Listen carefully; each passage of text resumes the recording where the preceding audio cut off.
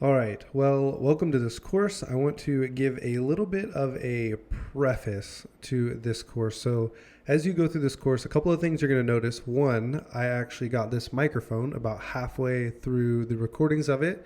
And two, the course is going to start out with a really old version of Kali Linux, and that is because I started this course several years ago and I ended up doing nothing with it. And recently I decided to go ahead and finish it and just upload it to YouTube. So that is the backstory to this course. And so at the end of every what would have been video, I will make a redundant comment like see you in the next video, see you in the next lesson. So please spare me the humiliation of commenting that over and over because I just piled it all into one video. I decided that would be easier to just have it all in one place for you to click through. So go ahead and enjoy the course. The first half of it is on web applications, and it's tailored towards web application penetration testing and bug bounty hunting. And then the second half is more towards the OSCP and networking side, but both are necessary if you want to go on and become a penetration tester and take the OSCP or be a bug bounty hunter. Also, I just wanted to mention that this course is meant to be used for good. It is not meant to be used to be malicious. And a few things we're going to cover in this course is server-side request forgeries, local file inclusion, remote file inclusion, SQL injection, cross-site scripting, Active Directory, buffer overflow, logic errors, and I'm sure I'm forgetting others, but there's a lot that we go over in this course. I will see you as we begin. In this video, we are going to be talking about Recon. This is probably one of the most important parts of bug bounty, especially bug bounty, because you need to be finding subdomains and places that people haven't been looking, people haven't been searching for bugs, and the only way you're going to be able to find the path that's least traveled is through your recon. Everybody is going to the main page, everybody is logging into the main page and testing the main pages. And so recon is where you're going to find the random subdomains, and you will find the random directories and places that are not being checked. And so recon is probably one of the most important parts of the bug bounty process, or testing any web application. There will be hundreds of thousands of people that are testing the main page, and so you need to remember that the subdomains and the random pages are the ones that are going to be your bread and butter, not the main pages. I'm not saying everything on the main pages haven't been found, but what I am saying is it is going to be easier, especially as a beginner, when you are searching through areas that have been less traveled. You're going to want to go to the places that other people haven't gone, and you will be more likely to find bugs there. And when we are doing recon, one of the very first things we should do is identify the target. This is something that we should think is very basic. It's something that we have to do right up front, because you need to identify the target on the program that you're going to be using, whether it's HackerOne or BugCrowd, and then you need to read the scope so that you know what you are looking for. So let's go to BugCrowd, and we are going to look for their programs. And this is going to be the very beginning of any recon, is looking at their scope. One of the popular programs on BugCrowd is Tesla. And so we can open up Tesla, and then once we're inside, we'll look at their scope. And scope is what's very important, because it'll tell you what you can and what you cannot do on their program. So in scope, the little star here means everything on tesla.com, so you'll be able to use their subdomains. Anything that relates back to tesla.com is in scope. So they have a very wide scope, And then out of scope, if you come across these sites in your recon, you can just make a note that these are out of scope. These are not websites that we'll be testing. And then one other thing they'll have that's in scope and out of scope are vulnerabilities. And so out of scope vulnerabilities are usually ones that involve social engineering or something that causes a user or someone of the company to give out information that you shouldn't have. Those are usually the most common out of scope.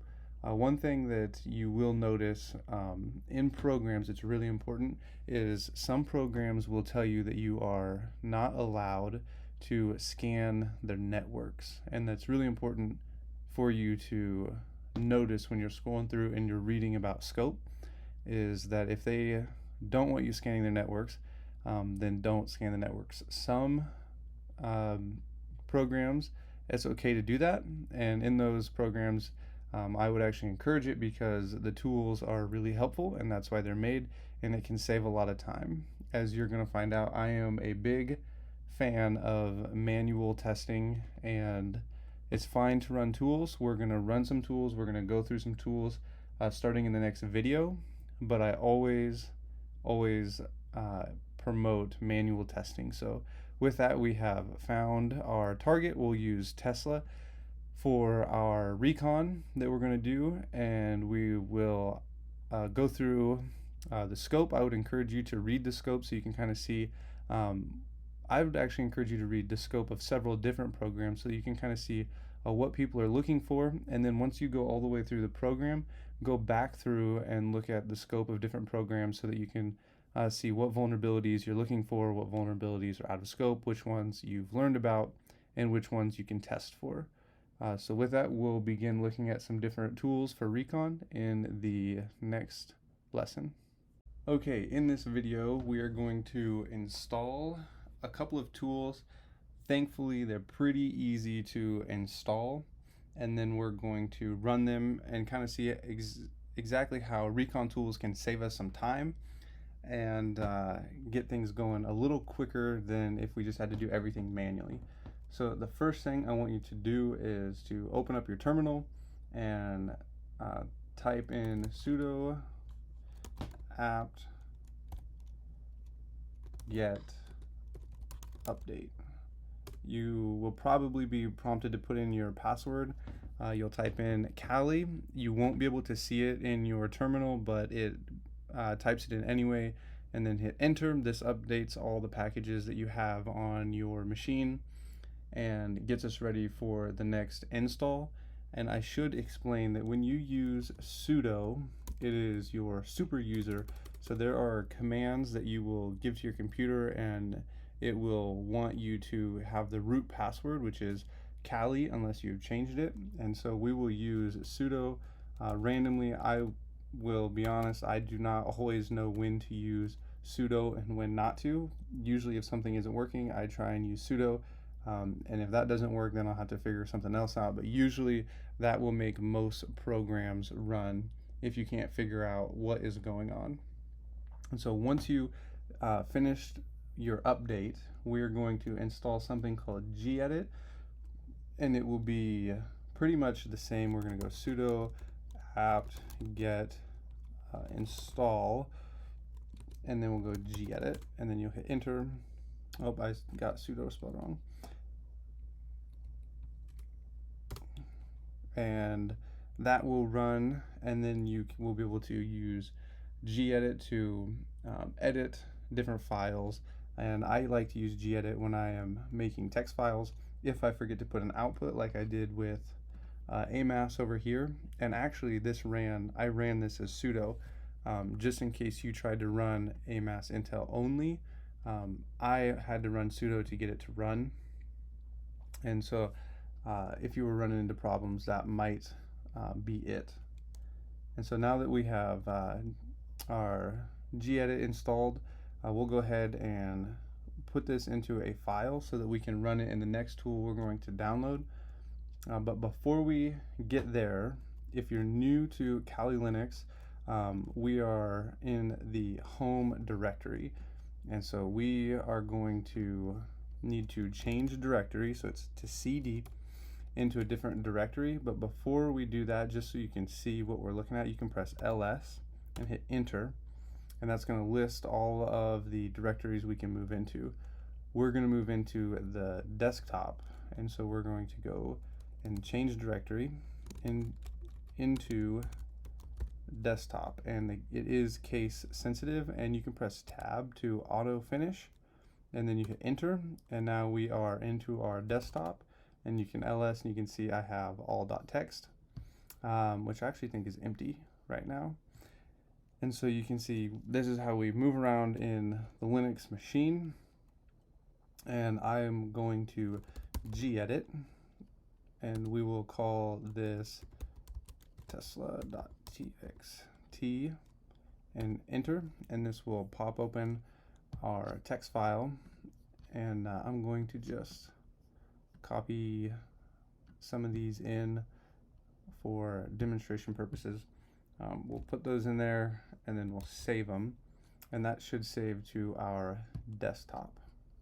And just in case this is a little confusing working in a terminal, starting out in the terminal, as you think about directories, and we're going to come back to directories when we get into URL testing, but as we are looking at our directories, as we're changing directories and we're moving around, a good way to visually see this is you have your home directory, and all we're doing is changing around, looking for files inside these directories. And so to go forward, we would type in Kali, and then you can hit enter, and it'll take you to a different directory. All we're doing is this only inside the terminal. And so if we wanted to go into our desktop, you could type your desktop, tab over, hit enter, and there's our files. And to go backwards in directories, you do 2 periods and a /, and that will take you back 1 directory. So as you see us moving around in our terminal, and you see changing directories and looking at directories and making files, that's kind of how it works. And you can actually come in here and you can play around in this folder so you can get the hang of it. And just in case you're new, I remember when I was learning this, I was like, man, I am going to suck forever. I'm never going to figure this out. I'm never going to remember these commands. The terminal is just really hard for me to use. You will get there. It will get easier. You just have to continue pushing through. And so there's one more tool that I want to install before we get to moving on with our recon, and it is HTTP probe. And this tool is really useful, and as we go to install this tool, I will see you in the next video. Okay, we are going to dive right into our first tool, and the first tool is AMAS, and it is put out by OWASP, and it is a super useful tool in many different ways.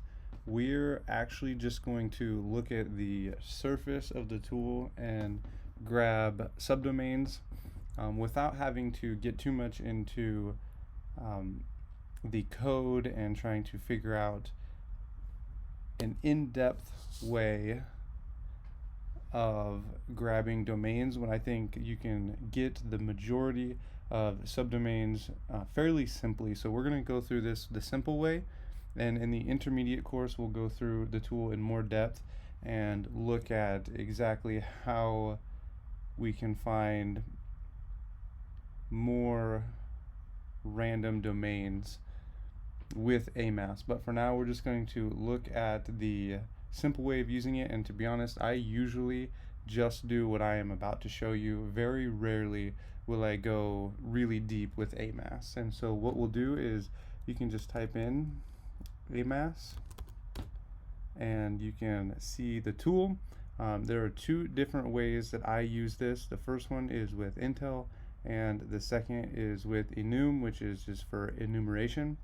One of the things that I first like to do just to grab subdomains and to grab them really quick is to type in AMAS Intel and then you can hit enter, and this will pull up your options that you have with running the Intel portion of the program. And you can see there are different things you can do. You can feed it ASN numbers, you can feed it a slider range, and we'll get to that later. But for now, we're just going to run the whois with the domain, and this should pull us up subdomains. Before we get to doing just that, there's one other thing I want to mention.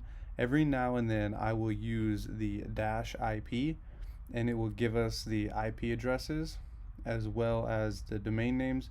And if I use the IP because I want IP addresses, I'll actually do it separate, because the next tool we're going to be using, you're going to want just the subdomains by themselves in a text file. And so when we are looking for subdomains with AMAS, you can run it just AMAS Intel, and then we'll run whois, and then the domain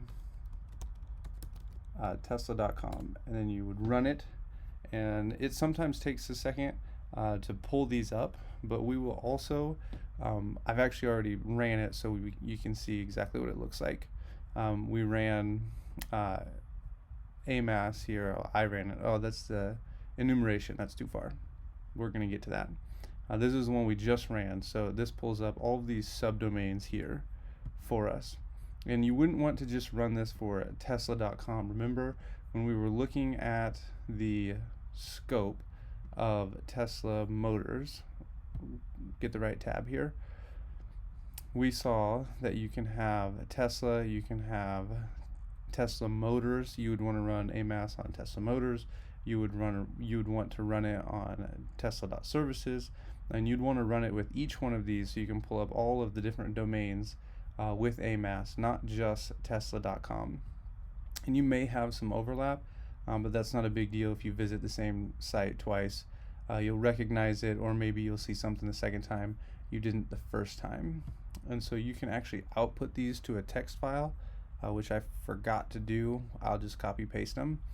And then once you run this usually runs really quickly, and you can pull these into a text file and begin doing more recon, or you can go ahead and run AMAS enumeration, and this will query all of these different search engines and look for subdomains. And so you can see it takes a lot longer. You'll find different domains, and it's really helpful to run more than just one program when you're looking for subdomains. And then we'll get to brute forcing for subdomains later as well. And as you begin to pull these, you can begin looking through them, seeing what looks interesting, what looks in scope, what's out of scope, and deciding exactly what your next step is. Usually when AMAS is running, or I have other tools running, I like to go to GitHub, which I've actually already went here and ran a couple of queries just to see what I could find. And when I'm in GitHub, first of all, actually GitHub, I should explain what it is. It's a place that software developers will save their documents, their code, it's a sharing platform where they're able to share their code, they're able to share what they've written, and they can make commits, and they can pull requests, they can make branches, they can fork other people's code, they can modify it. And what happens is usually junior developers make the mistake, I shouldn't say they usually make it, they will make the mistake of pushing information, sensitive information, stuff that shouldn't be made known to the public. And one of those things would be passwords. You can see I just looked Tesla Motors, and then you just type in password. You can just go Tesla,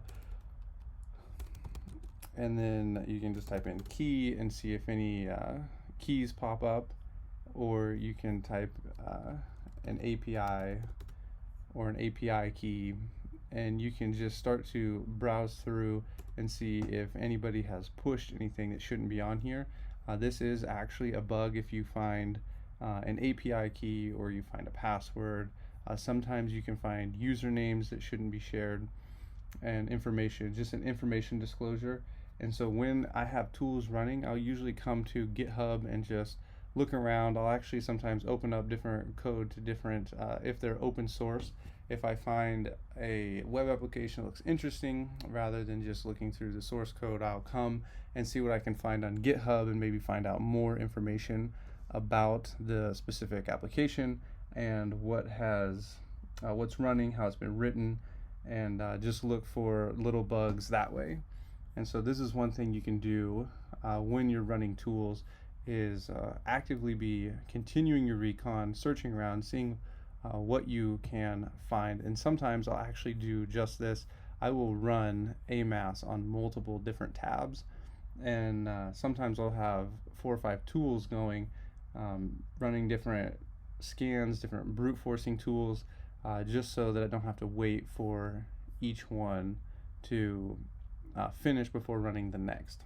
So we'll pause this video here, and then in the next one I'll put these into a text file, and we're going to download a new tool. I'll see you in the next video. Okay, so I have had quite a few questions about using AMAS, and a few of you have had problems with it. And so I want to go through a little bit more of an in-depth approach to AMAS, one that I use when I really want to get down to the nitty-gritty.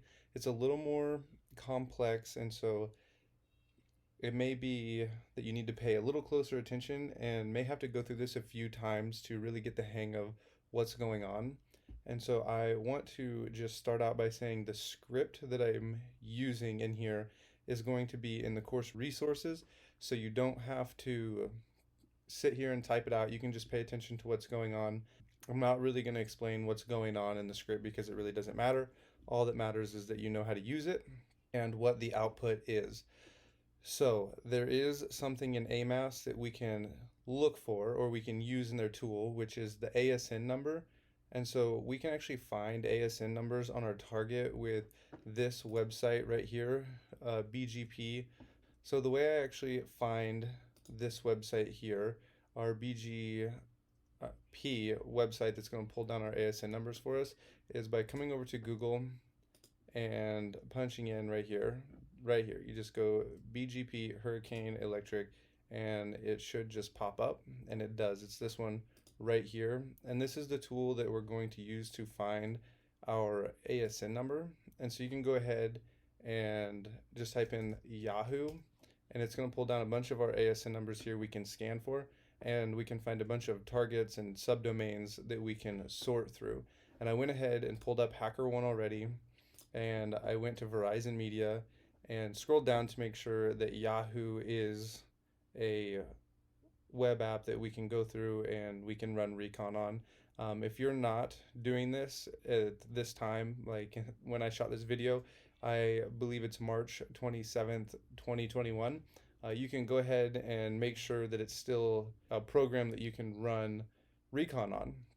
And so we can, and what I want to do is I just come over here, I type in Yahoo, and I will highlight all of the ASN numbers, and eventually you're going to hit the bottom of our list here, and we can just copy it. I see I missed one, but it doesn't really matter. And what I do here is I make sure this is where my scripts are at. I believe I have it in tools. Yeah, here it is. And so what we'll do is we will go ahead and make a file with these ASN numbers. We'll just call it ASN gedit, and we'll call it asn.txt. So we have a text file, and then we just paste these in, and you can see this doesn't look nice. All we want are these numbers right here. And so about a year ago, I went ahead and wrote a little Python script, which is in the course resources, to strip away all of the garbage that we don't need. And just so you can see it, here it is. This is what it looks like.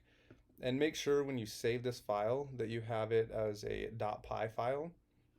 And so it's a pretty simple script, runs pretty easy. I've messed with it a few times because I used to like to have all the numbers together with commas because that's what AMAS wants, but AMAS will actually hang after a while, and so I went ahead and split it all apart, and you'll see what I'm talking about here in just a second. So the way we'll run this script is we'll type in Python 3, just like this, and then we'll type in whatever you decide to save your Python script as, and then we pipe it over here, and we actually have to type in, and we have to call out our asn.txt, and I typed it backwards.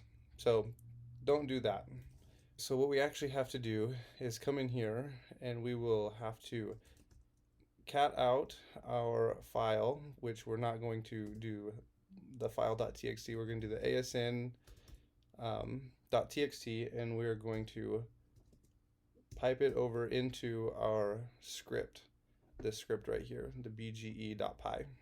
And so we'll type Python 3, our bge.py, and that gives us the desired output. And we have all these numbers here now. We have these our ASN numbers that we need. And what you can do is you can just copy these, and you can save them into a different file, so that way you have it. And so we'll gedit, and we'll go ahead and just save this as our ASN numbers, and then we can save it, and then we'll have this text file here for us all the time, and we don't have to rerun this script. So we'll go ahead and close this out. So what we're going to do is go ahead and grab one of these ASN numbers, and I'll show you how to run this in AMAS. So we'll go AMAS Intel, and then you can hit enter, and it'll actually tell us up here we have this dash ASN and then the value. And so we'll go dash ASN, and we'll put in our ASN number here, and then we just hit enter. And now while it runs, it'll actually go out and search this ASN number, and it will pull down all the subdomains that come in under this ASN number. And what you do after this is it's going to pull down the subdomains, and then we'll go ahead and continue on in the program, and we can further expound upon our enumeration and our recon.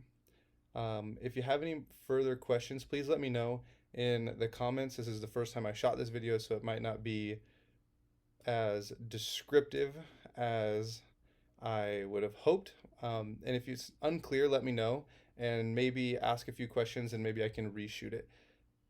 So I will see you in the next video. Okay, we're going to go ahead and install HTT probe in this video, and before we do that, we're going to install the Go language, which I've actually already typed in here. You've seen this a few times now. Sudo apt-get install Go lang. You will hit enter. You will be prompted to enter your password.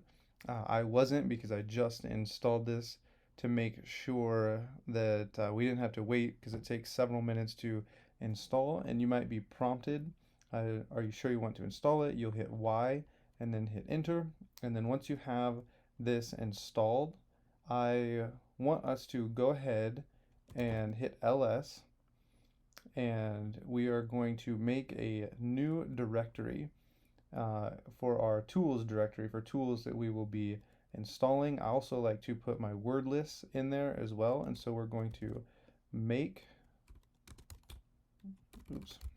directory, and I'm just going to go ahead and call mine tools, and then I'll hit enter. You can hit LS, and then here is our new directory. So we're going to change directories, and we're going to move into tools, and then you can see it is added here, and it should be empty, which it is. Now we're going to come over here to our GitHub, but before we get there, I'll show you how we got to this page. So we're going to go HTT probe. It'll be the first one. We will click on it. We're going to click the green button here, and we are going to, you can click this, and it should copy for us what we need to clone this. If I can, you can highlight it. I'm struggling, so I'm going to go ahead and not highlight it, and just click the clipboard, which should copy it.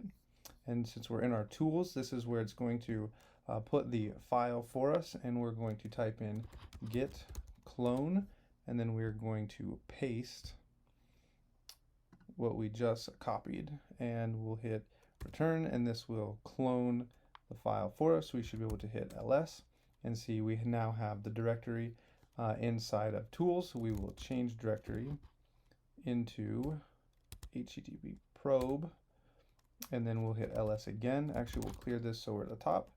We'll hit ls again, and we're going to see this main.go. This is going to build it for us so that's executable. And we're going to go ahead and type in go build main.go.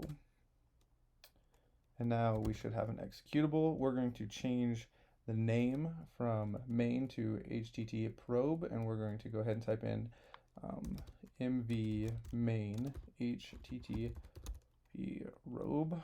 Hit I had too many V's.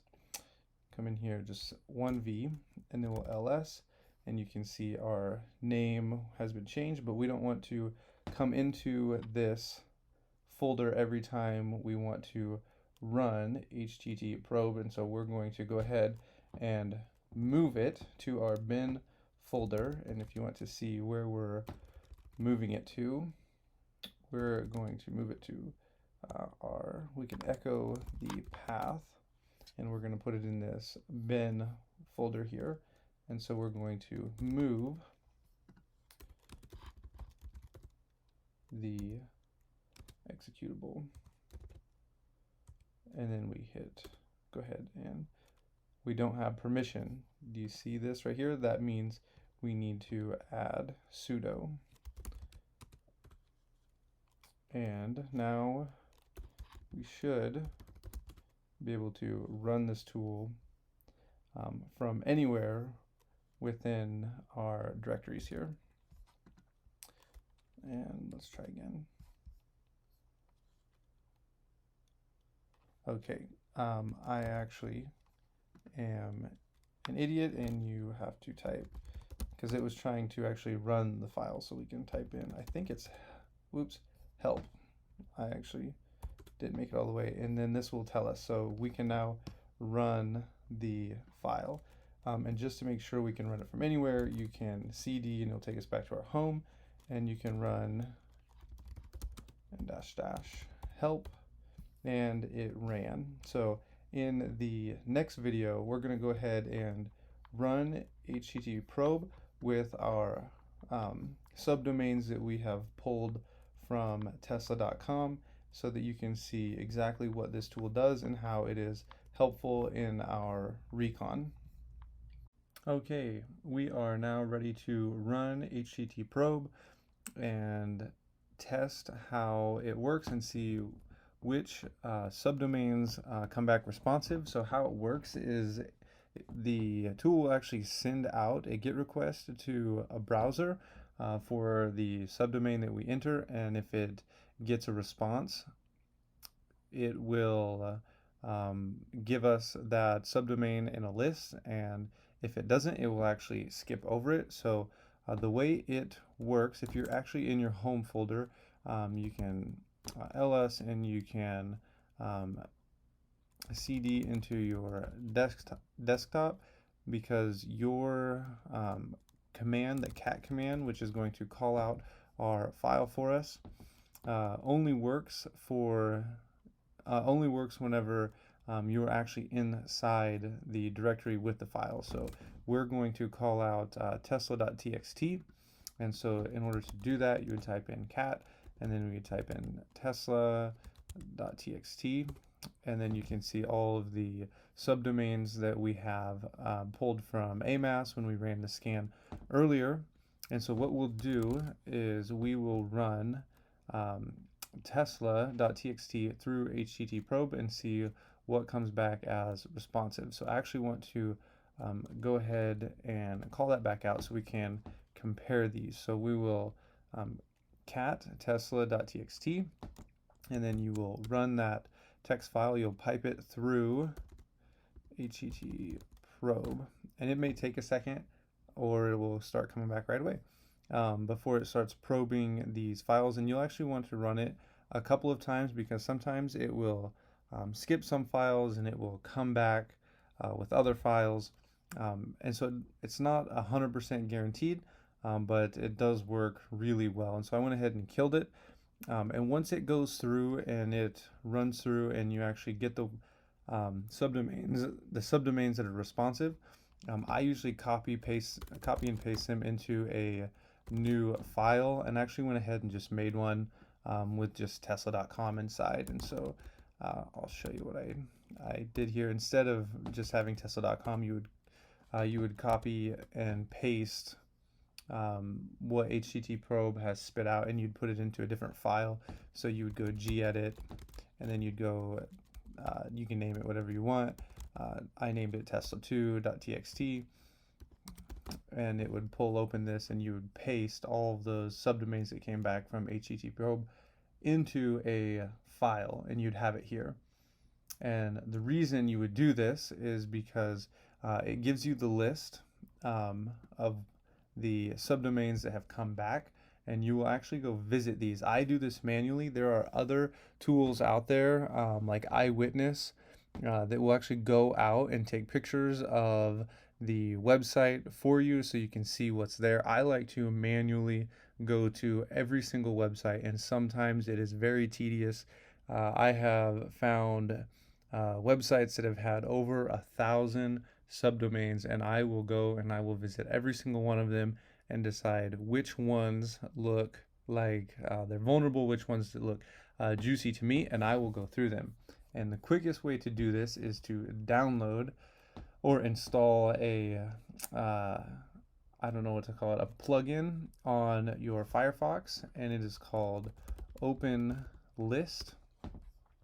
And you will come into Open List for Firefox. I actually already installed this. You'll come in here, and you will, instead of, well, actually just remove it, you'll click Add on to Firefox, and it will pop up over here. You'll click Add, click Got it, and here's Open List. And so what this does is it opens all of these subdomains for us in different tabs. So all of the subdomains that came back from HTTP probe, we can go through and open them. So what I actually like to do, I'll just do it the way I actually do it, as if I was going through this. I will keep this file open because there may be thousands of websites and subdomains in here, and I will just go through and do 10, 15 at a time. I will copy them. You can come right over here to Open List, you paste them in, and you hit open, and it will open every single one of those subdomains. And you can come through here, and this is exactly what I do. I will come through here and I will look at every single every single tab that has been opened, and I will see which ones look juicy, which ones look vulnerable, and I will go ahead and I'll make a new file and I will save them, and I'll go through maybe a couple hundred subdomains at a time, and I'll save the ones that look good, look like something I want to test, something I want to browse through, and I will go through those. And so that's what HTTP probe does for you, and that's Open List, and that is how I save my files and how I go through and decide what looks good, and I actually will decide at this point what subdomains need further recon, and so that's where we're going to pick up in the next video. So to this point, we have looked for subdomains, we have found subdomains, we have ran them through HTTP probe to make sure we're not wasting time and that they come back responsive. And now once we find a good domain or a good subdomain that we want to do further recon on, what do we do? And so that's where we're going to pick up in the next lecture. Okay, let's pretend this is our juicy site that we have decided to further our recon on. And what we're going to do is run a tool called dirbuster, or dirb, because we're going to run it in our terminal. This is going to look for different files and directories on the web page. So if you click on models, you see this popped up right here. This is a different file or directory. Sometimes you can find directories and it will continue down that path, but you click on it and you can see we're no longer just at testimonies. Tesla.com. We actually have found it actually brings us to a new link and a new file, and so we are going to look for files maybe that have been created that we were not supposed to be able to find. And so this tool actually will scan through tesla.com and it will just put in a bunch of random directories and files here and see if anything comes up. And so the way we run this is you just type in derb, and then you would type in the full URL, so https://www.tesla.com, and then we would run this, and you'll actually see it right here. It is starting the scan and it is going to start scanning through this.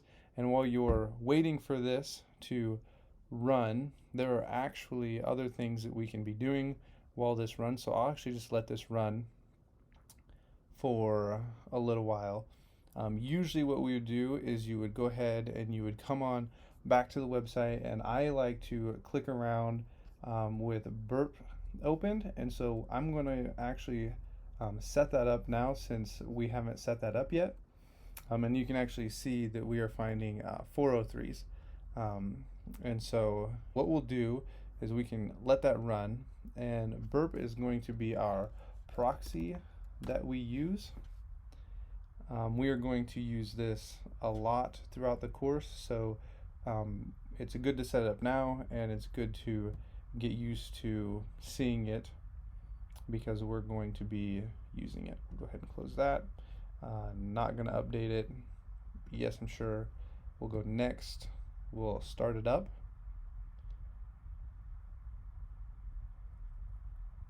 And here we go. And as we set up our proxy, we are going to come back to our browser. We'll open a new tab. We're going to go to Preferences. We'll scroll all the way to the bottom. We'll click Settings, and then this is going to be our proxy configuration. I actually went ahead and typed this in earlier. You'll type in 127.0.0.1, and then we'll come over here and go port 8080, and that's going to send all of our traffic through burp, and you will click this little box here so that everything goes through, and then you will click OK. And then once we get in here, you can come in here. Your proxy is automatically going to be on, and I believe we're going to have to add the certificate. So what we'll do is come back to our preference. You can type in burp. I actually think it is HTTP, and then we go burp. Yeah, burp suit right there, just like that, and we'll hit enter, and we'll come to this page, and this is where we get our certificate. You will click this, you will save the file, you will click OK, and this will save to our downloads. So we'll go new tab, you can CD over to your downloads if you want to see it, and ls, and then there's our certs, our certificates. And then in order to install these, we're going to go back to our system preferences. We're going to go to privacy and security.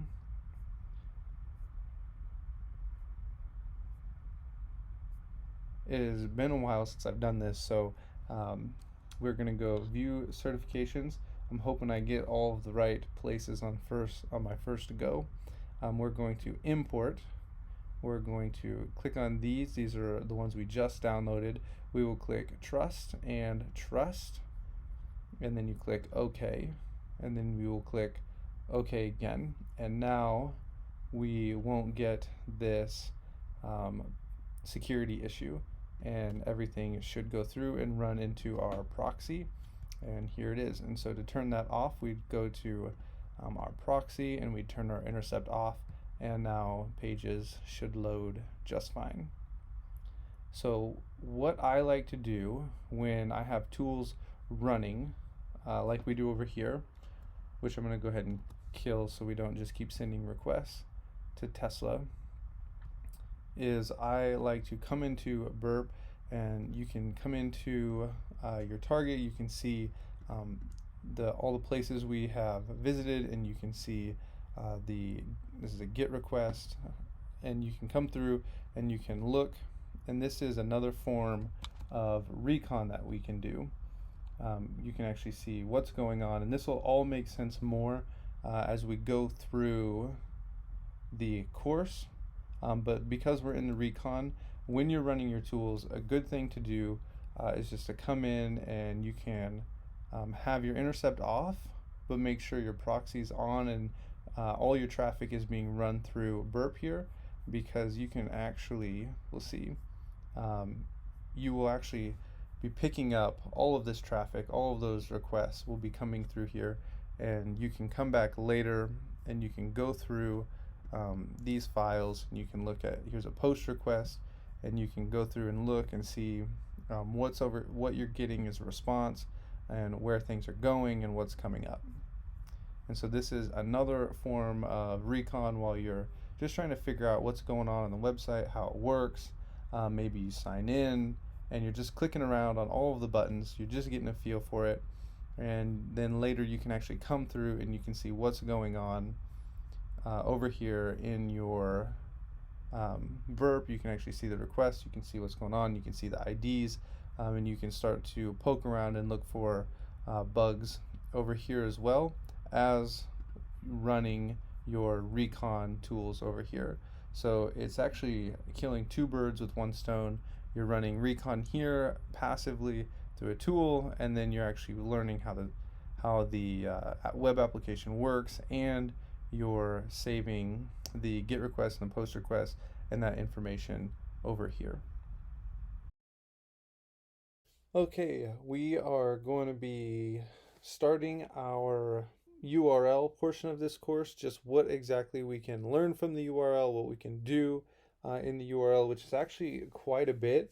If you have a programming background, you can feel free to skip over this lesson, as we're just basically going to be talking about what URL is and what we can look for. The URL is a basic understanding of the root domain, or just a domain that we can access. And as you access different parts of the site, you will be going into different directories, as we've already shown earlier, and you'll be navigating through files within the domain.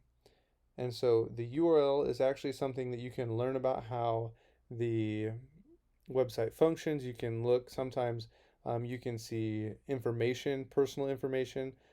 Sensitive data can be stored there. So for example, if in this URL it had like an ID of my name or my email address, those are things that you wouldn't necessarily want in a URL. Or specifically if a password was in there, those are things that you could actually report if you had sensitive data in there. But we're basically going to be looking at how we can manipulate the URL to our advantage, and what we can do specifically with pages. So I remember when I first started down this path of wanting to learn web app pen testing, sometimes you'll go to a capture the flag website and it will be just a blank page. And I remember coming to the blank pages and thinking, oh my goodness, I have no idea what I'm supposed to do. But for you, we've already gone through the recon portion of this course, and you know to go to derb and just start looking for directories. And then also, we're going to be looking at the source code. I mentioned it briefly earlier, but it's something that can be really helpful, and I'll show you why. So I made this very, very basic HTML website. It's very basic, so if you're a developer, don't laugh too hard. And so if you just come here and you click, and we go to a different page, you can see we have a button and you click it, nothing happens. And then we have another link and you click it and it just takes us back to the index.html, and we click it and we go back to page 1.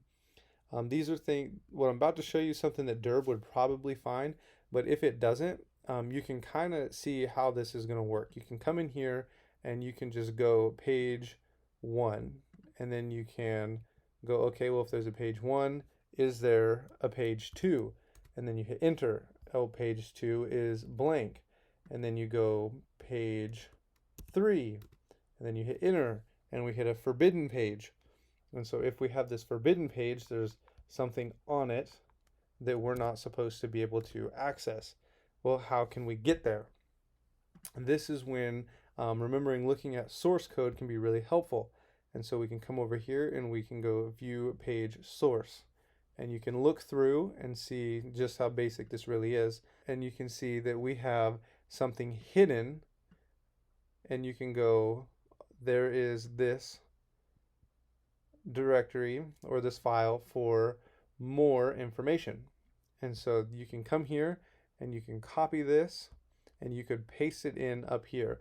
Another way to come across this is you can see that this is hidden. We're going to cover this in more detail as we go through the course.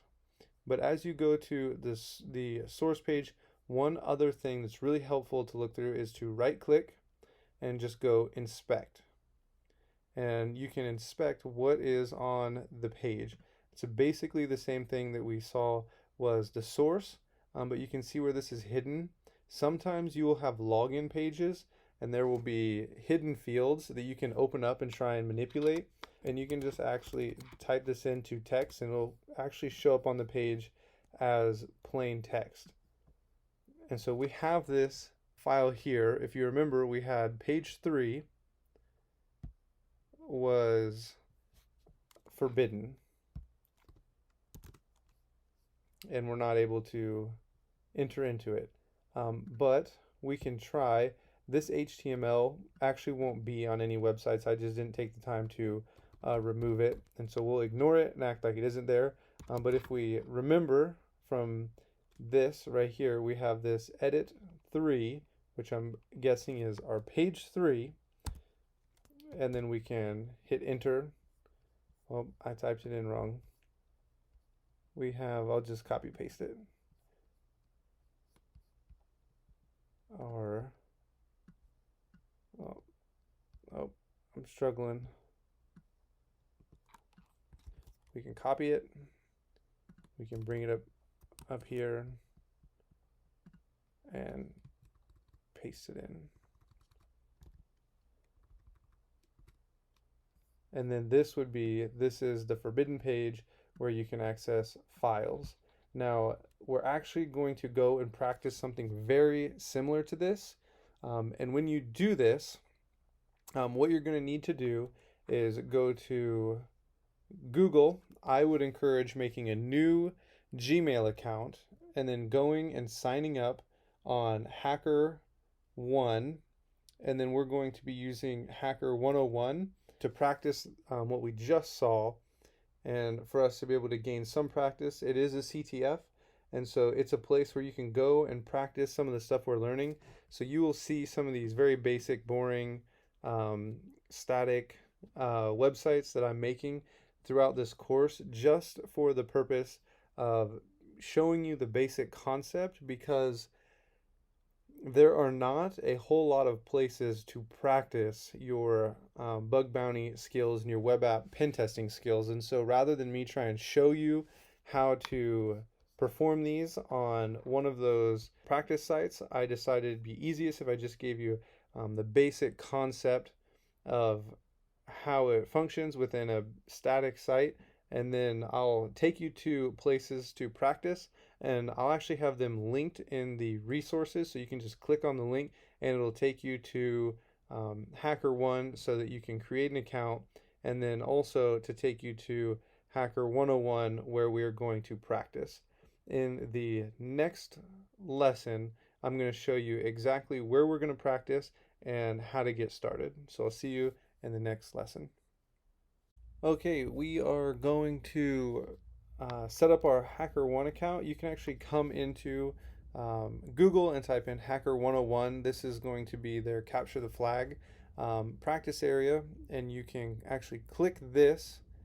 And what will happen for you, I've already logged in, but what will happen for you is it's going to say, it'll bring you to a login page, and once you reach the login page, you will have to go and create your own web account and your own account with HackerOne. And once you create your account with HackerOne, you can navigate back to Google, type in Hacker 101, and then click on the Hacker CTF, and then it will bring you back to login. You will click the blue button, and then you will log in, and it will bring you to this page.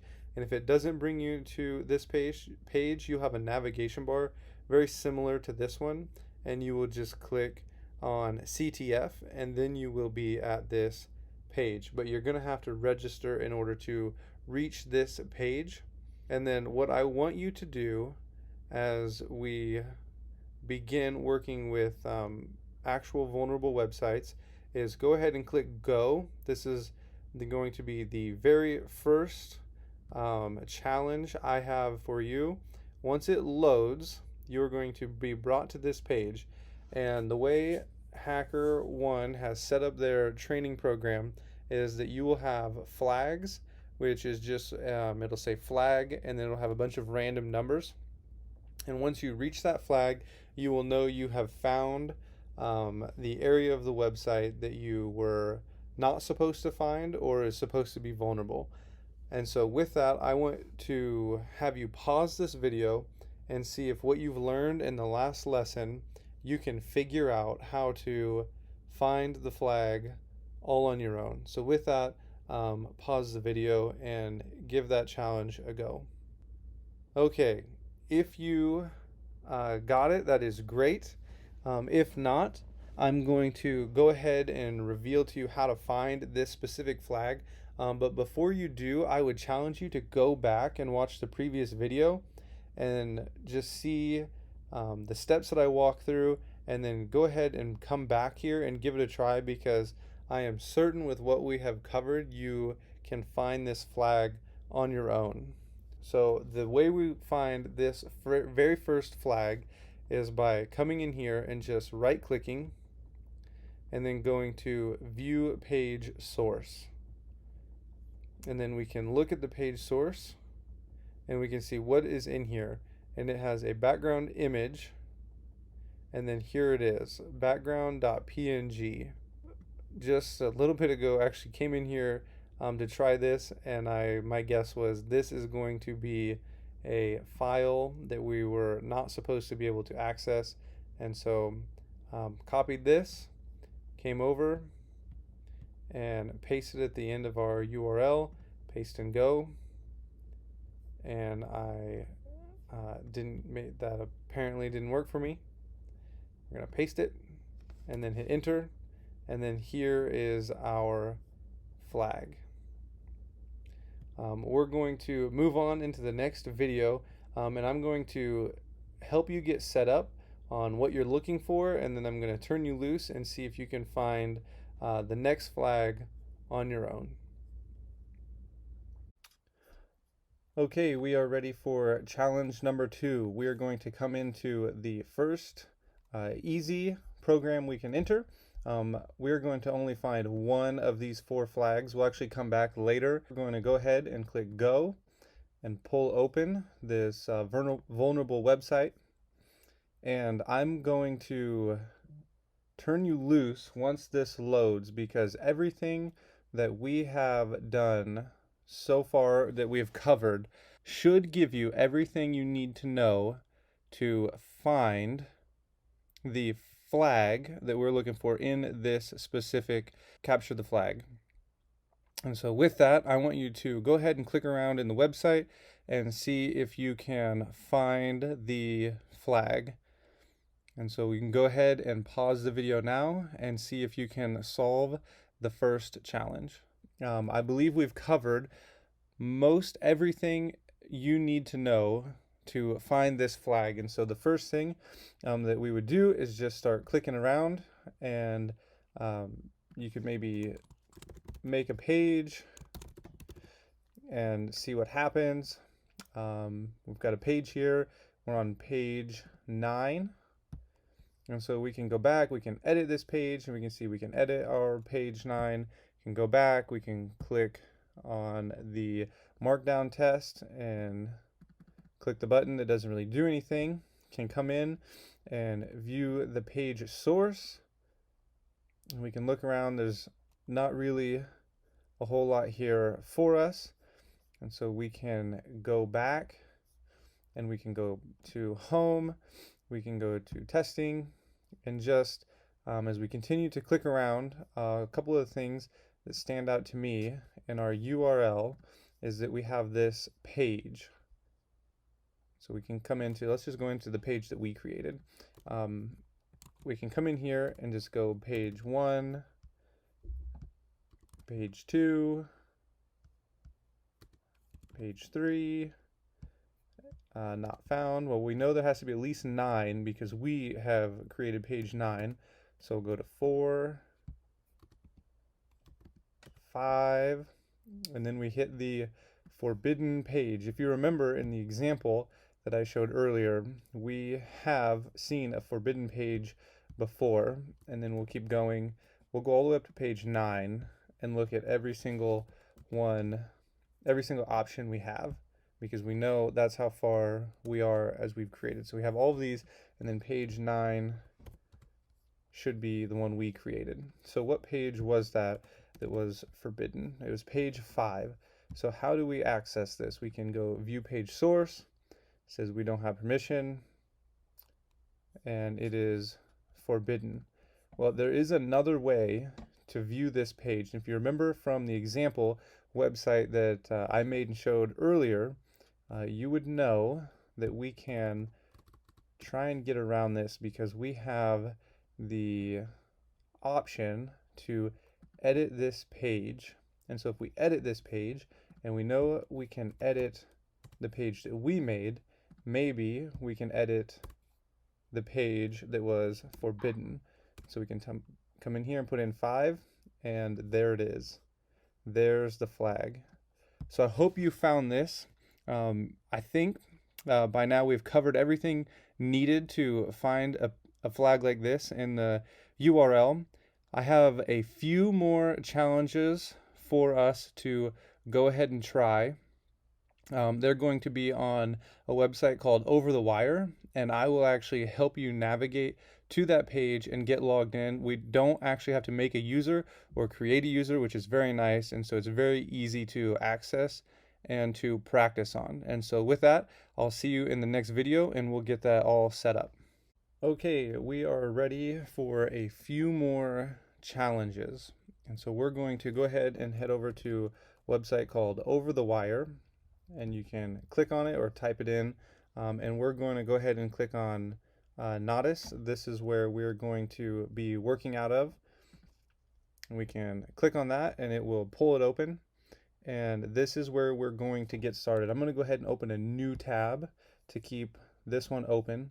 So we're going to start on level 0. Password is going to be level 0. And so all we have to do is copy this URL and paste it in, and then hit enter. And our password is going to be Nodus 0 and Nodus 0. And then we'll hit enter. And every time you find a new flag, and you will come up here and you will change the 0 to a 1, the 1 to a 2, the 2 to a 3, and it will prompt you and say username, and so we have Nodus 0 right now. The next username will be Nodus 1, and then the flag that you find will actually be your password for the next level. And so we have gone over everything needed to find this first flag, and I want you to go ahead and try and do that now. Okay, hopefully that went well for you and you were able to find the first flag. But before we get into that and get going too far, there's one thing I forgot to mention in the recon portion of the course, something that we will use in Nodus and you will use later on in your bug bounty hunting career, is the robots.txt file. So you can have the way we get to that is you just hit a / and then you hit robots.txt and then you hit enter, and it will take you to a page. This one doesn't have one set up, but it'll take you to a page that doesn't allow search engines to find. And so sometimes websites will have files that they are hosting online that they don't want Google displaying, and so they'll have a disallow or allow for Google and Bing and Yahoo and other search engines to go through and crawl their website, and it will go through that robots.txt file and will say do not allow Google or Bing or Yahoo to crawl through these files. And so it's always a good thing to check the robots.txt and roll through and see what's allowed and what's disallowed, and then visit those disallowed files and see what's in there, or those domains or directories that we find. And so with that, we'll go ahead and solve this challenge. And so I hope by now you know one of the first things we do is to go ahead and view the page source, or you can inspect the element. Either one works. I like to view the page source because it gives us a more complete view. And so one thing I want to mention about the Nodus levels is everything inside this head tag, which will be from here to here, doesn't have anything to do with the level. And so sometimes you'll see the password for the previous level up here, which the next one would be right here. This is our password for this challenge. And so I hope you found this. And next time, if you view the page source, this password will be right here. And just so you know, it's inside the head tag. And so it's not actually anything that's going to be relevant to us. And so here's the password for the next level. So you can go ahead and copy this. And the way we get to the next level, if you remember, is come up here, go to Nodus, change this to 1. It will prompt us for the username, which is going to be Nodus1. And then our password, which we just found in that flag, and we hit enter, and that takes us to the next level. And if you want to go ahead and try and solve this challenge, you can do that now. I'm going to stop this video and we will solve this challenge in the next lesson. And so this one says that we are not allowed to right click. It's been blocked. However, for me, if I go ahead and I use my keyboard to right click, if I hold down Control and hit the right click or click, then it works for me. And so my right click is available through using Control, and then I do the exact same thing. I go to View Page Source. And then once in here, we can look through our code, and then they've got it commented out. The password for Nodus 2 is, and then here's our password.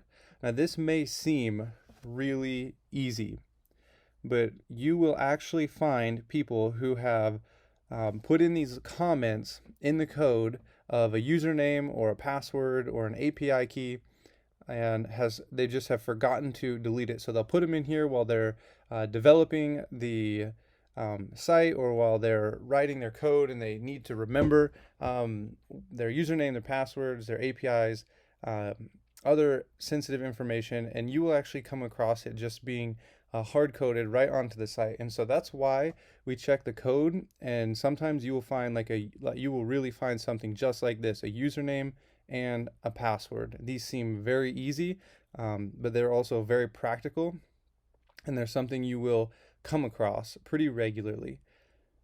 And so I guess I shouldn't say pretty regularly. You will come across them.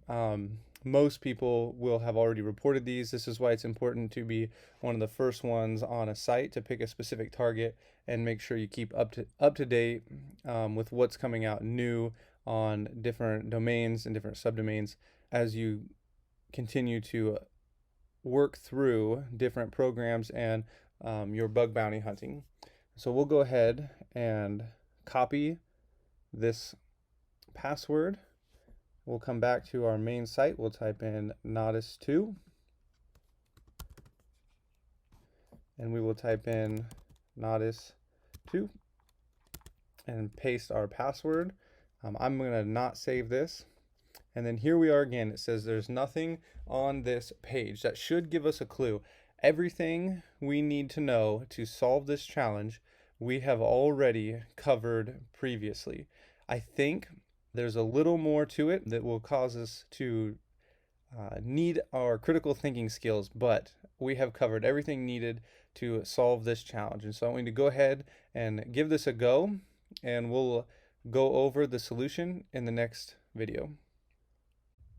Okay, how did that go? Hopefully you were able to solve this challenge. I'm actually going to show us a couple different ways that we could solve this challenge just so that we have a more rounded understanding of how the URL works and how different files and different directories are included into domains. And so with that, I think by now you probably know what we're going to do. We're going to go ahead and right click. We're going to view the page source, and we see here's where it says there is nothing on this page. And so we can look through everything in the header, doesn't matter, isn't relevant to us. And so all that's left is this image, and then we have a link. And so what we can do is we can go ahead and copy this,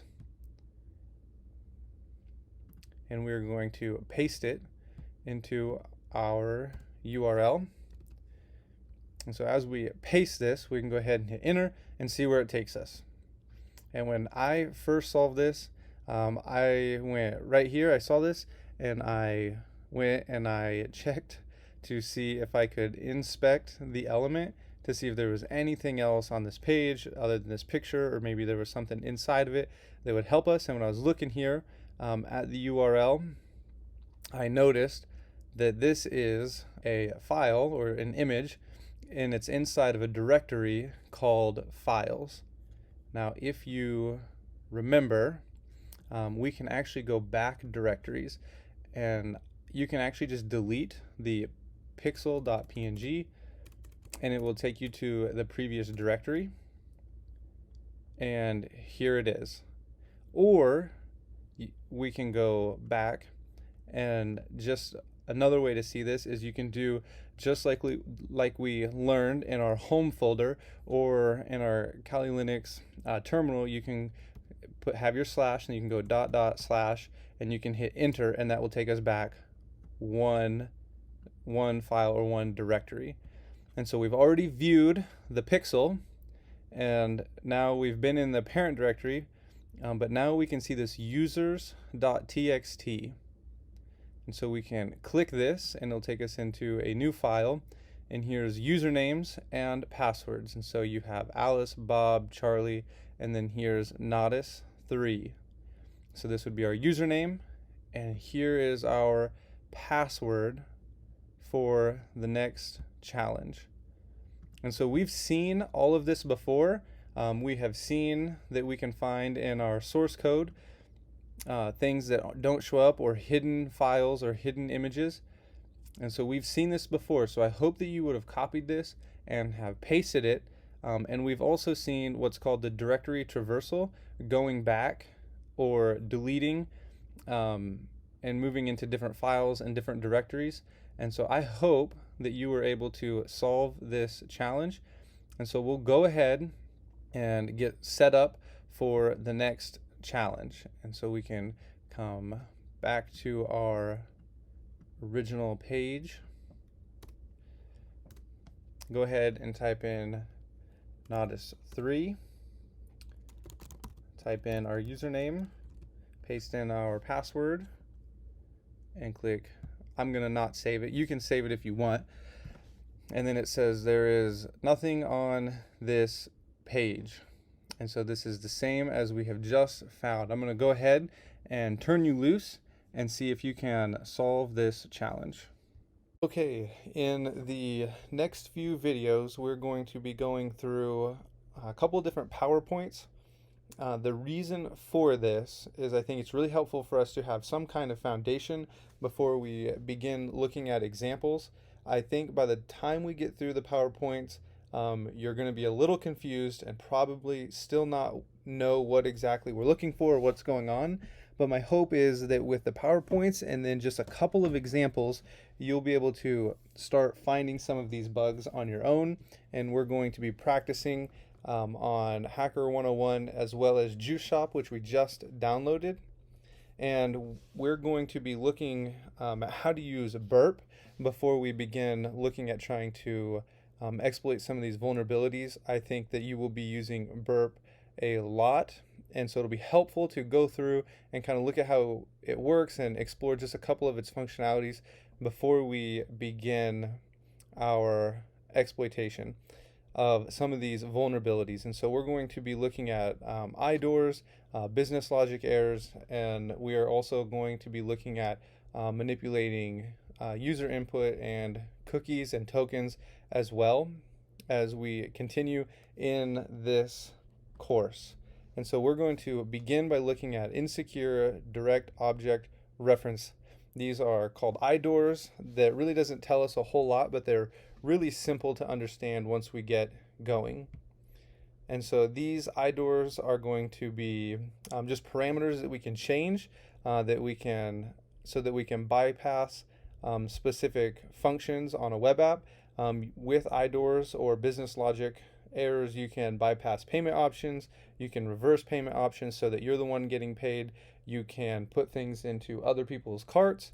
There's a lot of different ways you can use IDORs, and when you're out hunting on your own, you're going to have to be creative because there are many different ways that you can exploit IDORs. You can skip login pages, you can access someone else's account.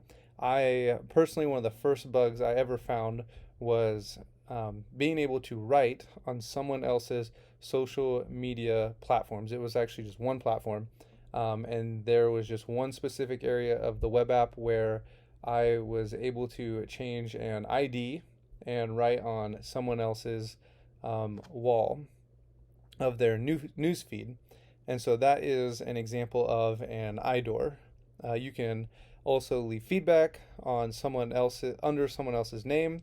You can edit another person's blog or their post. And so these are just examples of IDORs and different ways that you are going to be able to find them. And IDORs and business logic errors are going to be the most common bugs out there, which is a great thing because it makes it easier for us to find them, and they are easy to find as well. And so these are something I think we should learn very well, and we are going to have a significant amount of time to practice these because there's actually a lot of different areas and ways to practice these, especially in Juice Shop, which we just downloaded. The best way to test for these, and I think the only way, is by creating two different accounts. It is always good to create two different accounts because you will have to test in real life against your own accounts. You cannot test on someone else's account, so you can't write actually on someone else's wall. This would be out of scope, or you can't leave feedback as a different user. These will always be out of scope. You don't want to ever mess with the functionality of the application or the people who use it. You will only use your own accounts to test against, and it also makes it easier to use your own account because you already have a second ID number that you can use on your attacker account. So you'll have an attacker account and a victim account that you will use, and so you don't want to test on someone else's account. An example, or a simple example to remember, is to look for hidden inputs. You'll actually see this as well in burp. When you create an account, it won't say input type hidden, but you will see such as a name and your username, and it will say, are you an admin? And then it'll say value no. An easy way to show one of these errors is just to change this value to yes or true, and you will automatically have admin privileges. And we're actually going to be able to test this out in Juice Shop, something just like this. So you'll get to see this in action. And so we're always looking for parameters and things that we can change to get us somewhere that we should not be. And one of the other places that you will find IDORs is in cookies. A lot of times cookies and tokens will host user information. So that's how websites will keep you authenticated.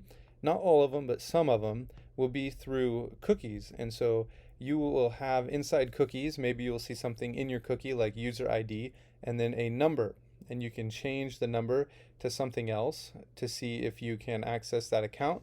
For example, if you had two accounts, you'd take the user ID of your victim account and you would replace it on your attacker account and see if you can access parts of that application that you shouldn't under another user. If you were getting malicious with this, you would change the value to 0 or 1 and see if you could gain admin privileges to the web app. And another way to test for this is to see if you can log in, save your cookies first or your tokens, and then log out, and then see if you can log in and delete your previous cookies or tokens and then repaste in your new ones and see if they have been terminated or ended. If they haven't, this would be a logic error, because when the session has ended, so should the cookies or tokens. And so you can see what to manipulate and where you can manipulate different things within cookies and tokens as well. These aren't specifically IDORs, but they're similar. They're similar enough that I think they can be included together.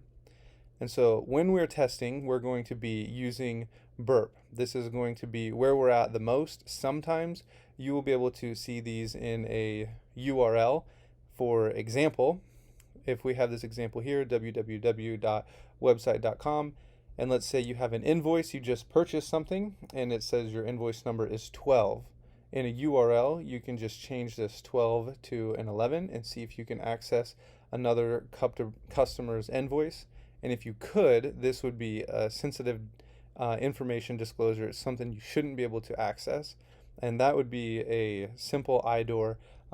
I think they're easier to test for in burp because it's all laid out for us, as we'll see in the coming videos. And so also another example would be you can upload images or resumes, like on Indeed, you can upload a resume. And you can see in the URL, if you pull your resume, so let's pretend this is Indeed, and it says www.indeed.com, and then it's got a slash, and it says resume equals 87, and that's your resume. You could change this and see if you could access someone else's image or resume, just like you would have with the invoice, and see what you can access. But remember, out in the wild, we are testing our own accounts. And so I actually have an example here for us. I pulled off of HackerOne of an IDOR that somebody actually has found. And so we'll walk through exactly how he pulled this off. And so he goes to the website. Remember, creating two accounts. He has a victim, logs in as the victim. He creates a blog on the site. He saves it. And then what he ends up doing is going into the victim account or the attacker account, and he does the same thing, makes the blog. And then from there, he clicks the save button and then goes to the edit user profile and saves it, opens up burp. And then what happens is he can change the ID with the victim's ID. And this would be a clear IDOR accessing something that you shouldn't be able to. And we've seen things similar to this with the URLs earlier in changing URLs. And then he forwards the request to go to the victim's account and the website information. And you can see that it has changed. And so this is an example of an IDOR. I think we'll be able to make this sound a whole lot easier once we're actually walking through them. And so I want to go and talk a little bit more about cookies and the URL and what exactly we can do with them. Then we're going to look at how to use burp to find idoors, and then I want to turn you loose and let you try and find an idoor on your own. So I'll see you in the next video. Okay, in this video, we're going to talk about URL, a little more about URLs and what we can do with them, cookies and tokens, and then we're going to look at something called CyberChef, and then we'll move into burp and exactly how it is going to help us in its functionality. But before we get there, I was talking with my wife and I just said, hey, I think I'm going to have to warn all of the students that my PowerPoints are going to be full of errors because I actually made them just for bullet points for myself, and I was going to keep them on my second monitor, and then I realized I didn't have anything to show you and I wasn't just going to have a blank screen. So if you're wondering how can somebody with a PhD have such poor quality PowerPoints, they were originally just my notes, and so I decided rather than sit here and comb through them and go back over it, I will just show you. This is basically what my notes look like when I take notes, and walk you through them just so we can have a better understanding of a few more exploits before we move into burp. So first, changing passwords. You will actually come across this in Juice Shop when we are practicing, and more as we get further into the course.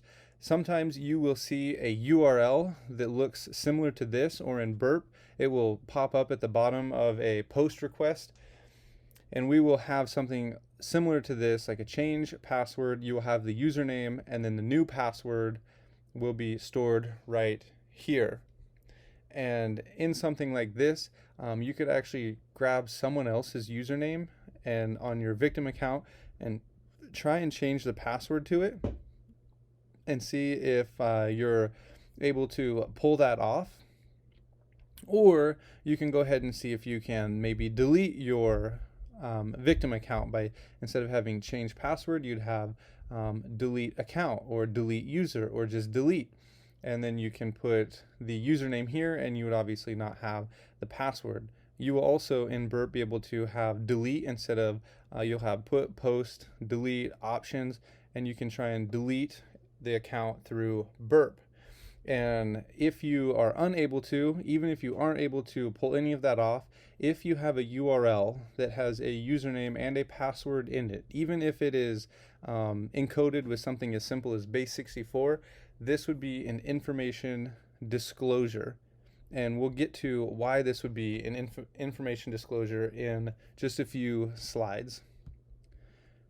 Okay, we talked about this a little bit in the last PowerPoint in the last video. If you have a website, something similar to this, which I actually just copied this out of the OWASP guide and the OWASP pen testing guide, as well as another image that we're going to come to here in a second.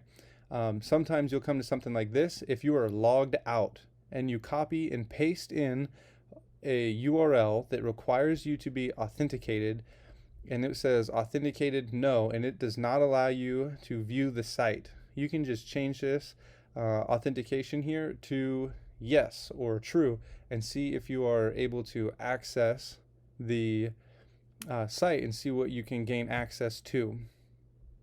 And then we can check the logout functionality.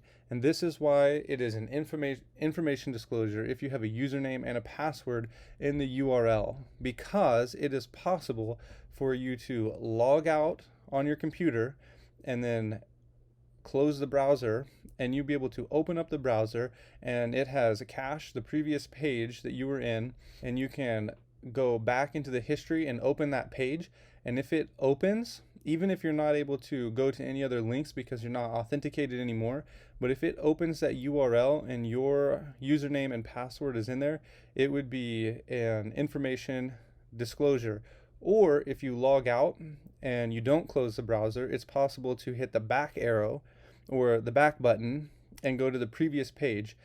and have the information there. And this can also be more than just information disclosure. If you're able to hit the back button after you've logged out and then browse the site again and it re-authenticate you, this is something that's listed in the OWASP guide. It's something that happens. It's not very common, but it's something to check for. And you might be thinking this isn't a very big deal, because that's what I originally thought. I was thinking this isn't really a big deal because when you try to explain this to a program, they're going to want to know, how is this impactful? How can this be used against us? And at first, it isn't really a big deal if it's on your computer. If you can hit the back arrow and access your own password and username, it's not a big deal.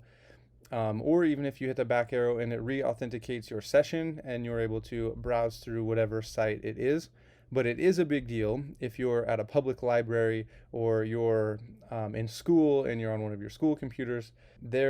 It is a problem if you're in a public place. Even if you log out and you go back, some other person can access this information. And so if you're wondering what the impact of this is, that would be the impact of not having the proper configuration here with the authentication.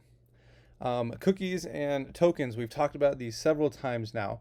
Most websites, I would say probably every website we're going to come across, especially when you have to prove authentication, meaning you've logged in, is going to have cookies and tokens. And there's going to be several ways that these can be manipulated and vulnerable. We've already seen a few of them, such as cookies storing usernames and passwords for your authentication. You'll be able to look and see if the cookie is in the URL. And if it is, this could be a problem, especially if you are able to crack the cookie, which I'm going to show you in just a second. A good way to try and do that without actually knowing a whole lot about different encryption methods.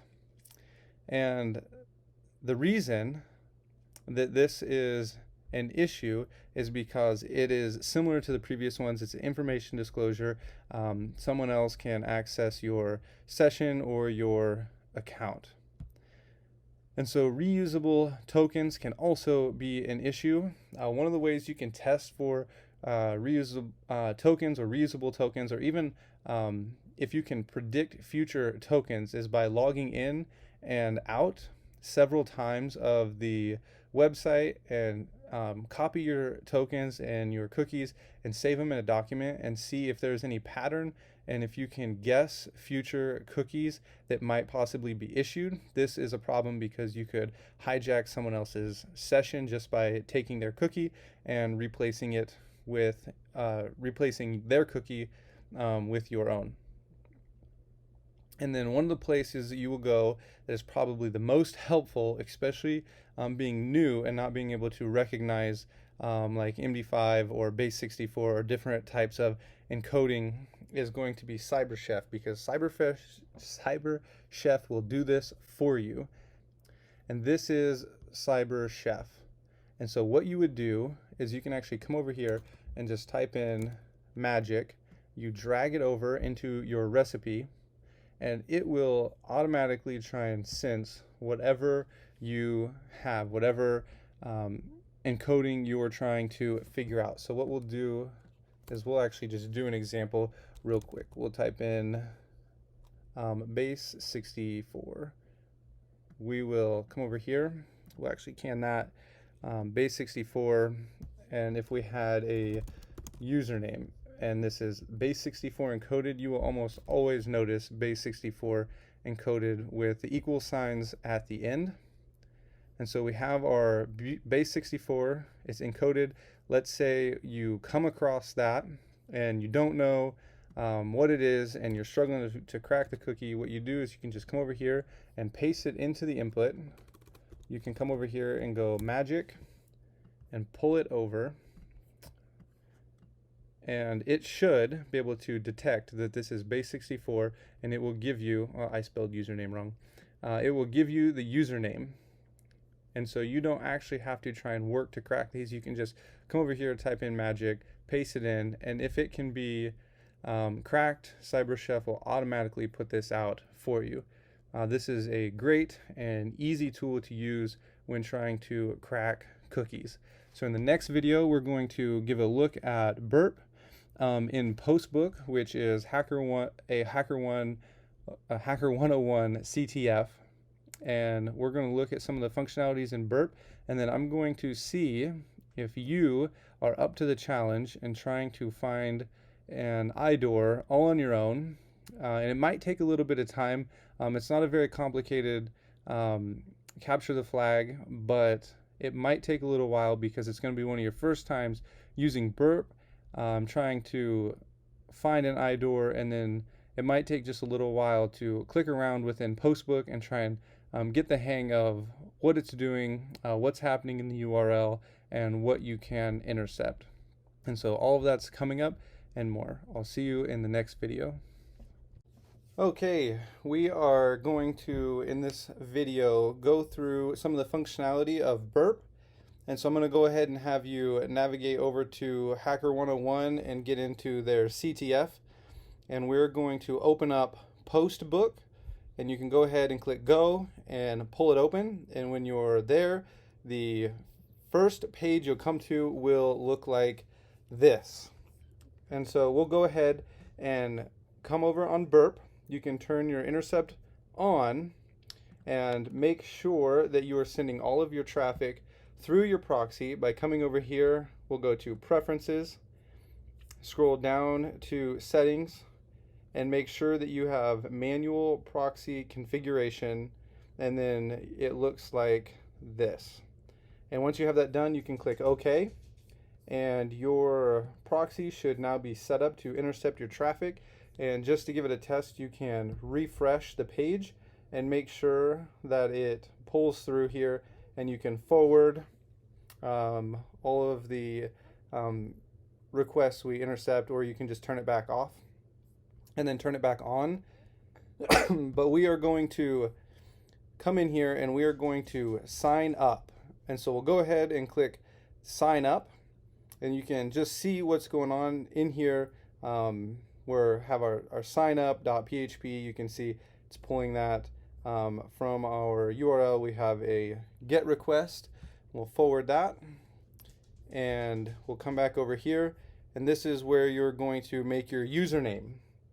And we can just type in test, and password can be test, and you can submit your query. And then in here you can see your username and your password. And if you wanted to actually try and mess with this and see what we can do with it, we would send it to repeater. So you just right click and click send to repeater. And over here we can send this request as many times as we would like to. And so in here we can change the username and click test1 and then send it. And we are getting a 302 in response. So let's go ahead and shut this off and see we have successfully signed up. And I think we actually created the test1 account as well. Yep, so we have made the test account and the test1 account. And while you're in repeater over here, you can see that this would be not a very secure way of submitting these things. You will actually come across this really regularly, pretty regularly, even on large, very common websites. And you can see what you can do here. You can try and manipulate things and see just what you can do, and maybe type a get request and change to a different URL and see what response you get over here. There's lots of things you can do. And in repeater, you can send this as many times as you want to the server, and really just try and figure out if you can get anywhere that you shouldn't be with this. And so we're going to go ahead and come back to our proxy, turn it on, and now we are going to just create a post. We'll go hello world, create post. We have a user ID of 5, and remember, every time we see ID, we should be thinking IDOR. What can we change? Where can we go? What can we get with this? and we have the body of the message over here. We have a cookie over here. You could bring this over to CyberChef and see if maybe there's anything in there. If you remember, we just go magic, and then we would paste it in, and you could see we didn't get anything out of our cookie. And so that's okay. We would come back here, and we're in our burp. We can send this to repeater again, and one of the things you could try and do is see what you can delete the cookie, see what you can do with this, and see if it still works. And it says we get a redirect. You can follow the redirect and then come down here and see what your response is, and it says we need to sign in. So you have to be authenticated, so the cookie is necessary, something that we have to have in order to continue on for authentication purposes. But as you can see, this is kind of how I would just go about testing at the beginning, is just see what I can do with this ID, what I can do with burp with a body, see where I can get, where I can go, see what responses come back. And with that, I think I've given you a pretty good clue here with this user ID. There is an IDOR in Postbook. I'm going to give you the challenge now to open up burp, come in, make an account or 2 accounts, and see if you can find the IDOR, see if you can find the flag, and see, just get used to playing around with burp, get used to playing around with repeater, and see if you can find any of the flags. I'm going to go ahead and shut this video off, and we'll start up in the next one, and we'll walk through the process of finding the IDOR in Postbook. So good luck with that challenge. Okay, before we go ahead and solve this challenge, I want to introduce you into one more functionality inside burp that is going to be helpful in the future as you're doing bug bounty hunting, and that is the intruder mode. So right here in intruder, one of the things we could do with intruder is, as we come in here and we just refresh this page, we have this ID of 6. Let's say there are 1,000 different numbers in here.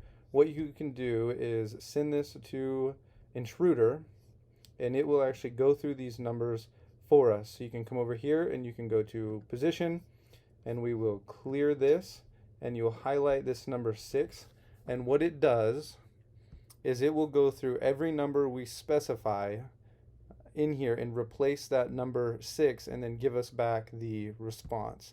So we can come over to our payload, and we can go simple, we can do a simple list, and then we will put in just numbers. We'll do 1 through 10, so you just go 1, 2, 3, 4, 5, 6, 7, 8, 9, 10. And now we have just a simple list, and we have just the one position, and we're going to go ahead and run through these numbers. And so what you do is you click Start Attack and go OK, and it will automatically replace that for us. And then we can click on these and see what we have in the response. And you can come through and see if we have found anything in here. It says write a new post, my profile. It doesn't look like anything. Oh, private, this is for my own eyes only. Number 2. And we see the same thing. And this one actually has someone put in actual content, and then you can go down to number 3, and you can see how this would make it easier, so you don't actually have to go through and do 1, 2, 3, 4 manually. You can, but you don't have to. And so what we would do if we wanted to get more malicious with this, as we're looking for an IDOR, we can come back into our proxy here, and you can turn it off, or you can use burp. I'm going to use the URL just because it's what we're used to, but I would encourage you to actually try this with burp. I'm going to show you how I would do it with the URL, and then you can actually come in here and see if you can run this exploit and find the flag with burp and without using the URL. And so what we do is the exact same thing. You can come in here and you can just go 1, and then somebody posted this. It's not private, it's to the public, and you can come here and you can type in 2, and this actually has the checkbox. Yes, this is my own eyes only. And so this would be something that is not supposed to be seen by everyone, and so this would be considered an IDOR. If this was an actual program, you could report this as an IDOR, and not only that, you can write inside someone else's entry here, and then you can save the post. And in saving the post, I am not actually sure why there are 2 flags, maybe one for writing on someone else's wall and one for the IDOR. I'm actually not entirely sure, but you can see the author was also an admin. So we made it beyond just a regular user and into an admin. And so this is how IDORs work. We're going to be moving from Postbook into Juice Shop. And the way I want to work through the Juice Shop vulnerabilities is by giving you just little hints, maybe telling you what part of the application there is a vulnerability, and then setting you free. And after you have spent a significant amount of time and you're starting to get frustrated or you want a clue, just continue watching the video, and I'm going to work through some of these vulnerabilities step by step. But I want you to give it a shot and try and figure out where the vulnerability is and see if you can solve the challenges on your own. And only if you're really struggling, come back and get another clue and then pause the video again and see if you can figure out the rest of the challenge on your own, kind of like we have been doing. But from this point on, it's going to be a lot more difficult for me to show you very specific vulnerabilities on multiple websites, because at this point, Juice Shop is going to be our main place of working, because there's not a whole lot of options when it comes to practicing specific vulnerabilities and then me showing them to you. So I want to give you clues of where they might be located in the application and then set you free to try and exploit them, and then only when necessary help you with another clue. And so with that, you can actually continue playing around in Postbook and see just what else you can do in finding IDORs. I want you to get really comfortable using burp and sending things to repeater, getting comfortable with like modifying the cookies, deleting the cookies, changing IDs, and just seeing exactly how it works. And you're going to be getting more comfortable with it as we go on. But really all we're going to be focusing on is the cookies, the get and post requests, and then also there will be some more additional information down here, such as we saw when we were creating a user. You saw it say ask for a username. We gave it a username, a password, and so forth like that. And those are really, we're not going to pay a whole lot of attention to a lot of this other stuff right now, because it doesn't really apply to our skill level at this point. And so with that, I will see you in the next lesson, where we will be opening up Juice Shop once again. Okay, just a few more housekeeping things before we really begin performing a lot of exploits and going over a lot of things that we've already learned, and really trying to solidify this information into our memory. If you still have npm running and you have your server going, in order to close that, you can hit Command C, and that will get you out of a lot of really sticky situations. If you ever don't know what's going on and you're struggling and your cursor's hanging, you can just hit Command C, and that should close out anything you have running on your Kali machine. You don't want to just close a tab. So if you have 2 tabs open and one's hanging and it's really causing you a lot of trouble, you don't want to close it, because if you have an open port, you won't be able to use that port again, and you'll have to restart your your whole machine. So you'll want to use Command C. And so if you remember to start up Juice Shop on your local machine, you need to you need to change directories into your downloads, because that's where we save the file. We can list them, and then we need to cd into Juice Shop, because npm will boot up the files that are in here, and it needs to be inside this directory, otherwise it won't work. And so we go npm, and then we start, and that will open up Juice Shop for us. And it's now listening on port 3000, so it is up and running. But you will notice that if you have burp running and you turn your proxy on and you start clicking on things and you refresh the page, burp is not intercepting anything. It is not working for us. So we need to configure our traffic so that it goes through our proxy, and we're going to do that by going over here, opening a new tab.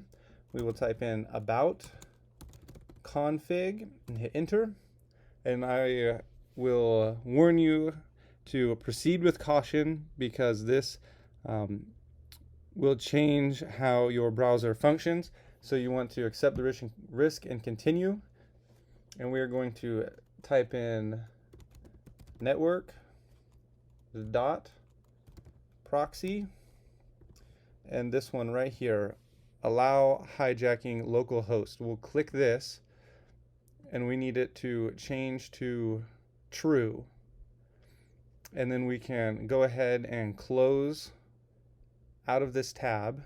And now if we refresh our page, you can see that our traffic is running through burp, and we are able to intercept the requests. And now with that, in the next video, I will lead you to our first vulnerability that we are going to begin working through. I will see you in the next video. Okay, we are ready to find our first IDOR on our vulnerable web application. So you can come in here and try and find it on your own, or I can give you a tip on how to get started. And if you want to try it completely on your own, you can go ahead and pause the video now, browse the application, and intercept your traffic with burp and see if you can find the IDOR. Okay, your first tip is going to be that we will find the IDOR in leaving customer feedback under someone else's user. So you can go ahead and try and find that now if you want, or keep playing the video for the next tip. Okay, the next tip is going to be creating an account.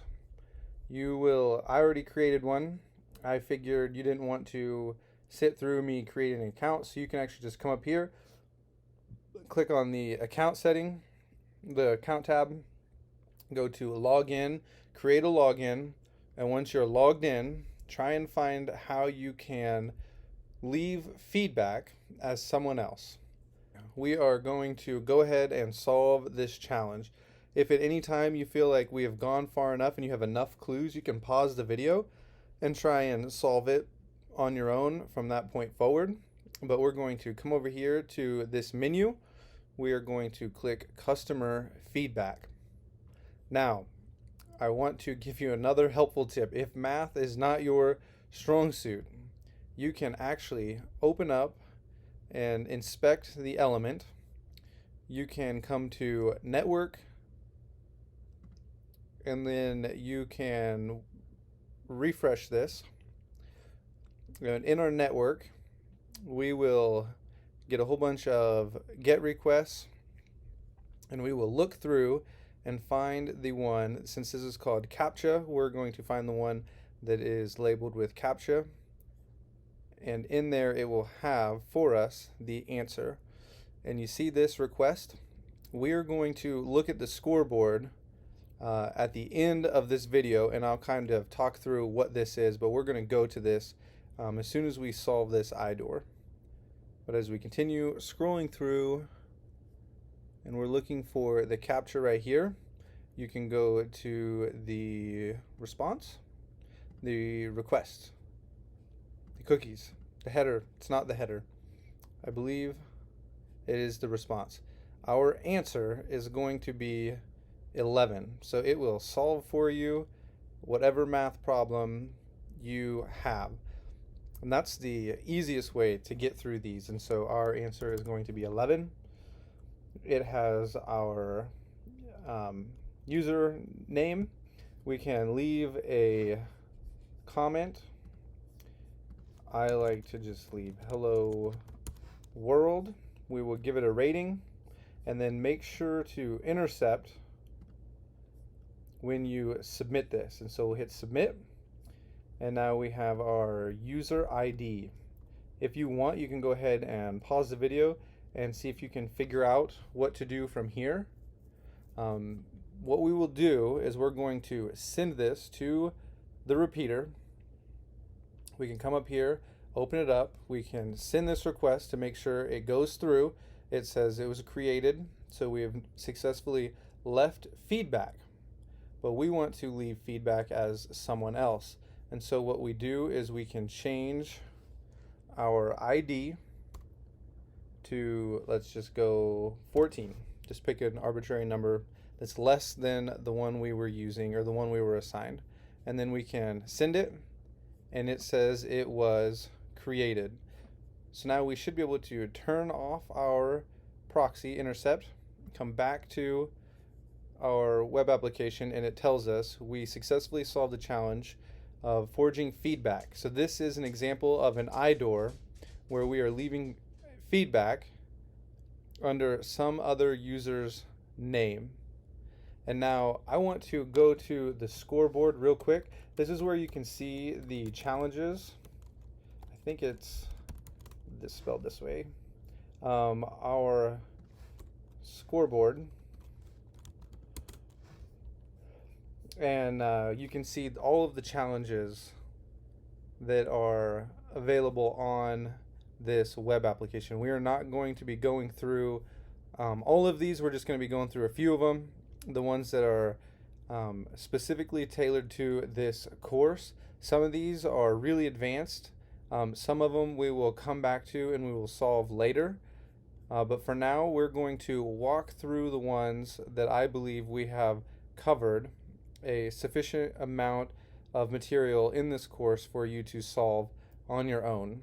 And so with that, I will see you in the next lesson. All right.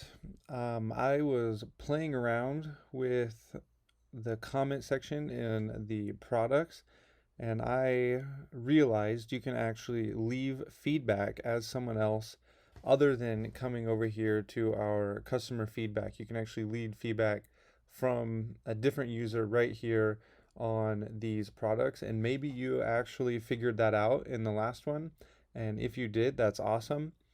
And if not, you can go ahead and try and solve this challenge on your own, and then we will go through it together. So if you want to give that a shot, you can go ahead and do that now. Okay, we are going to just open up one of the items that already has a review so that we have a name that we can leave feedback under. And what we'll do is come over and turn on our intercept and type in some kind of message, and then we will submit. We'll come over here and see if we can find it. And here it is. We can send this to our repeater. You can come over here and send this, and it says it was created. So we have the message, and then we have the author. So instead of having our name in here, we can put in Bender at Juice Shop.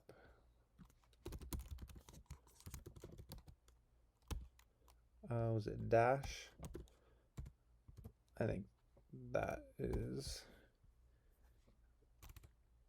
how it was written. And then we should be able to send this, and we'll actually just put in something else here and send it, and it says it was created. We'll turn the intercept off, and you can see here it was created under someone else's name, and it actually says we have successfully completed the challenge again. So there were two ways to accomplish this within the Juice Shop application. And we will continue on with our manipulation of text within Burp in the next video. I'll see you there. Okay, our next challenge is going to be one that we have talked about, but we have not actually seen, and I have not come across any vulnerable web apps to actually test this on and show it to you, but we have talked about it, and you might have to use some of your Googling skills, or just if you get stuck, follow along with the video and get a hint before you move on. But we're going to create an admin account, and this is something that is very possible that you will come across. It's not very common, but it does happen that you can find ways to create an admin account or escalate your privileges. So we're going to go ahead and make sure our intercept is off, and what I need you to do is go ahead and create an account and see if you can figure out how to get the account enrolled as an admin. And so you can go ahead and try that now. Okay, I think what I will have to do is log out, and I'm going to make a new account just the same, and I will come in here and go not yet a customer. This time we'll go and be John at john.com.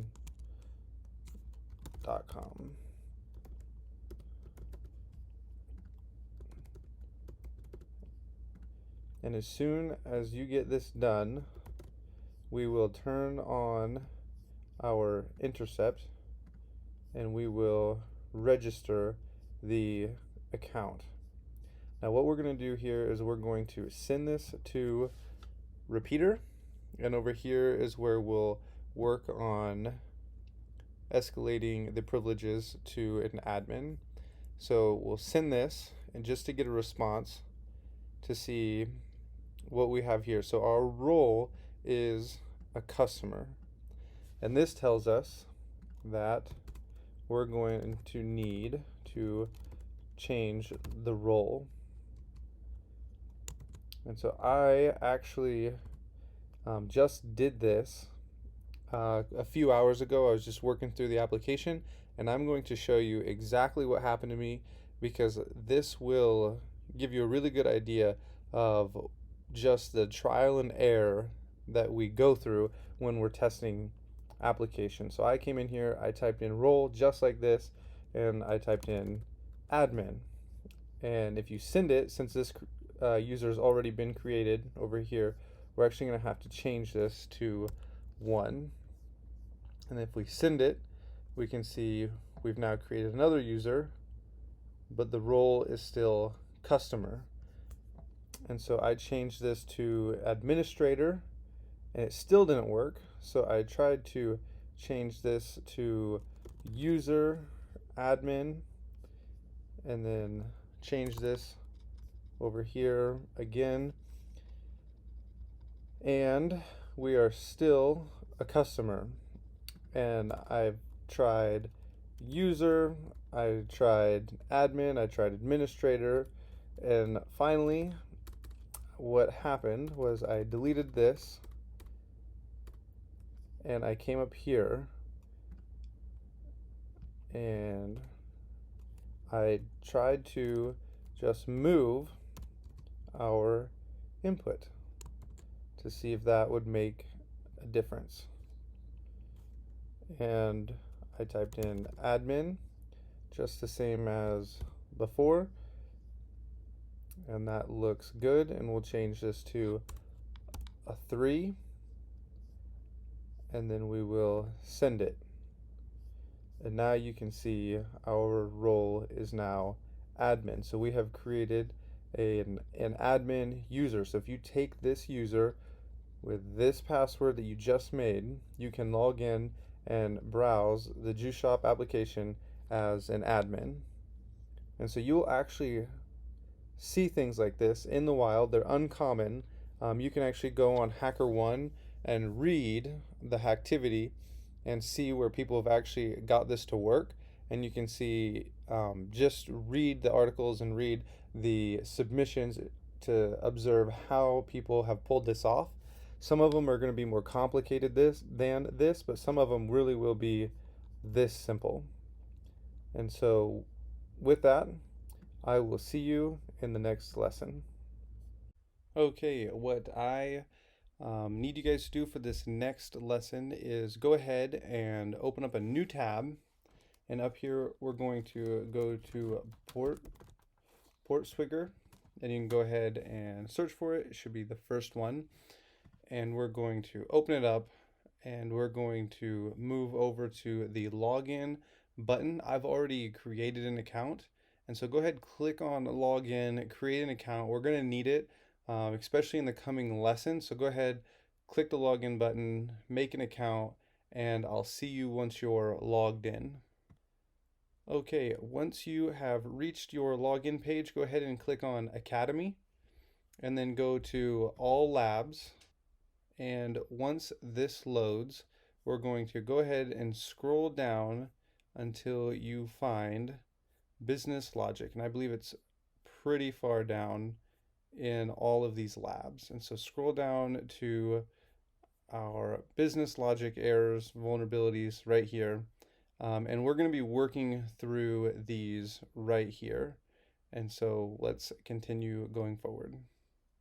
So these actually say solve because I already made the videos for these, and I realized that I never actually explained how you guys should get here and get to these labs before I started filming these videos.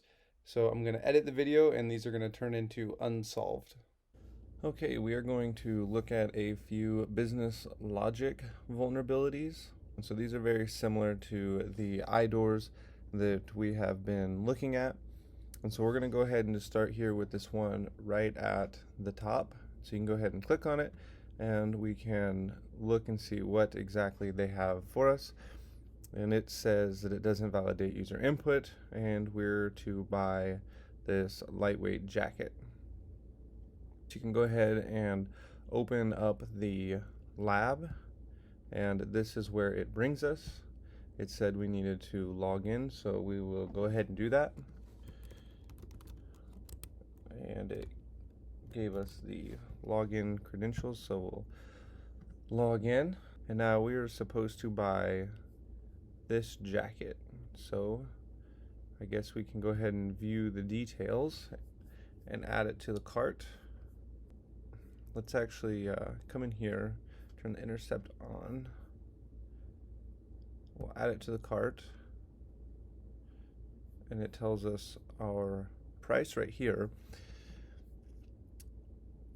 And I don't know exactly how much we're allowed to spend, but I think we should be able to. Let's see if we can make this a negative number. And we'll go ahead and forward that, and then we'll just turn that off.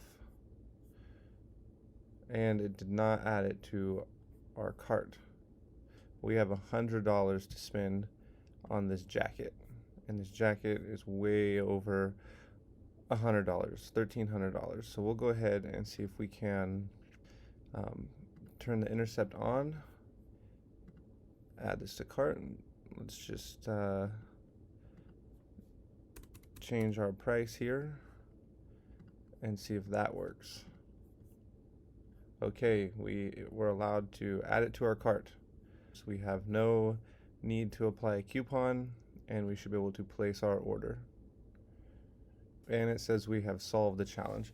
So things like this and business logic errors, IDORs and business logic errors, they're going to be things that you have the opportunity to find. These are pretty common that you'll find these business logic vulnerabilities. They happen when developers get lazy or they're just not really paying attention to what they're doing. I've actually seen really advanced developers make very simple mistakes that made their web applications vulnerable just because they weren't paying attention. And so you can find these. They're pretty common. I know there's at least one bug bounty hunter that this is all they do. They look through burp, they look for business logic errors and what they can change just to find stuff that they shouldn't be able to, and find vulnerabilities. These are pretty simple and they do take a long time to find, but you can find them just by doing really simple things, by just changing numbers and inputs. Sometimes you will find stuff that has been encoded. It'll say, like, you'd have the lightweight jacket. Let's actually go back. I'll just show you. Sometimes we will add things to our cart like this, and you would have this, it'd say price, and it would look like this instead. We'll encode it, base64. You'd have this sitting inside your price instead of that number. And so what you have to do, if you see something like this, you'd have to take this and you'd come to your decoder, or you can go to CyberChef and you can put it in and try and decode the price. You're rarely going to see it where it's just a plain number, but this is way more common, that you would just see a number here and that you would have to decode it. Sometimes these prices will be stored in places other than just something plain and simple like this. And so it's something that you're going to have to look for and poke around. They do take a while to find, but you can find them right off as a beginner who knows very little. And we're going to look at one more, and then I want to send you off on a challenge and see if you can find a business logic error on your own. I'll see you in the next video. Okay, it is time for your challenge. So if you navigate over to Juice Shop and get it running, what I want you to do is try and solve the challenge to where you actually are being paid $200 or $300 or $400 or more from this application. We just worked through 2 labs that are similar to this, so you can go ahead and try and solve this challenge, and when it's done, you should get the green bar at the top of your screen that'll tell you that you have completed the challenge. So I want you to go ahead and pause this video and give that a try. Okay, how did that go?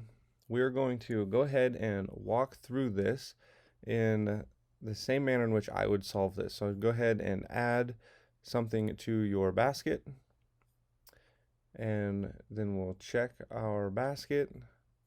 And then at this point, what I would do is I'd go ahead and turn the intercept on and walk through the whole checkout process and see if there's anywhere that I am able to modify, and see if I can modify this in any way, shape, or form. And what I think I'm going to do is I don't actually want to walk through and have you watch me put all of that information in just to solve this challenge. So we'll go ahead and see if we can actually modify this before we get there. So it says we have basket ID of 5. We're buying product number 4. Let's see if it will let us do what we did in the previous challenge and put in a negative amount. Let's try 99, and then we'll turn the intercept off. It says we were able to add those to our to our basket, and they're going to pay us. That didn't work. Okay, they're going to pay us if we do that. So we'll go ahead and we'll try that again. $100 wasn't enough, so we'll come back to our products. We'll add to our basket. I forgot to turn burp on. We'll add this to our basket. We'll forward. Here's our quantity. I wonder if the rest of our content's at the end of this string. Well, we have our quantity, so what we'll do is we'll type in negative, and we'll do 200 this time. And we'll forward that, and go to our basket, and that's more like it. We're going to get paid $400. So what you do at this point, I'm going to just walk through the checkout process. You would add an address, and then you would complete your order, and that should solve the challenge for you. So rather than having you watch me enter all of that information, that is how we would solve this challenge, and I will see you in the next video. Okay, we are going to continue with the business logic vulnerabilities. We're going to go ahead and open up the second one, and after this one I'm going to set you loose on a challenge. So what we'll do is we'll go ahead and open this up. It looks like the same as the one before. We need to buy this jacket, and we have our login user right here. So we'll go ahead and log in, and we'll try and proceed with buying the jacket.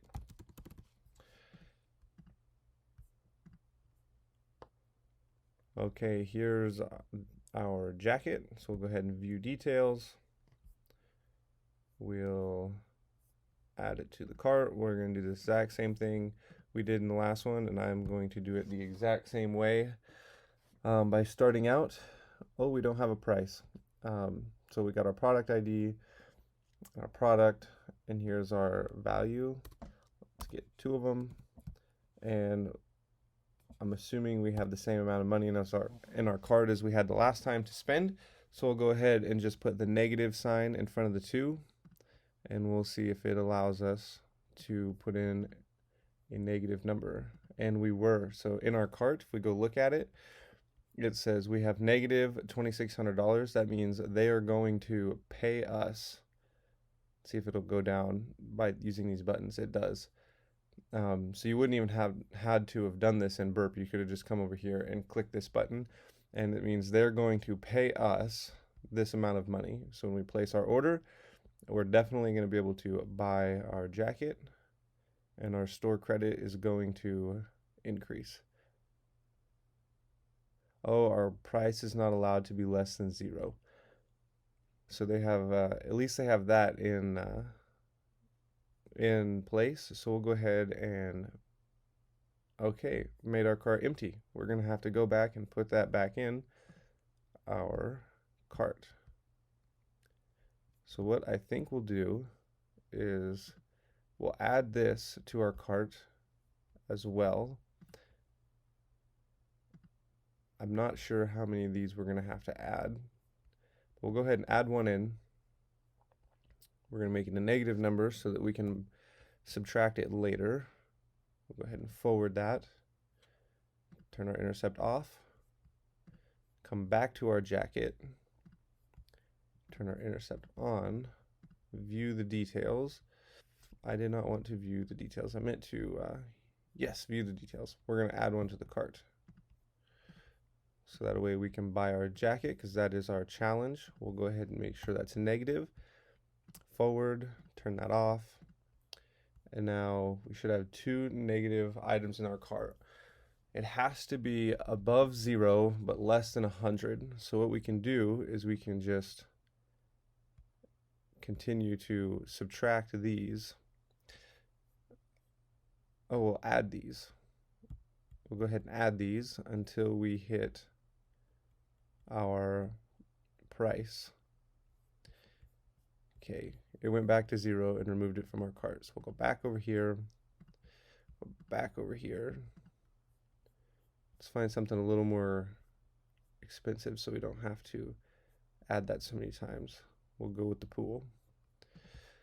Come to burp, turn our intercept on, and this is exactly how this would happen if you were testing it. It's just going to be a lot of trial and error. we're going to need, I'm going to guess, at least 15 of these.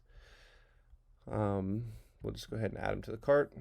We don't need to intercept that. And go back to our cart, and there our total is now $76. So what we did is we just added 15 of these pools, which got us close to $1,500. And then $1,500. Then what we did is we went ahead and added our jacket in at a negative price because it wouldn't let us purchase anything at a negative number, and we only have $100 to spend. And so this should solve the challenge this time. So we'll go ahead and place our order.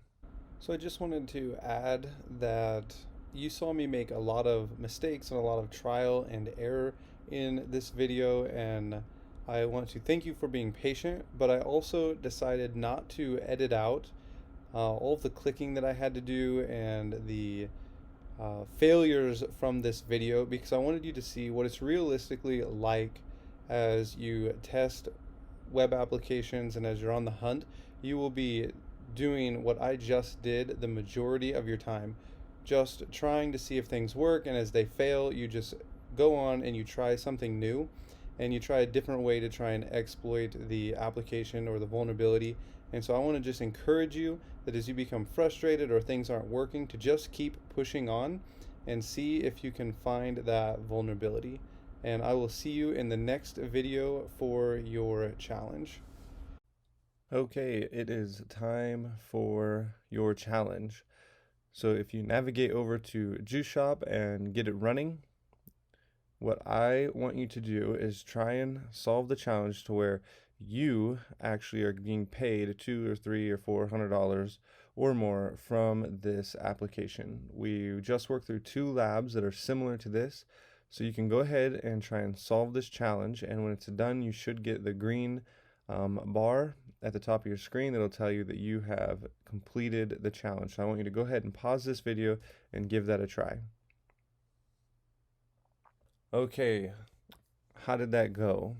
We're going to go ahead and walk through this in the same manner in which I would solve this. So go ahead and add something to your basket, and then we'll check our basket. And then at this point, what I would do is I'd go ahead and turn the intercept on and walk through the whole checkout process and see if there's anywhere that I am able to modify, and see if I can modify this in any way, shape, or form. And what I think I'm going to do is I don't actually want to walk through and have you watch me put all of that information in just to solve this challenge. So we'll go ahead and see if we can actually modify this before we get there. So it says we have basket ID of 5. We're buying product number 4. Let's see if it will let us do what we did in the previous challenge and put in a negative amount.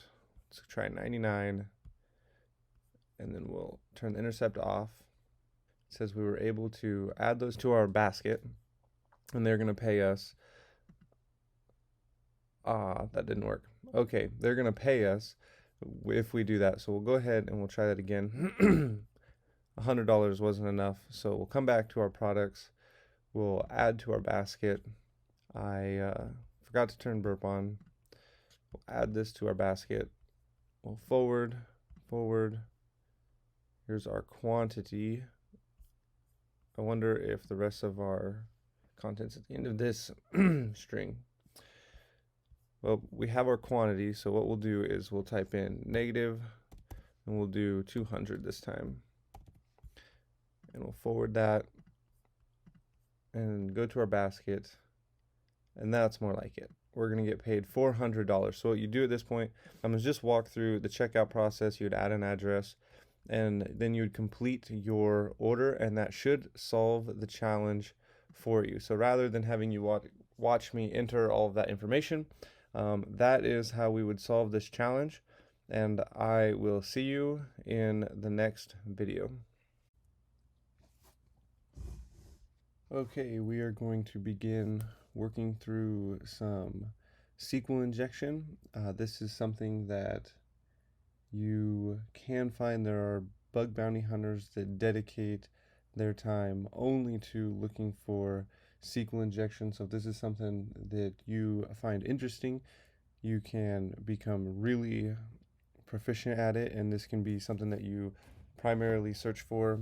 I've actually found a few of these on some pretty prominent websites and web applications. So this is something I suggest learning and learning well. It's easy to look for. You don't really need to know a whole lot about SQL databases in order to find these, but it does help. In the bug bounty world, it's actually a lot easier than if you find these on a capture the flag, because all you have to do is put in a time delay to have a proof of concept. But in a capture the flag, you'll have to know a little more than what we're going to go over here. But for the sake of not going through and learning how to program in SQL databases, I think it would take just too much time. And so we're going to go through how to find these if you were to start looking on bug bounty programs. And I went ahead and opened up Nodus 15. You don't have to go through this or work through this. I'm only going through this to show you what it's going to look like, and then we're going to actually go over to PortSwigger and we're going to work through their practice SQL injections. And so just to give you an idea of what we're doing, when you come to a login form, such as this one, whenever you come to something like this, one of the best things you should do and you should regularly check for is just to put in a single quote, and then you would hit enter and see what happens. And it says this user does not exist. What we're looking for is an error in the query. So I would go and I would do a double quote next, and I would hit check existence. And if you can hit an error, this is what we're looking for. And I'll actually show you in BERT, because this is where you're probably going to be sending your request through. So you'll hit check existence. You would send this to your repeater. And I'm actually just going to go ahead and change this so you can see it. And then you would hit send. And it says we get an error in query. What we're going to see here in a little bit is we're going to see this be a 501, an internal service network error. And that's usually what you'll see when you start finding these. But you will find what is called a blind SQL injection, and we're going to look at those a little bit later. So we still have the error. So what do we do with the error is we're going to start the enumeration process, but we're actually not going to do that here. I just wanted to show you kind of what we're looking for here so that you can look for it on your own in the first PortSwigger lab and see what you can find if you can find it on your own. But just to give you a little more of an idea of what's going on in the background, the SQL database and the SQL language is going to look something like this. Select all from users. This will be where username equals, and this is what we input right here. So this would be our input. So what we did is we took this. This is what it'll look like. And this is what we can put in here. So you'd put your single quote or your double quote. And in the case of the Nodus web application, what it has is something like this. And then here's where you're putting your query, where you're putting in to see if the username exists. And so when we put in another double quote, what happens is you break the query, and this produces the error right here because it doesn't need to be there. It shouldn't be there in order for this to work in programming. And so that's how you break it. One other thing I wanted to point out, just in case we don't come across this again, is sometimes you'll have a username and then you'll have a password down below. And if you put in something like test and it says this user does not exist, or it'll say invalid password or invalid username, that would be something that you could write up on a bug bounty program, because it would be information disclosure. If it says invalid password, then that means the username does exist. In the case of Nodus, I believe you're trying to find Nodus16 password, so it says this user exists. So in this case, if there was a password and you got the password wrong but the username right, it would say this invalid password, and that would be something you could write up because the username does exist. Okay, what we're about to go over is going to be a little advanced, but I think it will help you visualize what's going on beyond more than what I just showed you in the last video. So what I have up is actually MySQL Workbench, and we have here just a simple database. This is a username I was testing. Here's an actual username and password. This is what a table will look like. And so in our query, we have select all from users, which is our schema, and then the table, which is users, that's not capitalized letter here. And so this is what a table looks like, and what's going to happen is this is running on a server, and when we send a query to the back end of a web application, it will reach out to the server and see if our query is true. And so this is what it will look like, the code will look like. I have been working on making a web app that I can put up for you guys to practice on, because really there's not a whole lot of places to practice our hacking skills. And so I've been working on putting together an application for you guys so that you have it available and you can practice what we're learning beyond just the sites that I've provided for you that other people have made. And so this is kind of what it looks like. We have our database and we're querying our database, and we are selecting all from the users table where the username equals, and then you can just pretend this is blank, because this is where our input is going to go in here. So we're selecting all users from the table where our input is at, and the password is equal to the other input. And so this makes sure that we have an actual username, and then it makes sure we have a password that matches our username and our password from our table. And so what this looks like is, over here we have our login page, and we have our login here, and if we type something in and we type in a password and we hit login, it's going to say wrong username / password. And so if we come in here and we actually have our actual login made, it'll say we are logged in. And so when we do a SQL injection, basically what we're doing is sending in a request that we decide what it's going to be to the database, to the back end of the website that reaches out to our database server. So this is a pretty simple SQL injection that we're going to be covering here, and we're going to be going into union select statements after this video, which I think are more common than what we're about to go over. And so it's very important to learn the union select SQL injection statements. There are some bug bounty hunters that dedicate all of their time only to SQL injection. So I just made this, I'm shooting this video because I really want you to understand what's going on, and it'll make more sense. Don't worry if it doesn't make sense right now. You may have to come back to this video more than once and go over the union select statements labs on your own, and then come back to them after a day or two and just continue practicing them until you really have them down. And so one of the things that we're looking for when we do a SQL injection is, I'm going to inspect this so you can actually see this happen. We're going to have our console up. Ignore my errors because my code is not perfect. When you put in a single quote, it will break this right here, and it will crash our server. So if we go ahead and throw that in, you see our connection is refused, and if you come over here, you can see our application has crashed, which means I need to restart it. And now our application's running, and so when you send that, you'll have an internal server error, which is what we essentially just got right here.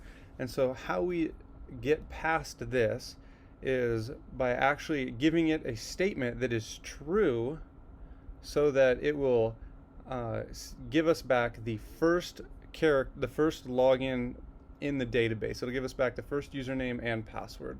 And so we're going to make a true statement right now. And so what we'll do is we'll just throw in, it doesn't really matter, and then our single quote, and then we'll have or 1 equals 1, and then we comment out everything after that, and then our password doesn't matter either, and it says we're logged in.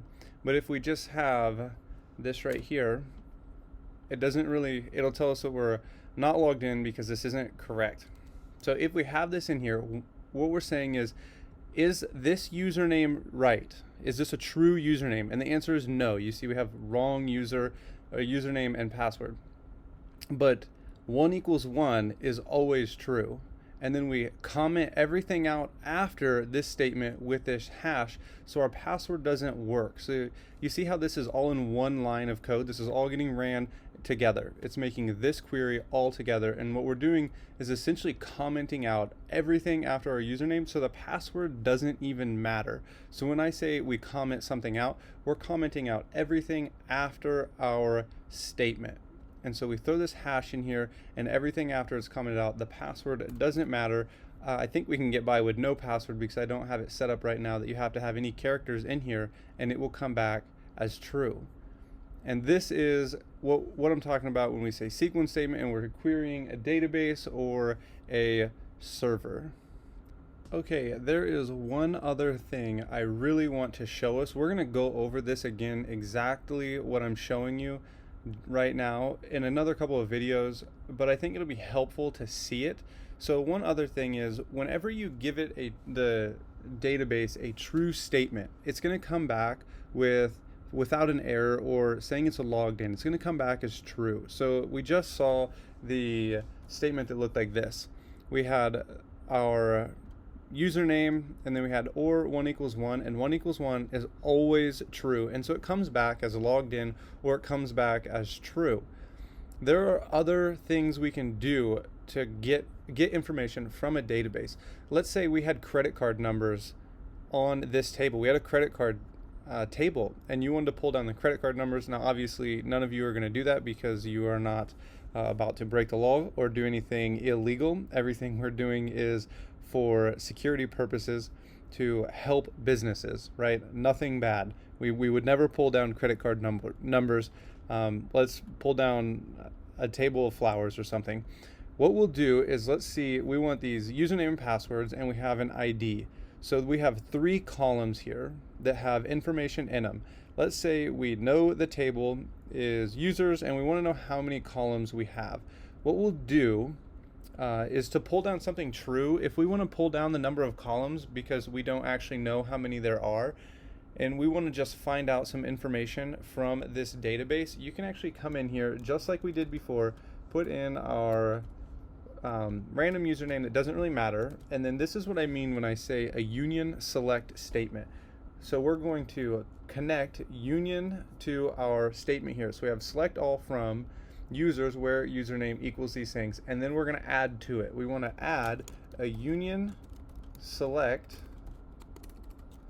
if I can spell, we're going to select null, and this will tell us, is there one column in our table? And we send this, we're going to crash the server. I'll go ahead and send it so you can see we crash the server.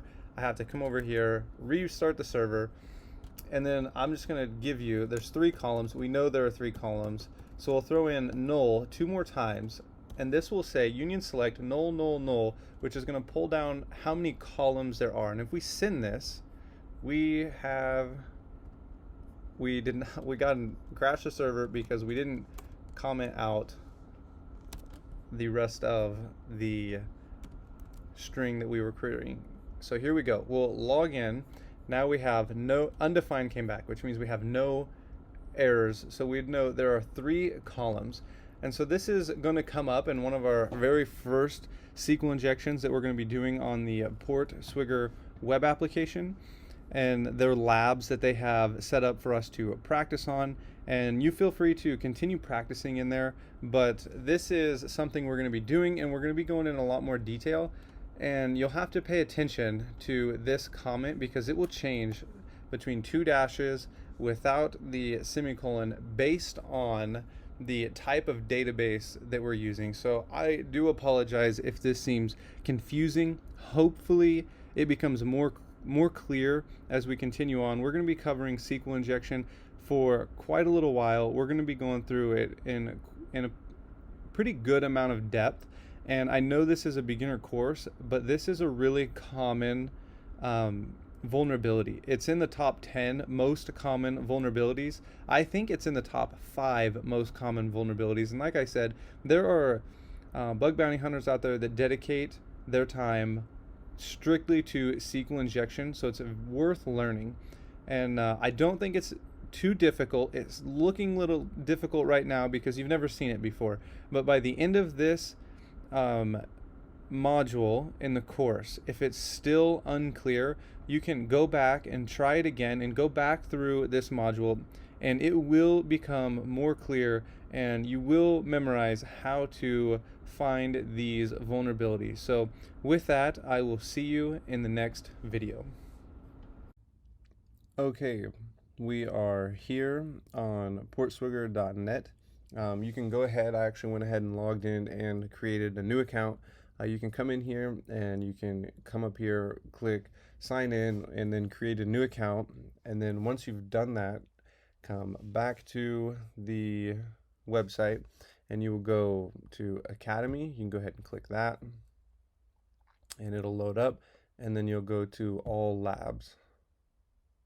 And then this will take us to some of the labs we're going to be working through and the SQL injection.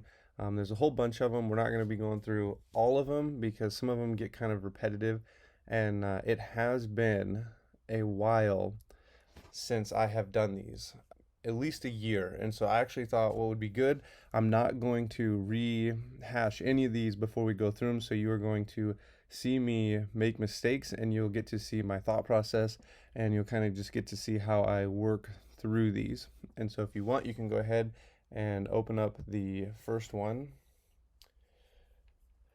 And then I like to open it up in a second tab over here.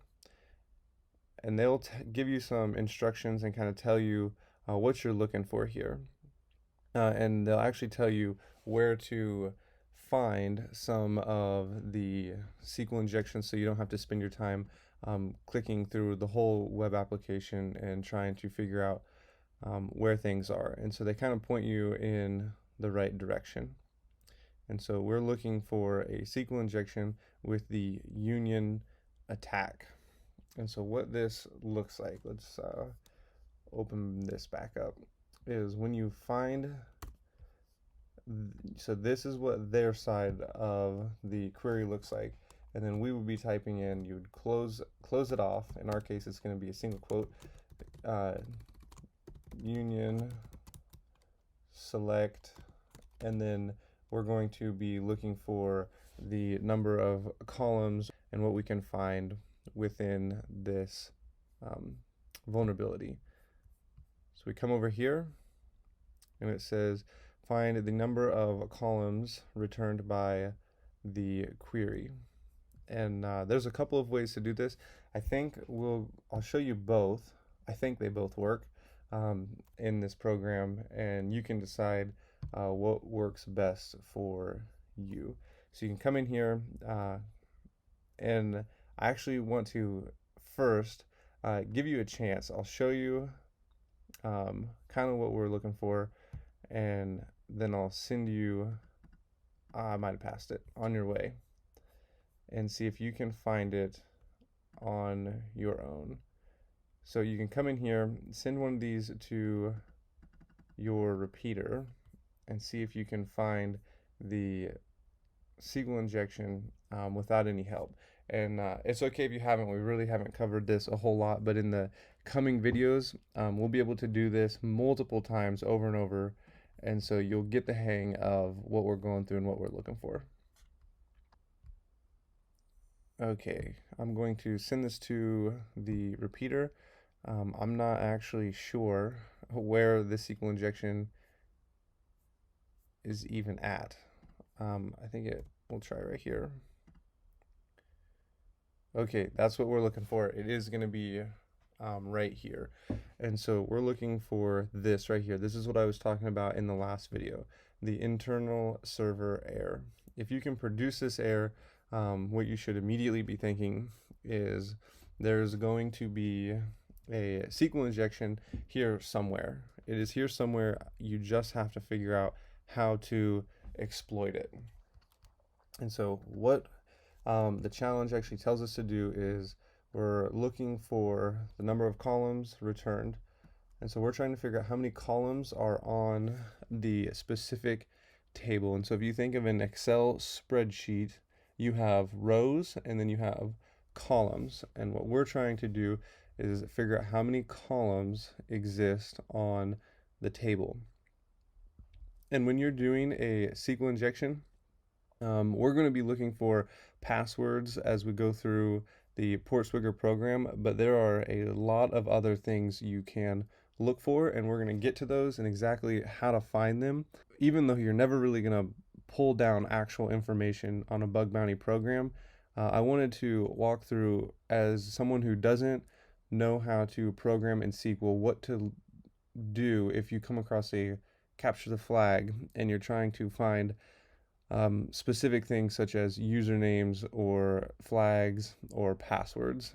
And so we'll get to that in the coming videos, but now we have produced this internal server error, and so we know we are looking for the number of columns using the union attack. So we have our single quote, which breaks the query, and then we type in union, and because we are sending this request, we have to send a plus for the space.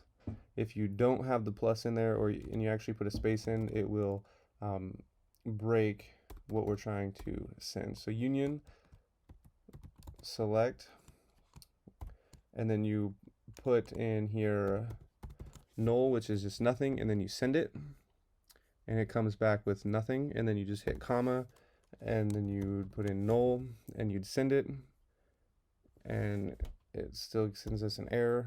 So we put in null again and we send it. And oh, what we forgot to do was you have to close out the rest of the query. So in here we have to put a dash dash, so that comments out everything after our statement here. So whoops, we are actually able to comment out everything after. So we'd send this, and then we'd come over here and we'd put in null again. And it still says we haven't found the number of columns. And so it hit on the number 3, it came back, okay, so this statement would be true. So when the statement is true, it'll send us back a response. And so we have our response, which means there are 1, 2, 3 columns inside this lab we're working on. And so with that, I will see you in the next video, because as soon as we go ahead and send this, it should say we have solved this lab. And so as we come into the next one, we'll read the instructions and we'll work through it, but I want you to go ahead and open up this second lab and see if you can pull down the number of columns in it, and then we'll pull down which columns contain text. So I'll see you in the next video. Okay, what I would like for you to do is go ahead and open up the second lab and click access to the lab, and I want you to go in here and do exactly what we did last time and see if you can remember how to find the number of columns in a SQL table. So you can go ahead, you can open that up, see if you can find it, and then if you want to try and figure out how to find the columns containing text, you can Google around and see if you can figure it out. If not, we're going to work through it now, and you will have the opportunity to practice finding columns containing text, as well as continuing to find the number of columns in a table in the future. So this isn't your only chance to try and practice this on your own. In fact, I would encourage you, as soon as we finish SQL injection, to go back through some of these labs and see if you can solve them by yourself, and then maybe once the course is over, come back and try them again, just to ingrain this process into your mind, because this is going to be something I highly recommend you look for when you start your bug bounty or web application pen testing career. And so go ahead and give that a try now, and then we'll go ahead and work through it together. Okay, if you were able to pull down the number of columns, then you have figured out or learned what we went through in the last lesson. But if not, we're going to go ahead and work through this one again. So we'll come in here, we'll just click on one of these tabs, and we'll have a request sent, a get request, and then we will take it and go ahead and send it to repeater and see if we can find an internal server error. Might not actually be in this one. Let's see. There it is. It's in this one. So we'll send this to repeater and put in our single quote, and there is the error. So this is where our injection is going to be. And so if you weren't able to find it, you can go ahead and from here and see if you can solve the challenge and pull down the number of columns in this lab. So you can go ahead and give that a try now. Okay, what we do here, if you remember, is we type in union and our plus, then we select, and then we have our plus, and then we type in our first null value for the column, and then we comment everything else out after the request is sent. And it says we still have an error, and so we try this in. You actually don't have to have these in all caps. It's just kind of common practice for what people usually do, is have things in all caps. I'm not really even sure why, so if you know why, if you're a programmer and you know why, you can go ahead and let me know. I actually do programming, and I actually build websites and web applications and tools for pen testing, but I still don't know. And so if you know, you can go ahead and let me know why some things are in caps when they don't have to be. So we pulled this down, and we found 1, 2, 3 columns. And so if you made it this far, good job, congratulations. You have learned how to pull down the number of columns, but now we're supposed to pull down which column has text or which ones take text. And so you would put in your single quotes, and then you put in a string and then send it. And that one came back as an error, so we'll try the next column. And it is the second column contains text, and we'll go ahead and try the final column as well. Whoops. Okay, so it would be the center column is the one we would go after to try and pull down information, which is not actually available in this lab, but it is going to be available in the coming labs.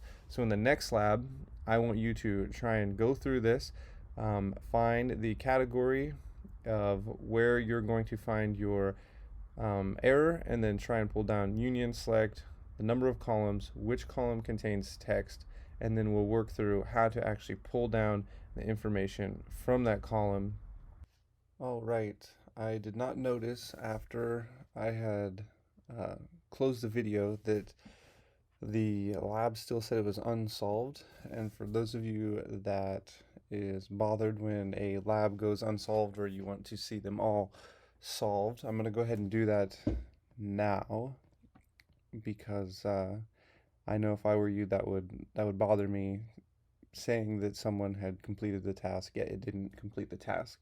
What happened was the lab wants us to input something that we receive back in the response. So we'll go ahead and I'll show you where to find that. If you want, you can go ahead and try and find it. I actually think this is a good challenge. I think you'll be able to find it. Just go ahead and go into the lab and go ahead and perform the SQL injection. Find the one that contains the accepts a string, and then look through the response and read through it and see if you can find the answer to solve the challenge. If not, we're going to go ahead and do that now. So we come in here and we perform the union select SQL injection the way we always do. And this is my problem.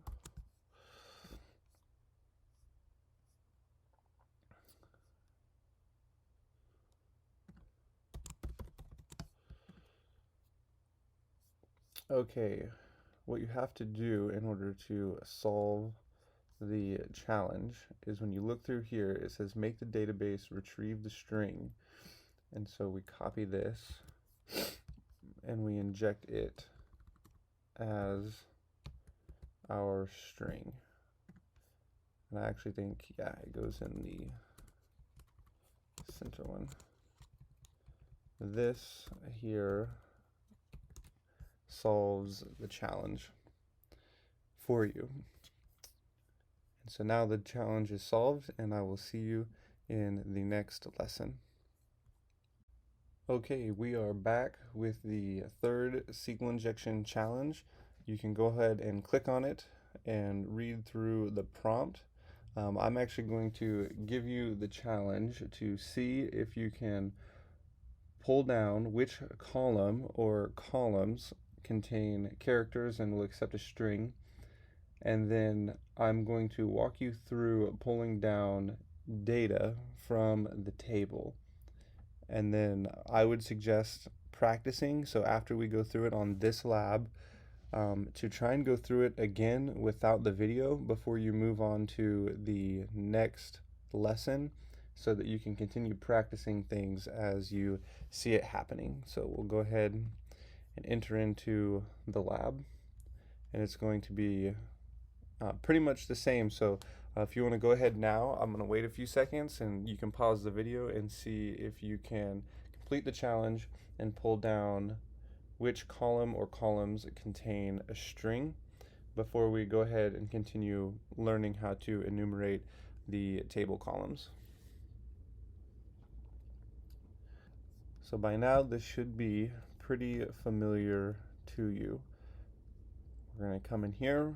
We're going to look for our request that I apparently passed. We'll send this to repeater.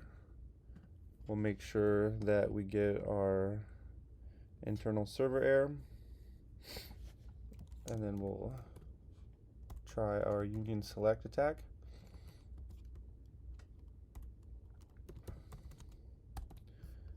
And send it and see how many columns we pull down. So there's only 2 in this lab. And so what we'll do now is we're going to pull down information from the table. So I'm going to show you how to do that, then I'm going to give an explanation of the best way, if you don't know any SQL or you don't know how to write any SQL statements, how to find table names if you find this in a capture the flag and you don't want to go through the long process of trying to figure out the table names through writing SQL statements.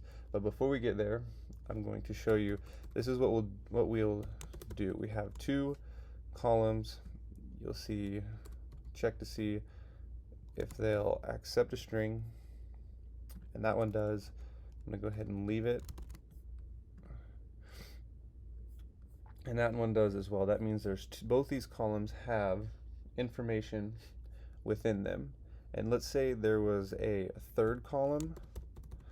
When we wrote, if we were to write our SQL statement, we would have to include all three columns because the query has to be considered true. You would just leave the null statement in here.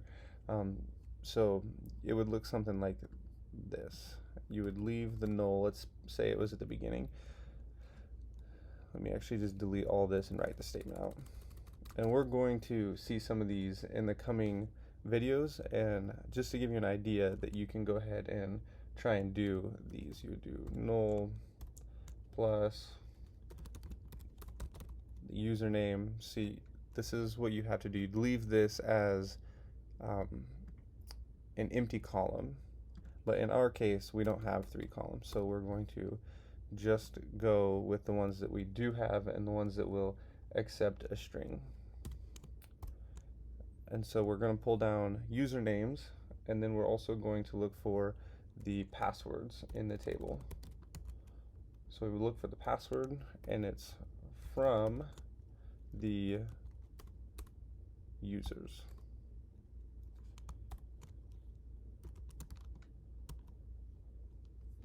And this should pull down for us the username and the password from the users table. And then we'll look through the response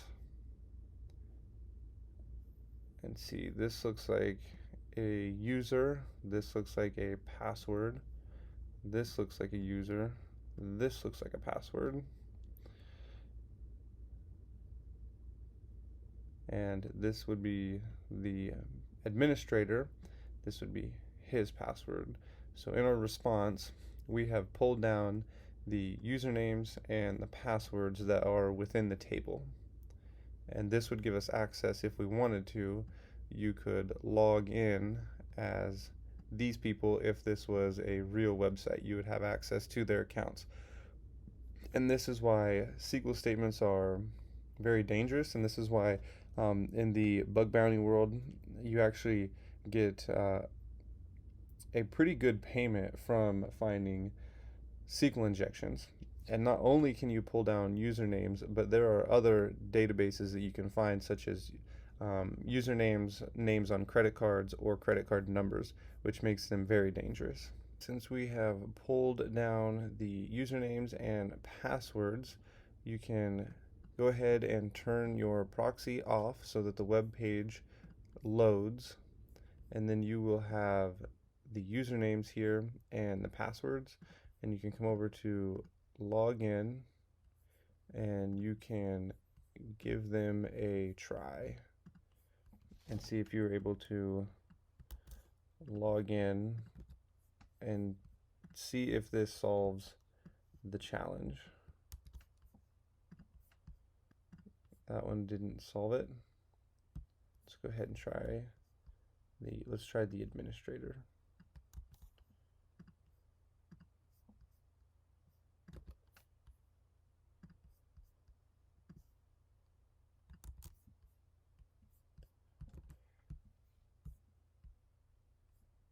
There, that one solved the challenge for us.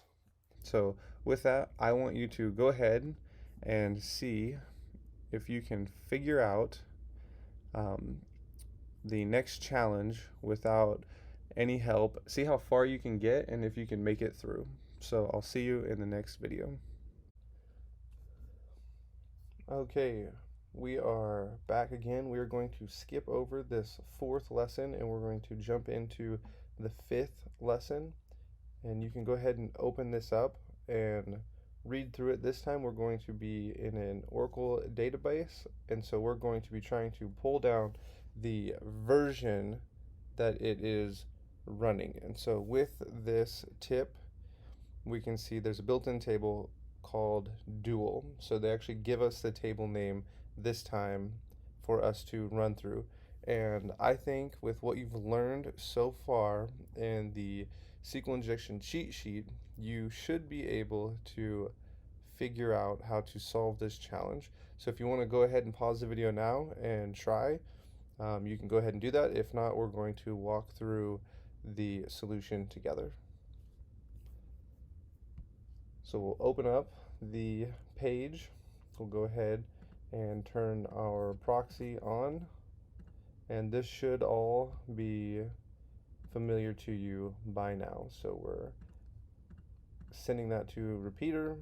We make sure that we get our internal server error, and then we move on just like we have before.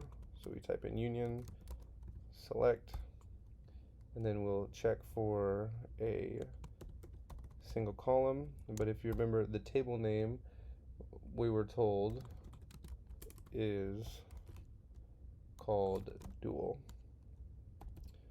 And so we can send that, and we still have an error, so let's try for a second column, and we see that there are two columns and the table name of dual. So we'll come in here and make sure they can receive a string, and they can. Looking through the response we got, and so what we'll do now is we're looking for, if you remember, the version name. We're trying to pull down the version name inside the response. So we'll come back to burp, and since these can receive string, we type in here banner, and then if you remember from the previous lesson, if we have multiple columns that can receive a string and we're not actually going to use one, we have to leave it with null, so that way that column receives an input. We just don't want anything from it yet at this point. And then for Oracle, the way you pull down a version is $, and then just the word version. And we'll see if that sends it for us. I saw this change in the background to solved. So that gets us our information that we need. And so we should be able to scroll through here, and we find it right in here. All right, I will see you in the next lesson. Okay, in this lesson we're going to go ahead and open up this one, the MySQL and Microsoft. I will just go ahead and tell you they are trying to pull a quick one on us because instead of using the typical dash right here that we use in Microsoft to close out or to cancel or to comment out everything after your query, you will use a hashtag, and that will stump me. I will come across that, and I can sometimes not figure out what's going on, and I can spend a significant amount of time trying to figure it out, and in the end I was using the wrong comment. And so that's one thing to be aware of. And in this lab we're going to inject an attack, and we're going to pull down the type and version of MySQL that's being used. And so this is very, very similar to the last one. And when you go ahead and open up the lab, we are looking to make the database retrieve the string.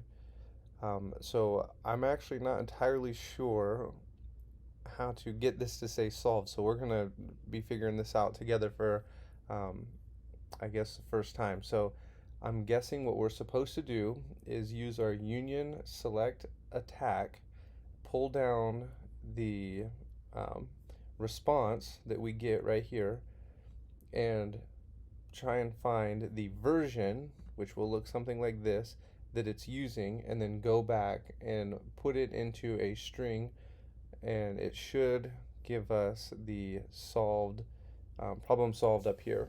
So if you would like to go ahead and give this a try on your own, you can go ahead and do that, and I'll give you a few seconds and you can pause the video and then we'll walk through it together. Okay, we're going to continue the same way we have been. Turn on the proxy, pick a category, send it to repeater, turn the proxy off. I'm going to lower this so when it comes through as solved we can see it. We'll see if we get our error, and we do. And so we'll come in and we'll try our union select, and then we go try it for null. And then don't forget, the way we comment out is with the hash or the pound symbol. It has more than one column, and it has two columns. So what we will do is we will make sure they can both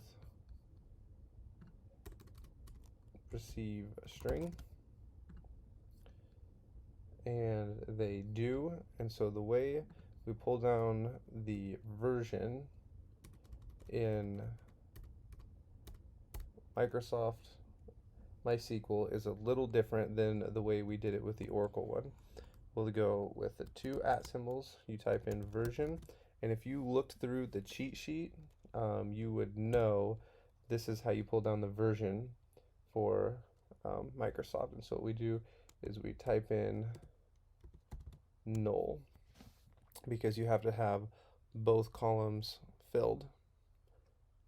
And then we'll send it, and we came back with a positive response. And so we'll look and see if we can, oh, it solved it for us. It already said solved. I thought we were going to have to find a version number and send it through as a string right here, like this. So if our version number, I forget what it was, something like this. But we didn't actually have to send our version number through in a string to the database. So it gave us the solved just by going like this. And there's our version number. So I thought the way we were going to solve this was send it to the database in a string like that. But it was not the solution. So I will see you in the next video. Okay, at this point, things are going to become progressively more difficult in pulling down usernames and passwords, especially once we get to the blind SQL injection, because this is something that we have not seen before. So we're going to be preparing for that by going into this lab right here. You can go ahead and open it up, and we are going to be pulling down the username and passwords, and we're going to log in as the administrator to solve this challenge. I think you can go ahead if you want and practice pulling down how many columns there are and which ones actually receive a string, and you can go ahead and pause and do that if you would like. If not, we're going to go ahead and solve it together. So we'll turn on the interceptor, and we're going to be seeing some new information that we haven't seen before, and it's going to seem strange, but I'm going to do my best to explain exactly how the SQL statements work, the default tables, and what we're looking for. So we'll go ahead and send that to repeater, turn that off. We'll send that make sure we get our error, determine how many columns there are, and which ones receive a string. Sorry, can't think and type.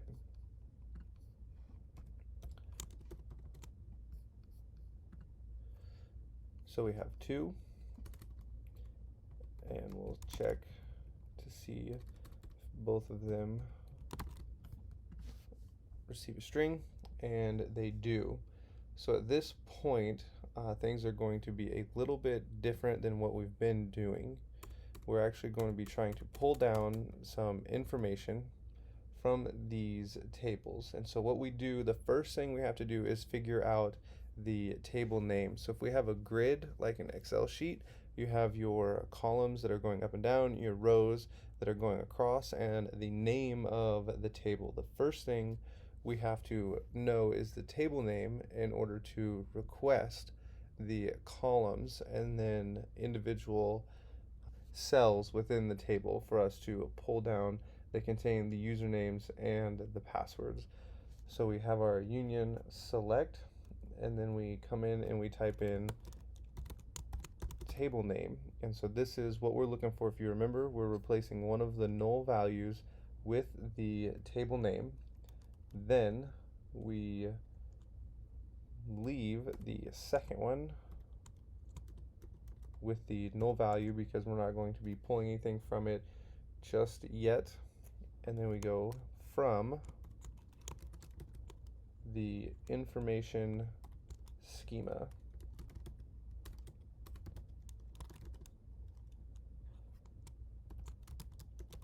And this right here, the information schema dot tables, and this is a default table that you're going to have on every SQL database. So that's how I know this is there. If you were to go into SQL and you were to open it up, you're going to have several default tables, the information schema tables. This is default, it's always going to be there. And so this is how we know what to put in for our injection. Then we send it, and we have an error, which means I'm guessing I have a typo somewhere in our statement. Let's see, union select the table name, right here it is, information schema. There was my typo. And we pull down and we'll look through our response and see pull down the table names that we have here, and there are a bunch of table names. But if you remember, the one we're looking for, we're trying to log in as the administrator, so we're going to need the users table. And so we can just go ahead and see right here, users. This is the name of the users table. I would suggest copying it and having a text file open because we're going to need this information in the very near future. So we have that open there. So now we're going to look for the column name. So we can delete this. So the table column is what we're looking for now. So we're going to, actually, I deleted the wrong part of the request. Instead of the table, we're looking for the column name. And we're going to leave this in the information schema dot columns. And this looks right.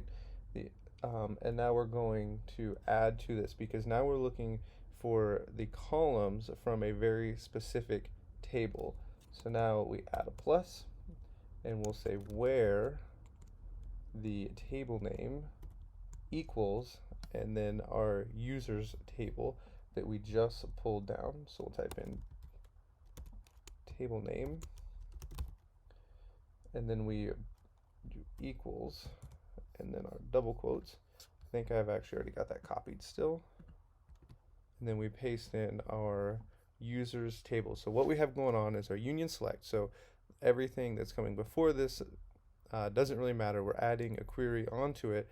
We're looking for the column name.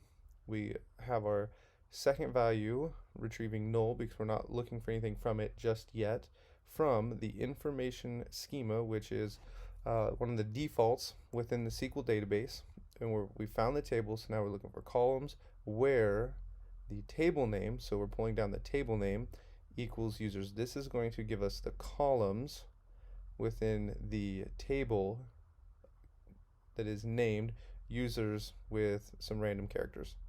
And so we should be able to send this, and I'm very happy to report there were no typos. I was a little nervous. You guys were going to have to continue watching me pull through, read through this and try and figure out where my typos are at. So now we should be able to scroll down, and we have column names. So the passwords column and the users column. And so now we should be able to change our query and pull down the passwords and the username. So I'm going to go ahead and copy these. We have the username and the password columns. These are the ones that we are interested in. And now we're going to change our union statement. So now, instead of pulling down a column name, we are going to be looking for the username and the password. So we can delete our null and we can insert the password column, and here we'll put in the username column in the first slot instead of the column name. And we're looking for the username, the password, and it's coming from our table, from our users table. I don't believe we need those little quotes anymore. We'll send that and see what comes back. We still have an error, so what are we missing? The union select, username, the password. We don't need the where. From, oops, went too far. From users. Let's see if that works for us, and it does. So we should be able to come through now to solve the challenge. We have the administrator and another user, so we can copy the administrator. We can come back to our lab. Remember, to solve it, we have to log in as the administrator. We can paste in the administrator, and then we can come back to burp and copy our password. And this should solve the challenge for us. Okay, now that was very, I don't want to say complicated, but it was a big jump from where we have been coming and where we've been coming from. And so as we get ready to go into blind SQL injections, it's going to become even more complicated. So you might have to go through this lab several times and make sure that you really understand what's happening. Make sure that everything that's built up to this point is working together. The next lab, I believe, is an Oracle lab. Okay, so you can try and solve this one. It's going to be similar to the one that we just did, only you can use the SQL cheat sheet. We'll go ahead and walk through it again just so we can have one more practice before we get into the blind SQL injections, because these are going to use everything we just learned in this lesson plus quite a bit more. We're going to be looking at new aspects within burp and exactly how to use the intruder tool within the burp program. So I think it's very important at this point, if I can stress it enough, we're going to have quite a bit of practice going into the blind SQL injection, but it's a lot more difficult than what we just went through if you've never done this before. So go through this again if you have to. Make sure you understand what's happening and what's going on, and I'll see you in the next lesson. Okay, what I want you to do in this lesson is I want you to try and solve this lab completely on your own. I'm going to give you 2 clues before you start, but other than that, you have already learned everything necessary for solving this challenge. So we'll go ahead and open up the lab, and if you remember, when we do go through an Oracle database, you have to use from dual when you're trying to pull down the number of columns within the table. And so since we're looking for we're going to have to log in as the administrator. That should give you a clue to at least how many columns are going to be within the table. And so the other clue I wanted to give you is if you go ahead and open up the SQL injection cheat sheet, when you pull this open, you are going to be using from all tables instead of information schema. So in the last lesson, we used information schema as our default. Well, that's not what we're going to be using this time. This time we're going to use all tables. So everything should be the same as it was last time. The only difference is we're going to be using all tables instead of information schema. And so you can go ahead with that information and try and solve this lab. And if you have gotten stuck, we're going to go ahead and walk through this together now. So the first thing is turn your interceptor on. We're going to go through the normal procedures here. We're going to send it to repeater, turn the intercept off, and make sure that we have our error appear, which we do. So this is telling us we have a SQL injection. We are going to pull down the number of columns. I know there's at least 2 because we were told that we have to log in as the administrator, which means there's at least a username and passwords column. So we have at least 2 of those. And then we pull down, we have to add our from dual. And then we'll go ahead and send this, and it comes back. So there are 2 columns. Both of these are going to have to retrieve a string in order for us to pull down a username and password. So I'll go ahead and check it anyway, but I know it's going to come through, and it does. Now this is where we are going to start practicing what we learned in the previous video. So if you remember, the first thing we have to do is find the table name. So we can go ahead and type in our table name. And this is from. Last time we used information schema, but if you remember this time, we're going to use all tables.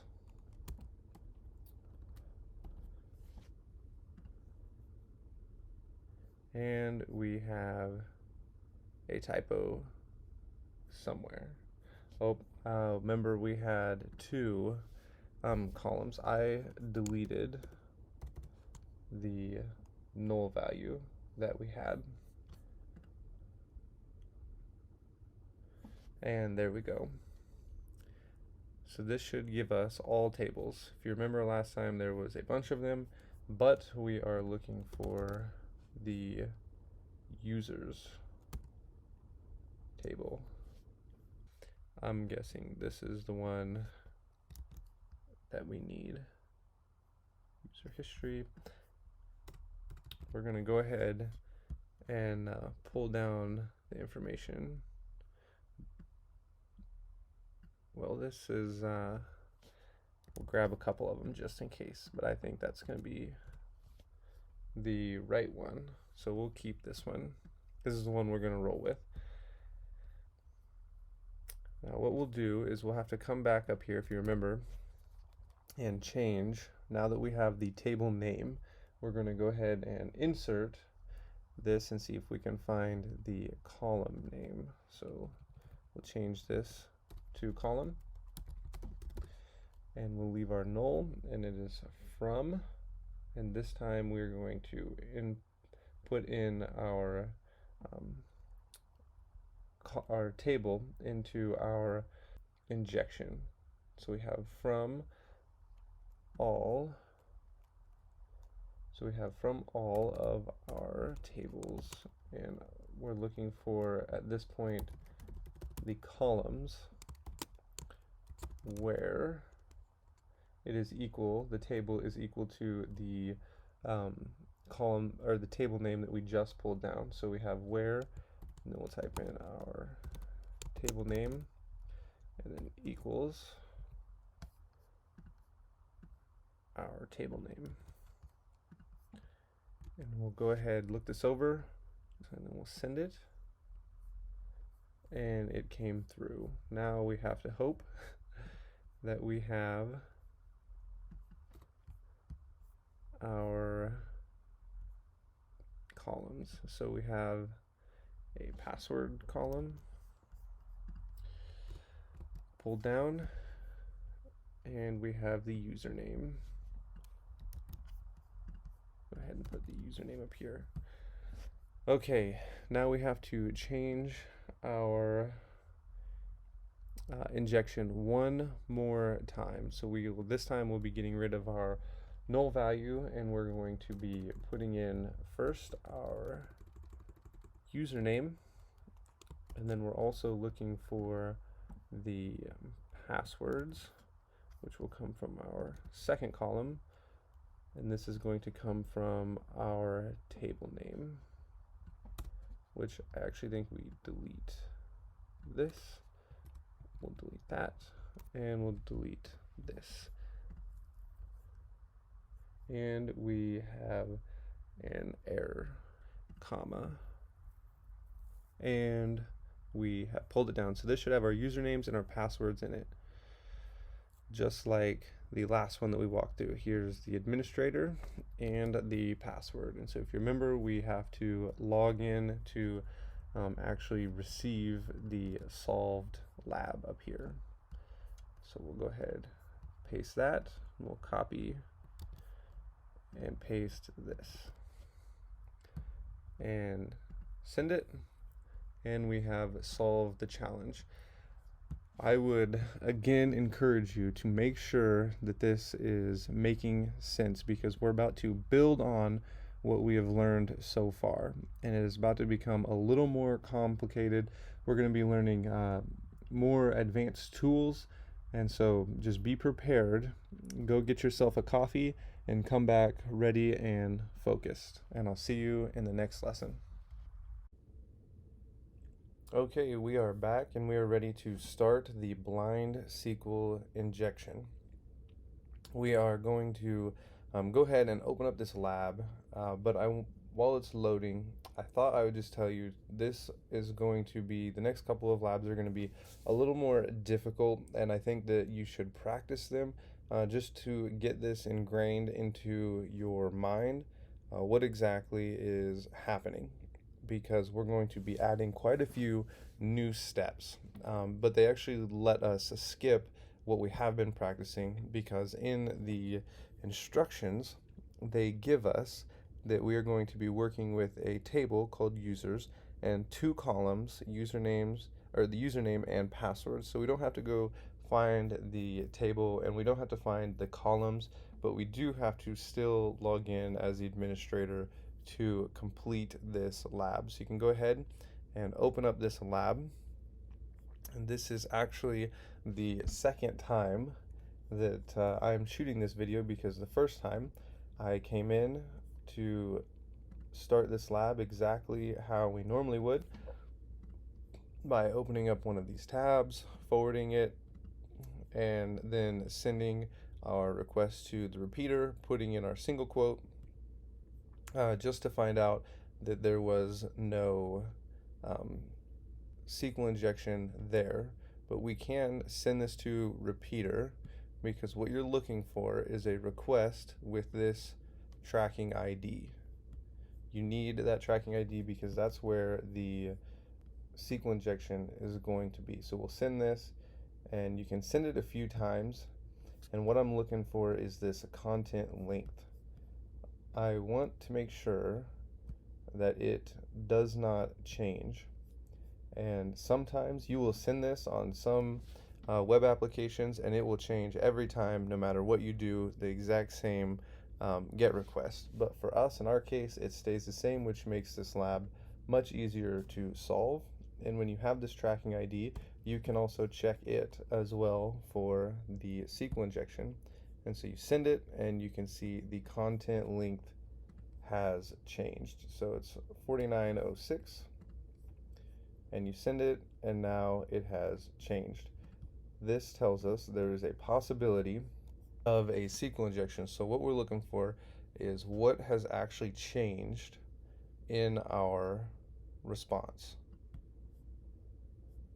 So I actually have already gone through here. What I like to do when I come across a different response is to copy this and take it to a text editor. I think it's easier to read through and to look at, and I also can search, which we are going to do right here. So when it comes back without any modifications, we have the, let's send this again, we have the welcome back is on the page. When we put in our single quote to try and provoke an error, the welcome back is gone. So you can see we have 0 matches right here. And so with our 0 matches, we want to send a true statement to make sure that we can really add on to this query. So we go or 1 equals 1, and then comment this out. That comes back as true. So we know that we can give some kind of request and see what comes back true, what is actually true and is on the database will come back with this welcome back, which is what we're going to have to pay attention to. And so we'll go ahead, because we've already been told what the table name is and the column names, we can go ahead and start to look for information from this table. So we'll type in our usual union select, and this is where it changes, because we're going to now add a character into our query. So we're going union select from, and then we're going to go to our users table, where the username, username is equal to, and then remember we were told we need to log in as administrator, so the username we're looking for is administrator,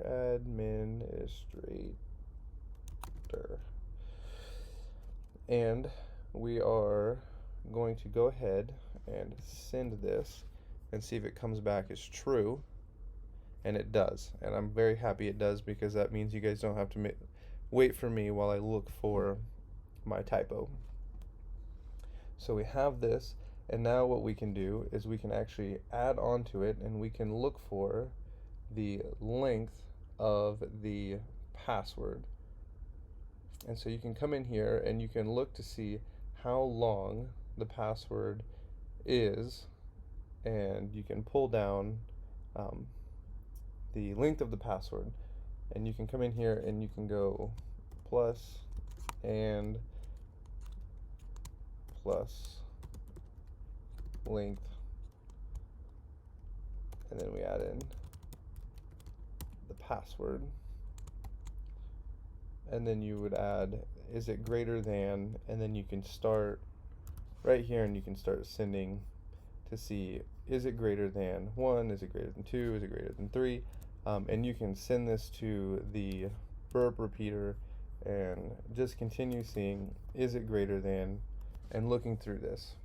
What I am going to do is I'm actually going to skip this process for the sake of time, because we're going to have to go into a burp intruder and start looking for the actual password.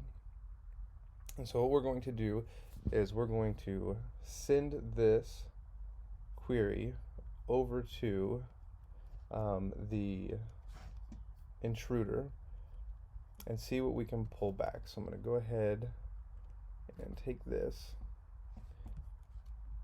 query here, and what we're going to do is we're going to take this and we're going to add into it the characters that we're looking for. And so you would add in that you're looking for the first character and only one character inside the query, and then you're going to start with the character A.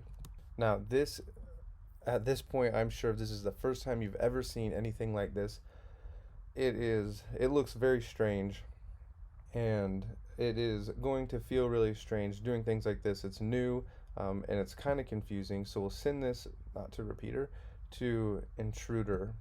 And so we have this new string that we're sending. So we have our normal union select, and then we have a string from users where the username equals administrator. So we're looking on the table name users under the column username for the administrator's password, and we are looking for the actual password at this point. And this, actually, I just noticed, we're not looking for the length of the password. We're going to be looking for the substring. So we'll come over to intruder, we'll look at our positions because we've already sent this over here. We'll clear where it wants us to start querying, and we are looking for the substring in the password. And so we will go ahead and set this up. What we do at this point is, as we set up our payload, you will add the whatever those symbols are to tell it this is where we want to shoot through, or we're going to use the cluster bomb. So this is where we're going to be going through and sorting to make sure we have the right characters. And then we'll add right here, because if you remember, this selects the first character, and then it's going to go through the first character for all of the characters that we give it. But then we want it to go through the second character as well, and then the third and the fourth and the fifth, until we reach the end and we have the password.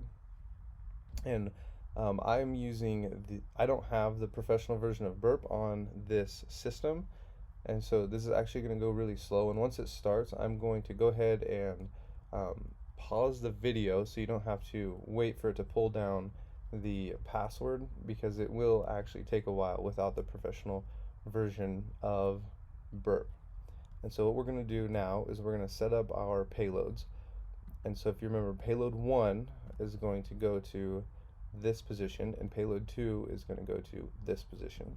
So the first payload, we're going through numbers. So we will find numbers, and we're going to go from 1, and this is when I guess it would have been helpful. I'm just going to go really far. This is when it would have been helpful to see how many characters were in the password, so you would have known how far you needed to go. And then we're going to go by a step of 1. So it's going to go up 1 character once it goes through all 30 characters. And then position 2, we are going to be going through the alphabet. See if it has the alphabets in here for us. I believe it does. Manually add these in, it would be a lot easier to go through these without having to do this, but I will edit this out so you guys don't have to see me add all of this in. Alright, I believe we have all of the characters added in. So now what we can do is we can go ahead and start the attack. And we can say OK. And now it is going to go through and start working through all of those characters. So position 1 and A, is position 2 and A, is position 3 and A. And it's going to go through and check every character for each position until one returns true. And one of the things, not sure this works without having the pro version, we have the welcome back that we can grep on. And we'll actually just wait. We'll check the content length. I'll go ahead and cut the video and wait till we receive back the information from our query. Okay, I have gone ahead and cut the video in the middle of where we were after starting the attack, and you can see that it's been running and we've pulled down some of the characters that we've needed. One of the things that might be helpful, if you copied exactly what I had typed into the payload or into the query right here, I actually had a error, and I had to go through and change that and fix it. And then that ran for a little while, and then also my computer fell asleep while running this, and it closed out my query, and so I had to restart it. And so this has been running for what feels like forever. And so I'm going to go ahead and we're going to stop it here, and I'm going to show you a little more manual way. And it's also a lot faster because if you can see, it's sending one query each time to the server, and it's very slow, anywhere from 10 to 15 seconds. And it's because we've sent so many. And this is one of the things Burp does in order to get you to buy Burp Professional, so that it'll send them really fast. So they've throttled this down, but I'm going to show you a way that you can kind of get around this and send your queries a lot faster. And before we start that, I kind of wanted to show you our positions just in case it wasn't clear. Remember, in our query, we are selecting from the users, the table users, where the username is just the column, and we're looking for the name of administrator inside the password column. And so we're sending, this is the first character in the query. So this would be position number 1, and then it'll change, and it'll go position number 2, and then position number 3. And it will send A all the way through, however many we set, those positions, 1, 2, 3, 4, 5, 6, to see if an A comes back as true in any of those cases.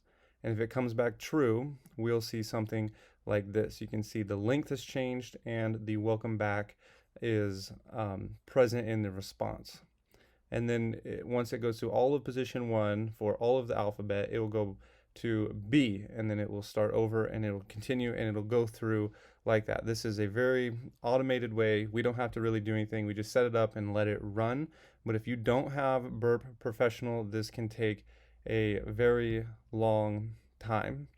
And one thing before we go ahead and I show you how to organize this to find the password is that in order to get this welcome back to show up, what you do is you can check in your response, and you can have your welcome down here. And if you can see these, it matches. The welcome has come back, which means it's true, and we have a match. For these down here, it is not true, and there is no match. And so we can sort out the true characters that exist and in which position they exist. So there's a G in position 2. There's a G in position 15. We have a K in position 8. And so on. And so we can know this is where there's characters and this is how it's true. But in order to get this welcome up here, you have to go into your options. You will come down, so it'll start you up here. You'll scroll down to grep match. You will clear what's in here, and you will add welcome. You'll get a little pop-up. You'll just click OK. And then it will bring you back to your results, and it will look like this. And what you do is you just click this, and you click it again until we have the arrow facing down, and it will have all of the characters there for you as it runs. Now, the way I like to sort out the password is to have a text file open, which is right here. We have our text file. We'll delete this, and we'll delete this, and we'll paste this in.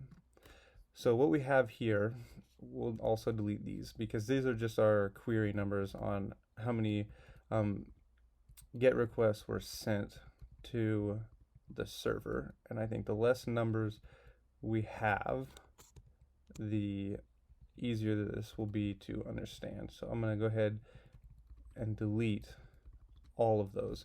So this, if you remember, let's open this back up and have our text file.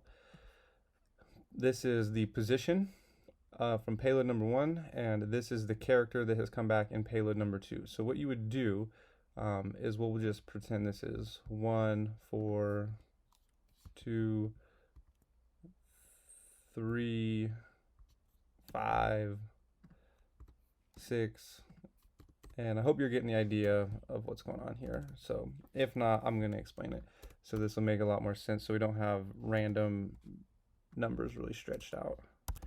10, 11, 12. So let's say this is what we've brought back, and the query is finished, even though we know it's still running and it's going to take 5 more hours for it to finish running.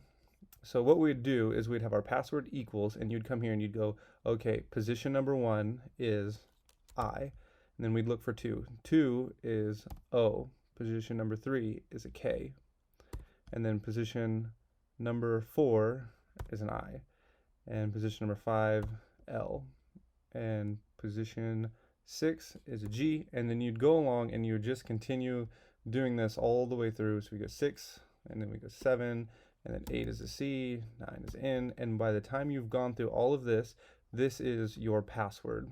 And so we were told that the username is administrator and the password is what we're pulling down right here. And we'd come over here, we'd go to our lab, and this is where we would come in, we'd click log in, you would use administrator, and then this password that we have just pulled down. So if you want to let your intruder run forever, because it is really slow, especially once you get past about position, after you get past request number 30 to 35, it really slows down.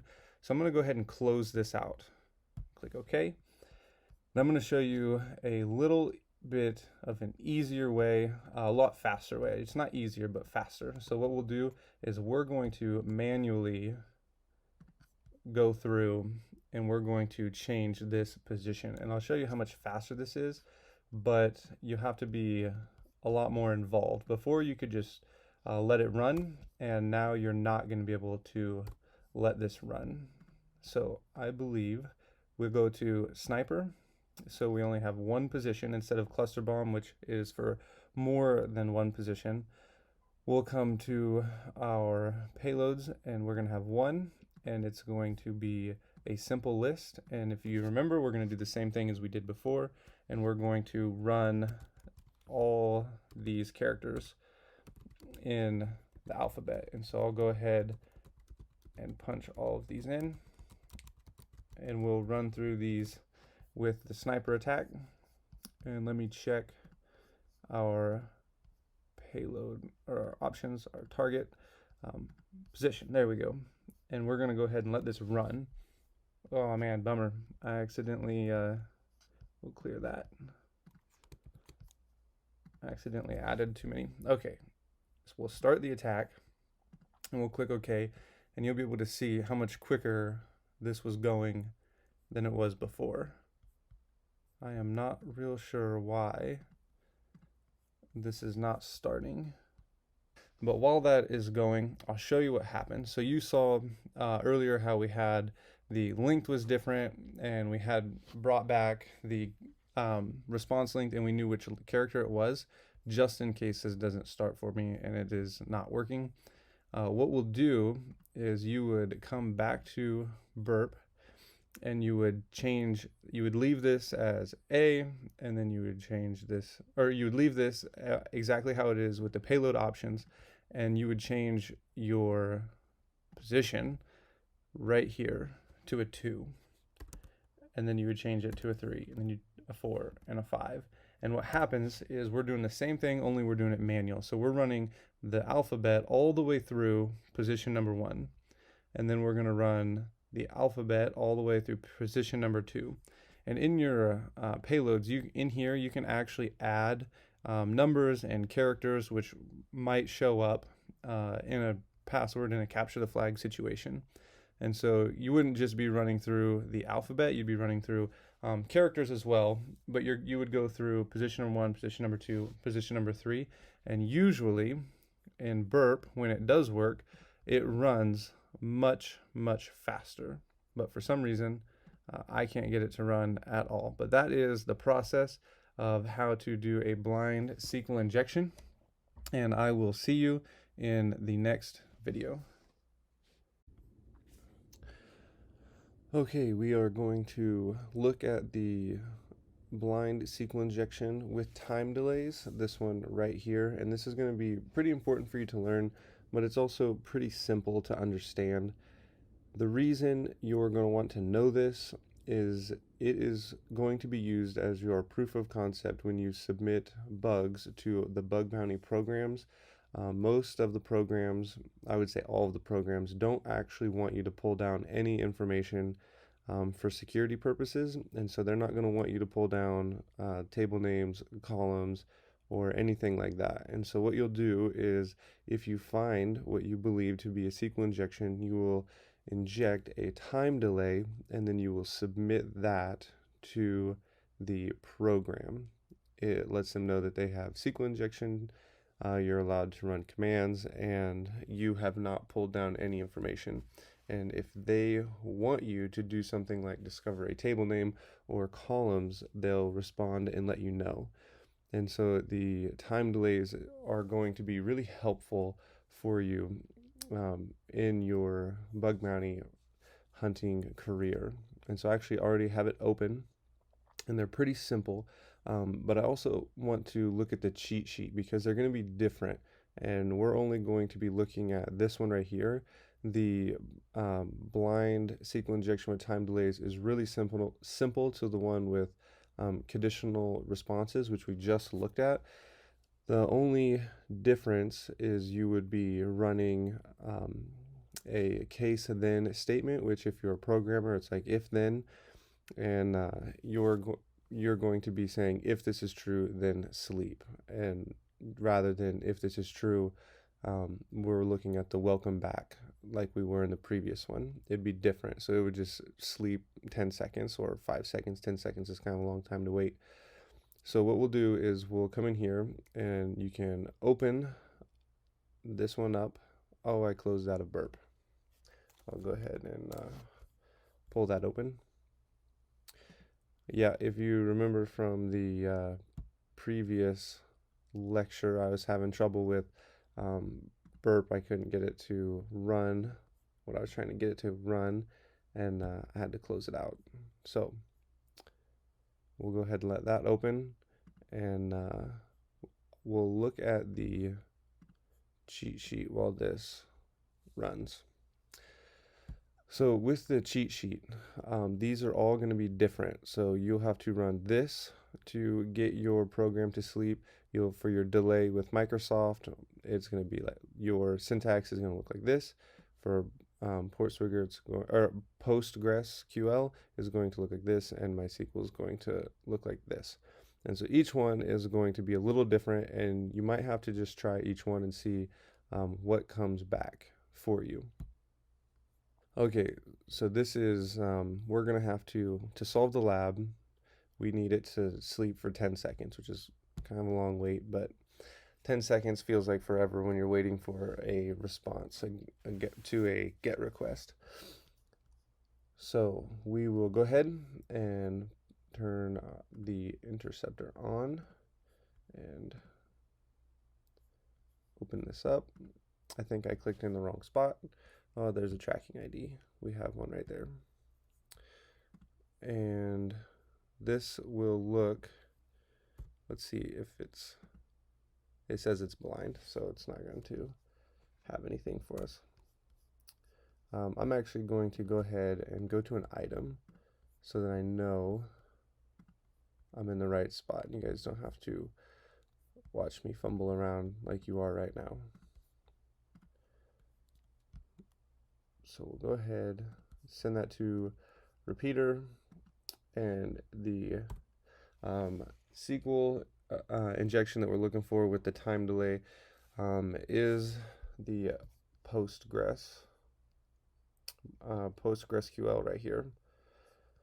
So what we'll do is we'll use this syntax right here, the pg sleep 10, and we're going to have to concatenate it to our query. So it's just two pipes, which is just above your enter key or your return key if you're on a Mac, and then you just type in the syntax exactly like you just saw, and then we don't forget to comment out the rest. And that should take 10 seconds for our response to come back. And once that response comes back, we should have a solved up here. And so the time delays are really simple. They're really easy to run, and this is how you do it.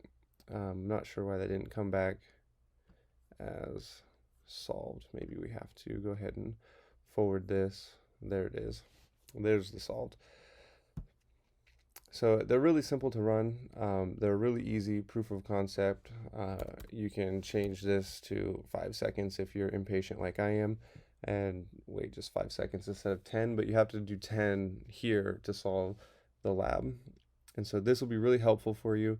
They don't really have any more practice labs for this other than the one that we saw, where you're going to basically go through and do everything we did in the previous lesson, only with a case then statement to see if the query is true. It will sleep for the amount of time that you've put in, and if it's not true, then it's just going to come back immediately.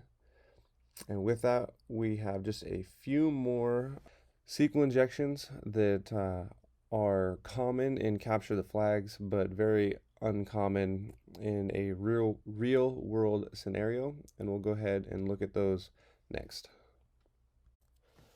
Okay, we are going to try our final SQL injection. I've gone ahead and opened up OWASP Juice Shop, and this is where we're going to try our final SQL injection. So these login user emails and the passwords are saved on a database. And so what we're doing is putting in our single quote and looking to see if we can log in. So if you want to try this, here you can just come over here, go to the account, click on login, and you will be brought to this page. And so what we're doing is, when you're trying to bypass a login and you're just trying to send it a true statement. And so what we do is we close off everything that comes before this single quote, and then we put in our own true statement, and it will log you in as the first account within the database. And so it's really simple. You would just type in or, and then we put a true statement, which is just 1 = 1, and then we comment out the rest of the query. And so what you do on your password, you can literally type anything you want, because it doesn't matter. This is commented out from here. And so we have our true statement, and then we hit login, and we have now logged in as the administrator. And so you can actually take this and try it in our labs we were doing on Portswigger. You can come down here and you can click the last SQL injection that has allowing the login bypass. And so you can come in and you can open the lab. I actually have already opened it, and you can try it right here. You can click on the login and you can try to log in the exact same way we just did. I'm going to go ahead and let you try and figure this one out on your own. It's really simple. It's actually the exact same as the OWASP Juice Shop that we just did. So I'm confident you can figure it out on your own. And if you have any questions, you can let me know in the comments below. Okay, we are ready to start directory traversal. We have talked about this just a little bit earlier when we talked about navigating through files, and we talked about going through files such as this. So we would cd into the desktop, and it changes us. We change into that directory, and so we're able to go between directories and go into different files. And the way we go backward, if you remember, if I wanted to go back to my home, I would just go back one directory, and that takes me back. A good way to practice this, and maybe you've done this earlier, is to open up your home folder and just up here in your little search bar, you can practice going backwards, or you can practice going forwards. And so we would just be going forwards like this, and then we can go forward again, and we can go into our desktop. And then if we wanted to go back, we would just do 2 dots and a slash. And so in directory traversal, we will be going through files only in our browser. So we would be going backward through here. And we talked about this a little bit in the previous lessons. And so we're going to go ahead and open up our Portswigger in our labs, and you can scroll down until you find the directory traversal, and then we're going to walk through a few of these manually, and then I'm going to show you a tool that does this for you. And I will pull up a directory traversal that is found on HackerOne, just so you can look at it and you can see just that these are not something that's lost out there and somebody's found them all. Actually, recently, I would say within the last 2 years, someone found a bunch of directory traversals. They were able to pull down files that they should have never had access to on the Department of Defense. And so if you would think of any organization that's going to have good security, you would think it would be the DoD. And these were found recently within the last 2 years, directory traversals on the DoD. And so it's out there and they happen. I've actually found a few of them, and we'll go through them manually, and then I'll show you a easy way to fuzz through with a tool that will actually pull down and tell you where a website is, or a web application is vulnerable, and exactly which exploit they used to prove it's vulnerable. So we'll do that after we go through some of these manually. And so we'll start the first one in the next video. Okay, we are ready to go ahead and open up our first lab, and you're going to be able to see just how easy these are to find manually. I think they're really simple, and anyone can go and try these with really knowing very little about how the web application or locating files works in general. You can pretty much find these straight off your very first day. So we'll go ahead and access the lab and turn this on, turn on our lab. And while that's opening, there's a few different ways to look for these. Probably the most common is going to be up here in your address bar. You'll come up here, and this is where you'll search for them. And I'll just go ahead and show you. What you would do is you'd pull this open, and you'd hit your slash, and you'd go // and then you would hit enter and see if it can take you back any files. But it is not going to work for us in this bar. We're actually going to have to use burp for this. And so we'll go ahead and turn it on, turn our intercept on, and we'll view details. And so what I'm going to go ahead and do is send a few of these requests to repeater, because I'm not actually sure where exactly we're going to find the traversal. So we'll go ahead and send that to repeater as well. And I think that's it. So we'll go ahead and open this. And so if you remember how to go backward in our files, we'll actually start with the first one we sent.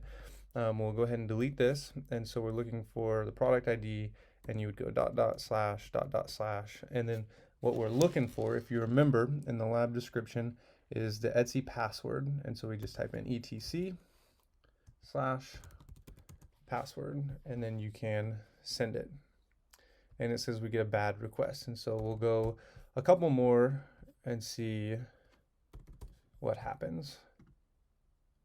Okay, so we're getting a bad request. What we'll do is we'll go over to our other get request, and we'll go ahead and do the same thing. I like to go ahead and start out just like this, and then add to the path traversal as we go. And so I just go just like this and see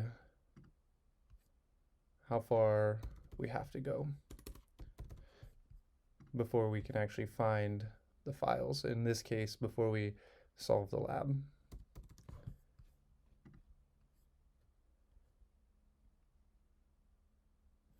And we'll try one more. Oh, I have a typo. Okay, so there it solved it. So it goes back to the root folder, and then it goes forward into this file, and then it'll go forward into the password file, and it pulls down for us information that we should not be able to have access to. And so for us, this should solve the lab for us. So each one of these just goes back one file, and it goes back until it hits the root folder, and then it'll go forward into this directory, into this file. And that will give us information that we should not otherwise have access to.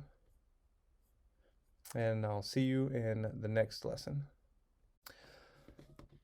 Okay, we are ready to go ahead and solve our second lab on path traversal. So you can go ahead, I think with what you have learned so far in the very first lab, you should be able to solve the second lab on the directory traversal. So if you want to go ahead and give it a try, you can open up the lab, which I've already done, and you will be looking for the same file we were looking for last time, the etc password file, and that will solve the lab for you.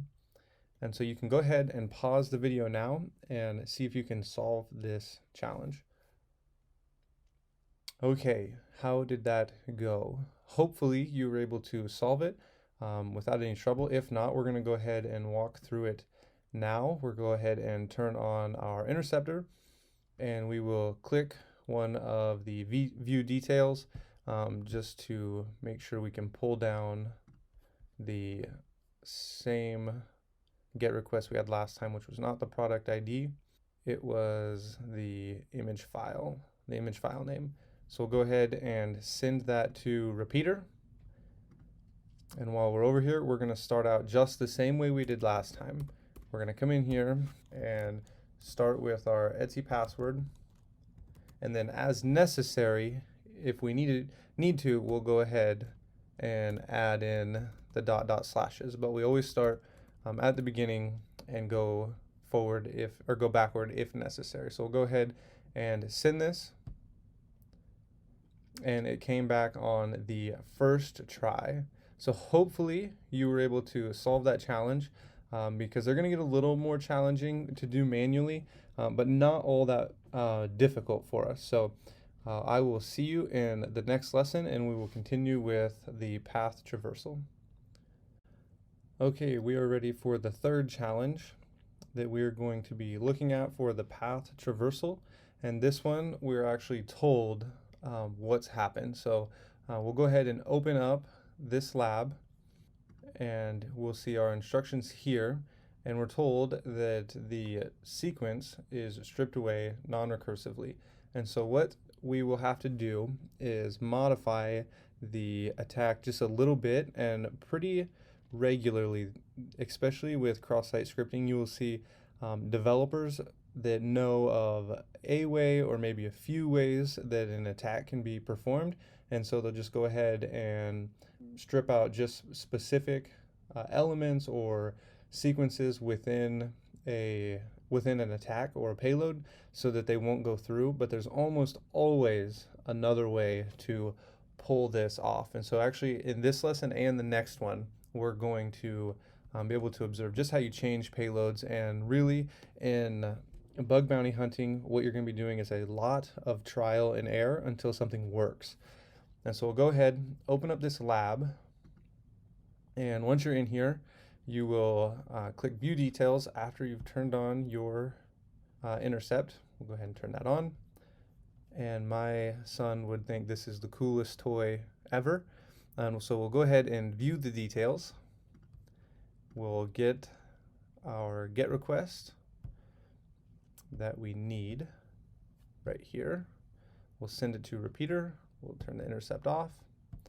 And once we're in here, we'll go ahead and we can start out with the Etsy password. And then we'll send this, and it comes back with a bad request. And so you can go ahead and try going back, and it comes back with a bad request. And I actually know what is going on because we're told that the traversal sequence is stripped away. So what we'll have to do is try something different. And so what you can actually do is go 4 dots with 2 slashes. And then this is going to be a different process in pulling down the Etsy password file. So we'll send this, and then we will 1, 2, 3, 4 continue going, and we are able to find the file we need. Now when it comes to remembering all of these different ways that you can try and find a directory traversal, it is not necessary to try and remember these. I'm going to show you a tool that actually does all of this for you with hundreds and hundreds of different ways to pull down an Etsy password file. And so I'm just showing you manually how this works so that you know what's going on and you know how to find these, just in case you're not allowed to run a scanning tool or anything like that on a specific web application. But you do not need to try and remember all of these different ways to pull down the Etsy password file, because you will have sources available that can do it for you or remind you exactly how to pull off these attacks. So with that, we're going to look at one more, and then we're going to look at our tool that will do this for us. So I'll see you in the next lesson. Okay, we are going to be working through our final path traversal before we look at how to do this with the automated tool. And so you can go ahead and open up this lab, and in here we can read our instructions and exactly how to pull this off. And so we're told that this has URL decode in it. And so this is actually very similar to a exploit that was pulled off, and I came across this not too long ago when I was looking through path traversals and how they were pulled off on the Hacktivity.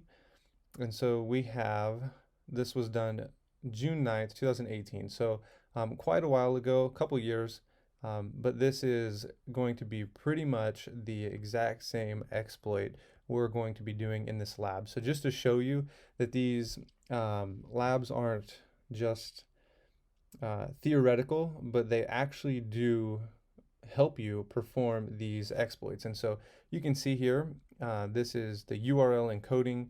And so a simple way to look at URL encoding is you can come over here to the decoder. You can type in some gibberish, and then you can encode it as URL, and you will see the URL encoding pull down here. And so what we are going to be doing is doing something very similar to what this guy has done here. And you can actually see he actually pastes, it pulls down the file that he should not have access to. So what we are going to do is come in here, you open up the lab, click access the lab, same as we've been doing in the last few lessons. We'll open up burp, turn on the intercept, and we will view details of one of the files. We will look for the GET request with the image file name, send it to repeater. And now what we're going to do is very similar to what we just saw. So we'll start out just like normal, you can go ahead and send this, and then we are going to type in the URL encoded version because it's going to decode it for us, which is %252F, and that should pull it down for us. And we'll go ahead and delete that because it's encoded in there, and so we can send that. I'm going to do, rather than type this, is I'm going to go ahead and copy it and then paste it, and then send it, and then paste it, and then send, and there we found the file. And so you can actually really easily see how this is very practical. Here we're practicing it. Here someone actually pulled it off on a live website. And so if we come in here and we turn our proxy off, we should solve the lab. And so in the next lesson, you are going to be required to open up Juice Shop, because this is the URL we're going to be using to pull off the attack on our automated tool. So you can go ahead and open up Juice Shop and get it running, and I'll see you in the next lesson. Okay, we are going to be looking at the automated way to find directory traversal exploits. And so you can go ahead and open up a terminal and have Juice Shop open and running. And just to make sure you have the tool installed, you can come down to your terminal and you can type in sudo apt-get install. It should look exactly like this. And then you will hit enter. It will require your password, and you can go ahead and type that in, and it will run, and it might ask you, are you sure you want to install? And you can press Y and then hit enter or return if you're on a Mac, and it will install. And so the way to run this tool is very, very simple. You would just type in .pwn, and then we will give it the parameters that we want it to follow. So we'll just type in .pwn, and then we will go -m, and this is, I actually already ran it just to make sure it would run on our local server. And so this is what you will type in. You will type in .pwn, and then you'll flag m http, and then you'll flag h, and it's our local host. And so I actually just came up here and copied and pasted the page I was on, and when you hit run, it will run for us. Oh, it did not run for us because we have to run it as sudo, as our super user. And now it is running, and it'll ask us, press enter to start the testing, and then we'll go ahead and hit enter. And now you can see, look, it is running all of those for us with the //// and then it encodes it, and it just runs through, and it tells us even where it's vulnerable. Now this web application is vulnerable. I think it's vulnerable to all of them. They did not do a good job when building the web application for making it secure to this attack. And it will run, and there are hundreds of different ways to send. There's the one we just saw with the %252F, and it runs it for you, and it'll tell you. For us, it would have been right here. We would have had 3 paths to go back before it goes forward into the Etsy password. And so it would have found it right here. It would have flagged it as vulnerable. So now you can see just how easy it is to run this with this tool. And you can go ahead and hit Command C to close out of it so that it'll stop running. And it might have actually went ahead and solved a challenge for you. If it didn't, you can go ahead and type in // really any of these, because it says it's vulnerable to them, and then type in etc/password, and it should pull down. I think I already solved the challenge. It should pull down that we have accessed a file that you should not have had access to, and so that will solve that challenge for you. It's pretty simple. Running this tool is really easy, and it takes a lot of the manual testing that we just did out of account for us, and it will run hundreds of different ways to find a path traversal. And that is it for directory traversal. It's pretty simple, and .pwn makes it way easier for us to run this vulnerability and to scan for it and to fuzz and see just where this is at. So with that, I will see you in the next video. Okay, we are going to be starting a new attack. This is on the XML software, which is used for storing and transporting data. It is what we're going to use it for is to pull down information that we should not have access to. This is the fourth most common vulnerability, and so it's good to learn. It is not a very complicated exploit. It's actually pretty simple to pull off, especially once you kind of know what you're looking for. And it is most commonly found on older websites that may not be kept up yet, or you can find older domains that companies are not regularly using or have been up for a while. And so on OWASP's top 10, it is recognized as the fourth most common vulnerability.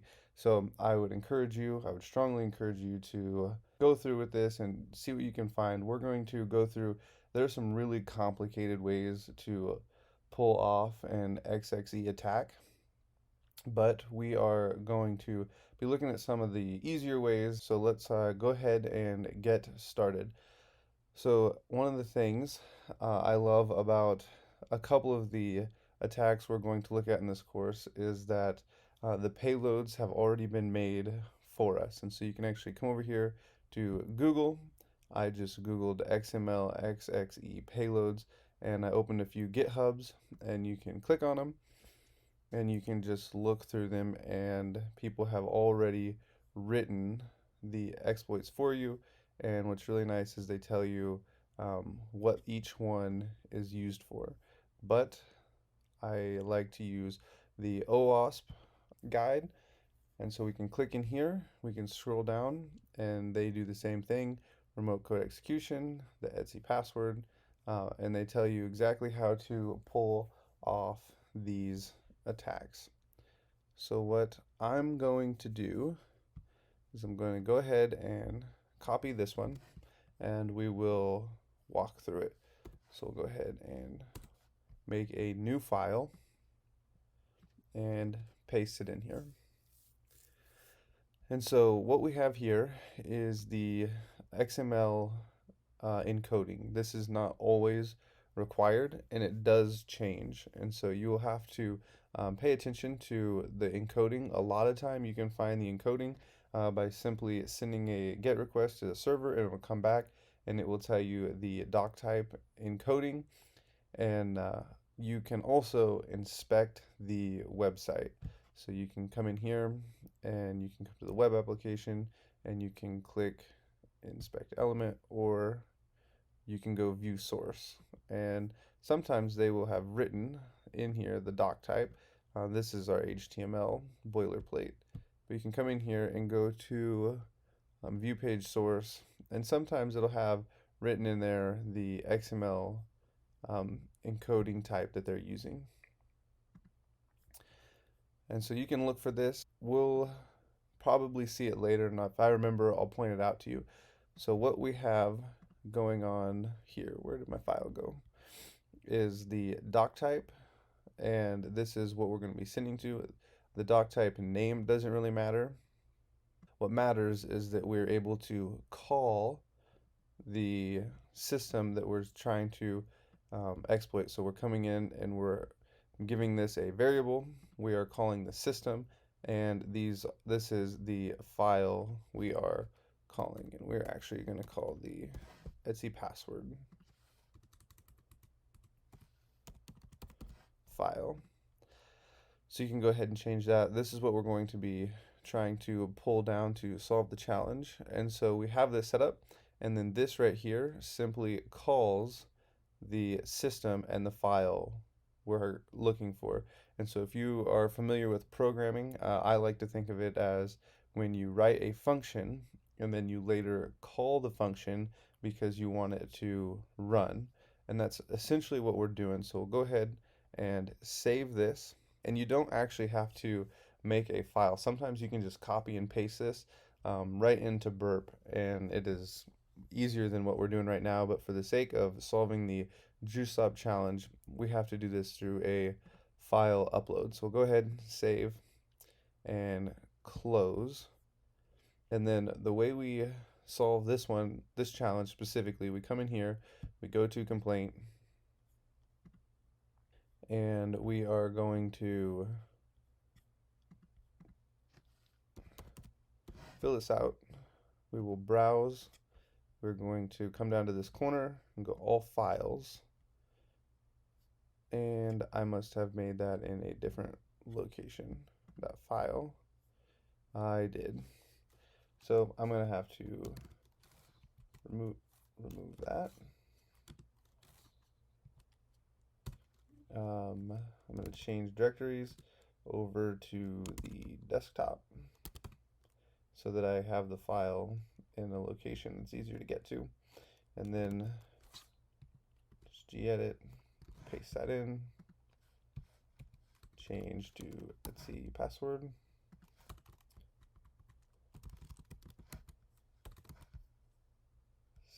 Save that.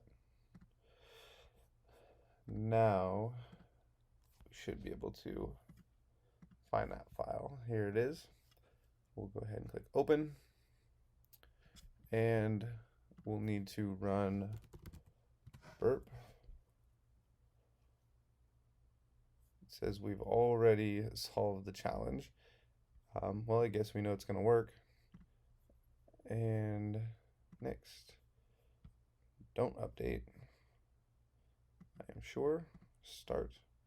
I actually turned burp off just a few minutes ago when I was browsing through the internet, so I will come back in here and set this up. Our intercept. And we'll come in here. If you remember how we set these up, scroll to the bottom. We already have this configured, so we just go use manual configuration, and burp should be going.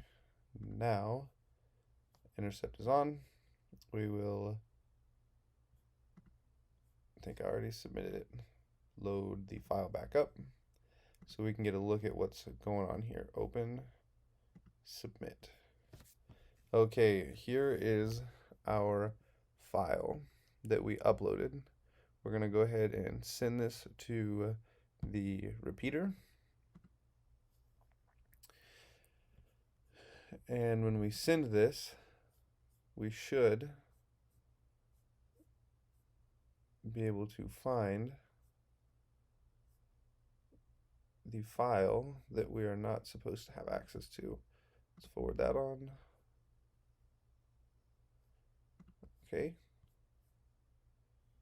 Seeing, oh, there it is. It's just definitely not formatted very well.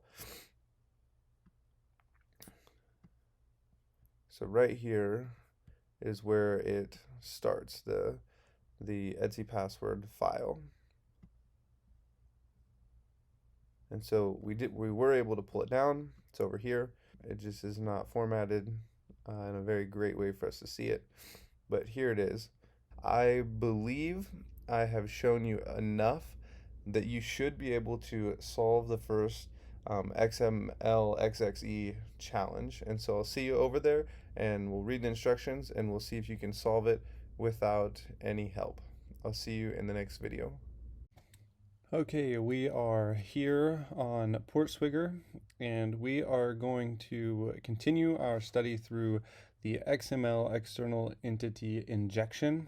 And we're actually, since we just saw a file upload on our Juice Shop application over here, we're going to go ahead and try and do another image upload. This one's a little more hands-on and a little more difficult. So I actually went through just to make sure I had the proper payload or the ability to show you exactly how I thought through this. I actually went ahead and already did this, and I will be honest, it probably took me at least 45 minutes to solve this challenge. And so a lot of these labs and a lot of bug bounty hunting and web application testing is going to be trial and error. And I'm going to walk you through some of the stuff I did and some of the mistakes I made, but also just to show you this is how I thought through, this is how I changed the payload, and this is just how you're going to have to figure out what works for you. And you're going to spend time Googling around trying to figure out solutions.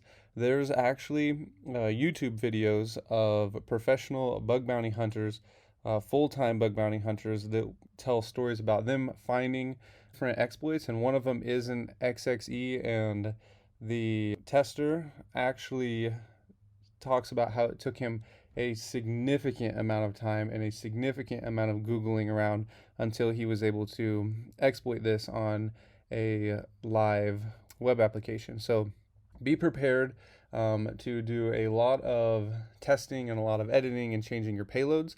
The good thing is a lot of what you need already exists on Google, and you just have to know how to read and then basically copy and paste.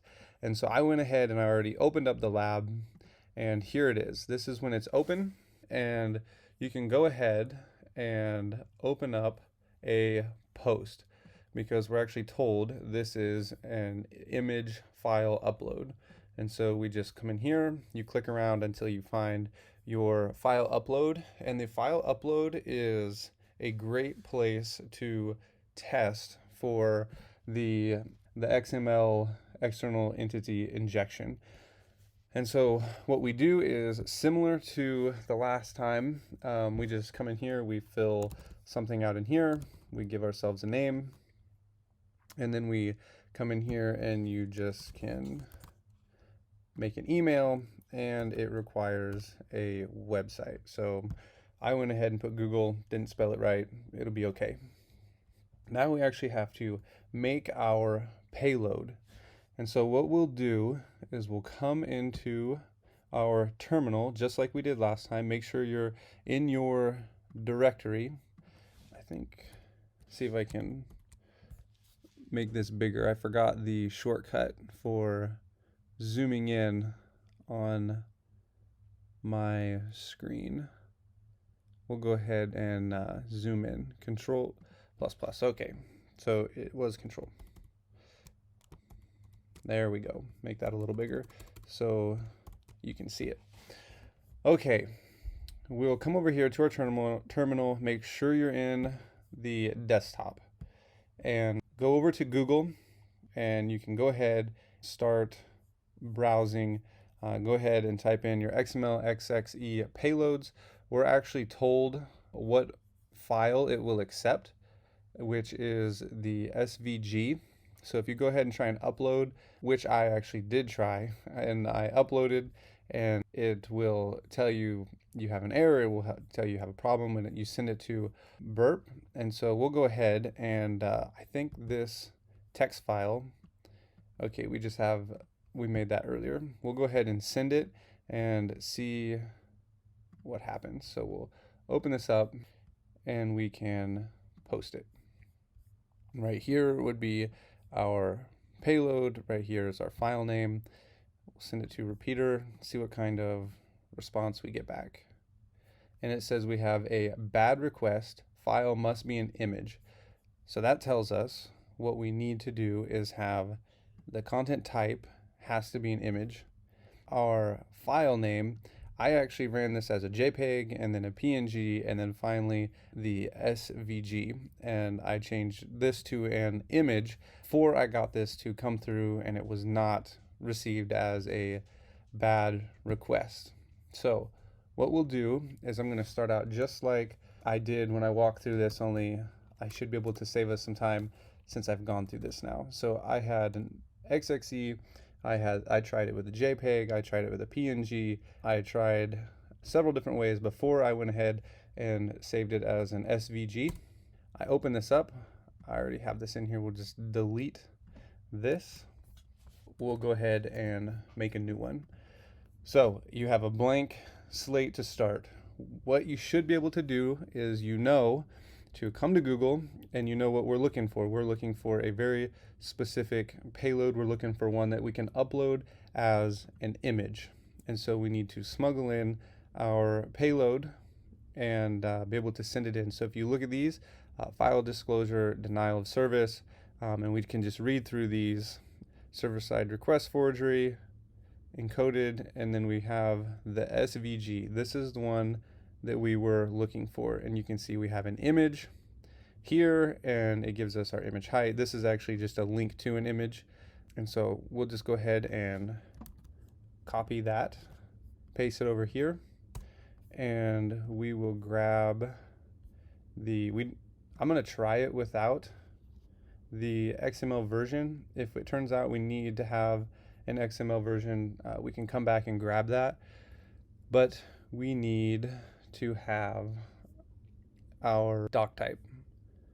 So we'll come back up to one that we used earlier, which I actually think we grabbed out of the OWASP website. So we'll come back over here, open this one up, and we are looking for just a basic, just like this, just a basic XML exploit. So we come here, and what we need out of here, we'll try the version, adding in a version later if we need to. I don't think we will. But what we do need is we have to have a doc type, the file we're going after, and then we're going to have to call it. So we can come up here, we can paste that in. We have our doc type, which I did not copy all the way. So we have this in here. We were told it needs to be from the Etsy host name is where we're trying to pull this down from. So we'll go ahead and change this to host name. And we have our image here. We don't need to send this to a link because we are making our own. So we'll go ahead, delete that, and we will have to call the file, but we're going to do it a little bit differently, because what else we're injecting in here when we send this request, we are sending in actual text. And so what we'll do is come in here, and inside this tag right here, actually it's outside this tag, we're going to go ahead and we're going to create we're going to send in a text tag as well. And inside here you have to have the font size. We will have to have a X and a Y for the location, X equals and a Y equals. And these are arbitrary. You can put whatever you want in here and it should work. And we need a font size, and so I don't know, 30 sounds like a great font size, even though I'm fairly certain it doesn't really matter. We'll go ahead and move that up, and then we need to close, we'll have to close this out, and right here is where we're going to call right here our XXE. And the way we're going to do that is with our and symbol, and then we type in whatever we name this. You can actually name this whatever you want. We just need to make sure that we call it, and then we'll close out this tag. And this looks good to me. It looks good so far, so we'll just go ahead and see what happens. So we'll save this. Remember to save it, have a name, know what you saved it, so you know what you're calling. So we'll come in here, we'll browse, we'll go ahead and grab that file, and we will open it, and we're gonna send this. And I actually, if this works, it might not work because it might have a typo, but if this works, I'm gonna come through here and I'm gonna show you exactly what I did that landed me to this payload. So we'll go ahead and turn the intercept on, and we'll post this comment. And here's our payload. We'll send it to repeater, and then we'll send it and see what response we get. We have the 302 not found. What we'll do is go ahead and turn this off and post our comment. Thank you for your comment. Now, the way to know whether or not this worked is we inspect our page. We find our comment, which is actually back a page. We'll go back, and then we'll refresh. And then there's our comment, and it did work. It did go through. And the way you'd find it to solve this challenge is you go view source, you come down to your comment, you'll open it up. That wasn't my comment. We'll open up our comment. See, here's our file name, and there's the password to solve the challenge. So you'd copy this, and you would come up here, and you'd go submit solution, and that's your solution. Now, to get that answer took me a significantly longer amount of time than what we just walked through. So what happened the first time I made this? I left in this image, a tag, which caused me a lot of problems because it was going out to retrieve this image tag. So what I did is I had this, and I wasn't paying attention. I didn't read the instructions.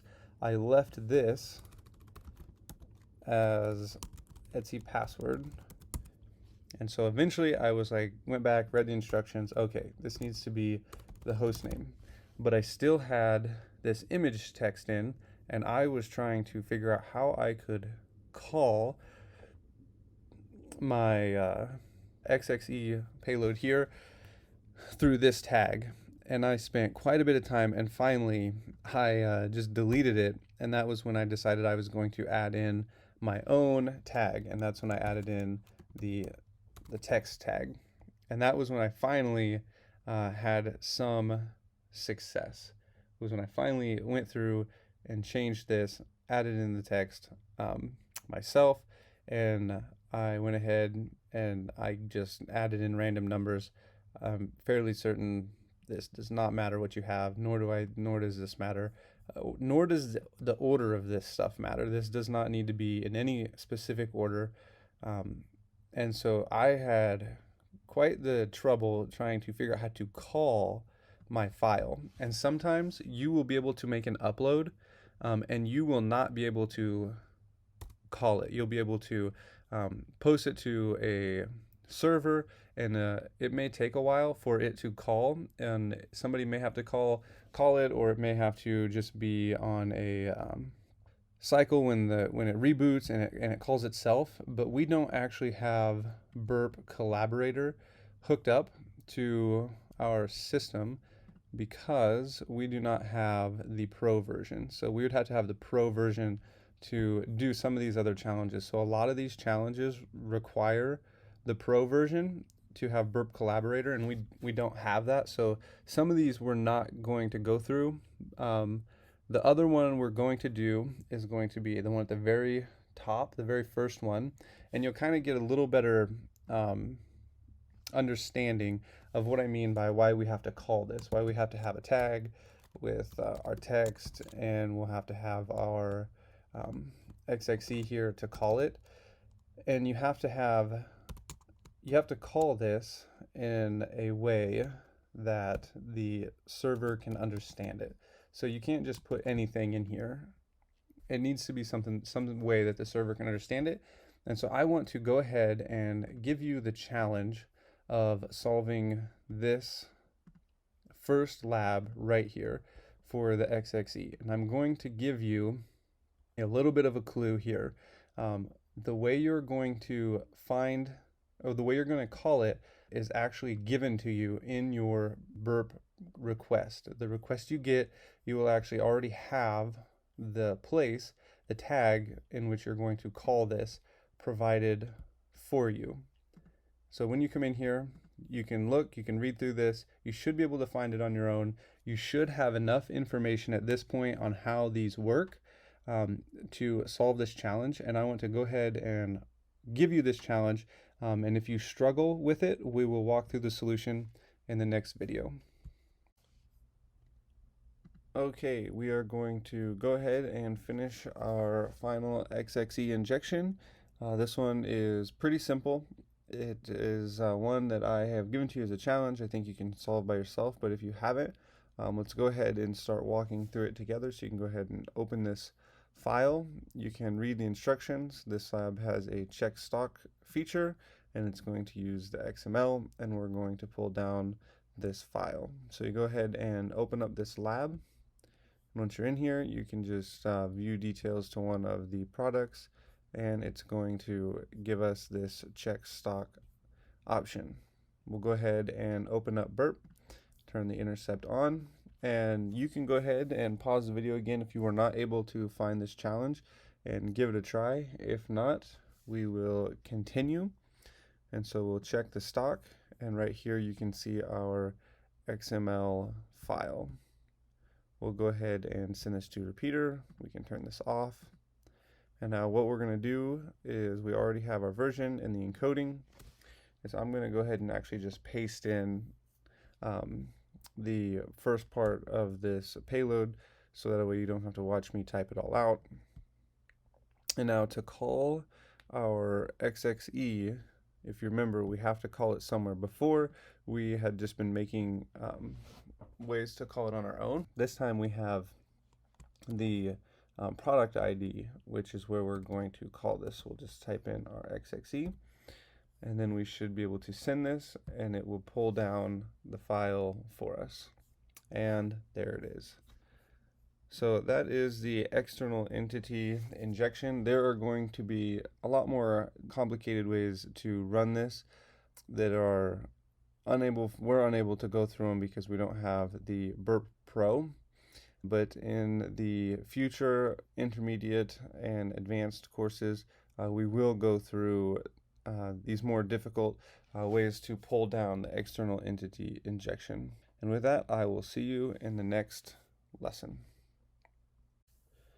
Okay, one of the most common vulnerabilities is going to be cross-site scripting, or it's also known as XSS, or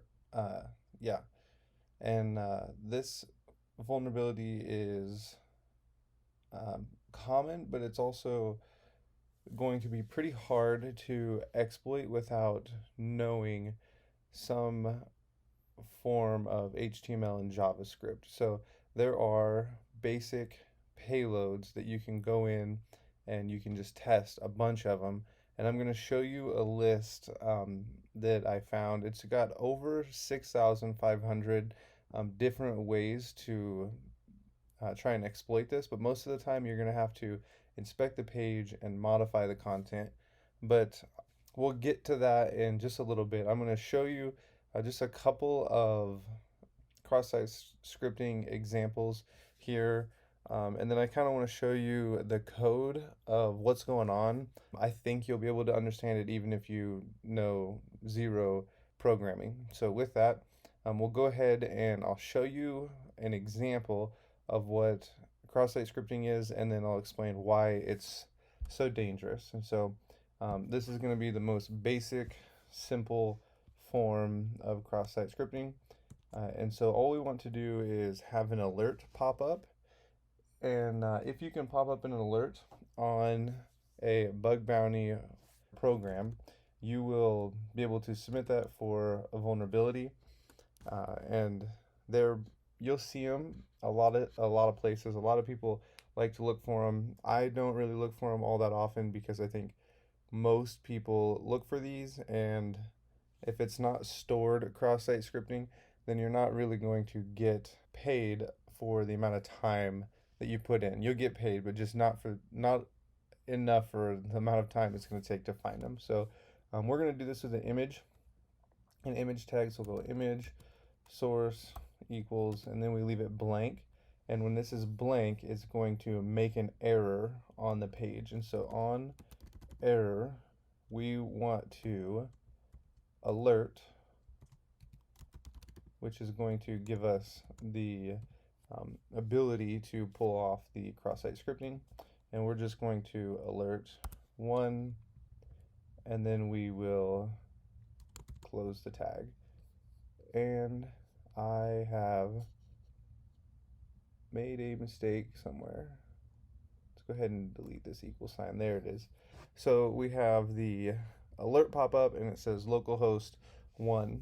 Now what you can do with a cross-site scripting and why it's so dangerous is not because you can just pop things up on somebody's screen, but what you're able to do is you could make this look really fancy, and you could say log into Wi-Fi or log into this page, or you were accidentally logged out, and people can type in their username and their password, and then all of a sudden you have their credentials. You can put alert document.cookie right here, and then all of a sudden you can steal their session. And so there's quite a few different ways that you can use this to get malicious with it.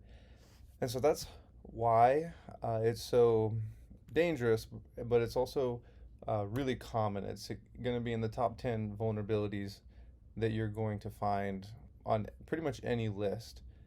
And so right here is a different version. So right here is just plain as can be.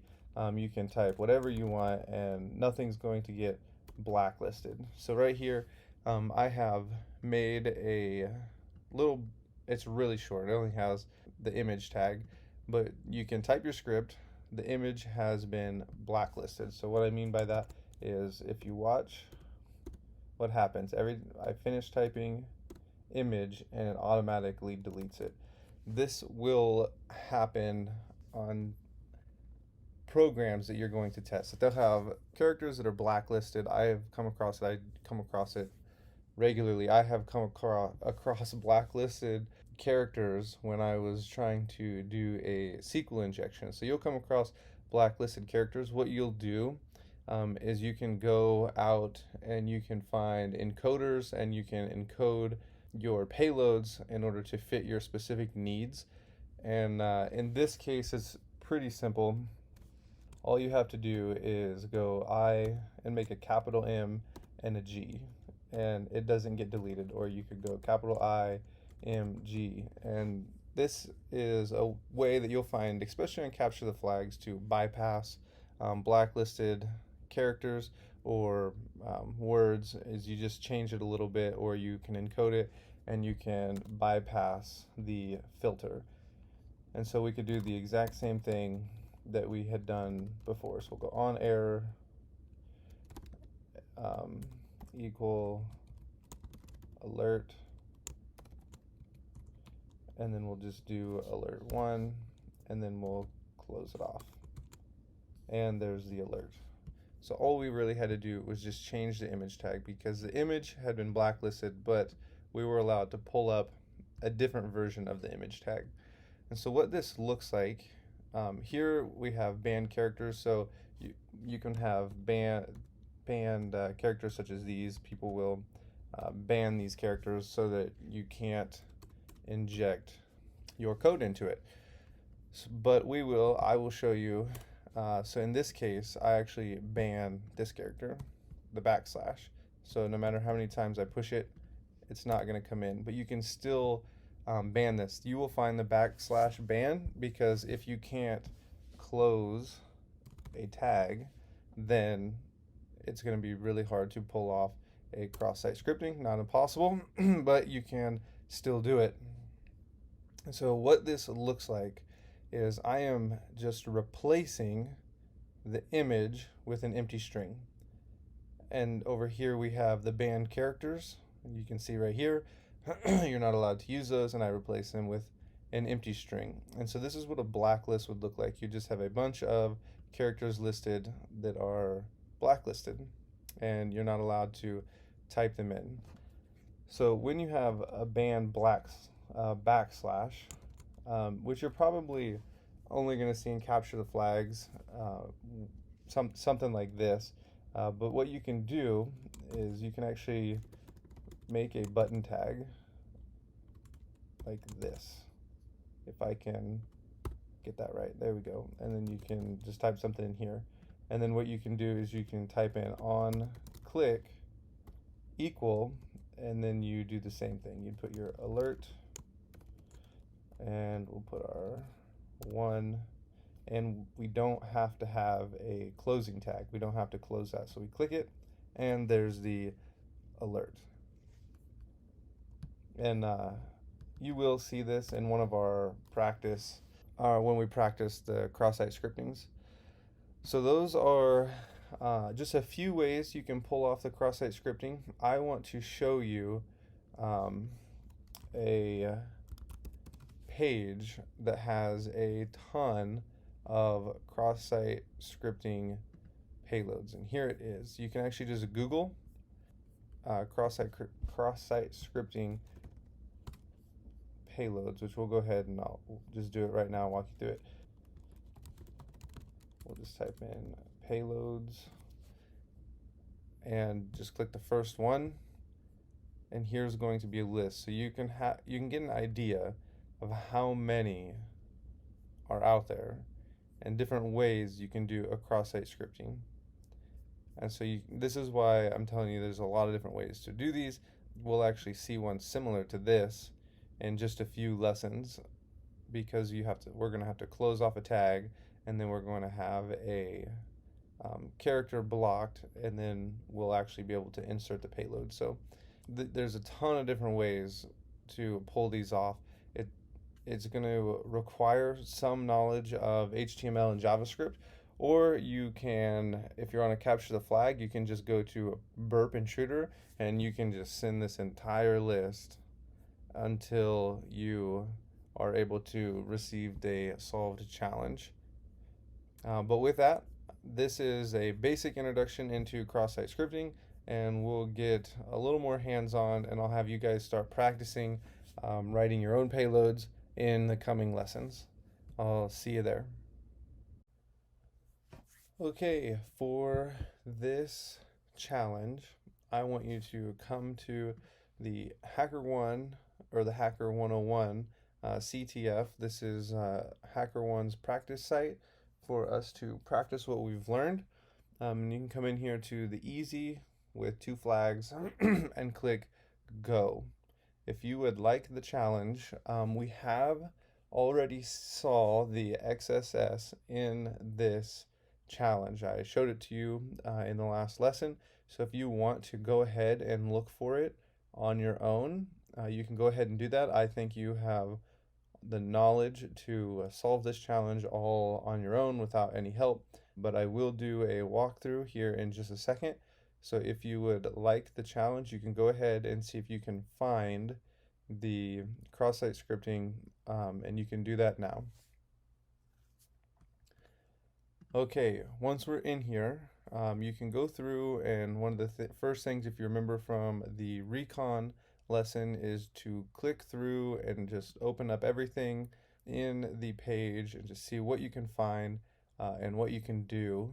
I actually just thought of another way to try and solve this challenge that I might try and see if it works. And then you can come back and you can go back to the home page, you can create a new page, and you can just click through and see what you can find. But in the markdown, they actually give us a clue as to how to solve this challenge. You have this random button here, it doesn't do anything, but if you edit this page, we have the tag for a button.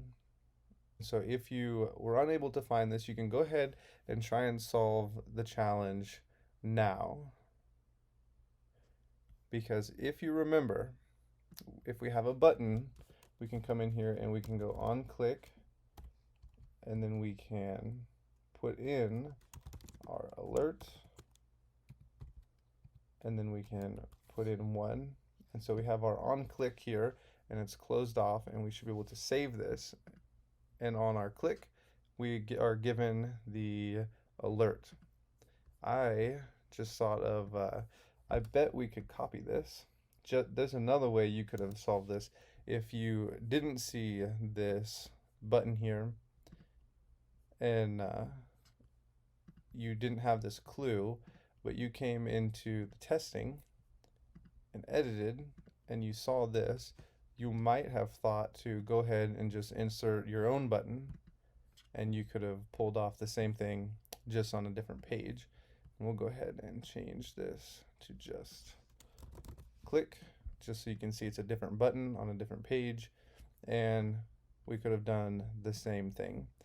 So that is another way that we're able to pull this off, and we're going to see a couple of more examples. And the reason for this is the cross-site scripting is a rabbit hole that you can go down indefinitely. There are thousands and thousands of different ways to pull this off, and so I just want to show you the basic introduction into cross-site scripting, because without knowing HTML and JavaScript, it's going to be kind of challenging to pull these off. And since this is a beginner course, I'm not really expecting any software developers to be in here wondering how to do a cross-site scripting, because if you're a developer, you're going to already know, because you will have had to write code to defend against it. And so with that, I will see you in the next video. Okay, we are going to come back to Portswigger, and we're just going to do a few of these just so you get an idea of how cross-site scripting works and how people can attack it, and just a little more understanding of seeing these in context of how they relate to pulling off these vulnerabilities, especially to beginners, as you can just copy and paste some of these into search engines and search bars, and you will see them on HackerOne in the Hacktivity, and just so you understand what's going on. So we'll go ahead and open up this first lab here, and we will be told what we are supposed to do. So we're supposed to call the alert function in order to solve the lab. And this one is going to be one of the most basic cross-site scriptings that we're going to see. And one of the common ways to check to see if a website or a web application has any defense against cross-site scripting in a search bar like this. What you can do is you can come in here, and this is basic JavaScript. So we just type in script, and then we type alert 1, and then we close the script tag. So this is just a basic JavaScript command here. I can type. And so if this has no sanitization, then this should work. And you can try these in search bars. You can try them and post this script to any kind of social media outlet for the web application and see if it pulls back any cross-site scripting. So we'll go ahead and search this, and it says we have timed out because I opened the lab before I started this video. So we'll go ahead and reopen the lab and let that load. And we'll go ahead, and once this is loaded, I will actually just paste that in. Go ahead and paste that in, and we'll search it. And it pulls back the alert. We were able to alert 1, and it says we have solved this challenge. Now in the next challenge, we are going to go over the DOM cross-site scripting, which I actually think is down here, because this is one that we have seen with the inner HTML, this one right here. So if you would like to go ahead and open this up and give it a try and see if you can get this to pull the alert, we have looked at this payload before. It's not new to you. You will have seen it. You can go ahead and try and find it on your own, and I will see you in the next video. Okay, so how did you get along with that challenge? So we can actually come in here. This is the lab we're going to be working on.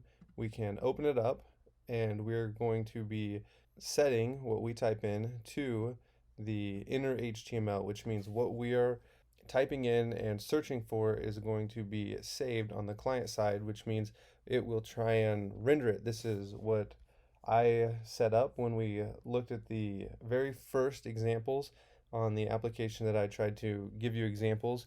If you go back and look at it, this says dangerously set inner HTML, which is just inner HTML with the React framework. And so this is going to be the exact same type of vulnerability that we have already witnessed at the beginning of this section on cross-site scripting. So you can go ahead and open up the lab, and we'll have our search bar, and we're going to be doing essentially the same thing we did in the beginning, where what we type in is going to be rendered on this page. And so we can type in our image, and then we'll do our source, which is where it's going to look for the source. You can actually type anything in here. And so it's going to look for a file saved within this application with this name, and it's not going to find it. And so that's going to cause an error. And what do we want to do? On error, we want to alert, and then here you would put your proof of concept, because we just want to prove that this works. And you can type in XSS, or you can type in 1, or you can type in whatever you want. And we will go ahead and close that off, and we can search this. And there is the alert for us. And so with that, that solves this lab. And we're going to try one more, and I'm going to show you kind of, this is a little more towards the intermediate level of cross-site scripting, but it's just a way for you to know more about cross-site scripting. And if you come across it and you really think there is a cross-site scripting vulnerability in a website, just how you can work through that and maybe do some more research on your own to try and exploit it. So I'll see you in the next video. Okay, this next lab is going to be one that is going to give an example of what it looks like to start looking for cross-site scripting in a little more of an intermediate or advanced way. This is going to be probably the most common way that this is going to be found, because you're going to have to inspect the element and know how to break out of the HTML or the string that you're stuck in order to pull off JavaScript and run it within the application. So we're actually going to go ahead and open up this one right here, and it'll be over here. It'll tell us what we need to do, and we just need to break out of the JavaScript string and call the alert function. So I went ahead and opened this up, and the most common way to do something like this is type in something that you can remember what you typed, or something really easy to find. So we'll type in 1, 2, 3, 4, and we'll hit search. And now what we'll do is inspect the element, or you can view page source. We'll actually do that. That'll be a lot easier to see. So we'll view page source, and then we find our 1, 2, 3, 4, 5, but this is not where we're going to be breaking out of this. See, this is a script tag. The search term right here, we searched for 1, 2, 3, 4, 5, and we have the closing script tag here. So in order to close out of this, we can actually put a script tag up here in our search query, and it will close all this off. This script tag will match this script tag, and then we should be able to open up a new script tag, and it will run in the order. It'll run all of this in the order that it is laid out, and then we should be able to put in our payload. So we'll come back to our lab, and what we should be able to do is close off the previous script tag. So that will close this tag, and everything before it will be inside that tag. And then we should be able to come in here and type in our own payload. And so we'll go script alert, and we will just alert 1, and then we can close off our payload. And look at it, make sure it looks right. And that should work. And then we'll go ahead and search it. And there is the alert, which means we've solved the challenge.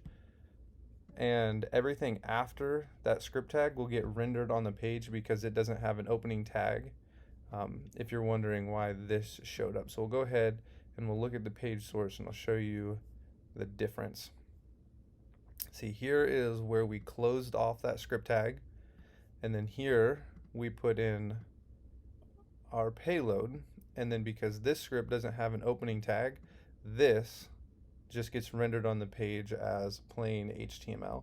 So if you are unfamiliar with programming, this probably doesn't make a whole lot of sense to you, but when it comes to cross-site scripting, it's kind of going to be necessary to understand HTML and basic JavaScript in order to pull this off. But the reason I included this in this beginner course is because cross-site scripting is one of the most common vulnerabilities, and so I wanted you to be aware of it, and maybe you can practice it and see if you can get better, or if you want to, before you take the intermediate course, is go learn some basic HTML and some basic JavaScript. It won't take long. You can learn HTML in a week. You can learn CSS, which is how to make a website look pretty, in a very short amount of time, a couple of days, and then you can learn basic JavaScript probably in another week.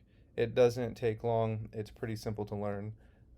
And so I wanted to show you cross-site scripting. I want you to be aware of it. Like, look at how many cross-site scripting labs exist on Portswigger, and I think they actually have, yeah, DOM vulnerabilities, so even more cross-site scripting. So there's a bunch of cross-site scripting. It's really common, but it does take some programming knowledge to solve. And so with that, I will see you in the next video.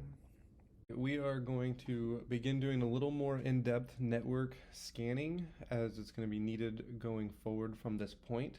And so one of the most popular tools that is used is going to be Nmap, and this is a really helpful tool. I would say most every penetration tester will run this at the beginning of any test or with any virtual machine or box that you are going to be testing against.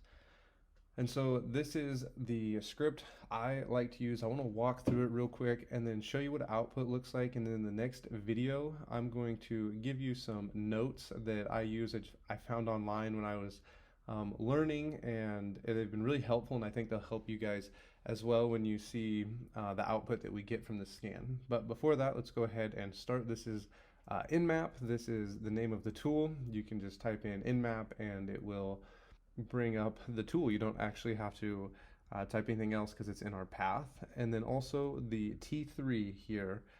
This is our speed that we want to run the scan. It runs at T3 normal. This is if you delete this, it is going to be running at the T3 speed. Some people like to speed it up and will run like a T4 or even a T5. I don't like to do this because sometimes it will miss ports or it will error out, and I just don't think that it's worth saving an extra two minutes for that. The -A will run all of the different types of scans, which we're actually going to look at when we look at the nmap-help. The P-P runs all ports. I think there are 65,535 ports. The P-P will scan every port. You don't have to run this P or this -Pn, but I like to run it because sometimes I'll get errors on different ports, and what this does is if you don't have this in here, it will actually send out a ping to each port, and if it doesn't receive a signal back, it will go on to the next port. And so I like to have the -Pn in my scans because then it actually will scan the port no matter what. It takes longer but this is my preference. And then also throw in your IP address that you're going to be scanning against. But I like the -v. I actually just started using this a few months ago because it will actually put out the ports that it finds as it's scanning. So before I would run it without the -v, and I'll just show you. We run it and we just sit here and we wait until we eventually finish the scan. And if we go ahead and we run this with the -v, you'll see that as it is going, look, it's already found port 21 and port 80. Now I know port 21 is going to be FTP and this is going to be a web app, and I can go ahead and I can begin enumeration on these different ports, and I don't have to wait for the scan to finish. And also forgot to mention that this -a will do the OS detection as well as tell us more about the ports. It'll do some of the enumeration for us. And so when the scan is complete, it will look like this. And so it will tell us we have FTP. It'll tell us we have anonymous login, which means we're allowed to log into the FTP.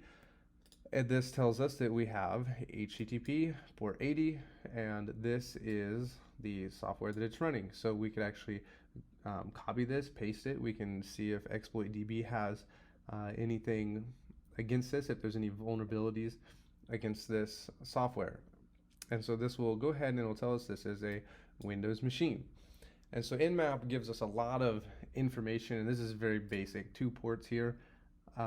Usually if you're running against some kind of exam or some more difficult boxes, you will have like 20 ports open and you will have to enumerate all of them to try and find the vulnerability.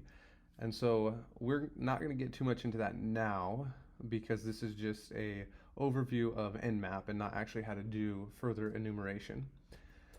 So one of the things that you will end up doing is, I'm sure this script that I run, you might start out using it in the beginning, but eventually you're going to find your own preference and what works for you. And one of the quick ways to see the different types of things that Nmap can scan for is to type in nmash-help, and you can go ahead and look at all the different flags that are in here, and you can figure out exactly what you like to run. The -sc is really popular, the SV is really popular, and I believe if we scroll down, the -a says it enables OS detection, version detection, script scanning. It does all of those things for us, and so that's why I use the -a. It takes longer, but it saves you from having to type in all these other flags and trying to remember exactly what you want to scan for. So this is the script that I like to run.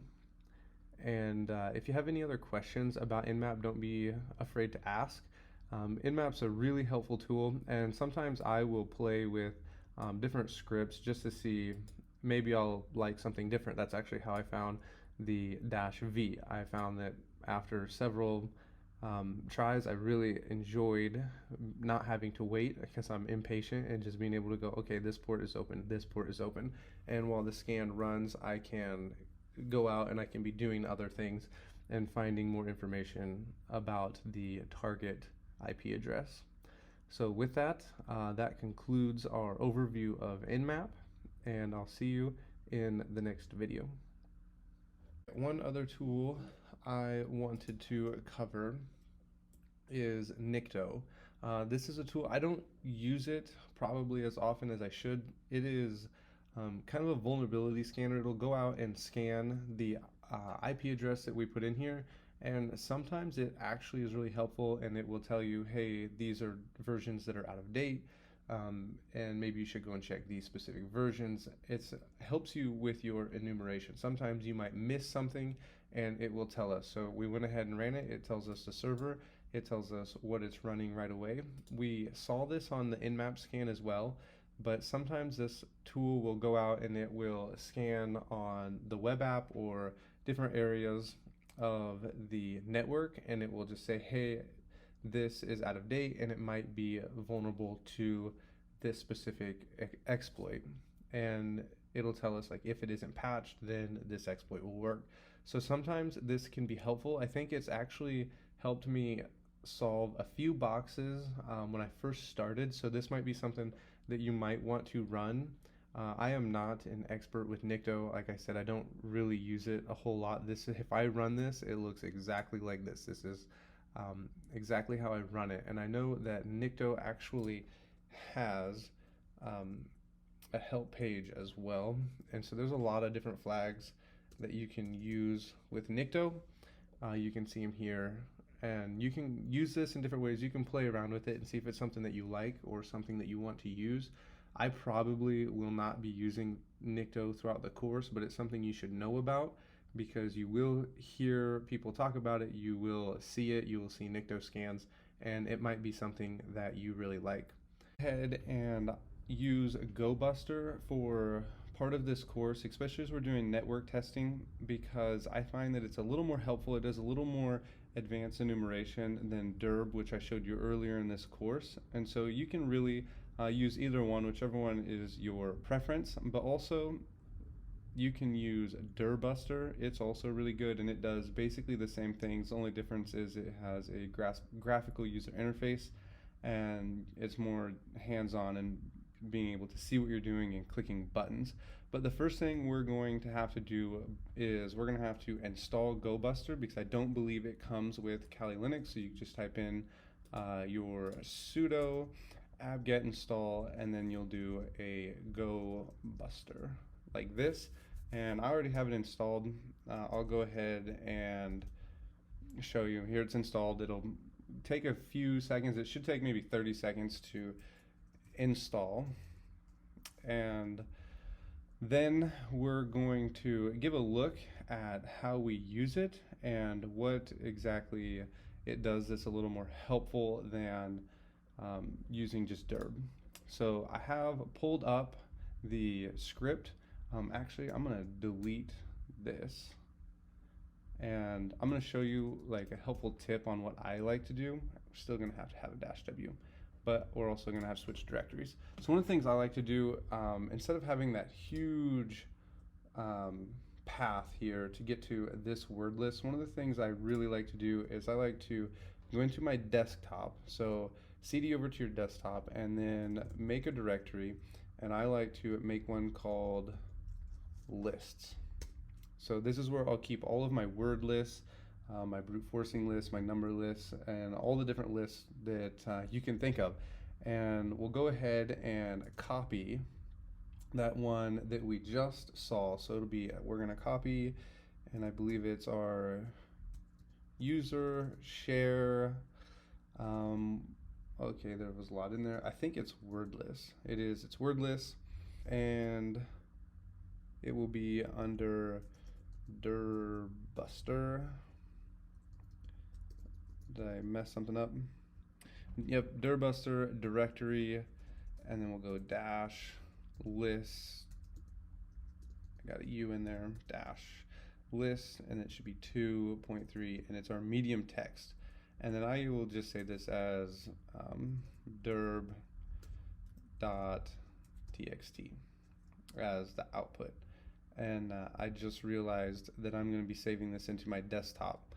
So actually what we'll do is I'm going to run that cd into lists, and then I'm just going to tab up. And then if we ls, we now see we have this derb.txt. So then when I run GoBuster, I will go ahead and I'm going to switch over here. And so you can see what this looks like. And I'll have GoBuster, and then it tells us we're going to be doing directory busting. This is our U for our URL. And then we have the IP address, which would be the domain name that we're going to be running this on. And I can actually go ahead and run the derb.txt. And if I start this, it'll go ahead and it will start brute forcing, looking for different directories for us, begin doing enumeration on.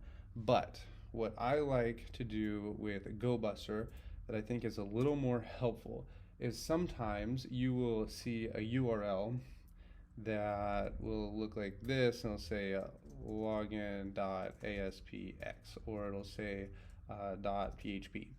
And so this will tell us that we have PHP running, and so we might need to add a .php in order to pull up different directories and subdomains. So what I like to do is come over here, and the -x will tell us what extensions we want, and you can put PHP, and you can put ASPX, or you can put HTML, or whatever the site requires, and you can actually just add a whole bunch of these.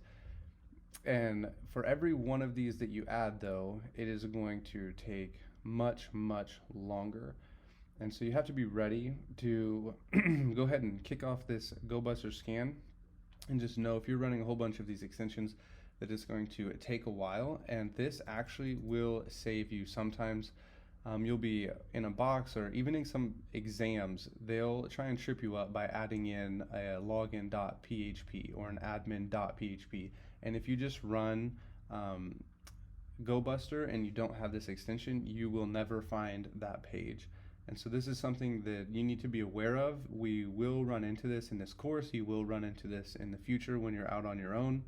And sometimes you'll even come up against this in exams, or if someone's trying to do a box for an interview, they might throw this in there. So be prepared and know what you're looking for, and know that you can use this extension with GoBuster. Another way that we're going to see connections is going to be through SSH, and we'll see this when we do more enumeration here in the next few videos. But I wanted to go ahead and cover SSH, so that way when we see it in a port scan and we say, look, port 22 is open, there's SSH, you would know what we're talking about. So SSH is when you actually have the credentials necessary for logging into the server, our victim server, remotely. And there's a few ways that we would come across this. Maybe we can use it as a form of privilege escalation, or just to get our initial shell. We may come across a text file that has credentials stored in it. Sometimes GitHub files will actually have credentials stored in them on your target web app. If you're going after a web app, sometimes people will hard code their credentials by accident, and you can be pouring through GitHub and find credentials, and you can SSH into the machine. It's pretty rare, but it does happen. It's more likely that you will find credentials some other way, and you'll be able to SSH into the server and get a shell. So I actually have another machine over here that is open. I just opened port 22 on it, and we're going to go ahead and connect to it. So what we'll do is we just type in SSH, and I actually connected to it already, so there is the command. And so you just type in SSH, the host name, which is really important, because sometimes the host name will be like Fred, Tom, Tina, whatever the host name is, and then the IP address. And when you hit enter, it's going to prompt you to fingerprint the machine. You'll hit, I think it's Y or yes, and then you'll go ahead and you'll type in the password, and then you'll then have a shell on your attack machine. So we go ahead and type in yes, and then it prompts us for the password, which this is the credentials for the victim machine that we have found. So it would be the password that we found, say, in a text file, and we hit enter, and we now have our shell. You can actually see the terminal itself has changed, and whenever we type in who am I, it's going to tell us Cali, because that's the host we just logged into. But that is that's how we SSH into another machine. We're going to cover this more in the coming videos, but when you see the port open in the next few enumeration videos, as we do in-map scans, when we say the port 22 is open, there's SSH, but we need credentials, now you know what we're talking about. And I will see you in the next video. Okay, I have a few GitHub note pages that I found helpful when I was new to penetration testing that I think will be helpful for you. And sometimes I actually will remember, like, oh, I need this specific tool, I need this specific function, and I don't remember exactly the syntax on how to use it. And so I will still sometimes come back to these notes pages that somebody else made, and I will still use them. And I will show you in just a second. I actually came across a tool that I haven't used in several months, and I thought, man, I forgot that even existed.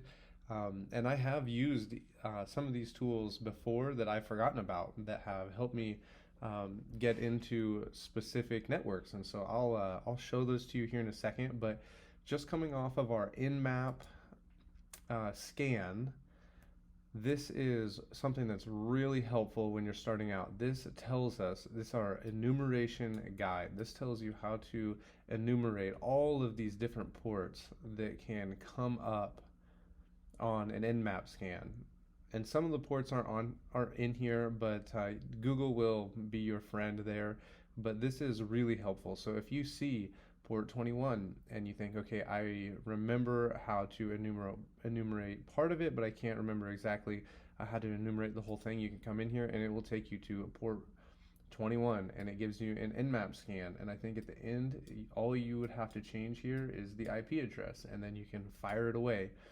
And you have your telnet, and you can come through, and there's just a ton of different ways to enumerate different ports. And what will happen is eventually you will have done this enumeration so many times that you won't be coming back here near as much, and you'll remember the syntax and you'll remember how to do these things. So when you scroll through here, it's going to look really daunting, and you're going to think, there's no way I can remember all of this stuff, and that's okay. You don't have to remember it. You can just go through your nmap scan and you'll see port 443 is open, which usually you'll have port 80 open too, or you'll see 135, 145, 139, 140, or 445, sorry. I'm really struggling here. Port 135, and these are actually really common. And personally, I actually enumerate these more towards the end, and I might actually get in trouble for doing that by some people, but when you're doing a hack the box or a try hack me, and even on a lot of exams, these ports are dead ends. Now, I'm not going to say they always are, because sometimes vulnerabilities will pop up here, or sometimes you'll have an anonymous login, or you'll be able to pull down usernames, but really, I usually enumerate these more towards the end. But you'll see these really, really common. Port 22 is really common. 111, you'll see 110. You will find this really helpful as you are going through and trying to enumerate ports on your nmap scans. Here's another one that I think is helpful. It tells you the methodology. It's basically the same as one we just saw over here, with a little bit of help. So this will tell you, okay, when you find a port 80 open, what do you do? Well, you'll run your nicto, your dirbuster, your gobuster. You'll have burp open, so you're pulling in all of those get requests and your post requests that you can go back and look through, and it'll tell you how to do some other enumeration, your nmap scan. This is what the other page told us, the different tools we can use to enumerate. This is the site. I actually was just scrolling through here, and I came across, let's see if I can pull it up. This tool right here, oh, it was at the top, is one that I have used in the past. It will pull down all the common words on the web app and make you a password brute forcing list. And I actually forgot about this tool. I have not used it in several months, and so I don't usually come to these sites, but I pulled them up for you guys because I thought they'd be helpful, and I just saw this and I thought I should actually come back and read through these, because I am sure I have forgotten more than just this one tool right here.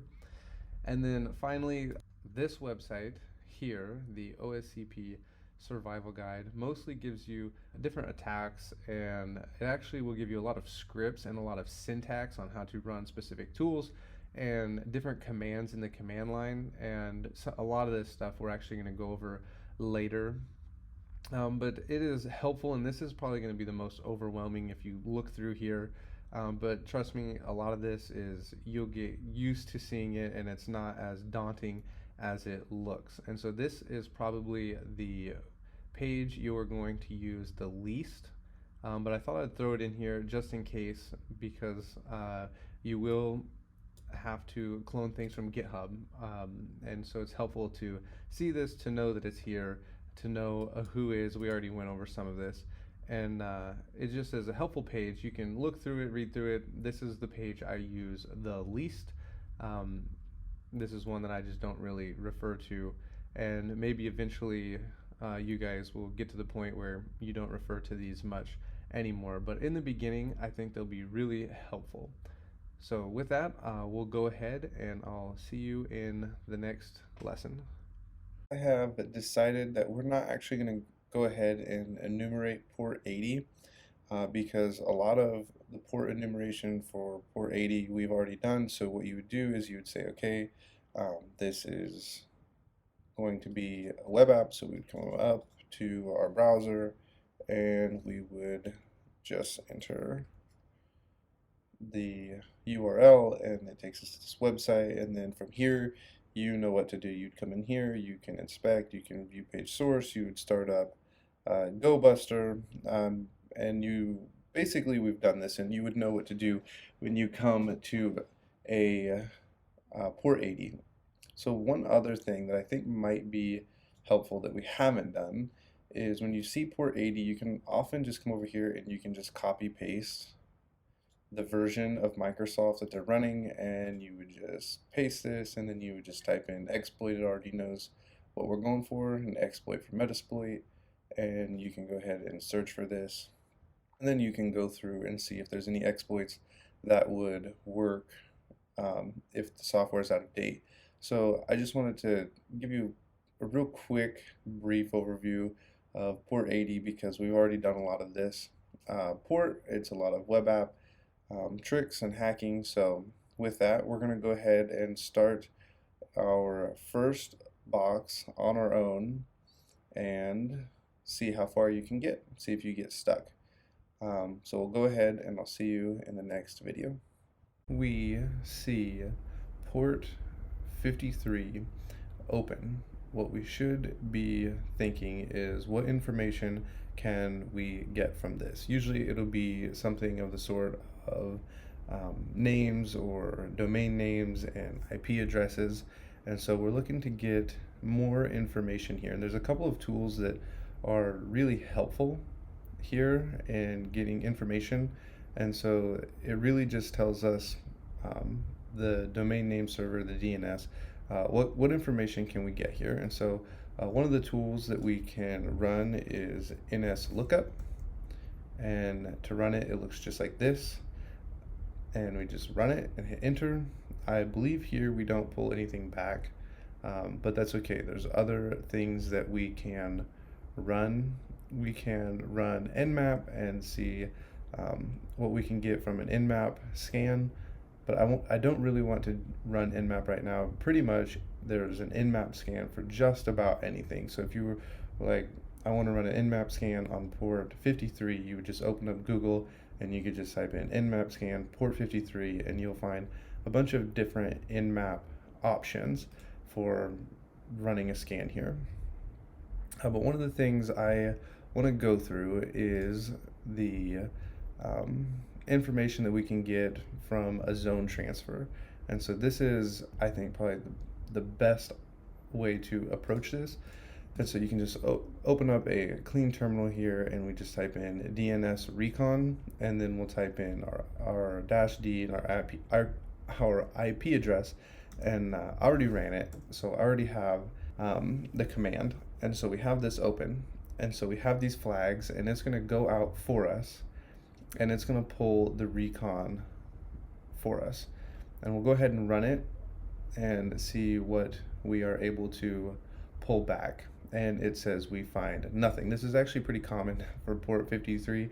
There's not usually a lot that you will pull back, not a lot of information that you're going to find that you're going to get.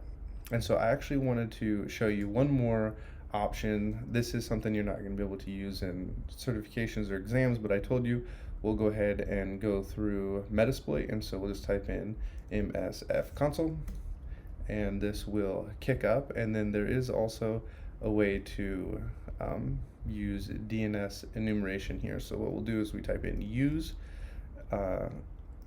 auxiliary and gather enum for DNS, and then we hit enter. And so this is what we're going to be using, and then we type in options to see what is required to run this, and it looks like we just need the domain, so we'll just type in set domain 10.10.10.103 to the IP address, and then you can type in options to make sure it worked, and then you just type in run, and it will go ahead and see what it can find on port 53 for us, and unfortunately it comes back with nothing.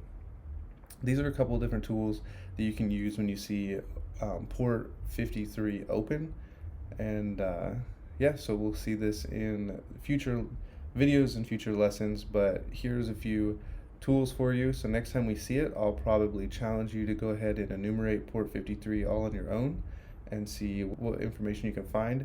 And just remember, it's okay to come back and reference videos. I Google stuff all the time. The best point to know is to know that there is something in Metasploit, and so you can actually just Google Metasploit and port 53, or you can go, okay, I know there was a DNS Recon, and you can go ahead and look up DNS Recon on Google, and it will give you the syntax. So with that, take courage, and I'll see you in the next video. We are going to go ahead and enumerate 139 and port 445. These two ports go together. 139, you're going to see NetBIOS running on this port. It is used to communicate between computers within a network, and so when you see port 445 or 139, you can think there's Active Directory and there are ports communicating, and these are enumerated with a couple different tools we're going to see just a second. So the first one that we're going to look at is SMB client. The -n stands for no authentication, which means we have no username or password, and then the -l is to list, and it's going to go ahead and list out any users for us that we can see or share names.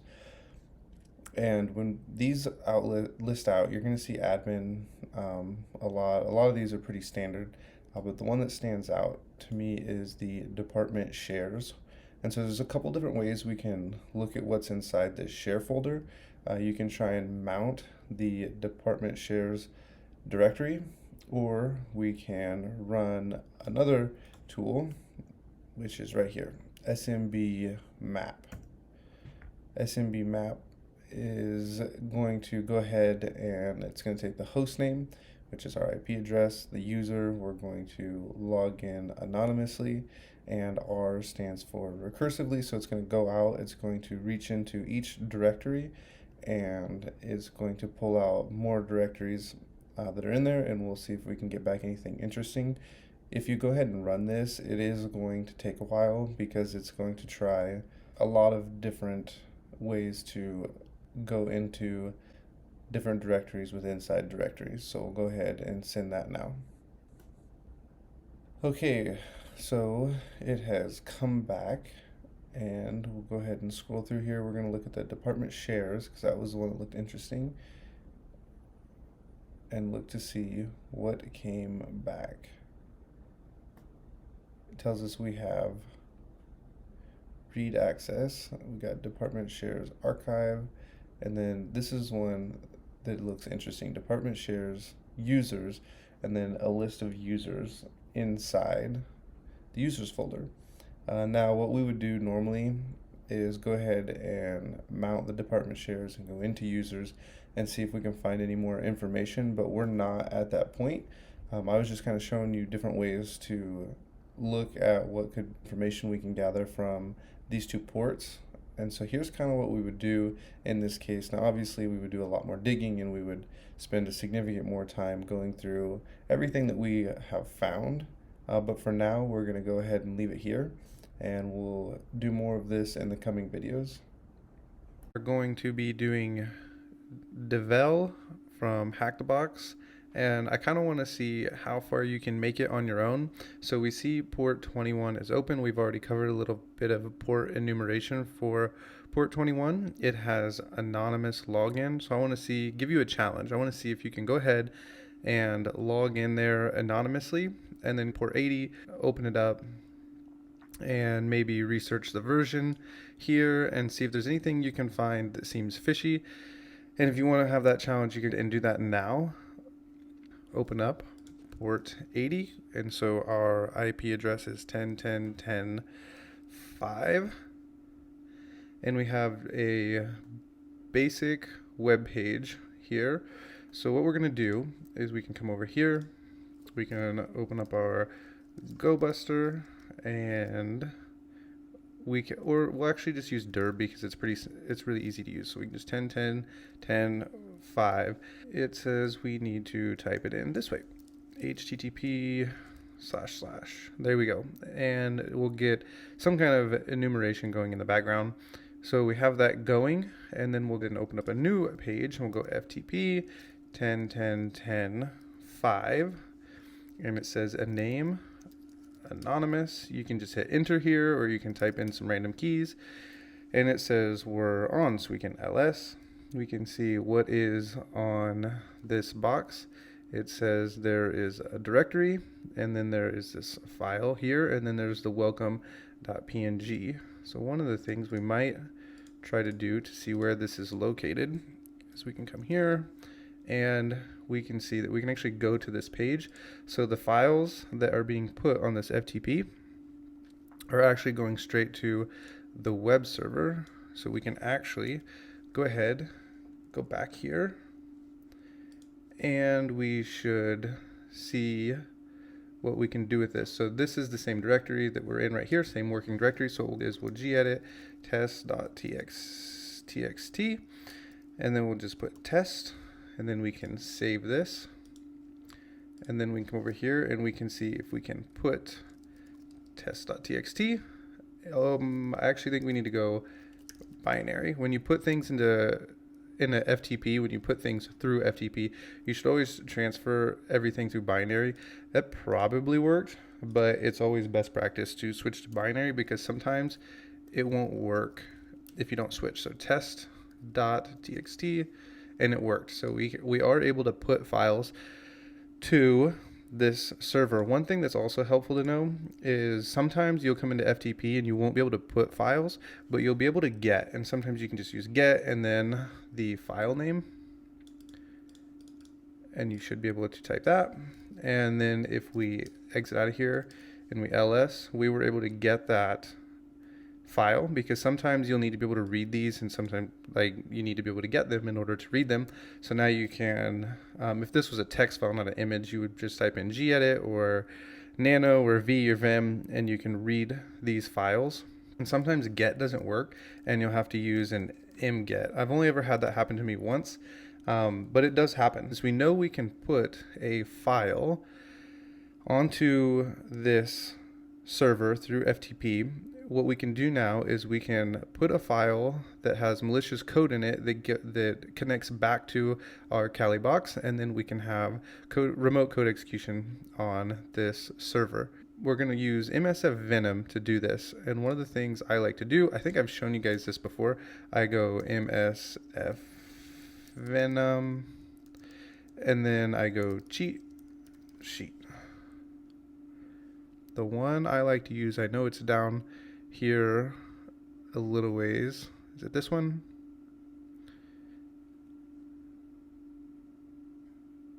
It is this one. I like to use this, and since we know we are running Windows, and you can actually tell by coming over here, we're running Windows. It'll guess what we're running. Our in-map scan will often guess what we're running. So we have Microsoft, and Windows. So with a Windows server, what we're going to go for is the web payload, and we're going to go ASP, and we'll copy this. We'll paste it in. We're going to and modify it so that it will work for us. We're going to type in ASPX. We'll come over here and type in ASPX. and we will put the port we want in here. We're going to go with port 4444. And sometimes you're actually going to have to use an open port. I like to use port 444, but sometimes if you come across an exploit that you know should be working and it's not working, you can try an open port that's already open on your Nmap scan. So like in this case, we'd use port 80 or some random port that Nmap has open, and go through and try some of those. It does happen occasionally that the box you're working on won't like some random port and it just will not connect, and you will end up having to connect to one that's already open. I have come across that before, so that's something to be aware of. And then we're not going to use a Metasploit or a Metasploit handler. So what we're going to do is type in shell, and then it says shell reverse TCP, got the right IP address, our port, and the file. So what we'll do is we'll go ahead and hit enter, and that will build our payload for us. ls, we see it right here. So what we're going to do is we're going to FTP back into the server. We're going to type in the name we use to connect because it allows anonymous login. We're going to use binary for our transfer method. We are going to put our payload that we just developed. It says that it has transferred. One thing that you should always do is come in here and make sure that it actually did in fact transfer. And now that this is on the server, we're going to come up here and we're going to type in /shell.aspx. And before we hit enter, we need to set up a netcat listener on port 444. We'll go ahead and listen, and then we'll send this, and this is a good sign, and it says that we now have access to this box. We'll go, who am I? And it tells us we are on the server. So we'll stop this video here and we will come back to it later for the privilege escalation. Okay, we're going to be doing beep from Hack the Box. I've went ahead and connected the VPN and launched the box. I've also ran the Nmap scan. I actually ran it twice because it was taking so long. This is how I usually run an Nmap scan, but it was going so slow. I went ahead and sped it up with a T4. I think Nmap by default runs at a T3. Very rarely will I ever use a T5, only if I'm in a really impatient and I just want some ports to go look at, because T5 will actually miss some ports. So if you do run a T5, I always recommend going back and running a slower version. So we have a few ports here that we should go ahead and look at. Always port 80 right off the bat. And so I actually went ahead and already typed in the IP, and it forwarded us to the port 443. So we're at HTTPS, which is open right here. And so a couple of things that we should do is come here, and one of the first things I always do is look at this. It's running with elastics, so we're going to Google that. But in the meantime, you should also go ahead and run a GoBuster, but GoBuster actually doesn't work on this box, and neither does Derb, and neither does Fuff. So you actually have to, or Derb doesn't run. You have to run a Derbuster. So we go ahead, launch Derbuster. We can type in, we have our example right here, so we type in HTTP, so that way we have some kind of recon running in the background. Put in our IP address, port 80, and then we'll speed it up. We can come in here, we need a word list, and word lists are stored user, share, all the way to the end, back one click, word list, Derbuster, and then we'll go medium. We don't want recursive, and we can start that. And while that is running, we can go ahead and Google Elastics. I went ahead and Googled the default credentials because this is something you should always try. I would say probably 20% of the time, and I actually tried a couple. When you actually come in here, I would say 20% of the time, default credentials are actually going to end up working. You're going to be able to log in with admin, or whatever the default credentials are that you find on Google. Even in job interview boxes or actual certification situations, default credentials are probably going to work 20% of the time. So it's always worth trying. So in this case, default credentials do not work. So what we'll do is come back over here. You can also run SearchSploit, or you can go and check out Exploit DB. In our case, we're going to run SearchSploit Elastics, and we can see cross-site scripting, not helpful, not helpful, not helpful. We're going to go ahead and check this one out.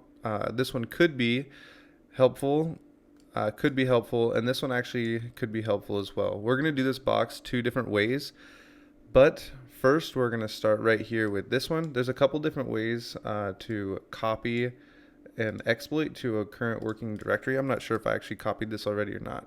I have not. And so one way is to go SearchSploit and then type in -m, and since I have copied it in the past here, it popped up. So you can hit enter, and now if you run ls, there is the exploit right there. So we'll go ahead and read it to see what it says. And we have a local file inclusion, and this is the location. So we can go ahead and copy this. I'm gonna run it just through the browser. No point in running this and seeing what comes back. So we can just copy this, come over here, paste it in, and run it, and you get this mumbo jumbo mess. We see the file is part of free PBX, but I like to view this a little prettier. So if you go view page source, sometimes this works with JavaScript files as well. You can go view page source and it'll look a lot better. So one of the things I see is free PBX, and then you come down and keep reading. We see possible user, but then you come down here and it actually tells you you have a DB username, another one, a password, another password, and another user, and it looks like more passwords. So this is a great place to go ahead and start looking at these. There's a couple different ways to run these. We're going to do this manually, and we're going to go ahead and try and SSH into the box using these usernames and passwords. So I'm actually going to shoot for the ones that I know will work, because I think, if I'm remembering right, this box will actually lock you out if you try too many false passwords. So I actually already ran this a little while ago when I was doing the box, and I hit this message, and I wanted you guys to be able to see this. I had never seen this before. So when I ran this SSH, I kept on getting this error.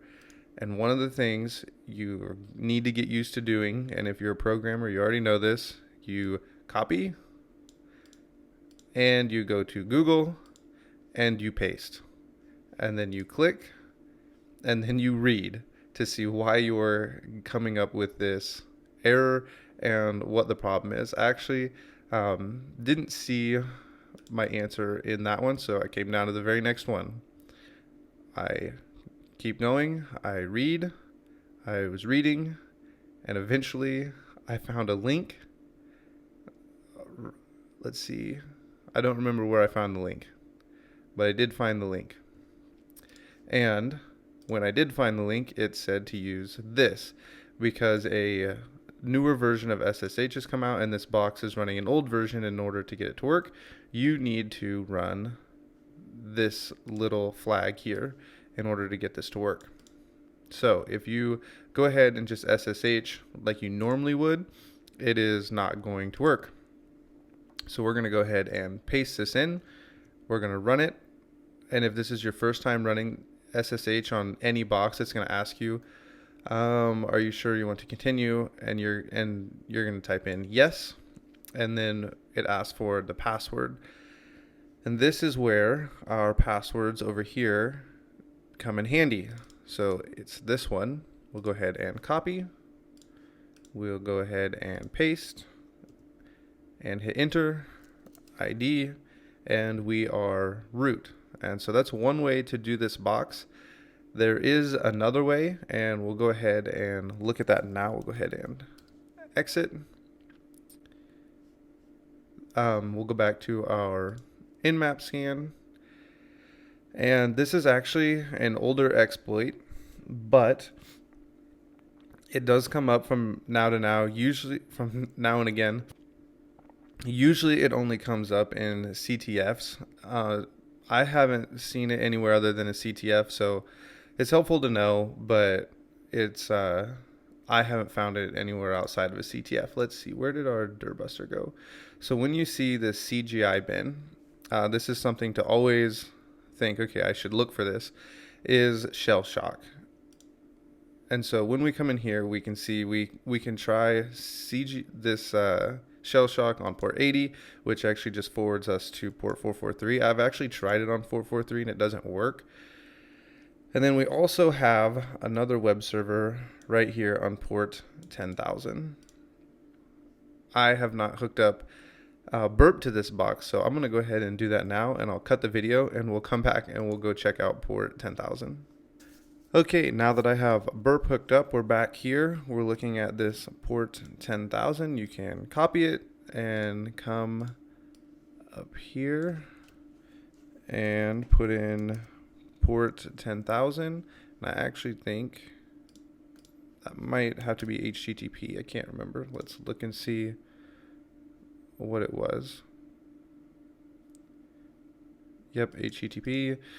It says this web server is running in SSL mode, and it says try here instead, advance, continue, and we're brought to this page. Now, if you remember, we saw that the server is running the CGI. Where are you? It's running right here. It's running the CGI bin.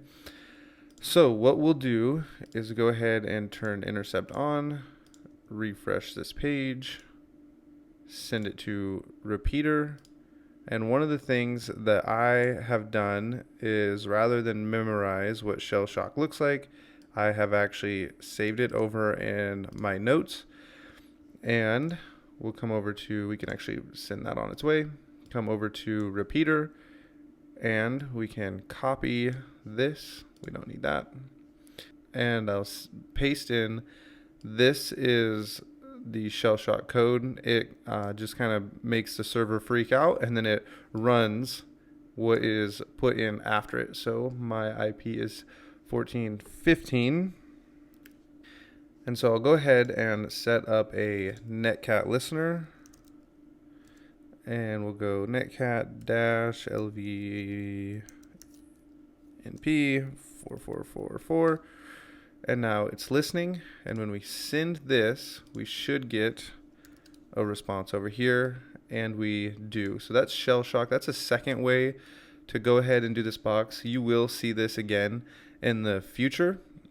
So I decided to append this video just a little bit. I thought maybe you guys would see all of these ports and wonder why I didn't talk about them. So some of these ports we're going to talk about later. We're definitely going to talk about port 25. We'll talk about these. We might talk about 143 as well. And then a lot of these other ports are not really common ports. So like these are not common ports. MySQL, this is common port, and we're actually going to do some MySQL enumeration later, so I didn't want to overwhelm with trying to enumerate ports and adding information that wasn't really relevant to the box. But one of the things that I would also recommend doing, like if this is your first time coming into an assessment, is to come in here, and one of the things you're going to do is you're going to copy these and you're going to paste them in Google, and you're going to read. You're probably going to copy to see what this is. You can actually just go out and Google and see, what is this port? Is this a common port? And just check those types of things out. And always trying to log into MySQL is helpful. It actually says you have MySQL unauthorized. And so these are things that are helpful to log into to see what's there. Port 22, this is our SSH port, which we did use. It's really, I very rarely, only if I hit a dead end, will I copy this and paste it, the version, and look to see if there's any exploits. SSH is usually locked up tight and it's really hard to get in. There's not a whole lot you can do with port 25 other than enumeration. Same with these, you just get a lot of enumeration, maybe some usernames. And then, so you can, I usually will come back to these types of ports if I hit dead ends and I just need more information. And there are some boxes out there where they're going to make you enumerate those ports just to test your enumeration skills. So with that, that's kind of why we didn't cover these ports and why we just kind of skip through to the main ports, port 80, port 443, and look at the web pages first, which if there's a web page, I always recommend going and checking those out first because they're the ones with the most attack points. And yeah, so with that, I'll see you in the next video. All right, we are going to be doing MARI from Hack the Box, and I've gone ahead and ran the nmap scan already. So the IP address is right here, 10.10.10.48. And so we have quite a few ports here to be looking at. Not a ton, but a few. So we have SSH, which is always nice if we somehow find credentials, and port 53 as well, and port 80. I want to go ahead, and we also have 32400 here, which is running web server.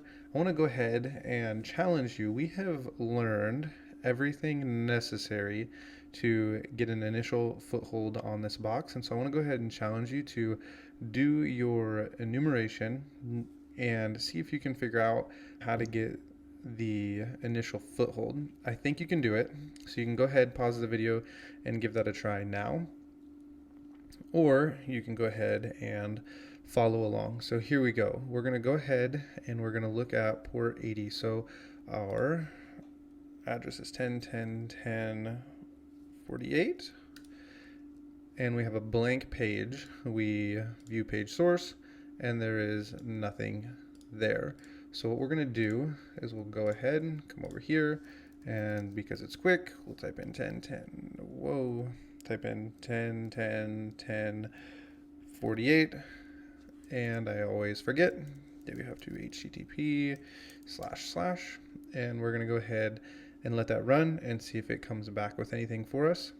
And in the meantime, and look at this other port here. So this port right here, we can come over here and we can go 10.10.10.48 semicolon, and it was 32,400, I believe. And we have a login page. So if you remember, what do? We go to look and see if we can find this Plex and see if there's any default credentials. So we could come over here and we could go Plex default creds, and we can see what's here. But also in the meantime, I forgot to mention our derb scan would find this, but you could come over here and type in robots.txt. It has found an admin page. So rather than lead us down this rabbit trail here, we'll go ahead and come back over to this page, to port 80, and we'll type in admin, and we'll see what this brings back for us. Okay, and it finally loaded our page here, and it says we are on Pi-hole, and if you remember, we always go for versions. So we see this version here. We'll go ahead and click login, and we'll take this version. We'll actually just go Pi-hole, and we'll just look at this sub just right here, and we can copy this. First thing we do is go default credentials, and then the second thing we'll do is we'll go ahead and see if there's any exploits for this. So one of the things that you can do right here is you can just look at this by adding user. We can look, it says admin can log in with default credentials. We'll go ahead and just open up the Reddit and see what's on here. And then we'll just click our way down. And it says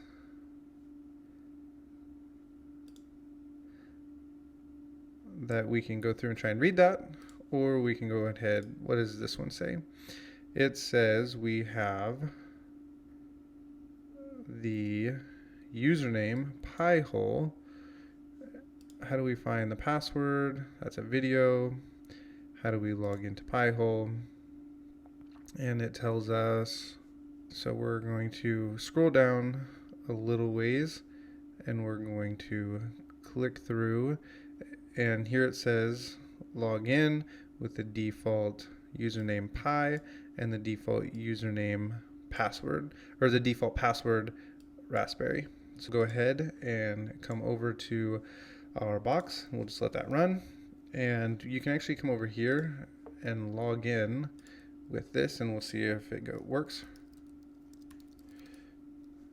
And it doesn't work, but we also saw that port 22 is open, and we'll try to SSH, and you can try and SSH to the default username, which was pi at 10.10.10.48.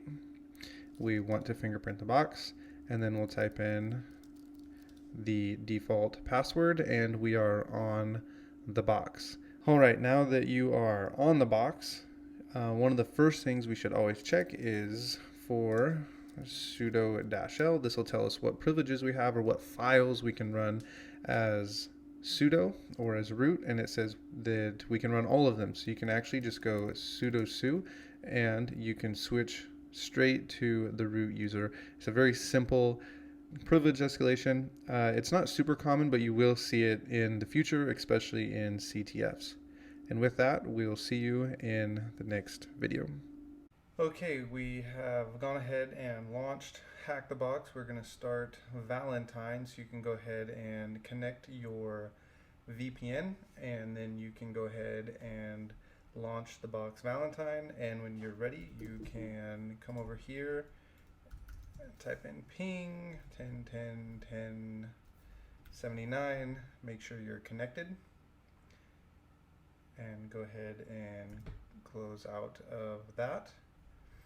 And then we can go ahead and get started with our nmap scan. That's usually where we start off.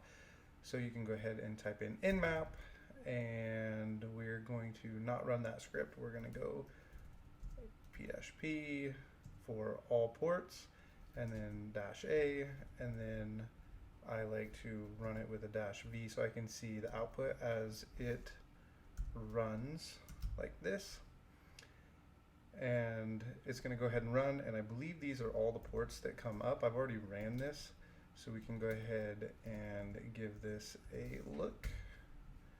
And we have port 22, port 80, and port 443. This is actually the vuln scan that I ran, so we'll go ahead and I'll show you what that looks like. So we'll go ahead and run it like this. We'll go nmap dash, and it should pop up, dash script. It did not pop up. Vuln 10.10.10.79. And when you run that, it takes a little bit to run. And so I'll go ahead and let it run, and we'll see if it pops up by the time we are ready to look over it. So we have port 80 and we have port 443. So what we can do is come up here and just go ahead and look at the web page. We'll go ahead and look at the source to see if there's anything in there. There is not. You guys are pretty familiar at this point with how to look at web pages. So we'll go HTTPS and see if there's anything different. Go ahead and advance, accept the risk, and continue. And it's the same, and you can go ahead and do like your basic robots.txt. One of the things I like to do is go index.php, and that will tell me if there's if I need to run my GoBuster with a .php extension. A couple of things I like to do when I run my scans is I like to run a GoBuster, and that looks okay. We'll go ahead and just use this one that's up, and we'll run a 10, 10, 10, 79. And when you run a GoBuster, because it had that index.php, we'll need to run the extension php and see what it pulls up. And then I also like to run fuff because it runs way faster. And we can go ahead and run 10.10.10.79. And when we go to the word list, just in case you haven't run this before and you don't have it saved, the way to get there, the word list I like to use, I believe it is in user share word list derb, and then we'll go ahead and run that. And then you can run common.txt or big, and then the other one that's popular is dirbuster, and then the medium, so this one right here. This is how you get your word list, and yours will probably be in the same place. Why does that say we have a problem? Oh, we forgot to put our place to fuzz. So we'll go ahead and fuzz right there. And you can see just how quick this is running. So we have dev, index. Let's see if let me close that one. PHP one is found the same, dev, index, index.php. So we'll check back on this later, but for now the nmap quit running, and since we ran our vuln scan along with our nmap, we can go ahead and look and see what it has come back with.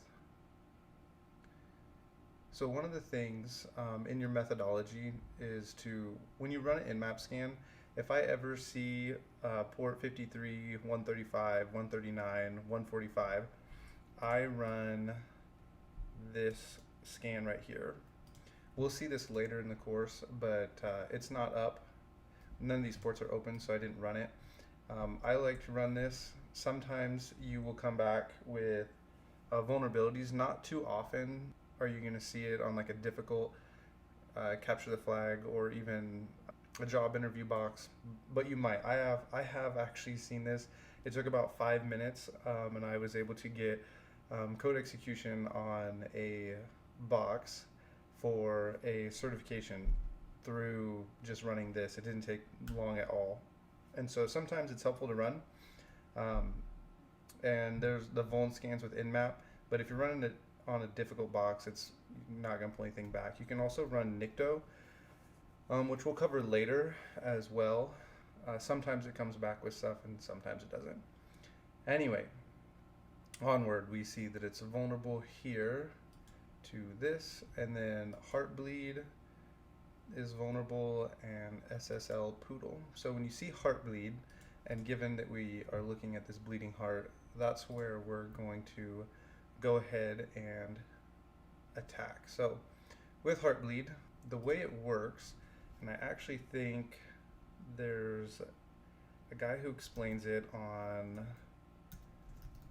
this website here, and we'll see if if it's still up. Yes, so this is how Heartbleed works. So when you send a request to the server, you'll send the request like this. You want to see how many letters does potato have. It'll give you the response, and you can go how many is in bird, gives you the response. But the way it works is if you say I want the word hat with 500 letters, it will send you the word hat with everything after it. This is where you're going to try and exploit Heartbleed. Is you're going to try and find some kind of credentials or sensitive information. So we're going to send a request to the server saying we want something 3 to 5 letters, whatever it may be, in the exploit, and then ask it to return everything for 500 letters or 1,000 characters afterward, and it's going to send us back that information and see what we can find. we'll go ahead and you can go to Heartbleed and then GitHub, and there is a GitHub page that should have this, yeah, right here. So one of the things when I go to GitHub, I think I've mentioned this before and I will probably mention it again. When I go to a GitHub page, one of the first things I look at is how many stars, how many forks, and then I like to read the comments because I want to see quickly, is there anything, is this exploit going to do anything fishy on my virtual machine? And I've already ran this and it doesn't. One of the other things, if you are a programmer, you can go through and read the code and make sure it's not going to do anything fishy. I've already looked it over. Like I said, I've already ran it, so I know this is the one we need. And you can actually copy this to your virtual machine a couple different ways. You can come up here and you can go to the raw and you can highlight it all. You can copy it. You can make your own file. This is how I usually go about it. And then we'll call it heart.py. I paste it in here, I save it, and I'm done. And that's how I go about it. You can also come up here. I think you can copy link location and run a wget on this. And then it will also grab right here, the exact same thing. So a couple different ways you can get it. Usually, sometimes the exploits will have like super long names that I don't want to retype, and so I just go to raw, I copy it, and I'll just name it like exploit.py, in this case heart.py, and save it. And now the way we go about running this, we'll go ahead and actually open it back up. Gedit heart.py. And so actually at the end of the exploit code is where it's going to run. I thought it was at the end. It's right here. So right here is where we're going to make the request, and it's going to send, this is the link that we need, and then this is the payload link. And I think this hex right here is 4,000 characters. Just run it this way. There we go. Now we have it's a dash help. We can go ahead and look, and it'll tell us how far the hex dump is going to go. And there's what it's going to look like. So it is 4,000 characters. So it's that far. All the way back to the top. Okay, so when we run this, we're going to go ahead and run it as Python -n100, and if you remember from up here, it actually tells us if we want to run this a number of times in a loop instead of writing our own for loop to run this over and over. And then we can go ahead and run it, and it's going to run, and then it will give us our output. And while that runs, we can see here's what FUF has brought back, and you can see how much faster it is than GoBuster. And GoBuster has brought back these. This one is one that looks interesting. So does Decode Dev would always be super interesting to go look at, but it actually has looks like the page is forwarding to another page. So we can come back here and look to see what we have. Okay, that did not bring back anything interesting. So go ahead and check dev.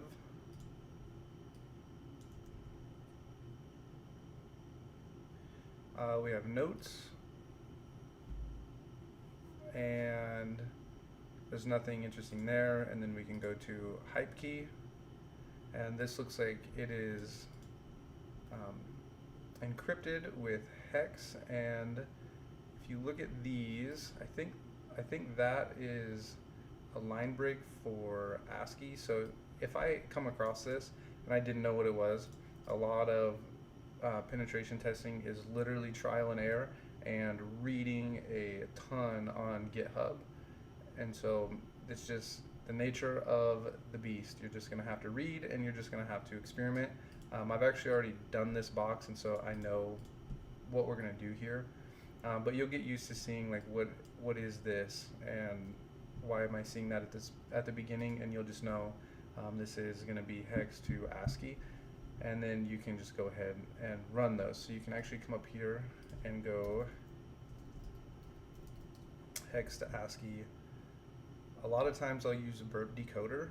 The problem is it doesn't have that option. So you can paste this in here and you can run convert, and this looks like an SSH key. So go ahead and copy it, and this is finished running. We'll go ahead and save this as gedit. What did it have it saved as? Hype key. So we'll go hype.key. We'll go ahead and paste that in. And before we forget, we'll need to change the mode on it. So hype key, so that way we can run it when we try to SSH. So if we were SSHing here, we'd go SSH hype at, and then the IP address 79. I forgot to add the -i, which means we're going to use a key, and we're going to use hype key. And if this is the first time you've ran this, you're probably going to get asked, do you want to fingerprint the box? And you will say yes. And it's loading. And it's asking for a passphrase, which we don't have. And so if you hit enter, enter, enter, it doesn't work. But when we ran our Heartbleed and we got all this information here, this is a double equals, and typically when something ends with a double equals, it's base 64, which I actually think I have this pasted in over here. Yeah. So we have this base 64. You can come over here, go decode base 64. It might be on hex. You can go ahead and click onto text, and then your code you need to remember is Heartbleed. One of the things I always do is I have a notes. I'll go like this, and I'll copy this, and I will paste it, and then I have the encoded and then the actual password. Save it, so that way I have it for the future references. And we're not going to do privilege escalation on this box right away. We're actually going to do that later in the course, so you're going to want to go ahead and save those. Now we'll go ahead and try to SSH again, and then we're going to feed it in this password whenever it finishes loading.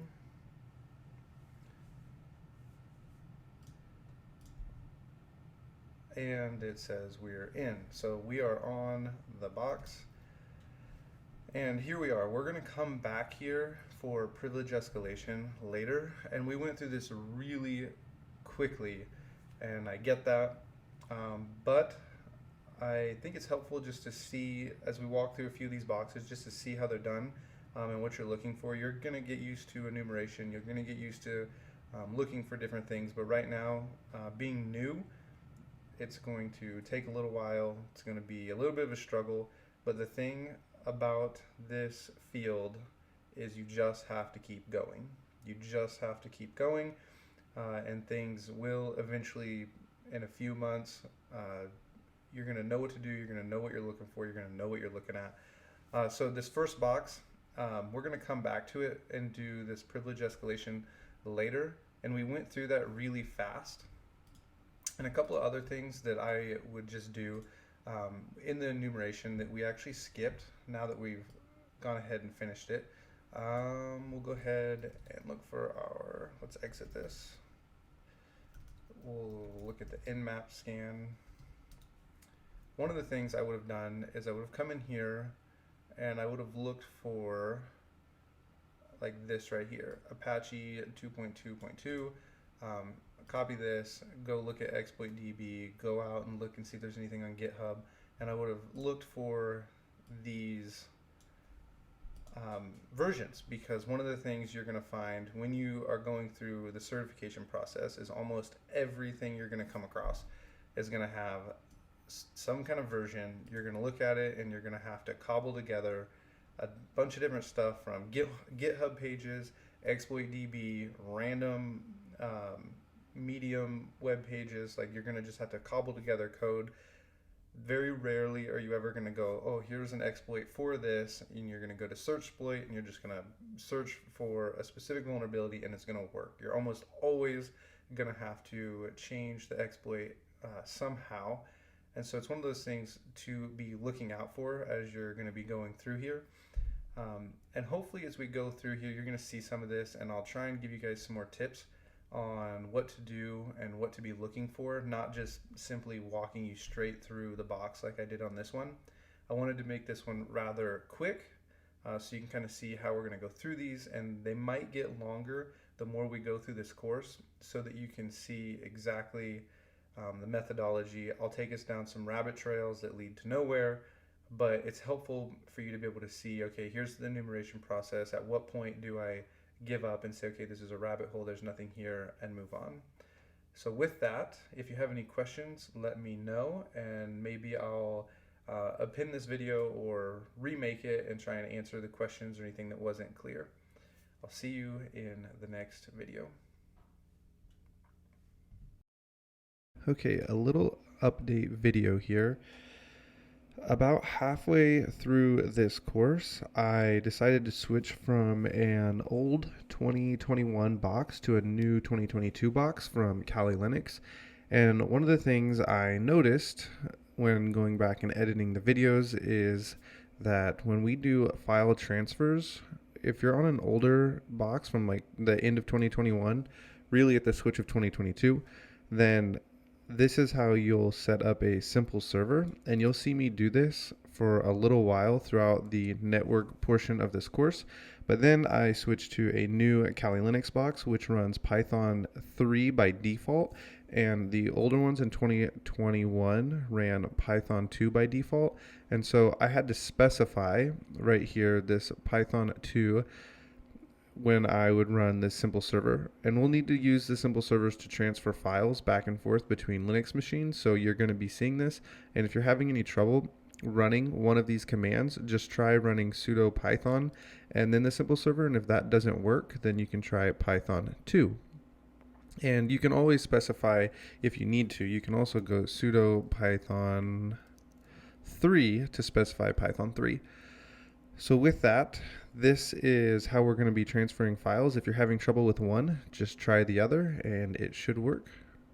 Okay, we are going to be going through the box validation. This is kind of a challenging box, but I decided to put it on early in the course because we had gone through SQL injection previously, and we have talked about and seen a little bit of blind SQL injection, and this box is all about blind SQL injection. So if you want, you can go ahead and try and give it a shot without going through this walkthrough. And one thing I also want to add is when you're new and we're going through these walkthroughs and you're like, man, I never would have thought of that. I never would have thought of that. I never would have saw that.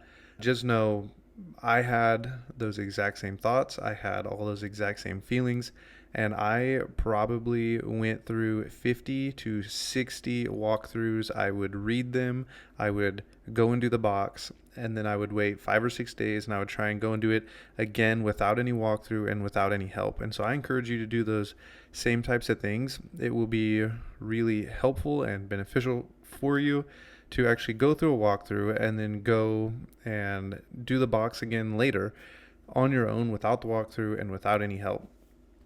Because it kind of helps you start thinking about these things. Like the things I'm about to show you, like, are things I would have never known had I not seen something like it before or seen the exact same thing previously in a different box or a different CTF. So it is one of those things where just watching and going through with these walkthroughs, I have to tell you, take notes, take notes, take notes. Every script that you see, put it in your notes somewhere that you can find it, because a lot of the enumeration scripts I have are saved and I will copy, paste, and change the IP. I have a methodology written out, and you're going to have to write out your own methodology on how you go through and enumerate, and all of this comes with time. I would say within 6 months to a year, you'll have a good methodology. You'll know kind of what you're looking at and where to go.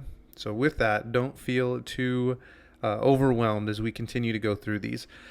So we're going to go ahead, run Nmap. I've already ran it. It actually went pretty quick. And we have port 22. I've told you I don't usually look at that. Port 80 is often the first place I go. This site is forbidden, and you have Nginx. You don't even have a version. You might be able to try and enumerate this with burp, the version, but it's probably going to be not useful.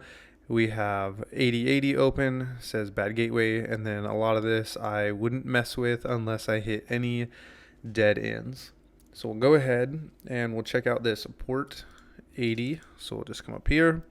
1010, this is not a 101010, 1010.116, and it says join the UHC September qualifiers. So one of the first things to do is just to see what happens with this. So you enter a name, it says the player's name in Brazil, and then it lists it. So if we go back, do the same thing, we get another name. So the next thing to do is to come into burp and turn on your interceptor.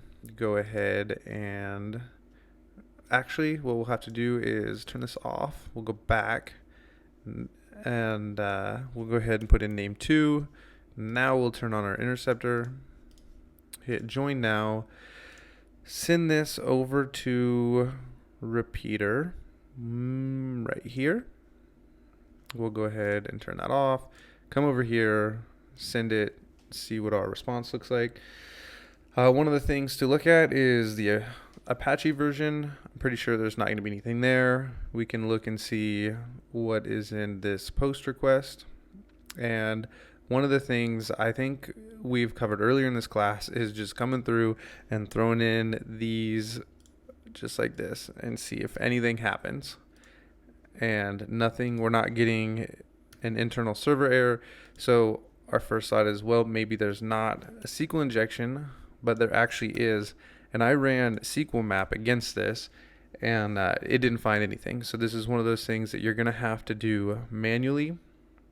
So we have this cookie here, and every time we send this, we get the same cookie. But if you are messing with your inputs and you change this and you send it, we get a different cookie. And really it just says user and then this. So the username is what we change over here, is determining what our cookie is. So every time we do something like this, we're going to have to change the cookie.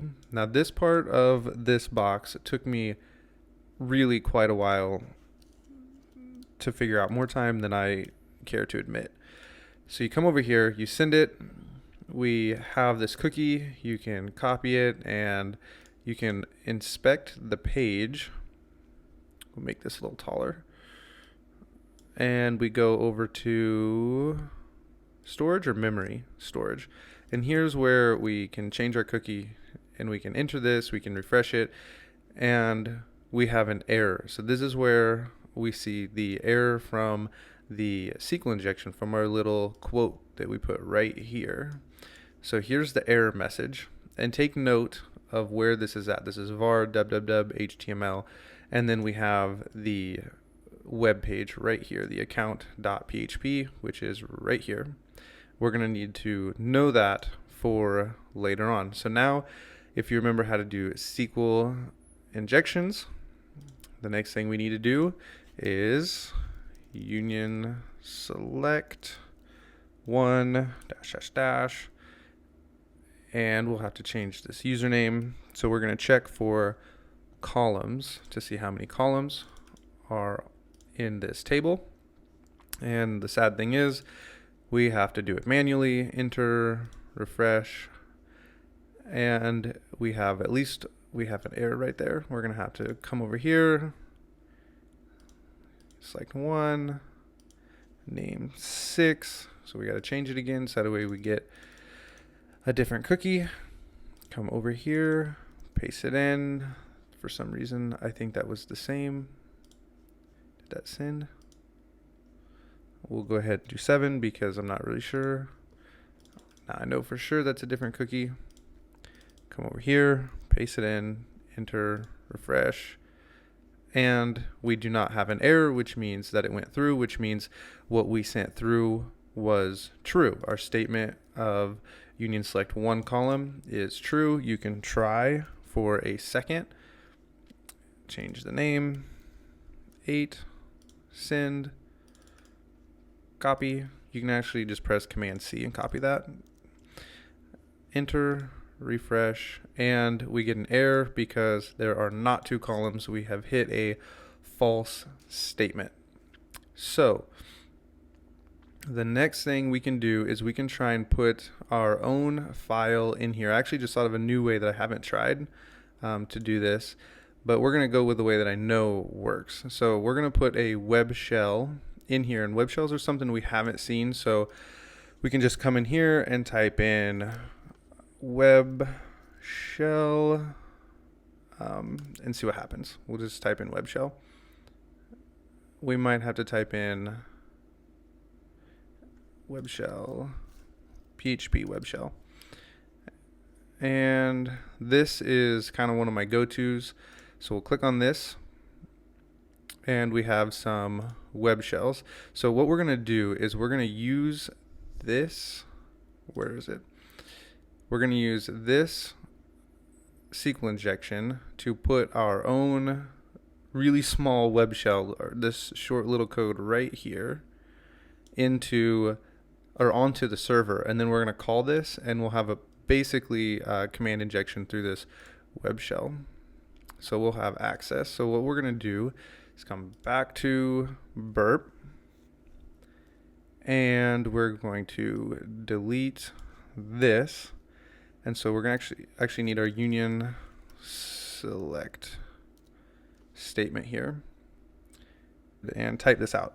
So we're going to, I'm going to paste it rather than type it. So we'll come here, we will copy the web shell that we need.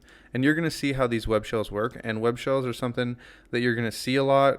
I don't use them that often unless I absolutely have to. I usually would rather just put a file and then execute the file somehow rather than do a web shell. A lot of people will do web shells just to see if they can somehow execute code on the server through a web shell, and then they'll put a file. I usually go straight for the kill rather than waste time doing a web shell. I know people out there would say, well, how do you know you don't have an error with your file you're putting? And a web shell is the best way to go. But I don't usually do web shells unless I have to. And trust me, you're going to need to bookmark this page as web shells, and you're going to want to come back here because it's something that you're going to come across again. So you're going to come in here, paste the web shell, so that way we don't have no typos. Then in order to put this onto the server, we have to type into out file. And then if you remember the error that we had right here, this is where we're going to put the file. So that way when we go here to the extension, we have access to our web shell. So you can go ahead. Actually, I'm just going to hit Command P or Command V to paste that. And then we're going to name it.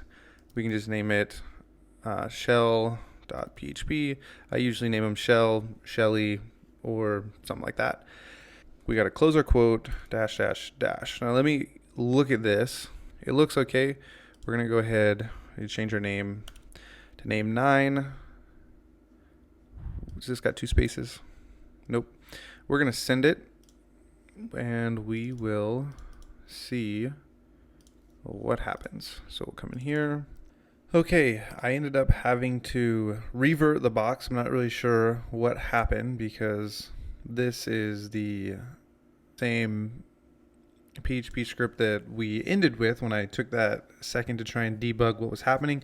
I ended up having to revert the box, and it ended up working. So once you end up sending this through, it'll put this PHP script into this location, into this file, in this location on the server. So what you end up doing is coming up here, you type in shell.php, and then the cmd equals ID, and that will tell us, like we can do a who am I, and it says we are www data.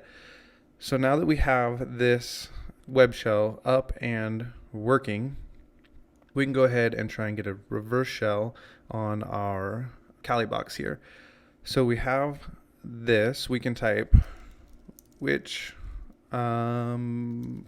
I usually try Python shells first and nothing comes back. So what we'll do is come over to Google, type in one line reverse shell, and we'll see Pentest Monkey is usually a good one to go to.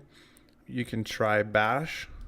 The first time I did this, I tried bash over and over and over again, and I could never get it to work. Then I went to PHP and I couldn't get it to work, and I reverted the box then too, and then I ended up getting the bash to work. So what we'll do is we'll just kind of play this and see how it ends up going. You can paste in your reverse shell just like this, and then we need to actually right here type in bash -c, which means we are going to execute the code that comes afterward. And then we'll just use port 4444 and then our IP minus 10 10 14 15, and that looks good. So we'll come over here, we'll open up a netcat dash lvnp 4444 and cross our fingers, hope it works. And it does not come through. So what we can do is we can intercept this.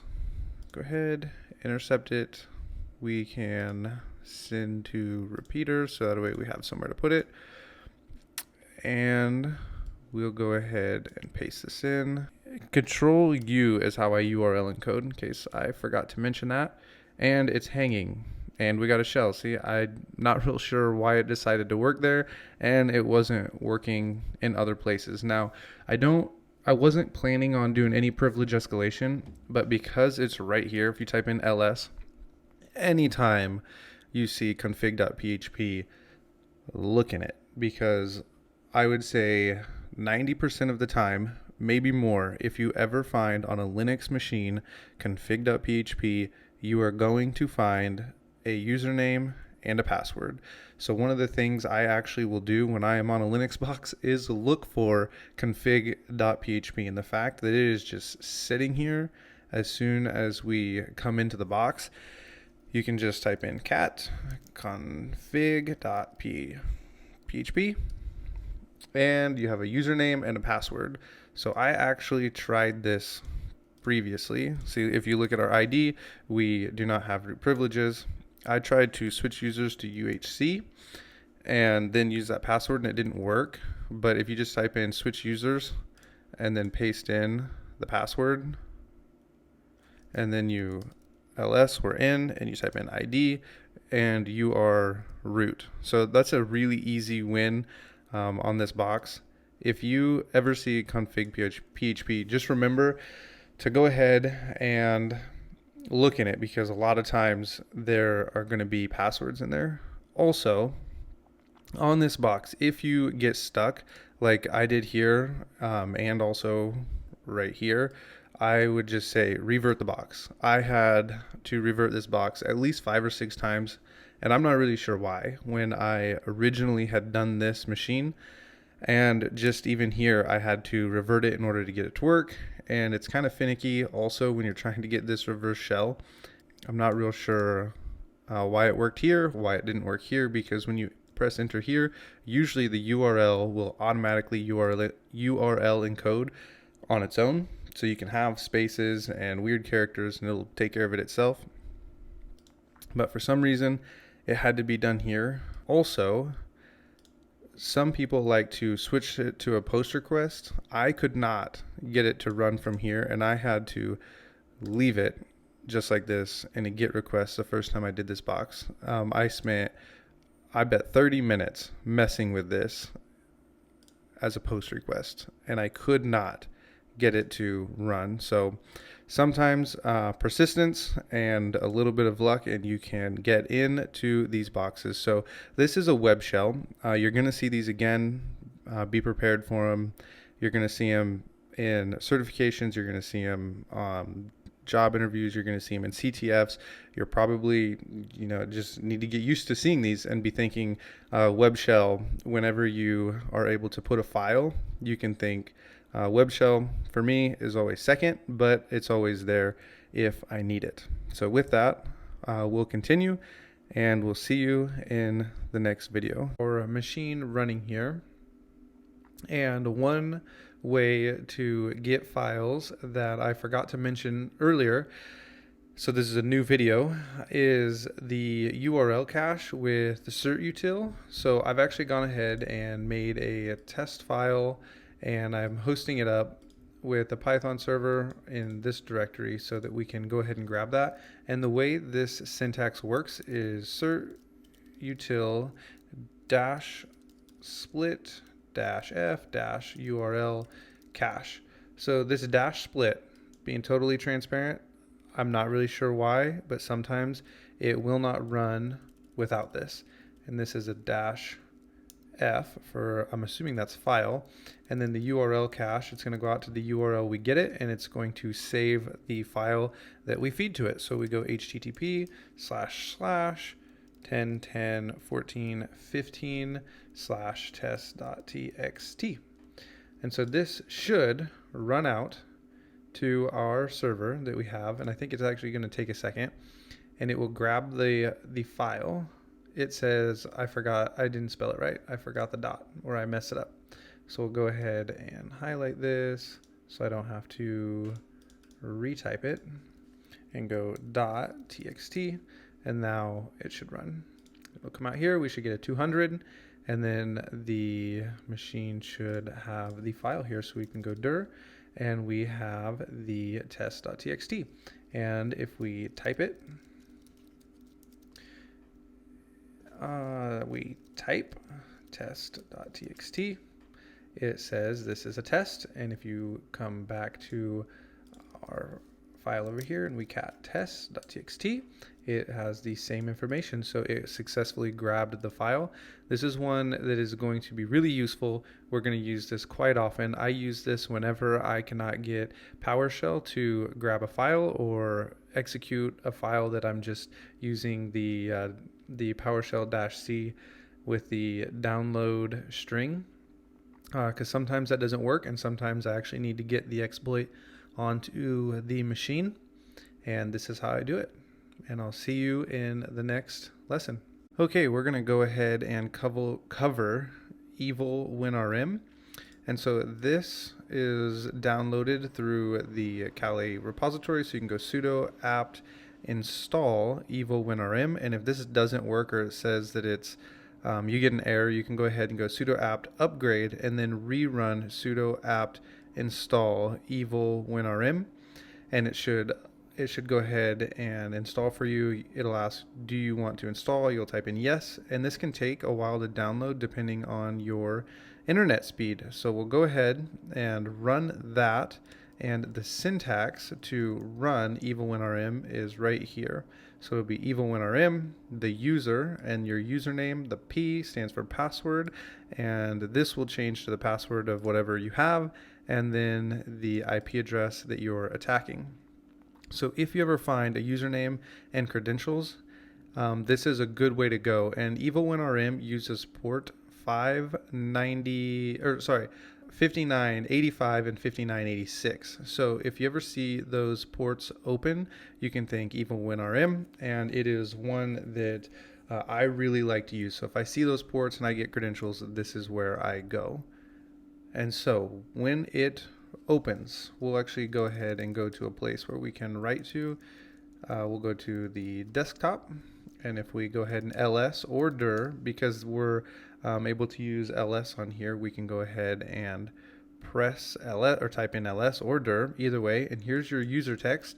But watch how easy this is to upload a file. So we're in this desktop windows, and over here we have these files, these text files. We can go ahead and type in upload, and then we'll type in test.txt, and it will upload for us this file.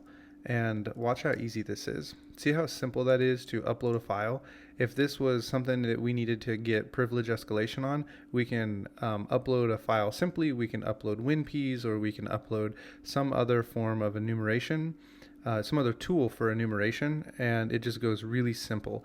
It's really easy to move files about. And then also if we are running like Bloodhound or something where we need to get files off of the Windows machine onto our Kali machine, it is also really simple. You can just type in download, and then you can type in the file over here, and it will go ahead and download that file for us, and it'll go straight into our Kali folder over here. And it is really my go-to if I have the option to use Evil WinRM, and so I would highly suggest downloading it and looking to use it. And we're actually going to use it in future boxes, so we're going to get to see exactly how to use this when it comes to some of our Active Directory boxes, because I like using Evil WinRM when I have to get files off of a Windows machine.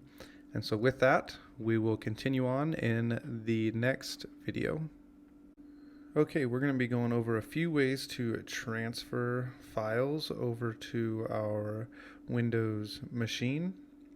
And one way to go about this is to just go ahead and execute a file with PowerShell. So what we would do is we would come over here to our place where the file is located. We'll host it up with a simple server, and then we would put in PowerShell -c IEX and then the rest of this, and what happens is this will actually execute the file rather than download it over here to the server. So this will only be one that we use when we have a malicious exploit and payload that we really want to run, and we don't necessarily need to move it. And we will see this over and over and over.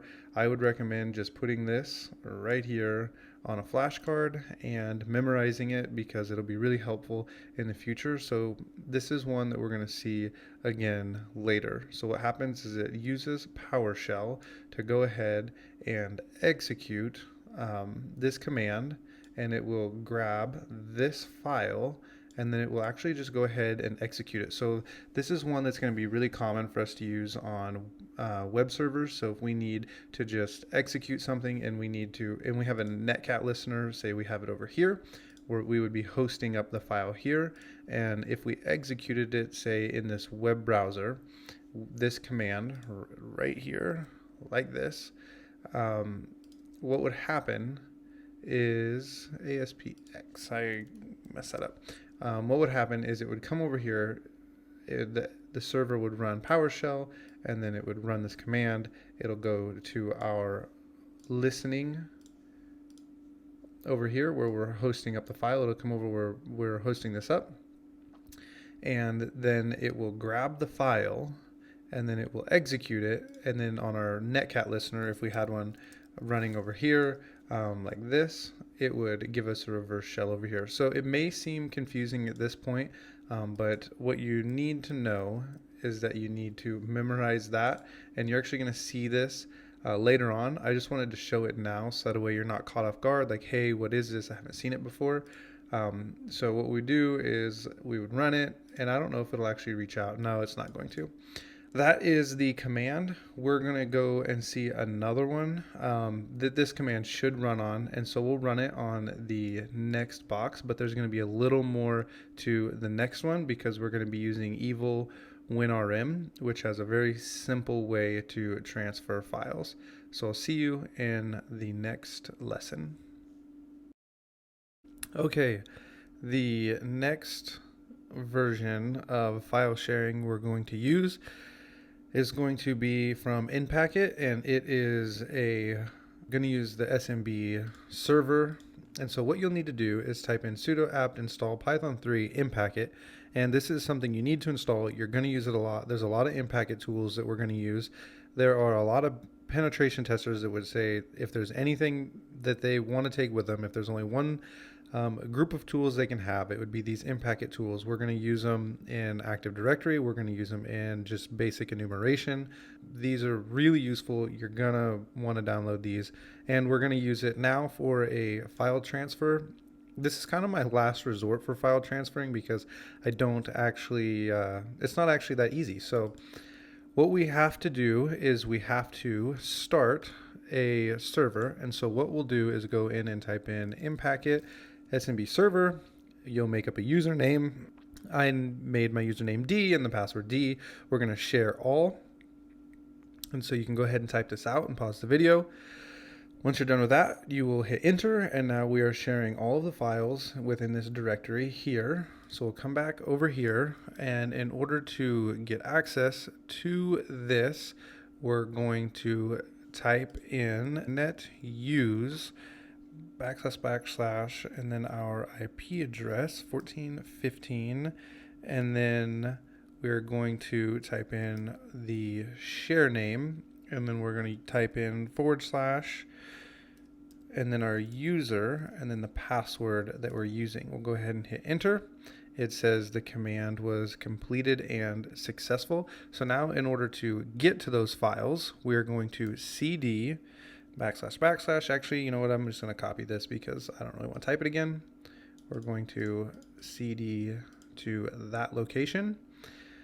And now we are here. Now we have access to those files. And if, let's say we had an exe file or some kind of payload that we want to run, maybe winpeas.exe, what you would do is you would just type in / and then file.exe here, and then it'll go ahead and run it. So for example, we're going to give it the command type test.txt, and it should go out to our server and return what's in there. So we can actually go, like I have 3 test files to show you that there's 3 different things here within this file. So we'll go ahead and shut this down, and I'll show you. See, we have test.txt, test2, and so we can actually just cat test2, and you can see what's inside the file and that it has access to it. This is my least favorite way to share files, but it is an option that you need to be aware of because I have had to resort to this in the past. So with that, we are going to continue on. Okay, we are going to be starting the Windows privilege escalation portion of this course. I want to go over a couple of helpful websites, good resources that you should have. I would save them, I'd bookmark them. I have them bookmarked. And I'll tell you, my favorite is this one right here. It is the Shusant 747 guide, and so you can come to Windows or basic Windows, and you can come through here, and it's going to give you commands. These guys are my go-to, but there's a couple of others that we can use. So this is a good one, and you can actually see, you can go PowerShell, and you can look at other versions of or other ways to search for information or possible exploits. You can come over to Hack Tricks. These guys are another really good resource. I shouldn't say this is the one I go to the most because I do come here a lot also. These guys are really helpful. They're helpful when you're doing a Linux box as well. And so we'll get into some of these commands and what they do and how we use them.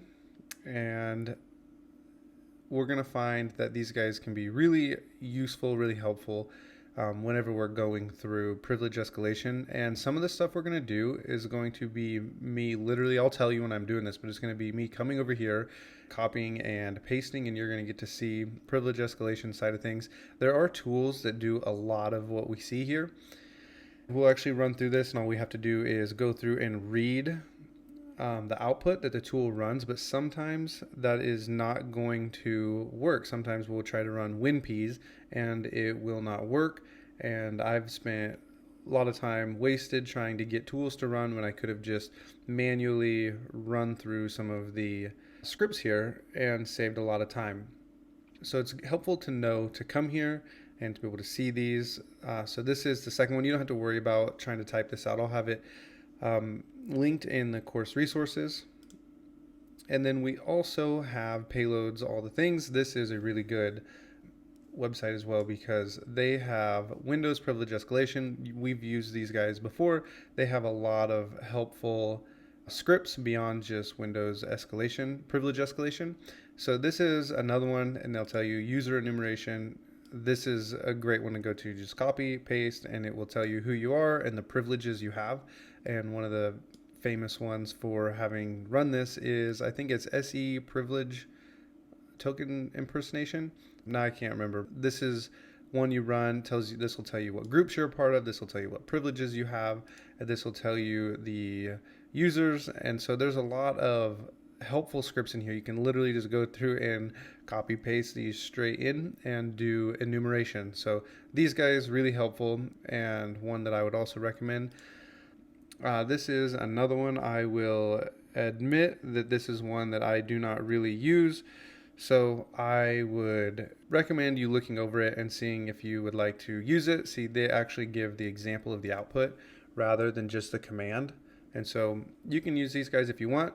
It's pretty much all the same command.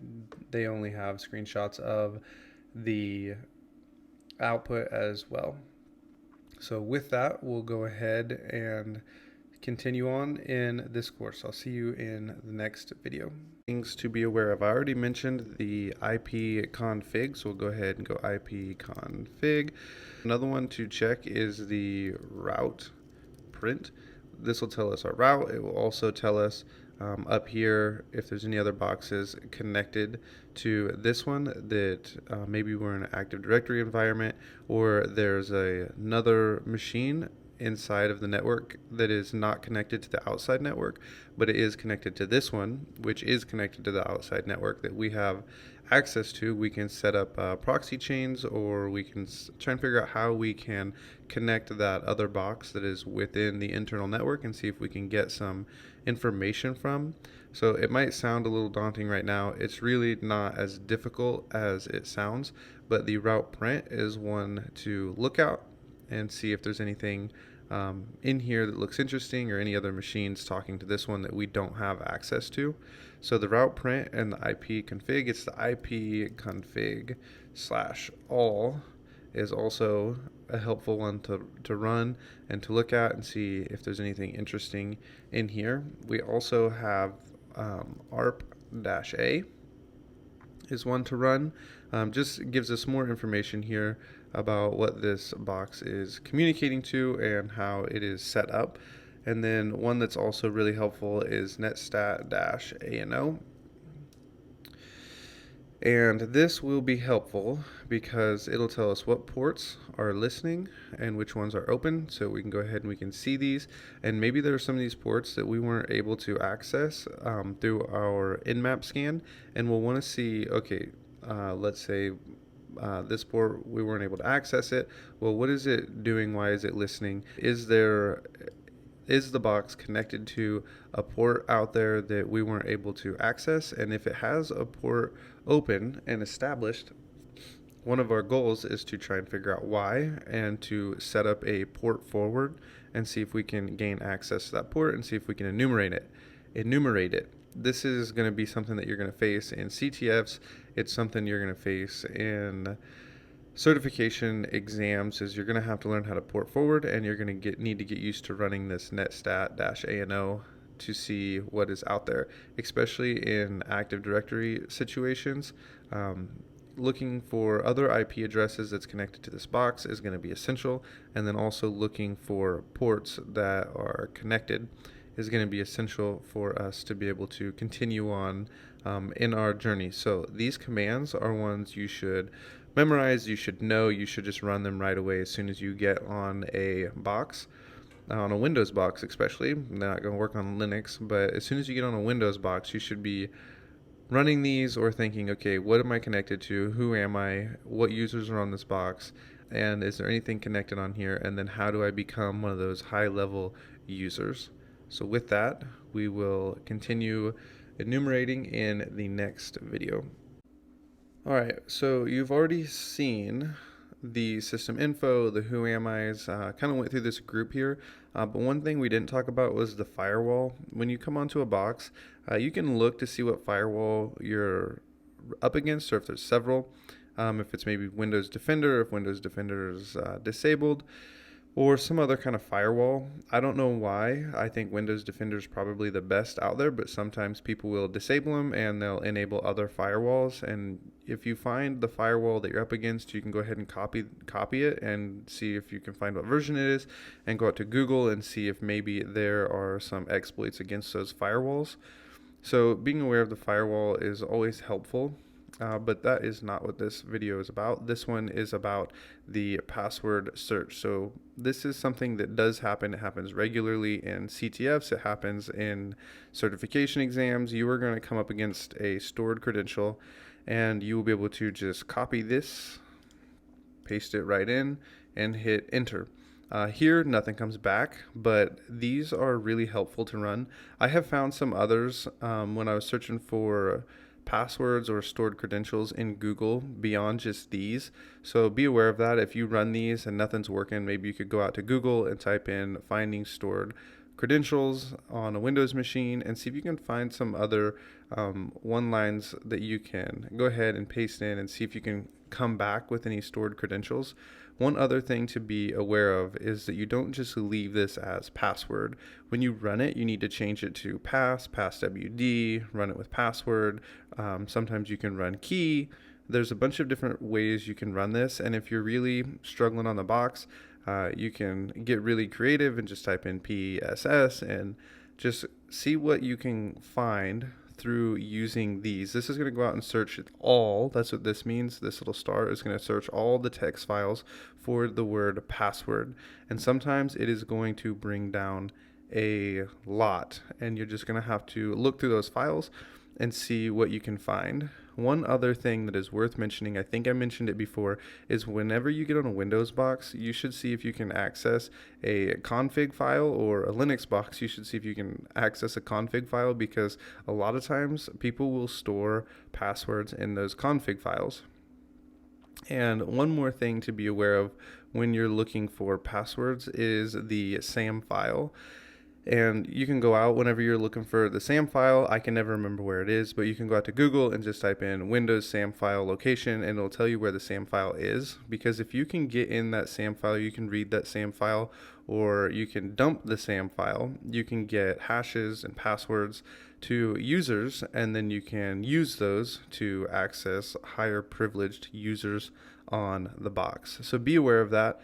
Save those in your notes, and remember to look for those when you get onto a Windows machine.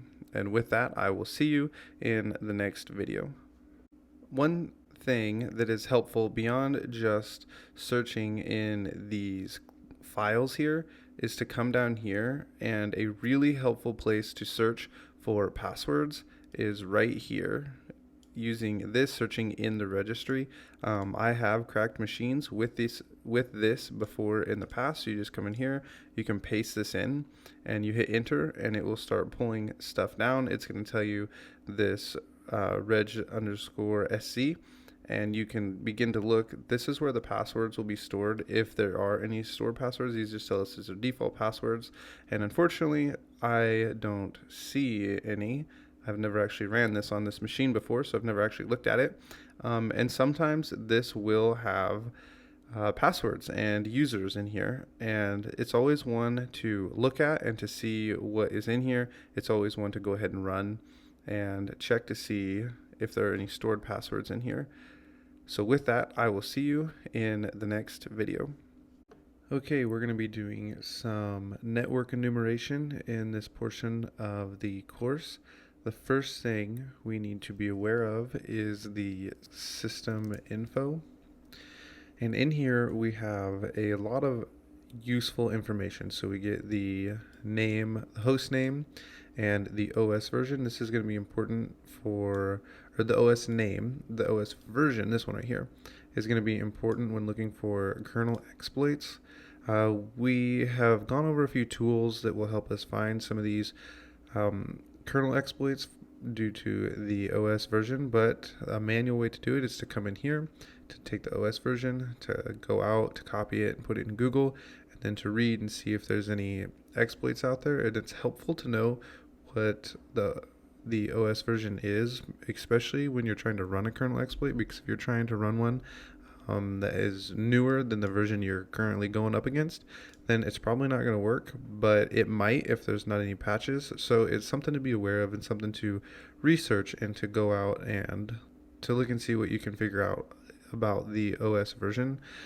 We also see the name, the registered name of the machine, which I think is also a user on this machine as well.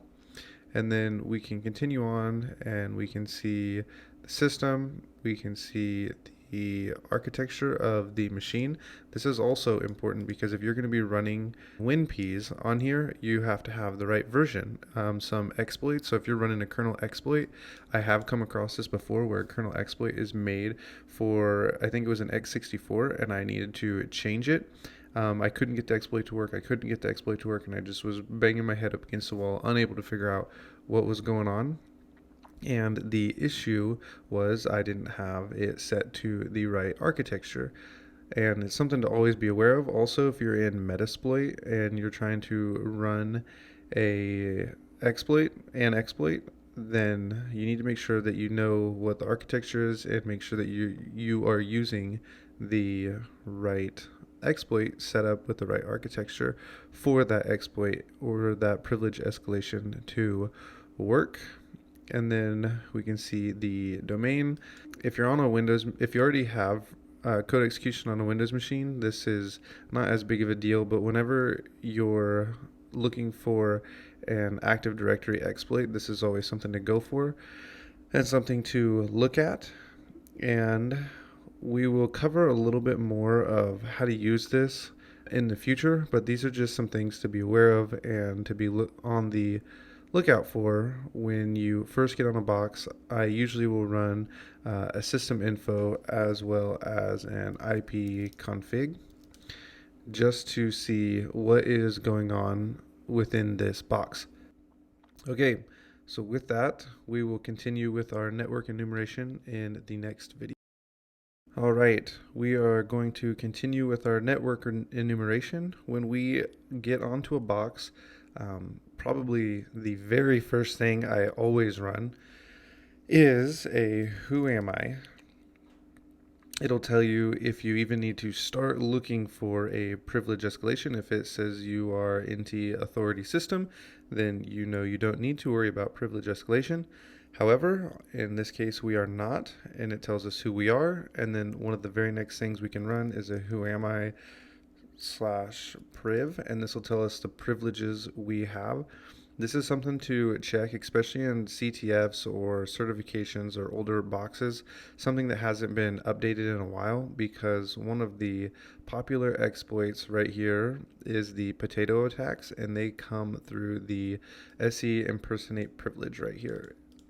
If it is enabled, you can always come here and try potato attacks and see if you can get these to work. So this who am I /priv is really helpful because you're going to see whether or not this is enabled, the SE impersonate privilege, and if it is, you should be thinking potato attacks. And we're going to cover a little bit of the potato attacks later, but it wouldn't be a bad idea to go out and read about the potato attacks and how they work, because we're not going to cover them really in depth. We're just going to see one of the potato attacks later on in this course, but you're going to see us run the who am I /priv, and then we're going to look at this to see if it's enabled, and then we'll go out and pick one of the potato attacks to run against a box later. So the who am I /priv is always something to look at, and then we have the who am I /groups. This is a helpful one to run, especially on Active Directory, because it'll tell you what group you are a part of. It'll tell you what groups there are, and you can also run a net user, and you can see the users on the box. And so we have administrator, we have the Babis, and then the guest user. And this will be helpful when you're in Active Directory because you can enumerate users, find out users that you may be able to move to laterally, and eventually try to compromise the domain controller. So the users, or the net users, is really helpful, especially in Active Directory. And so is the groups, because if we are just a low-level user in one of these groups over here, our goal is to get into one of these authority groups. We want to make it into a high-level user and eventually compromise the domain controller. So in Active Directory, these are going to be really helpful to enumerate users and groups. We're actually going to go ahead and stop this video here, and we'll continue on enumerating the network in the next video. All right, we're going to go over a few Windows privilege escalation tools. These will help us once we have our initial shell and we have a foothold on the box. This first one is kind of old, but it's one that I really like. It's Windows Exploit Suggester. So if you're running an older box, this is one to always run. We're actually going to check this one out pretty quickly. So we'll install it later because it's kind of a little bit of a walkthrough. And then we're going to run it, and we're going to see exactly how this works. It's going to help us find some kernel exploits, and so Windows Exploit Suggester is one that we're going to be going over. We're also going to go over WinPs. This is one of my favorites when it works, and you will see what I mean when I say when it works, because it doesn't always run. So I really like this tool, but the best place to remember about anything on this page without having to come back and reference this video is to go right here to the release page. This tool is not like WinPs or like LinPs. It doesn't just automatically run regularly without any problems. It's going to have the right architecture, and you're going to have the right box to get it to run on. I like to run WinPs any and hope for the best. But if not, I will check the architecture, pull over the right one, and still try to get it to run. And still, sometimes it won't run, and you'll have to run the WinBat file, the WinPs bat, and then you can sometimes get that to run, and sometimes WinPs just doesn't work at all. That's why it's helpful to know the manual enumeration, because sometimes that's what you're going to be stuck with. And these tools are just there to help you get the job done a little quicker, but you still have to know what you're looking at. And then we have JAWS. This is a PowerShell script, and it is going to be another one that we're going to see. It stands for just another Windows enumeration script. This one I don't use as much, but I will use it occasionally. This one, if I'm going to run a PowerShell script, this is the one I usually go for, which is PowerUp. And we're going to see this later on in the course. We're going to pull the PowerUp file over to our Windows box from our Kali machine, and we're going to go ahead and run it and see what comes back. A couple others that are worth mentioning that we are not going to see right away because they're going to be used in the Active Directory portion of the course is Mimikatz. It is one that is going to help us with further enumeration once we're on a Windows box. We might see a couple others, but these are just the ones that I know we're going to see, and to give you a heads up that I have now mentioned them, so when we see them and you hear me say WinPs or LinPs, you're going to be able to go, okay, this is a privilege escalation script. It's going to help us figure out how we can escalate this box. Or if I say, let's go ahead and plug this into Windows Exploit Suggester, you're going to know what's going on. We're looking for kernel exploits and how to go from there. So with that, let's go ahead and jump into some kernel exploits. All right, so we are going to be talking about cron jobs. These are files that get executed every 1 minute, every 5 minutes, every day or week. I already went ahead and ran lin enum and linps, and so here's the output for lin enum. And we actually come up here, it actually starts up here, so it'll tell us what files are getting run daily and which ones are hourly and monthly. And then down here, it actually tells us like we have the ability to run this shell bin bash. Well, this isn't bash, this is bin sh here through the home user path.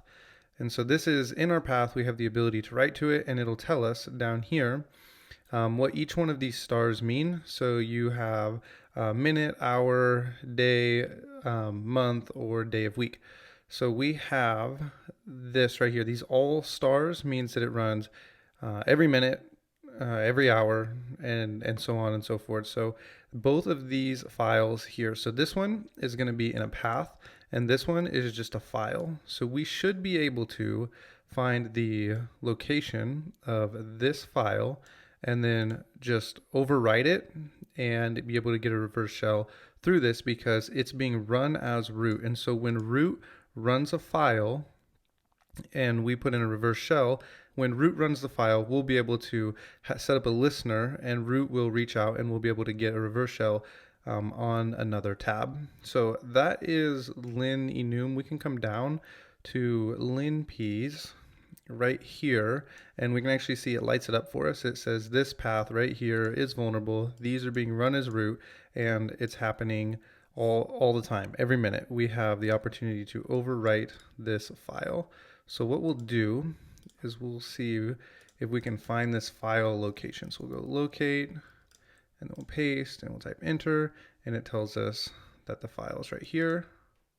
So we should be able to just go to nano and then paste this in.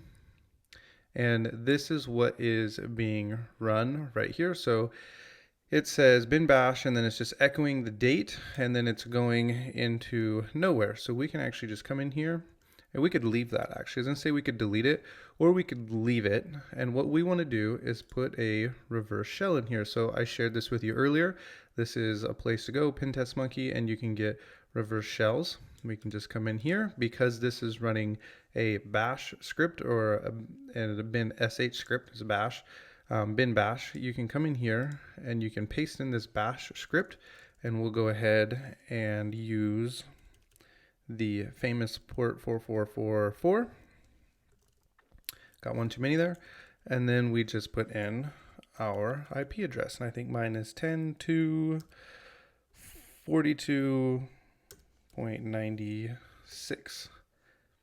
And so that looks okay. Come over here, we will set up a netcat listener on port 4444 and we will go ahead and save this out, and when it is executed we will get a reverse shell over here.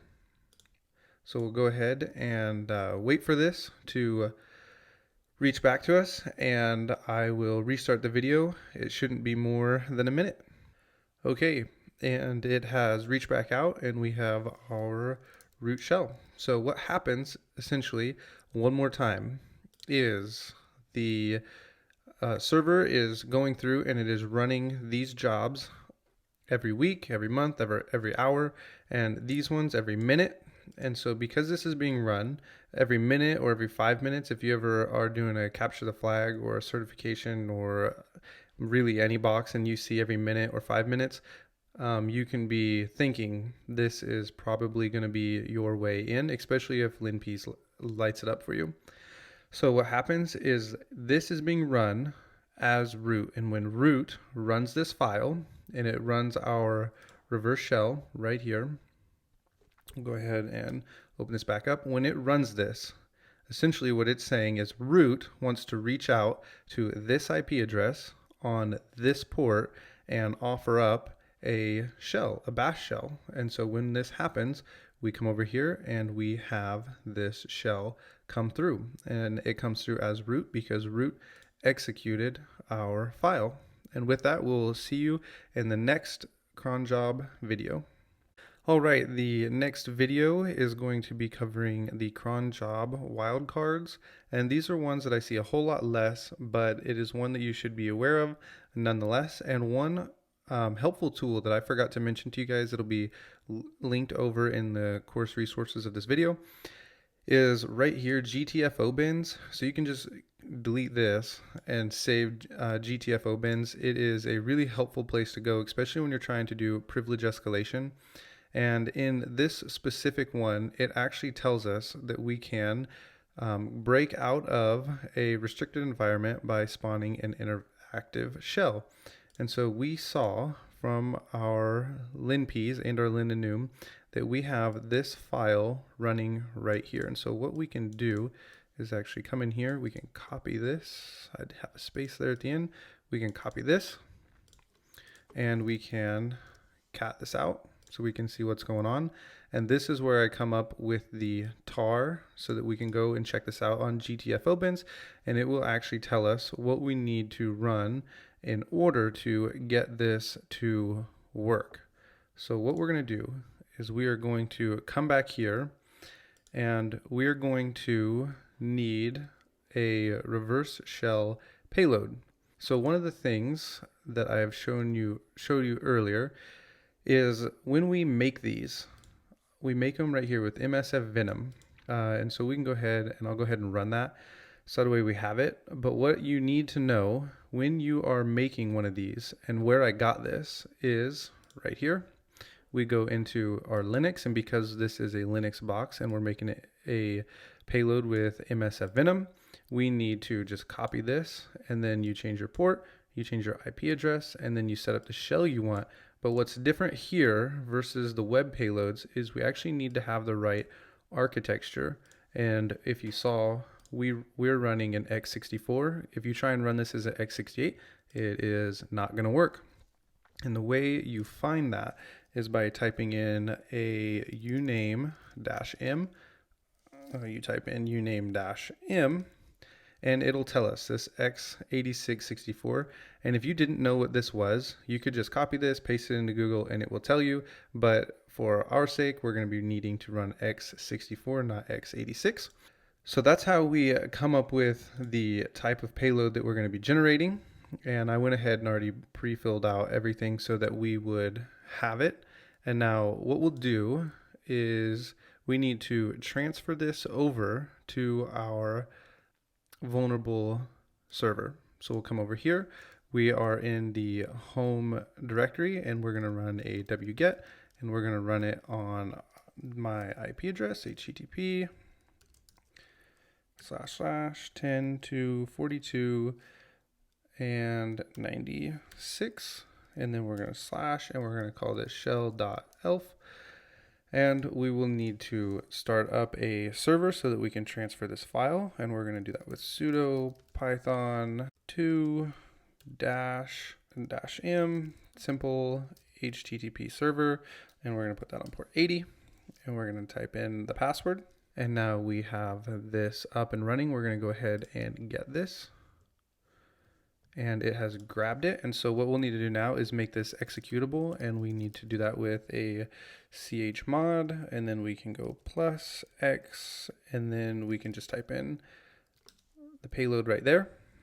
And now what we also are going to have to do is we're going to have to make a checkpoint for the server to know where to look in the path for this file. So we'll go touch, and then we're going to /home user, and then we'll go -- checkpoint equals 1.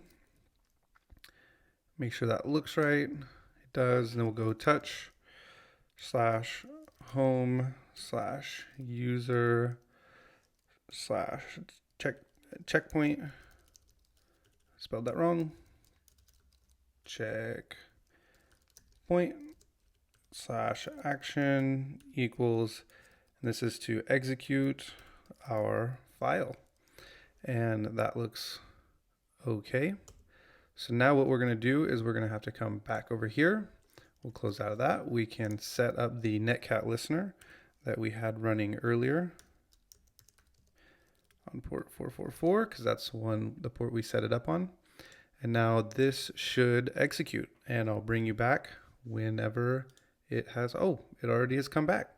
And there is our shell. That is the cron job wildcard.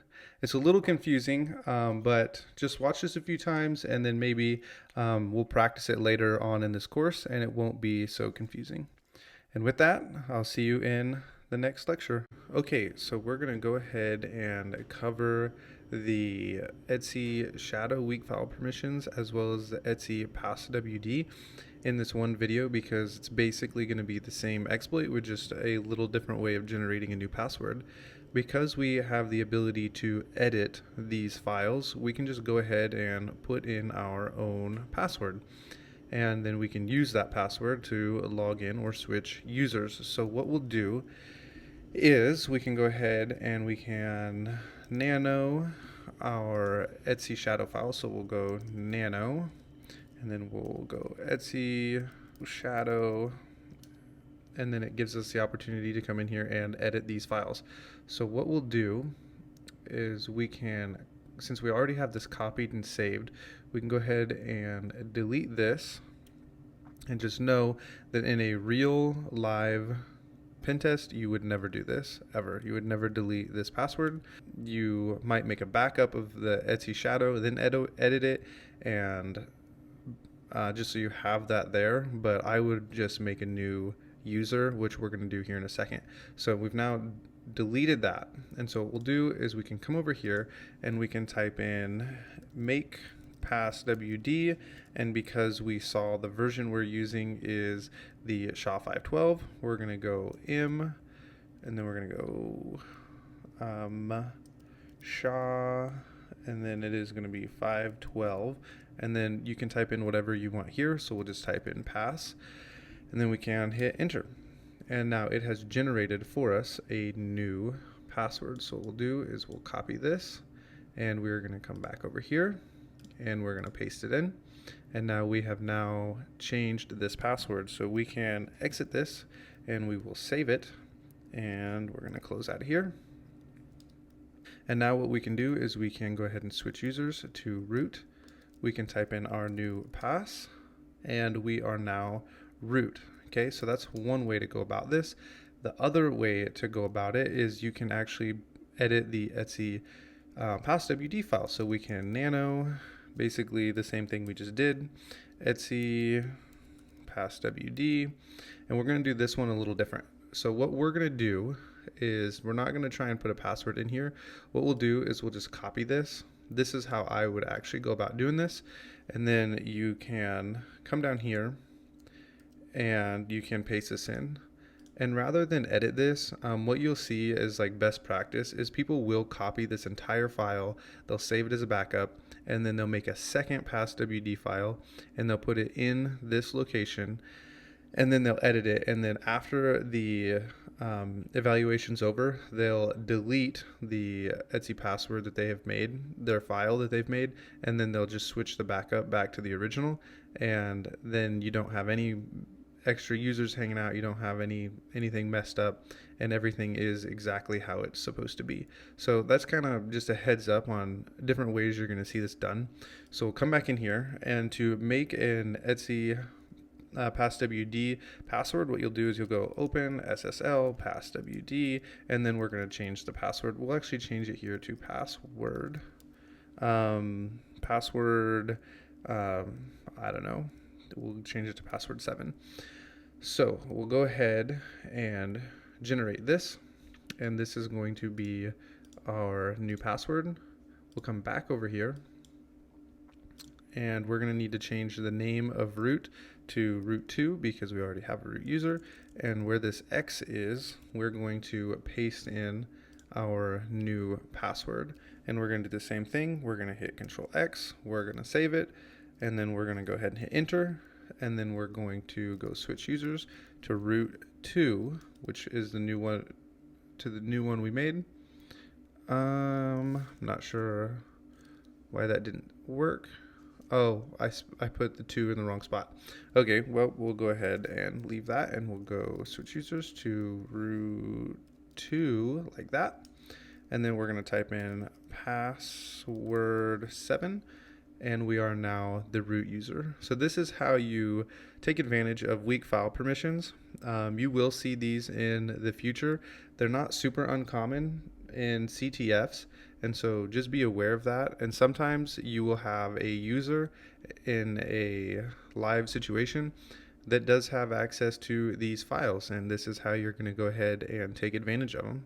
If this has been a little confusing to you, don't worry about that too much. We are going to have the opportunity here at the end of this section, after we cover the SUID privilege escalation, to practice this exact technique in editing the Etsy pass WD file. And so we're going to have the opportunity for you to get hands-on within Hack the Box under the box named Bank, and you will be able to practice this. If you're too excited to practice this, you can go ahead and launch the box bank on Hack the Box and you can skip forward and practice this, or you can go ahead and continue on with the next video.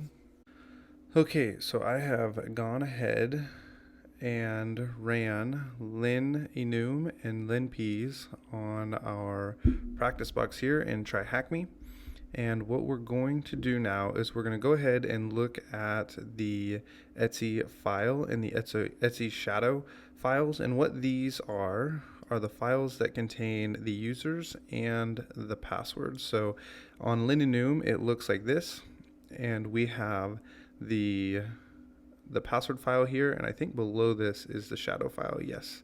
And it says we can read this file. We should not be able to read this really ever.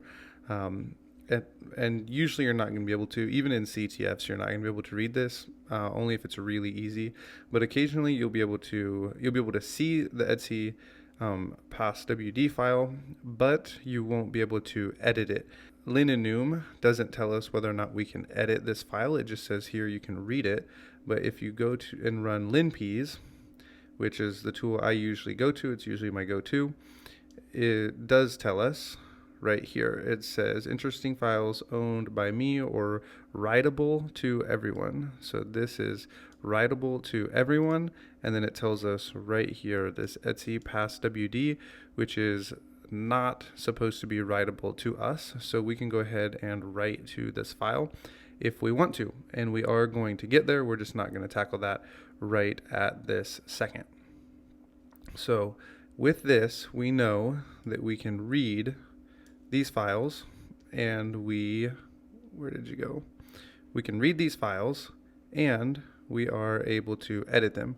So what we're going to do first is we're going to go ahead and we're going to try and crack the password, since we can read the hash here for the root password.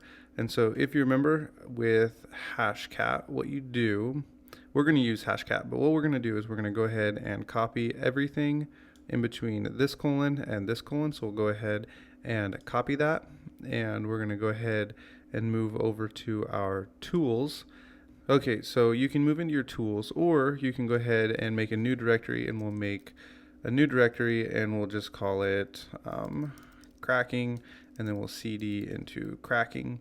And then what we're going to use as our word list is a word list. We're going to go locate rocku.txt, and it's right here. And so for you to unzip this, what you're going to have to do is you're going to copy this, you're going to cd over here, and you're going to paste, and you're going to hit enter. We'll go ahead, and we don't need the whole thing, we need just this. Actually, we'll just up arrow and delete it. So what you're going to do is you're going to come over here to your word list. If you ls, I've already unzipped this file, but you're going to need to unzip it anyway. And what you're going to have to do is, it didn't, oh, my bad. It already took me over there. So I already have it unzipped here, but you're going to have to go ahead and cd to wherever you have it, to wherever you have this gz file. And you're going to have to unzip it, and you're going to run this right here. You'll have to run sudo gzip-d, and then it'll be rocku.txt.gz. And so wherever this file is located, and you'll have to unzip it, and then you're going to copy it over to your file wherever you want to keep it. So we'll go and cd into this crack. Oh, it's not in the desktop. cd ... cd cracking. So in here, and then you can go ahead and copy wherever you have that file. So I actually have it stored in my tools, cd desktop tools, and right here I have this file right here. So that is going to have our passwords that we're going to be running hashcat with. It's going to be our word list. And one thing else that we'll need, that I got sidetracked, we'll copy this hash, and we're going to come over here and we'll gedit hash.txt, and then you're just going to enter, and you're going to paste it in here. Now, the way we're going to crack this is going to be with hashcat.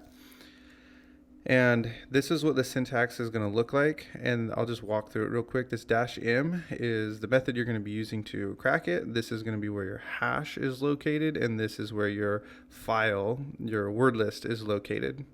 And so hashcat, the way I come up with where this is you look to see this $6. You can copy that, and then I like to go out to Google. I type in hashcat example hash, and then I click on that first one, and then I usually hit command find. I paste this in, okay, or we can go $6, and it will take us to the place where we need to be. I did not use a $$6, and then it'll tell us right here 1800. This is what we're going to need to use, and we're going to use some of these other methods later, but we're going to go ahead and run it like this. We'll hit enter, and it will run, and it might take a second, especially if you don't have a lot of extra RAM or CPUs on your computer, because hashcat is pretty intense when it runs. So we'll go ahead and let this run, and I'll bring us back once it has cracked the password. Okay, hashcat has finished running, and it has cracked the password. It is right here. Here's our hash. Here is our password, password 123. So what we'll do is we'll come back over here, and because that was root's password that we cracked, we can come over here and we can switch users to root, and then we'll paste in that password, and we are now root. So that is a weak Etsy shadow file setting, and if you're able to read those hashes, you can crack those passwords. And just so you know, you will find hashes elsewhere beyond that. So hashcat is something you're going to want to know how to run. You can also run John. Maybe we'll use that tool a little later for hash cracking, but that is how we crack a hash that we found in the Etsy shadow, and we're going to continue on looking at how we can exploit these in the coming videos.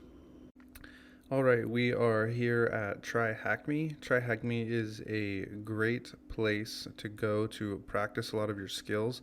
They actually have free courses and free places to practice. We're actually going to come back here for the buffer overflow as well. But this is a great place to go and practice your Windows privilege escalation as well as your Linux privilege escalation. I've decided to come here for the Linux privilege escalation because we can pretty much do everything in one place, and we can look at some of these scans and we can see just exactly how this is going to work. So we're going to walk through quite a few of these just so you get an idea. Linux privilege escalation, in my opinion, is easier than Windows, but there are those who I highly respect who are very great penetration testers who disagree with me and say Windows escalation is way easier and it is their favorite. So I guess that it's just preference, but we'll go ahead and we're going to look at a couple of different tools. So the first one I want to show you is going to be LinPeas.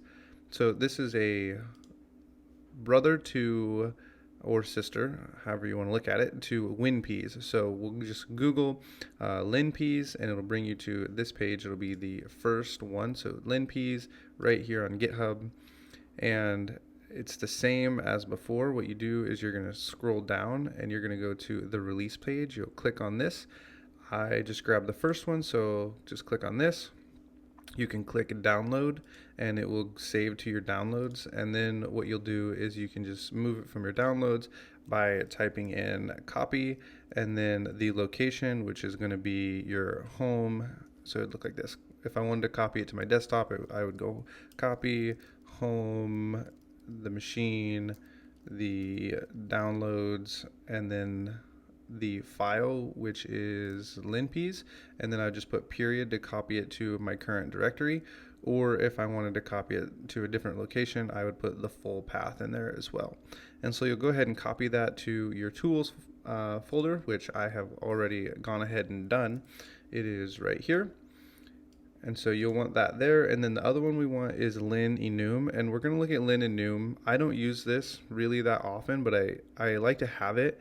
And it's one I want to show because it's not going to highlight things for us, and it'll be easier for us to walk through what we're looking at without linp's just giving us all of the answers. So we're going to go ahead and grab lin enum as well. You'll go ahead and you'll just type in, I typed straight into the URL, but this is the URL where you're going to go. You'll just go ahead and type in lin enum, and then you can type in this right here, and it'll pull you up this GitHub page.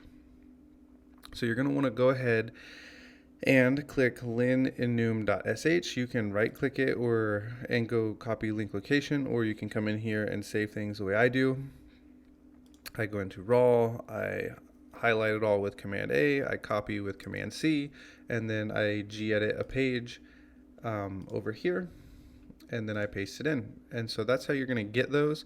And then we're going to go back over to Try Hack Me, and we're going to SSH into this box. I'll have already done that, and we will begin looking at some of the privilege escalation ways in Linux. All right, we are going to go ahead and shoot the Etsy PassWD video.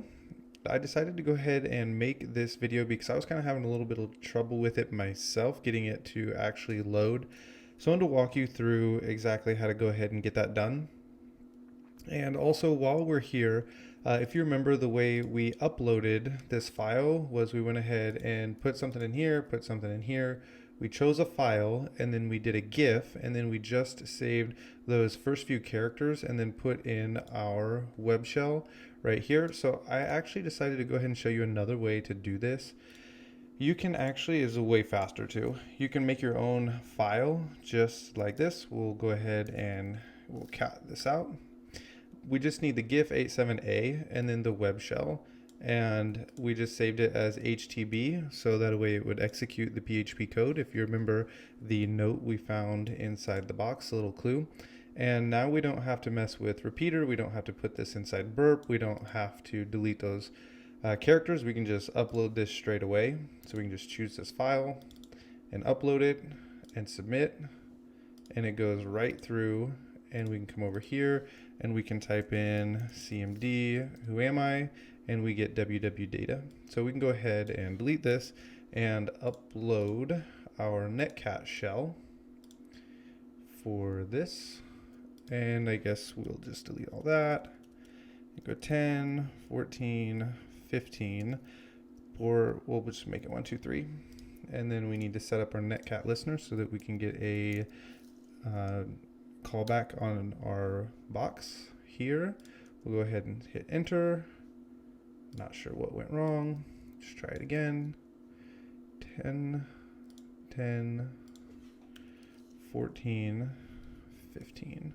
Let's go ahead and send that. That time it looks like it's hanging. If you remember, we need to type in python-c import pty.spawn and whoops. We'll need bin bash and then close all this out. Looks good.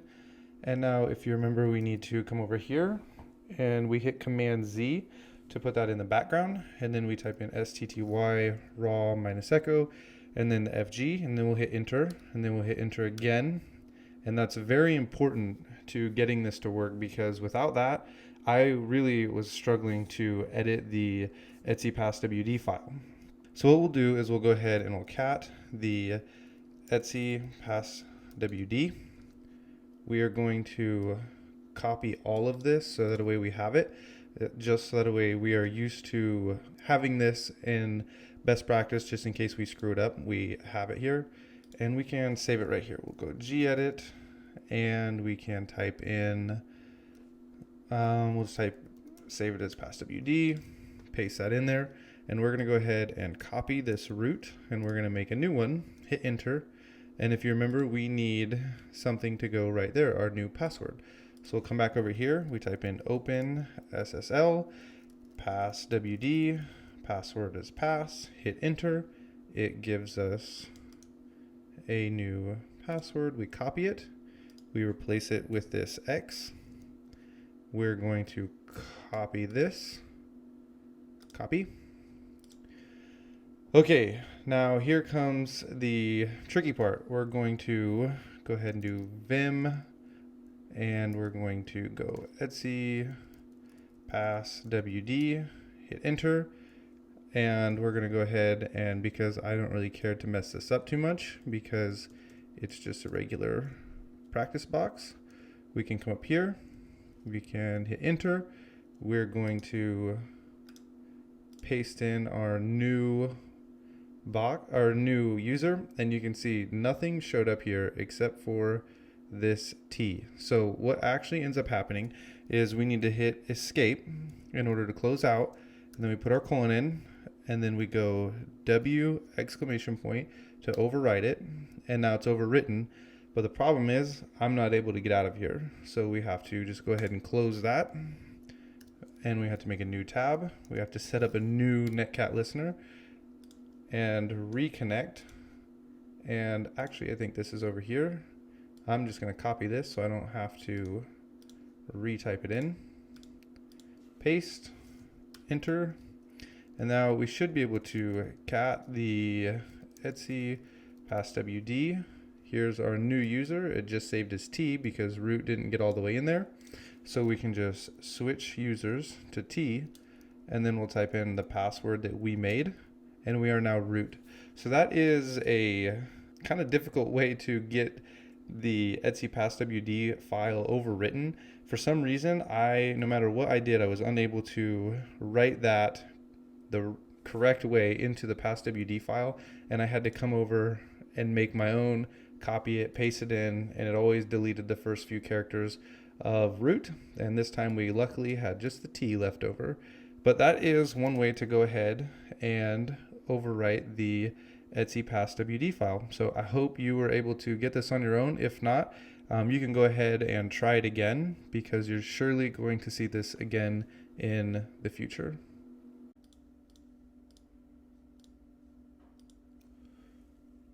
Okay, we are back, and we're going to be doing a box from Hack2Box. It is called Bank, and so you can go ahead and connect to Hack2Box and launch the box, and so you can connect and you can begin with your nmap scan.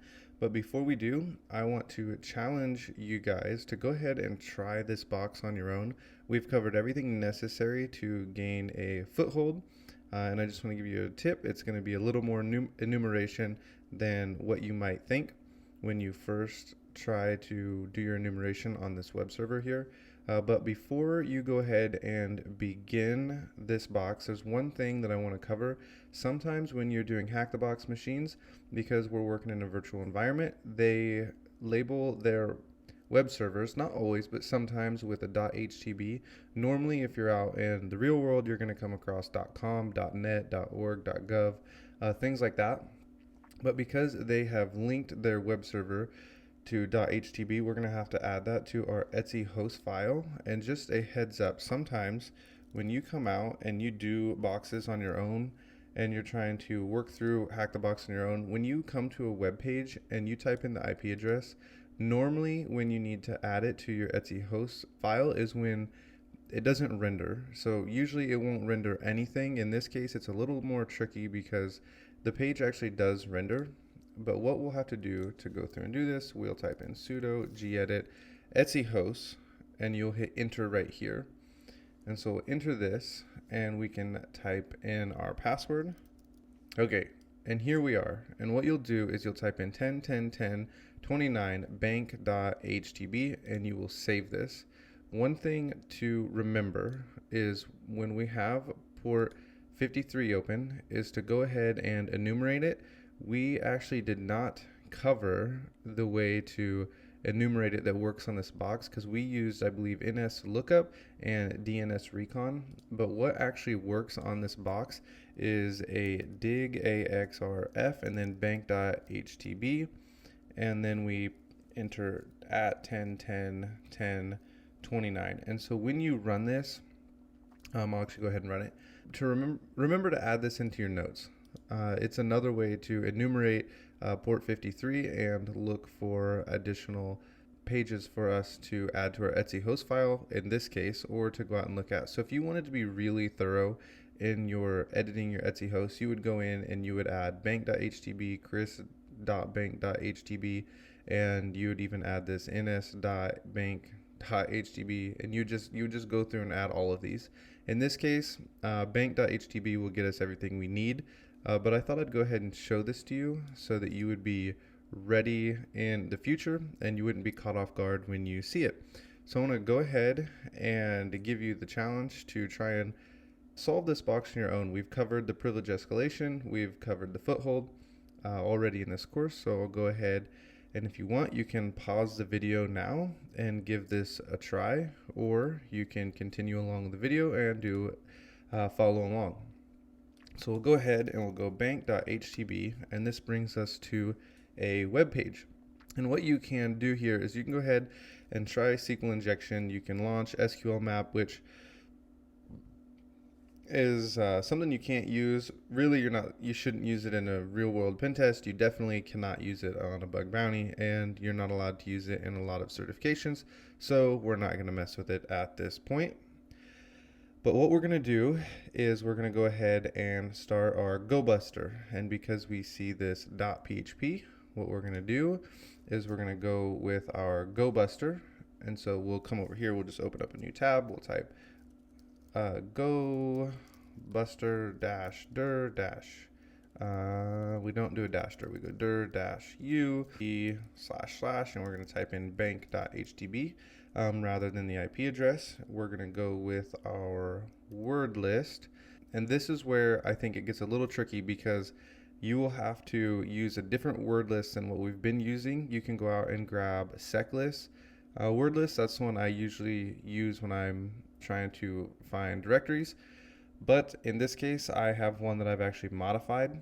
So we'll go ahead and go, I think it's going to be home, and then Kali, desktop, it's in tools, and I called it just wordlist.txt. So we'll go ahead and run that, and it's going to start pulling down directories for us and pages for us to go ahead and look at right away.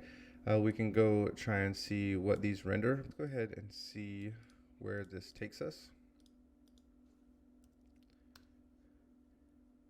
And we get this login page, which doesn't really look like it's going to do us any good.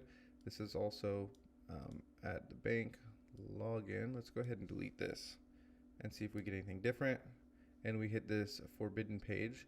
One thing I have not tried, but I am curious now that we see this forbidden page, is to run this and to intercept this forward,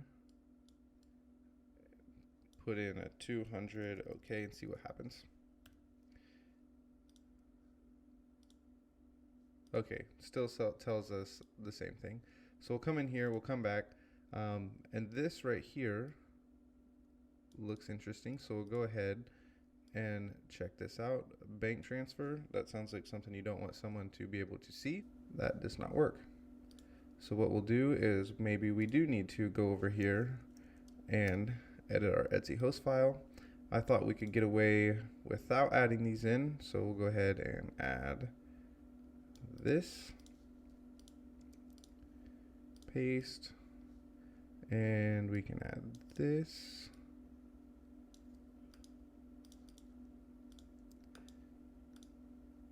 paste, and we'll go ahead and add this one, and we'll paste, and we'll save that, and we will try and come back here to this, and we will type in slash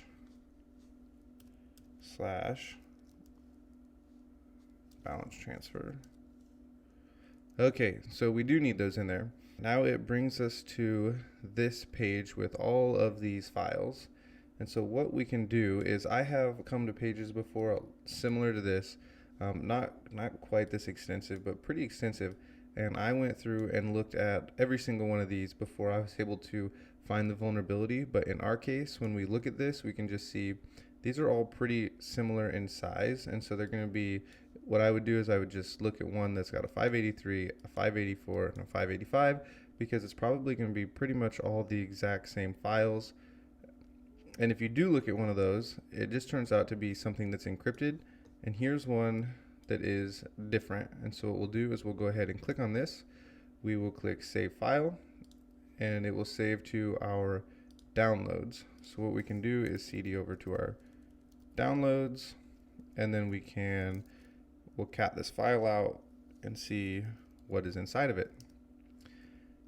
And what we end up with is an email and a password. So remember that login page that we started at? We can try that. SSH is also open, and whenever I find credentials, that's probably where I'm going to go first, is I'm going to try and SSH into the box, and that is not going to work. So then we'll go back to our login page, and what we will do is just copy this, paste it in. We will copy this, and we will paste it in. We will submit. We will not save. So when we come to a web page, the first thing we automatically do is we start clicking around. That doesn't do us any good. And you click to see if you can do anything. This would be terrible if you found this in real life for whoever you're testing. And then we come over to support, and then we're brought to this page, and it has a file upload. And whenever you see file upload, you can automatically just start trying to upload different files. You can try documents, you can try PNGs. For us, we would want to try PHP, especially since it's running PHP, to see if we can get a reverse shell. So what we'll do is we can come in here, we can upload a file. So we can go ahead and try this, and we will want to turn on our interceptor, and we will type in test, we'll choose the file, we'll go ahead and submit. We will forward, oh, I just forwarded past it. Okay, it says it was a success, so that's a good thing. We can come in here and we'll just type in file this time, and we'll go file, we'll choose our file, we'll pick our GIF, we will turn intercept back on and hit submit, and we are brought to this page. We're going to send it to repeater, and we'll go ahead and send that on its way. And since we already know this works, we can send this and see the response. We can render the response. You can look over here, and it says it was a success, so we can come back over here, and if you look through here, we will see what it tells us. We have this comment here that actually tells us what we need to do next. So this is something you're probably not going to see in real life, but it's something that they've gone ahead and done on a Hack the Box. Is it says I added the file extension HTTP to execute as PHP. So what happens is if we change to this, what we'd want to do if we're trying to upload a reverse shell is we would change this to PHP. But in this case, it says PHP is blocked, but we can use .htb.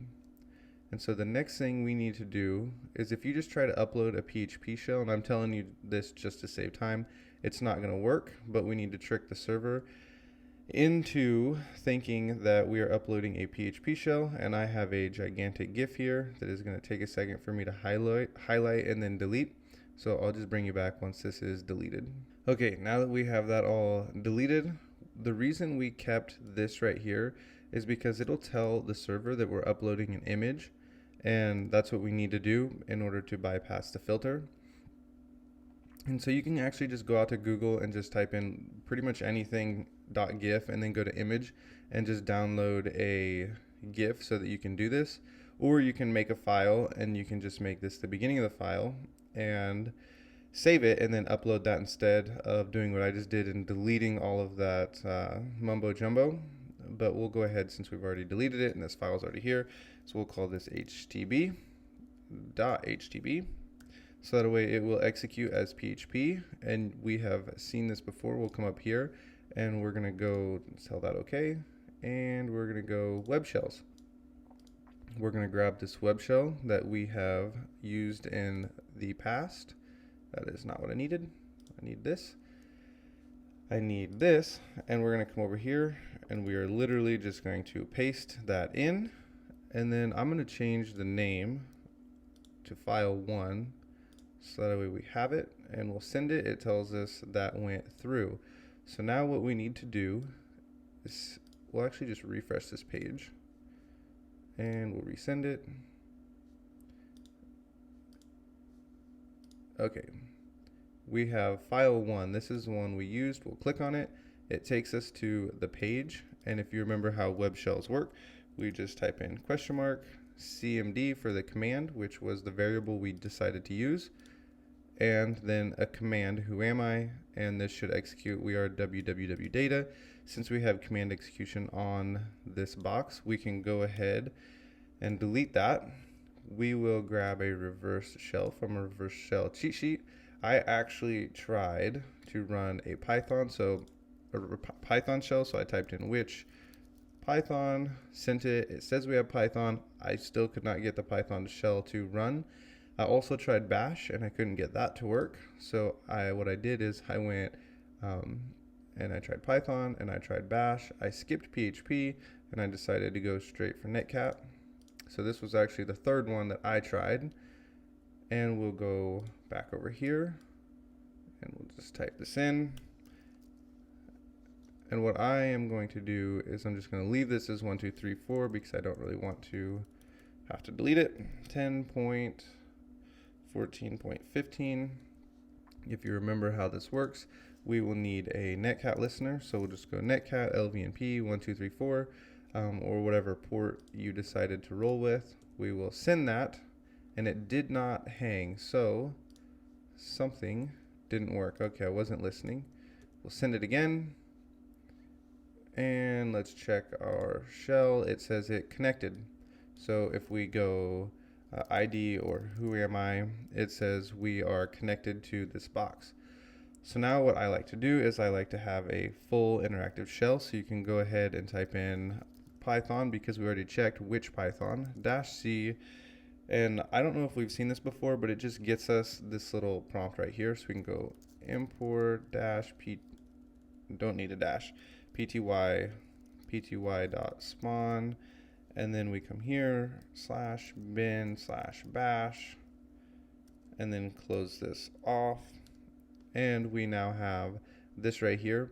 But for editing purposes later on in the video, because we're going to have to edit some files, if you just try to edit a file exactly how this is, it doesn't work. You have a mess, and it is really quite difficult. You can get around it by importing files, and I can show you guys how to do that later, but I'm going to go ahead, and if you hit Command Z, actually I'll just show you. So we ls, if I try to type in GIF and I hit tab, nothing works, and it makes it really difficult to edit files inside some boxes. So we're going to go ahead and hit Command Z. We're going to type in stty raw-echo, and then we'll have this little colon here, and then the FG just brings us back into the box. So you can hit enter, and then you have to hit enter again. And now if we type in GIF and we hit tab, it works, and it also makes it so we can edit files. So I want you to go ahead and see if you can figure out the privilege escalation on this video on your own. So go ahead and see if you can pull over linps and run it and find the vulnerability. Okay, how did that go? I'm gonna go ahead and cancel this. We're gonna go ahead and CD over to desktop tools. We're going to need a simple server. And now we have this launched, we can grab linps onto our box. So we can go ahead and go wget, and then we can type in our IP address, and then we're going to type in linps.sh,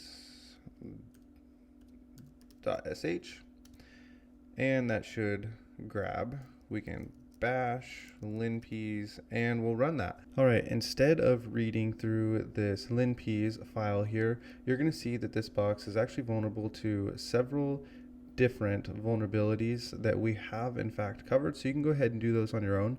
But we are just coming out of the SUID privilege escalation, and I want to cover that. So this doesn't actually pick up on the SUID vulnerability. And so what we're going to have to do is we're going to come all the way down here to our command prompt. We're going to go to our payloads, all the things. We're going to copy this and paste this in. The reason I want to cover this is because I told you that these are not always that obvious. So LinPiece doesn't even pick it up because it doesn't recognize this. And also we are going to see one that isn't how you would cover it here in the GTFO bins. So this one is a little bit different than what we have seen already. And honestly, every SUID I have come across is not common. Like, they're all different and they all require some Googling. And so when I originally did this with the SUID, is I copied this and I typed in cat and then I pasted it in, and we can go ahead and do that. It just gives us back a bunch of unlegible stuff. And so I didn't know exactly what this was doing. So I ended up coming in here and I just tried to execute this file. And if you look and we go, who am I? We are now root. And so SUIDs are a bit tricky. They're not always straightforward. And this one is no exception. It is not how you would expect it to be. And so that is the SUID vulnerability in this box. You can change the password to the etc passwd file, and I would challenge you to go ahead and do that. It is a little tricky on this box, so it may take a few tries. And with that, I will see you in the next video. All right, there is one way of privilege escalation that I want to show you guys that you will see in the future, one that you'll need to know, and that is through MySQL. So we actually have MySQL here. One thing to always check is your history. So when you come onto a box, you can type in history, and we actually see we have MySQL, some localhost, user, password, 123. So what you can do is type it in this way. So we just use MySQL -root, and we are here in the MySQL database. And so what we'll do is go show databases, and you can save these in your notes just pretty much just like this. And then we'll use MySQL, or we'll use whatever database seems interesting. And then we can show tables. Forgot my semicolon there. So if you hit this arrow, it's because you need a semicolon to close off your SQL query. And then you can look through here and you can go through all these files and see what looks interesting to you. This looks interesting, the databases, but we're going to go into the users probably 90% of the time or more. You're going to want to go into the users, and so you can actually come in here and we'll just select all, and some of this should look familiar from the SQL injection. So select all from user, and this actually gives us a very non-pretty version of the user and the password. There's another way to do this. We can go select, and then we'll go user, because remember we're looking for the user inside the table, which we actually have MySQL here. So we're going to be inside this user. So we're going to go select user, and then inside the user, I'll show you actually. It looks like this. Describe the user. So inside the user column, we want to find the user and the password. So what we're going to end up typing in is select the user and the password, and it's going to be from the table user. And then when we close that off and we hit enter, it makes it look a whole lot prettier. So sometimes you'll come in here and you'll have users and there'll be plain text passwords, but most of the time you're going to have something like this, and you're going to have to try and crack this password. But this is helpful. You're going to need to know it. You're going to come across it in the future. So remember that you can just type it in this way and you can have the very non-pretty version, or you can go about it and grab the passwords this way. I'd go ahead and save those SQL commands because you're going to need them in the future unless you know SQL really well, or you are up for the challenge of Googling in the future, or I guess you don't have to save them and you can just refer to this video. Either way, you're going to need to know that MySQL is something you need to look through in the future, and it's something you should always be ready to check. And I'll see you in the next video. Alright, in this video we're going to be going over some password hunting within Linux. This is something that some of the tools will cover for us, but it's always best to try and do it manually, especially if you get stuck at a dead end. And what we are going to do here is where it payloads all the things.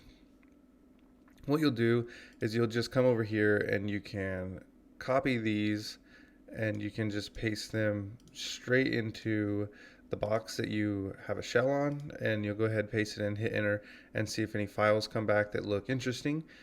And we can go ahead, like some of these I'm pretty sure are actually available on this specific box. So what you'll do is you'll come over here, you just hit enter, and there they are, and you can actually, since these are just files, you can copy these and you can look and see what's inside of them. We are going to continue with this. These passwords, password hunting isn't the only thing you want to hunt for. This right here, these SSH keys, is definitely something that you need to be aware of. You will come across these in the future, but sometimes you're going to go like that, you'll paste it in and nothing's going to come back, and it's because the key is not actually named ID RSA. Most often that's what it's going to be called, but in this specific case it is actually called root_key. Yep, and there it is. And so we can actually go into where this file is, and we can cd/.ssh, and then the file should be right here. And what we'll do is we'll go chmod, and then we type in root key, and boy, I'm really struggling. Chmod, and then we need 600 so that we can use this key. And it says changing permissions of the key is not permitted. And we can go ahead and see if this will actually work anyway. We can go ssh-i root key, and then we'll go root at, and then we put in whatever IP address we're trying to SSH to. And in this case, it's 182.85. And we can go ahead and hit enter, and it says, do you want to fingerprint the box? We say yes, and we are root. Most of the time, you are going to have to chmod 600 this. I'm not sure why that didn't work in this case, but that is how you would go about finding an ID RSA key and SSHing into the box. And you'll also want to remember and put in your notes or in your workflow password hunting. So with that, I will see you in the next video. Okay, we are going to be talking about SUIDs, or the set UID. These are going to be something you're going to see, but they're not as straightforward as you might hope. Every single SUID I have ever come across has taken me more time than I think it should, because when you think about it and you go to GTFO bins, they look really easy, but every single time, every payload I've ever had to deal with has required some kind of modification or wasn't as straightforward as I had hoped. So these are something you're going to see in the future. So if you come over to payloads, all the things, the SUID is right here, and it tells us it stands for set user ID. So the way we find these, linps and linenum both will find these, but you can also just come in here and you can copy, you can paste, and you just press enter and it will pull them down for us. So when you do this, it's going to look like this is what we're looking for, this S right here. We're looking for the sticky bit, and the sticky bit will be right here, and this is for the root user. So the root user has read-write access, and then the S is enabled. So when we see something like a ch mod 777 and then file here, what's happening is they're changing this to read, write, execute all the way across for the root user, the group users, and the local user. So it would be a 7 here. This would be 4 bits. So if you saw something like this, 477, it would be, or a 444.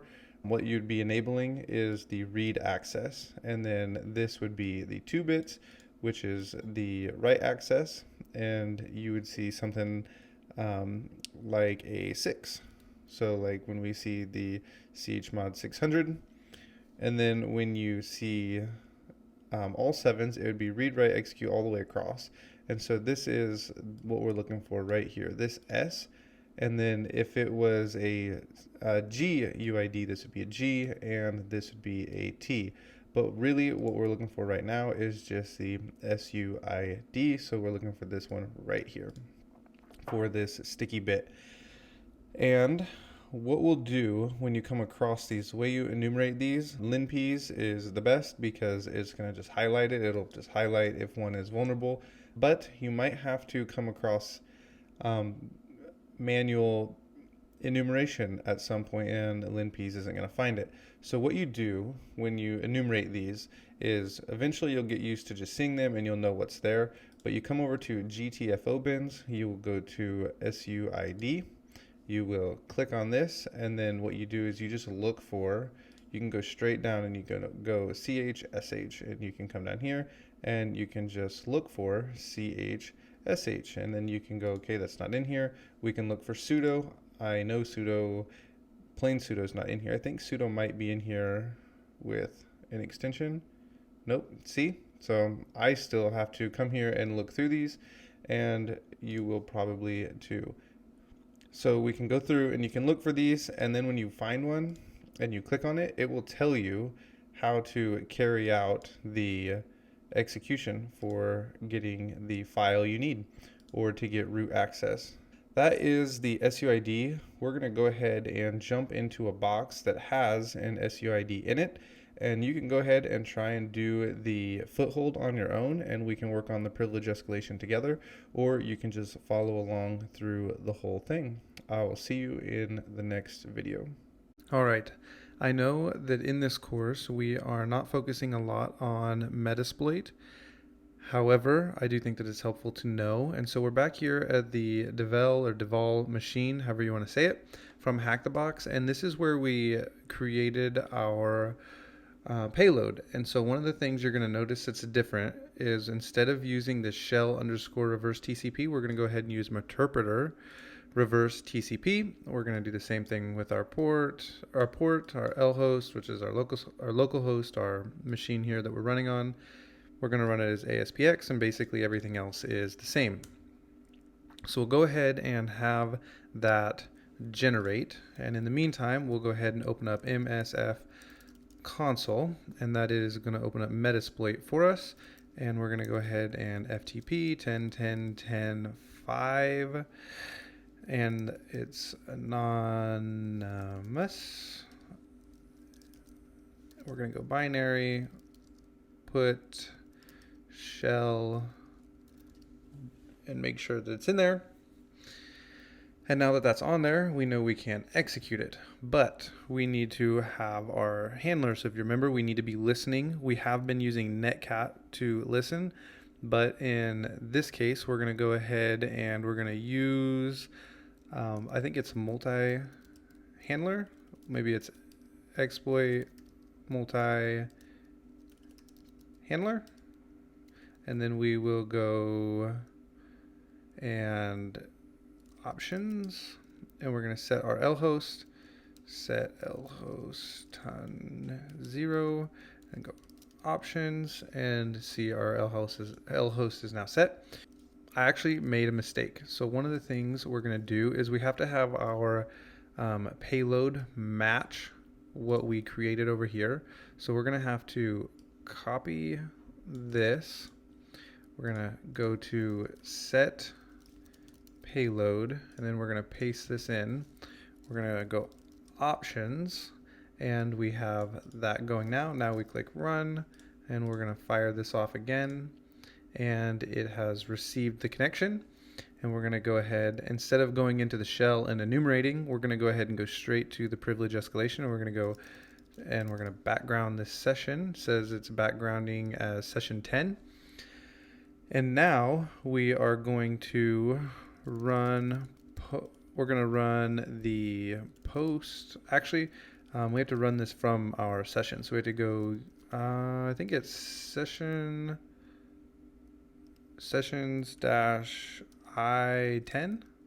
Okay, it's been a while since I've ran some of these commands, so sorry about that. I wasn't too sure.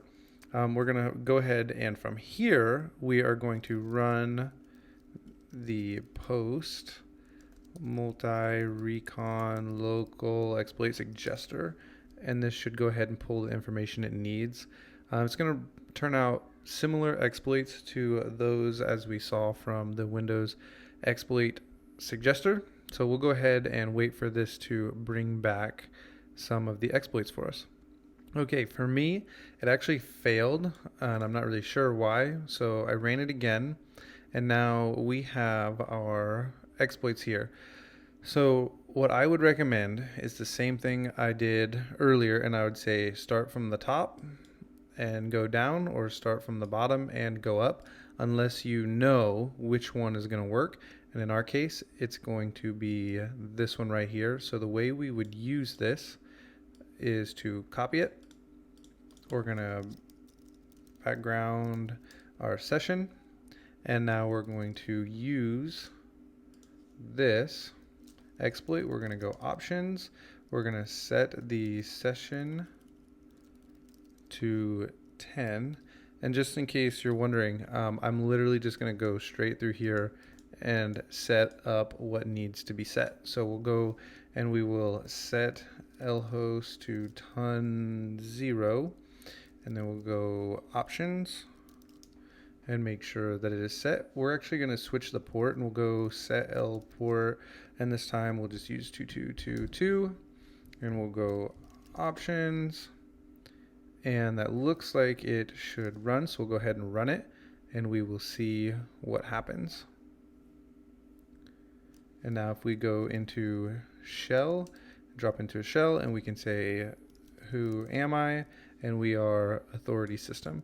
See, you can see why people like Metasploit. It's so much easier. It's got everything we need right here. We don't have to go through and search for a bunch of tools. We have the tools loaded for us already. We have the exploits loaded for us, and it's really simple. And I would say use it whenever you can.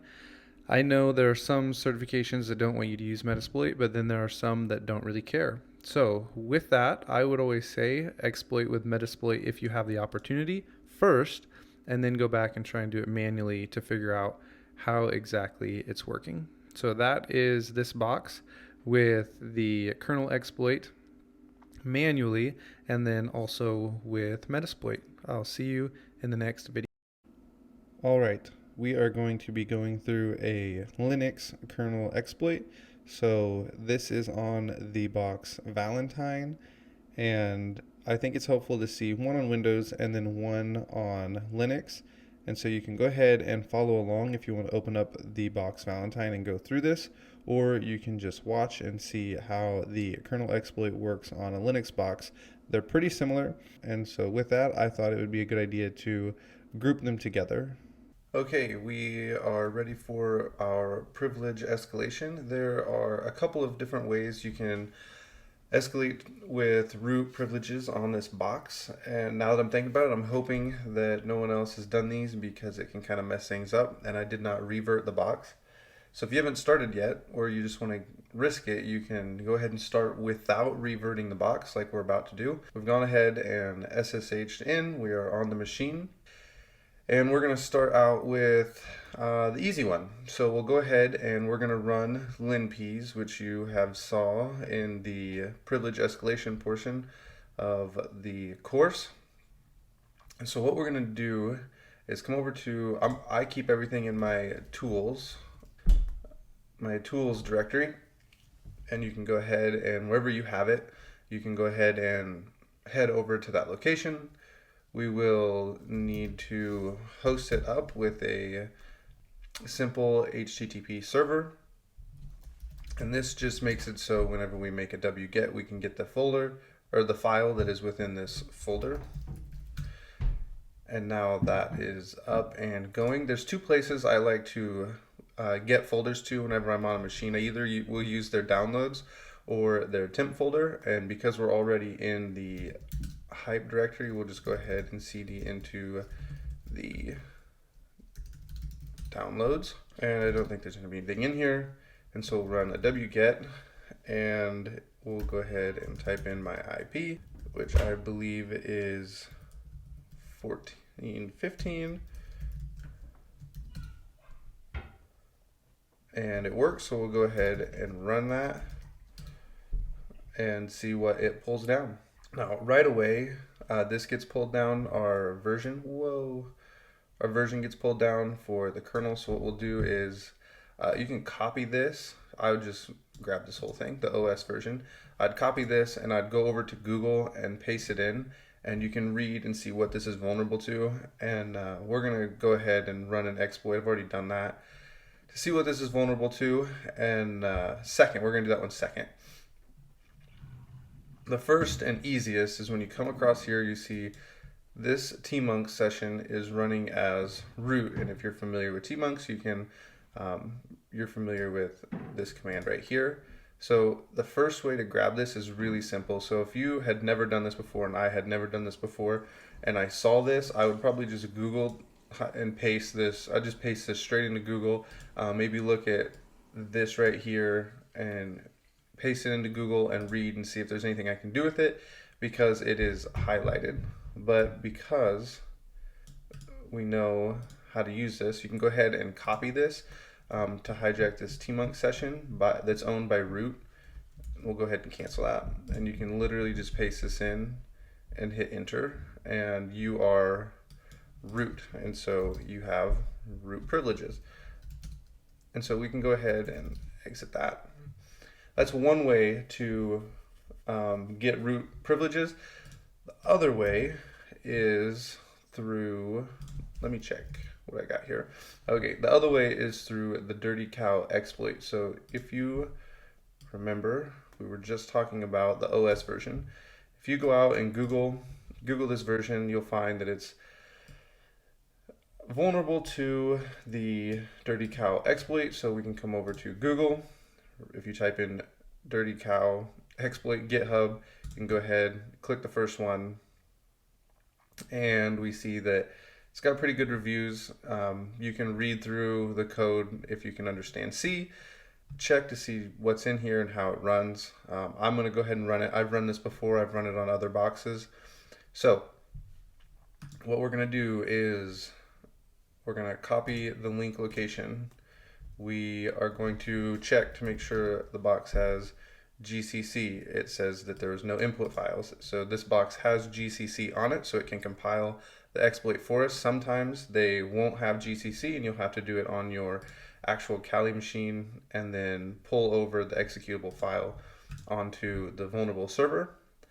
But because we have GCC here, we're going to go ahead and run this wget on the location we just copied. And then it tells us what to do. It's going to make a default user, and to compile it, we run this script right here. Once it gets done, actually, now that I'm remembering, this machine actually won't run a wget off of this GitHub page. So we have to run the wget, since I copied something else, to our Kali machine, paste, and then we need to run our simple server again, and then we run our wget off of our own box.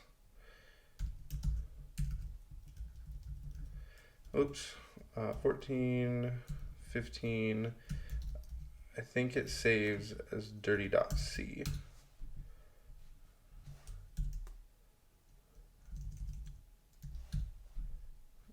and it says that it grabbed it. So we can go ahead and close out of that. Now we can go ahead and GCC this. And if you ls, you should see we have the executable here. And then it tells you this is how to run it. You can either go like this and it'll have no password, or you can run it dirty with some password. So what I'm going to do is I'm going to opt for the second. I'm going to go /dirty, and then I'll just type in, we'll hit enter, it'll ask for a password, we'll type in pass, and it says that it's been added. I don't know why, but mine always seems to hang there. And then if we switch users to Firefart, the new user, and we type in pass, then we can see that it has made a new user with root privileges. That is the second way to solve this box. What I would recommend is waiting a few days and coming back and trying to do this again once it's not quite as fresh in your memory, so that way you can get used to going through the steps of researching, pulling over tools, and compiling the exploits. All right, I'll see you in the next video. All right, we are going to be starting the Active Directory portion of this course. I have gone back and forth on how exactly to go about teaching this and what is the most helpful way. Originally, I was going to go through and show you each one of the tools you need to know in the beginning to start enumerating Active Directory and getting code execution on an Active Directory network. And then I decided, well, it might not be the most beneficial way just to show a bunch of tools and then walk through some boxes. So I think what we're going to do is there's 3 different boxes that require Active Directory knowledge to get remote code execution on the network. From there to go ahead and get system. So I want to just go through 3 different boxes step by step. I'm going to break out all of the videos so that in the future when you are on an Active Directory machine, you can come back and reference this course and you can click on the specific portion that's relevant to the box you're working on. And so if this portion of the course could be done better, you can go ahead and leave a comment in the bottom of the video, and maybe I can reshoot this portion with each individual tool being used, or maybe there's some tool you really want to know about or you've read about somewhere that you think would be helpful and beneficial to others, and I can go ahead and add that to this course. So with that, we're going to go ahead and we're going to begin walking through one of these 3 boxes so that you can begin to understand how Active Directory works and see these tools in action. And with that, I will see you in the next video. Okay, we are back and we're going to continue on with the box active. I'm going to show you 2 different tools from Impacket. First, we'll just come over here, and this is what it looks like. It's Impacket get NP users, and then it's the domain controller, the IP. So we give it the IP, we give it the name, which is active.htb. A lot of times you're going to see in Hack the Box this as HTB, but elsewhere you're going to see this as the username.local. We're actually going to see one later that has a .local. And then the username, and let's pretend we found a username, but we don't have a password. And so what we would do is we would try and go -no-pass and see if we could get a TGT from this service. And so unfortunately we're going to run it, but we're not able to get a TGT. But we are going to see this again. We're going to try this again in another box in the future, and I don't actually remember if it works or not.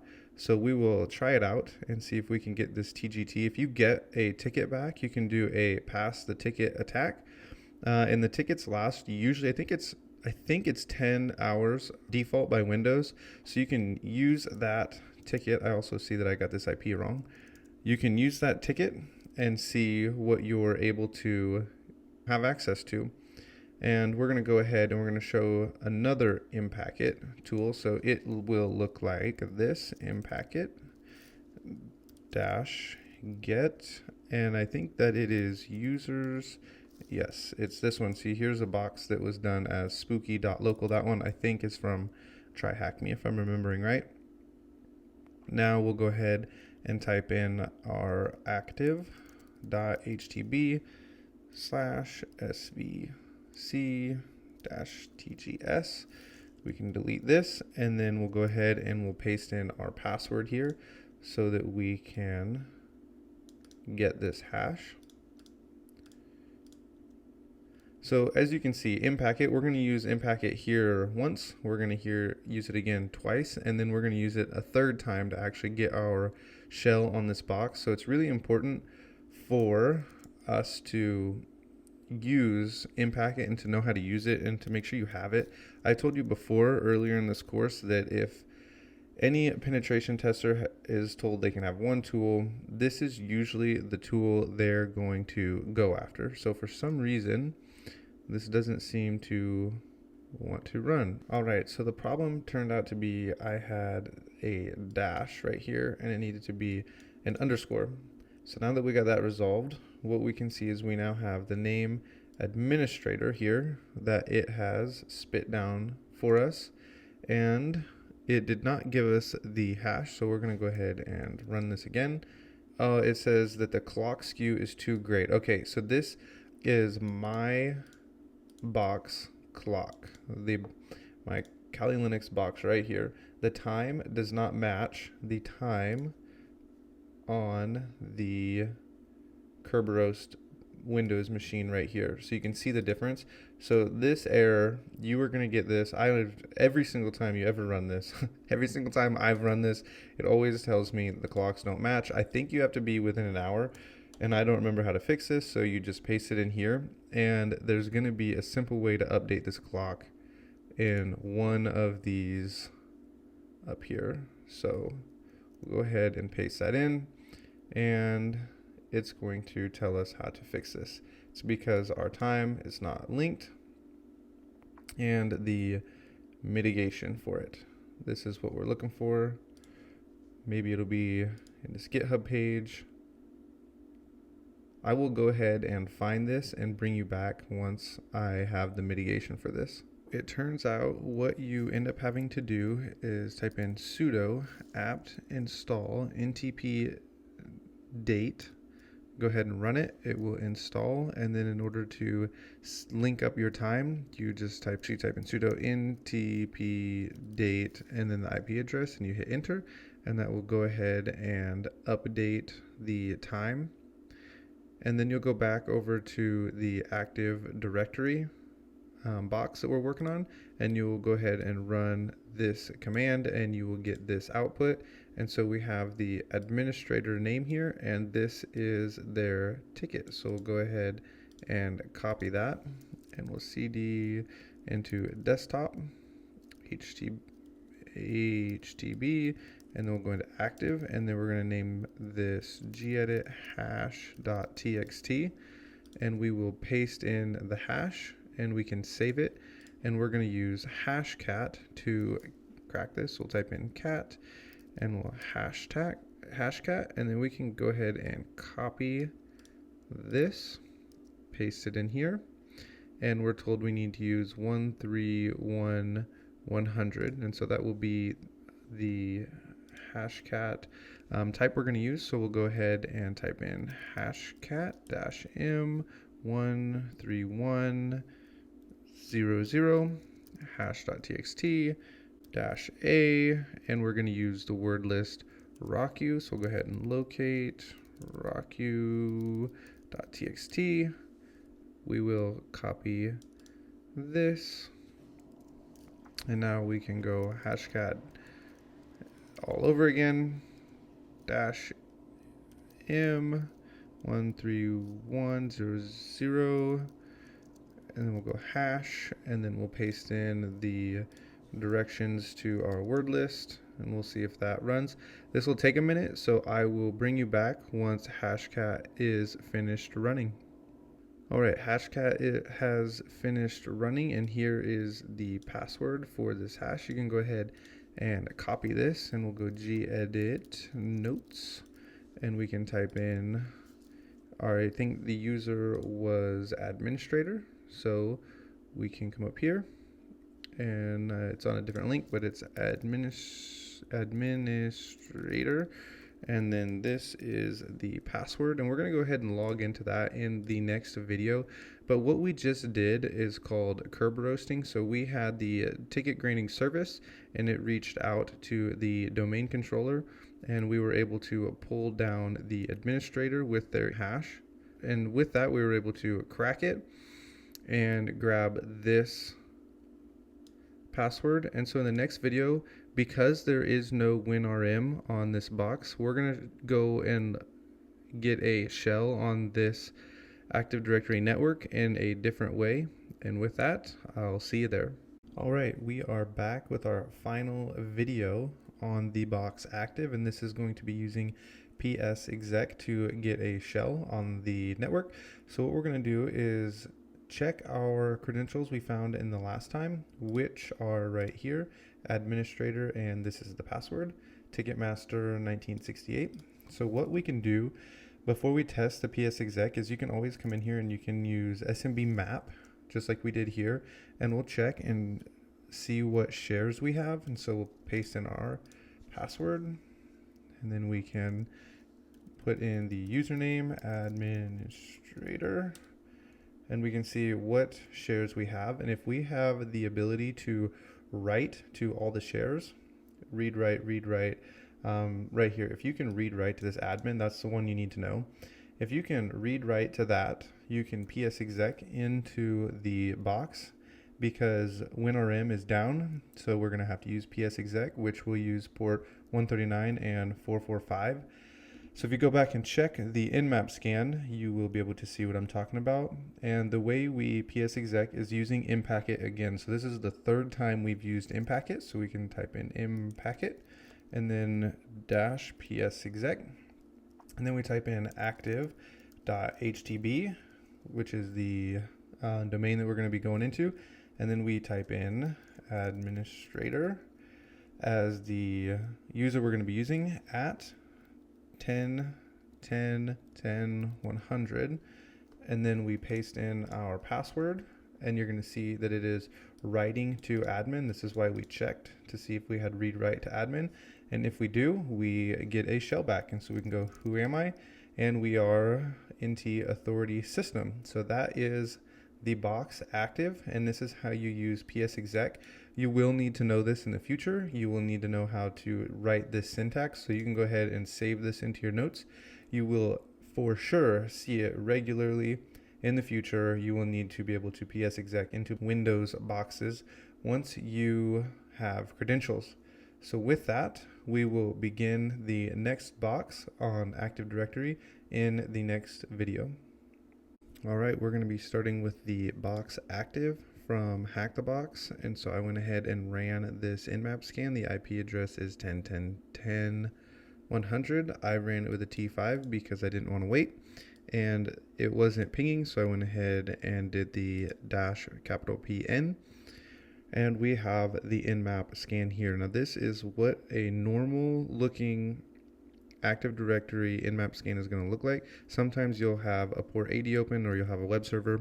Sometimes you won't, and when you don't, you can just look at this and you can just think, okay, here's what I need to do is I'm going to start, if it were me, I'm going to start right here, 139, 445, then I would go to 398, then I would hop down to 464. So this is just kind of my method that I would be working through this, if this is how I'd go about it. So what we are going to start off with is looking at this port 445, and we'll come over here and we can actually just type in SMB map, and it will look just like this. You've seen this before. What we're doing is looking to see if we have any file shares that we have access to with anonymous login. So we can go ahead and run that and see what it pulls down. And it says we have access read only to replication. So you've seen this also before. So we run this SMB map, and then we can also run SMB client, and then it's //10.10.10.100, and then we can run this slash replication, and then we can do a -c, and then we can type in recurse ls. And so what this is going to do is it's going to go through and it's going to run through all of the files and it's going to list them out for us. And this is helpful if you don't mind having your terminal full of stuff. But I like doing this because the other way to go about doing this is to actually log in to the SMB server anonymously and then going through and manually looking at everything. That just takes a lot of time and it's a lot of typing, and it's a lot quicker to just use that command we just saw. But if you wanted to go ahead and do it the manual way, what you would do is just type in SMB client, and then we can type all this in, and we'll just delete this, and then we hit enter, and it should load us with a command prompt. And then you would just have to go in here and you can ls, I don't remember, yeah, dir works too. And then you would just see this little D right here means it's a directory. So you would go ahead and then you would cd into active.htb, and then you would go ahead and look at the files again, and then you would choose whatever folder you wanted to go into, and so on and so forth, and it just really takes forever. So it's a lot quicker to do it this way. When this loads for us, we can start all the way at the top, and we can look and see, okay, if we cd'd into active.htb, this is what you're going to see. And then the way SMB client works is it just is going to go through and list for us each one of these files. It's going to cd into the next one, and then it's going to list it, cd into the next one, and it's going to list it. And so if it were my first time going through here, I would remember these. They could be useful. And then I would just keep on scrolling, but because I would definitely look at users if I was first time on this box, see if I could pull down some users, because if you have a user, you can try and pull down hashes, which we're actually going to see a little bit later with some in-packet tools. So if you can get a user, you might be able to get lucky enough to pull down a user with a password or a password hash that we can crack, and we are actually going to see this. So that is helpful that it has users listed there. If you were on a CTF or some kind of certification, it's possible that they would just throw this user here, and then they would give you just a whole list of users just to lead you down a rabbit trail. So you got to be careful of doing something like that. So we have the registry policy, we have groups, and at this point, this is something that's interesting because if you have this groups.xml and you have it inside the policies, this actually is going to have for us the information we need. And so in order to grab this file, because we're already logged in right here on this SMB server, we can go ahead and just copy this entire thing and save us some time. And we can go ahead and cd to this location. And I don't really want to get this at this specific spot, so I'll just show you what we're going to do is you would go ls and you'd see this, and then you can type in get and then groups.xml, and I'm actually going to move over to a different folder and grab this because it's going to be grabbing right here in my Linux box and I don't really want it there, but that's how you'd go ahead and get this folder. So I'm going to pause the video and I'm going to switch locations, and then we'll go ahead and get this file and look and see what's inside. Okay, so we're going to grab this file. We can close out of here, and then we can go ahead and ls, and then we can cat this out, and we can see what is in here. And so we see we have a password. It is hashed, and we're going to go ahead and crack this in the next video. And then we have a user somewhere around here. Right here we have svctgs as a user. We'll go ahead and pause this here, and we'll go ahead and crack this in the next video. We have this password, and we can go ahead and crack it. So what we'll do is we will highlight the entire thing. Now, I don't expect you to know this, but whenever you see something inside the group policies, you can know that this hash is going to be the group policies hash. So you can actually type in gpp-decrypt just like this, and then you should be able just to paste in your hash and then hit enter, and it will go ahead and decrypt that for us. So it tells us this is the password for this account right here. So what we'll do is we'll go ahead and we'll gedit some notes. and we're going to grab this user, paste it in, and then we're going to grab the password so that we have this as well. And now we have those.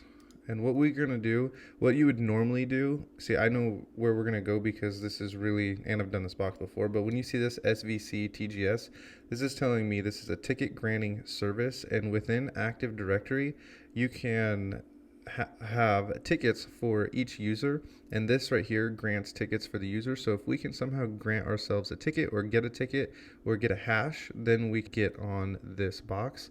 So that's what ultimately we're going to do, especially when you see this TGS, this ticket granting service. Then you need to be thinking curb roasting or doing something with curb roast. But also something that's really common that you're going to see on Active Directory is this will be a TGT, and it's a ticket granting ticket, and it's the ticket we need in order to get on to the network. So that's a lot of ticket saying, but anytime you're dealing with Active Directory, you're going to hear it a lot. Those are just a couple of little acronyms that you need to be aware of. So with that, what you would do in a normal situation when you don't know what you're doing and you grab a user and a username is you're just going to go ahead and you're going to run SMB map again. So we just go SMB map, and then we're going to go, I think it's a capital U. We'll just type in -- help and make sure that we do this right. So we're going to have a user this time. It is a lowercase u and a lowercase p. So what we will do, it tells us a password or an NTLM hash. This NTLM hash, we're going to see this later. This hash is one that we're going to pull down from an Active Directory network. A domain controller can give us this NTLM hash. Sometimes you can grab these with Responder, which we're also going to see later. So it caught me off guard when I saw that NTLM hash. I didn't realize that was a part of SMB map. So that's interesting. So you can note that. Because we are going to see that later. We're not going to use the hash in order to grab this later, in order to go into SMB map later, but it's always useful to know that we can do this in the future just in case we have this hash and we're not able to crack it. So what this gives us the usage here. So the way we're going to do this is we're going to go SMB map -u, and our username was SVC TGS, and our password was GPP still standing strong. We'll paste that in, and then it looks like we give it the host, which is 10.10.10.100. And then this should run, and it'll tell us if we have access to any other shares that we didn't have access to before. And we do. We have access to users, we have access to sysvol now, we have this net login. And so in a normal situation, what you're going to do is you're going to go ahead and you will look in all these that we now have read access to so that we can enumerate some more. But we're actually not going to go that route because that's not the route we need to go. But you just go through and you do the exact same thing we just did in order to find this user and this password, and you just go ahead and look through here and see if you can find any more information that would help you gain access to the network. And so show you real quick, you can see the difference. Up here we anonymously had read only right here, but now that we have a user, we have access to different shares. And this will be helpful. Sometimes you will find a user or you'll have anonymous login and you'll only have access to one share, and then you'll find another user and you'll have access to 2 shares, and then you'll find another user and you'll finally be able to get onto the network. That does happen, and it does take time, and it does take time to go through and enumerate all of these, but you just got to be patient and run through the enumeration the way it's supposed to be done. So I'll see you in the next video.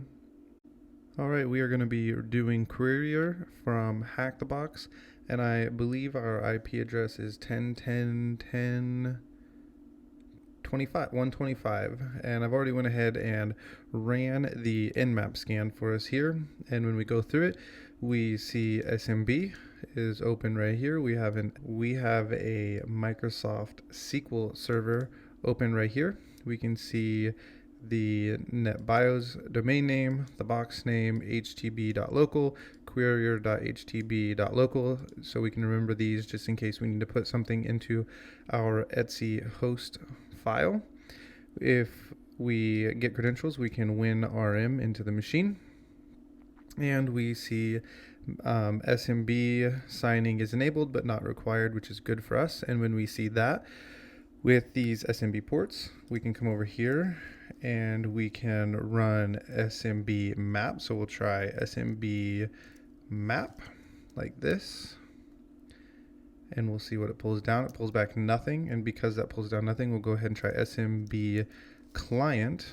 And we're going to go -n-l like this to see if we have no credentials, no usernames, and then we want it to list the files in here. The thing about SMB client, as I've mentioned before, is it'll list the shares for us, but it will not tell us which ones are readable. So we'll go ahead and run this again. Seems how it did not pull anything down. All right, that took a few tries, but here it is. And you'll see that we have reports and we have admin C, IPC, and it doesn't tell us what's accessible to us. So what we're going to do is we're just going to run it again, only we're going to see if we can access what's inside the ports. So we'll access it and see what's inside the reports share, and we'll do it just like this. And we'll go ahead and run this, and we have access here, so we can, is it dir, ls? I think both work. Yep. In order for us to get this, because it has these spaces right here, we're going to do an mget, and then we're going to put that inside quotes.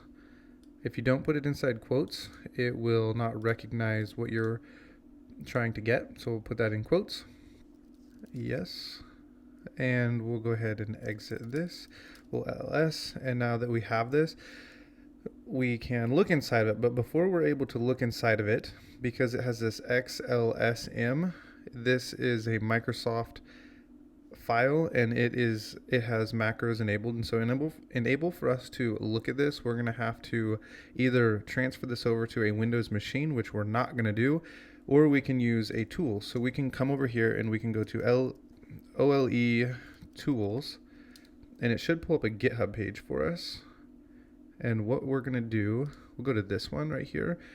What we'll do first is, if you're using an older Kali box, you can actually just type in apt search OLE tools, and there should be one in here in the Kali repo. This actually does not work for us because it is not the right file. But if you're using an older Kali machine, there should be one that's like Python OLE tools, and you can use a sudo apt-get. But because this is a new virtual machine, we will need to install it a different way. So we can come back here, go to OLE tools, and it should have installation instructions. Yes, right here.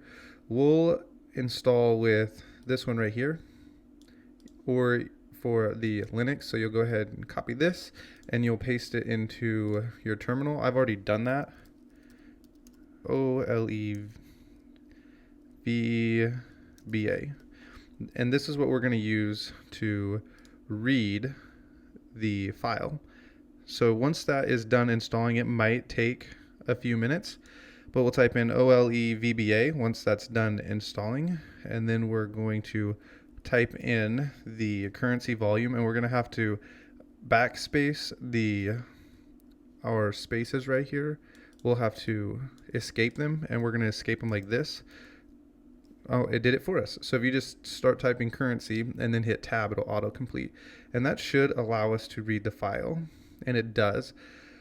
So inside this file, we have a password and a user ID of reporting. So this user ID reporting, and this is our password. So what we'll do is copy this. We'll actually copy it without that quote. Copy. We will gedit notes. We'll paste those in so that way we have them, and then we'll cat out the notes so that way we can just scroll up anytime we need to do this.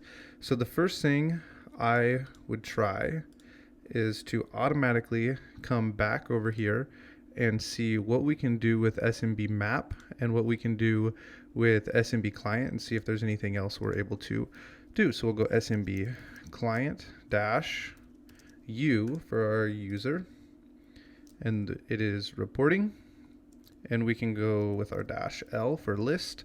We'll use 10, 10, 10, 1, 25. We can leave, we don't need to look into any files, and then we'll hit enter. It might ask us for a password, and we'll copy this, paste, enter, and see what it brings down. And if we have any more access, actually we need to use SMB map for this because SMB client doesn't tell us if we have read access to anything. SMB map, and it is a lowercase u, and we can actually put the password in here when we're using SMB map. So we can go -p space password. Oh, the -L, we need to get rid of that. We need a -H for the host and see if we have any read access. It says we have an authentication error, so we don't have the ability to read this just yet. The next thing to do is, now that we have a user, is to see if we can gain access to this server. So the way we're going to do this is we're going to use another impacket tool. So we'll go impacket dash, I think it's MSSQL client. So this is the MySQL client. And then we're going to type in our user, which is reporting. And then we're going to put in the password, which I think is still on my clipboard. It is. Then we're going to type in at the IP address 10.10.10.125, and it says it failed to connect. Oh, the reason this failed is because we need to use a -Windows -auth. Now it allows us to log into MySQL. Now right here, this is the reason I wanted to do this box with you guys, because responder is something you're going to need to know when you're using Active Directory. It is a tool that you will use on a lot of engagements, and this tool is one you're going to see in the future. You will see it in other boxes, you'll see it in CTFs, so it's one you need to know. And so now that we have access here to the MySQL database, we are going to use responder. But before we do that, we can do our typical enumeration and see if we can show databases. And it doesn't allow us to do this. And so what we're going to do is try and use responder, because if we type in help, it'll tell us what we can do. So you can try and run this enable CMD. And I believe this does not work. Because this doesn't allow us to enable this, we can still try to run commands through the SQL database. And the way we're going to go about this is running it this way. We'll go xp_dir tree, and then we're going to end up throwing some shares through this. It doesn't really matter what share you try and put. What we're trying to do is get the SQL server to respond back to us. And you can put anything here. And our goal is to try and get this to respond back to us. And we're going to steal its NTLM hash with responder. So we're going to go responder. I believe it's a -I. And then we can run a /0, and it will grab automatically our IP address here. And when we run this, must be run as root. It tells us we need a capital I.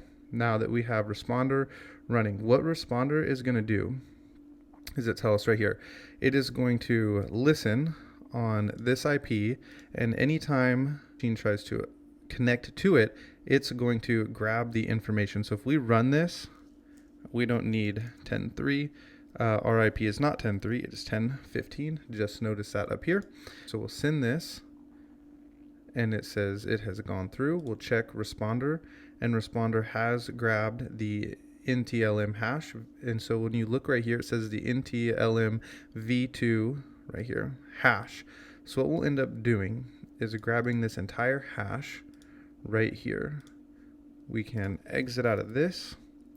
We will gedit hash.txt. We'll paste this in, come back to the front, make sure that it all looks right. We can save that. Now what we'll do is we'll look at our hashcat examples, and we'll look for NTLM v2 right here. It's 5600.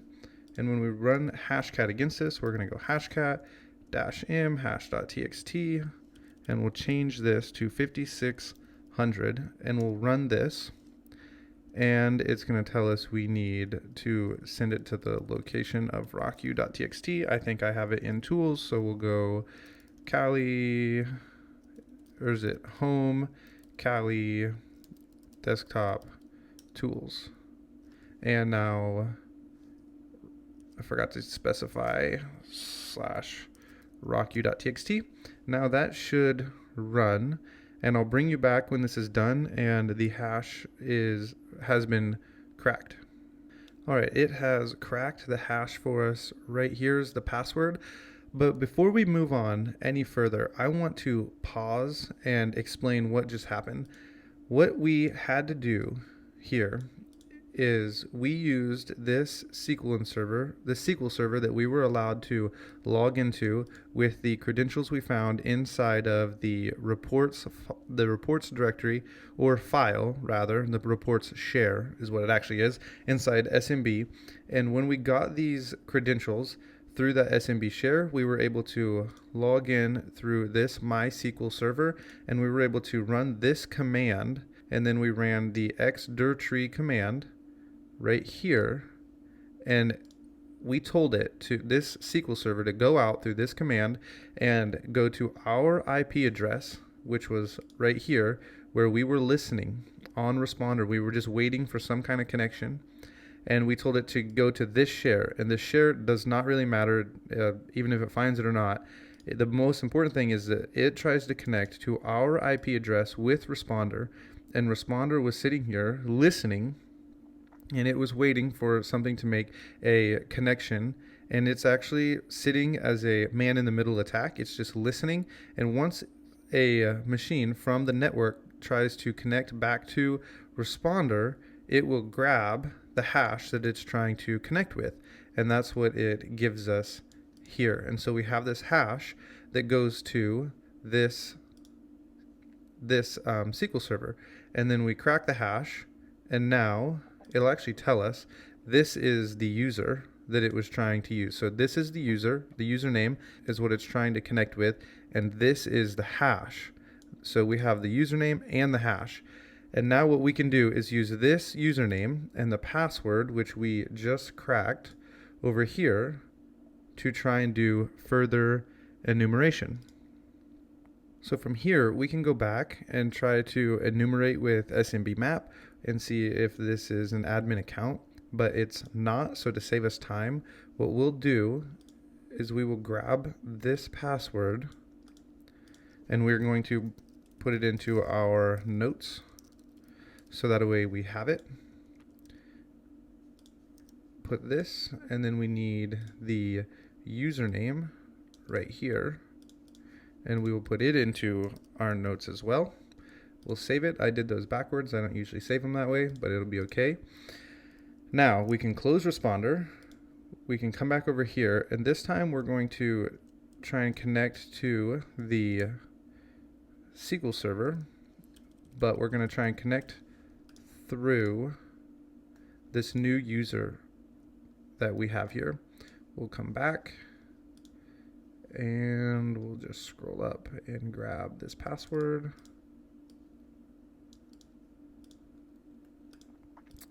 Paste, and we're going to type help, and we're going to see if we can get this command shell to work, so that way we can run commands on the box. So we'll paste, and now it says it has enabled for us. So what we can do to test this is copy this right here, and then put in a command.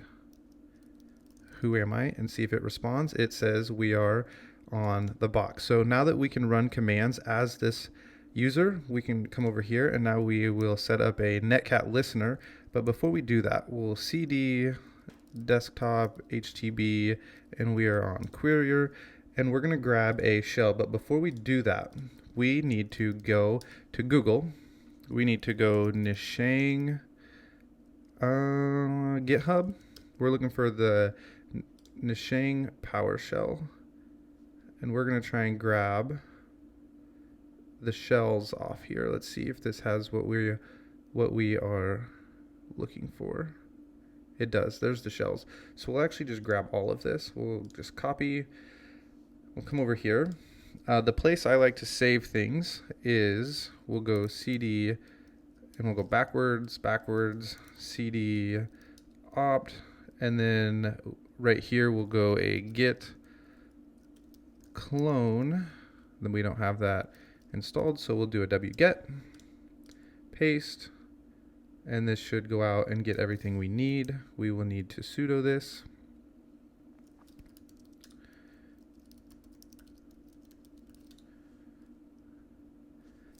And now we can ls and we can, all right, that did not grab what we needed. So what we'll do is we'll just come into here and we'll just copy the shell. Where did the shells go? Shells. We need invoke PowerShell TCP PS1. This is what we need.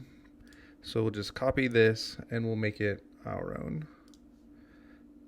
We do need, you will want to get these shells, all these shells, or just save it. This one is one you're going to use a lot in the world of getting reverse shells on Windows boxes. But for this case, what we will do is we'll just copy just this one shell and we're going to go gedit and we'll call it shell.ps1 because we're going to run it through PowerShell.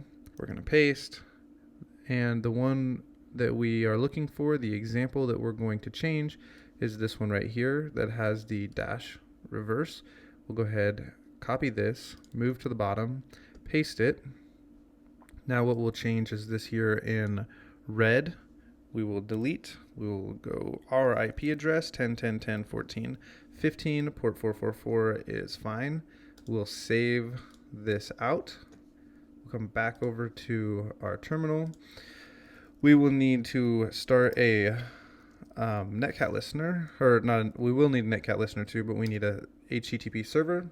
Over here, we can put our netcat listener. So we'll just go netcache-lvmp, delete 4444, and now we are listening.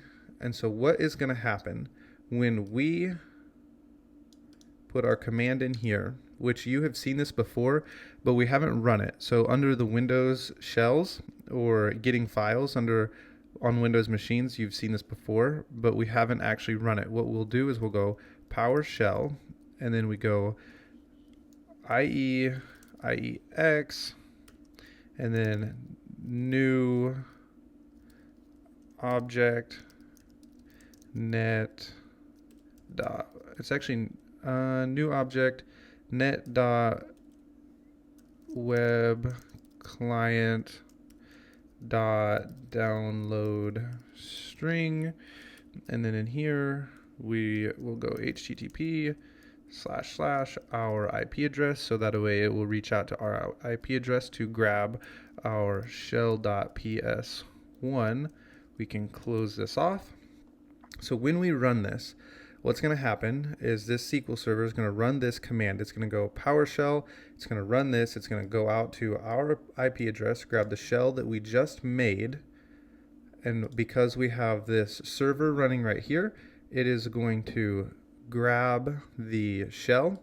It's going to execute it over on the Querier box as this user, our user right here.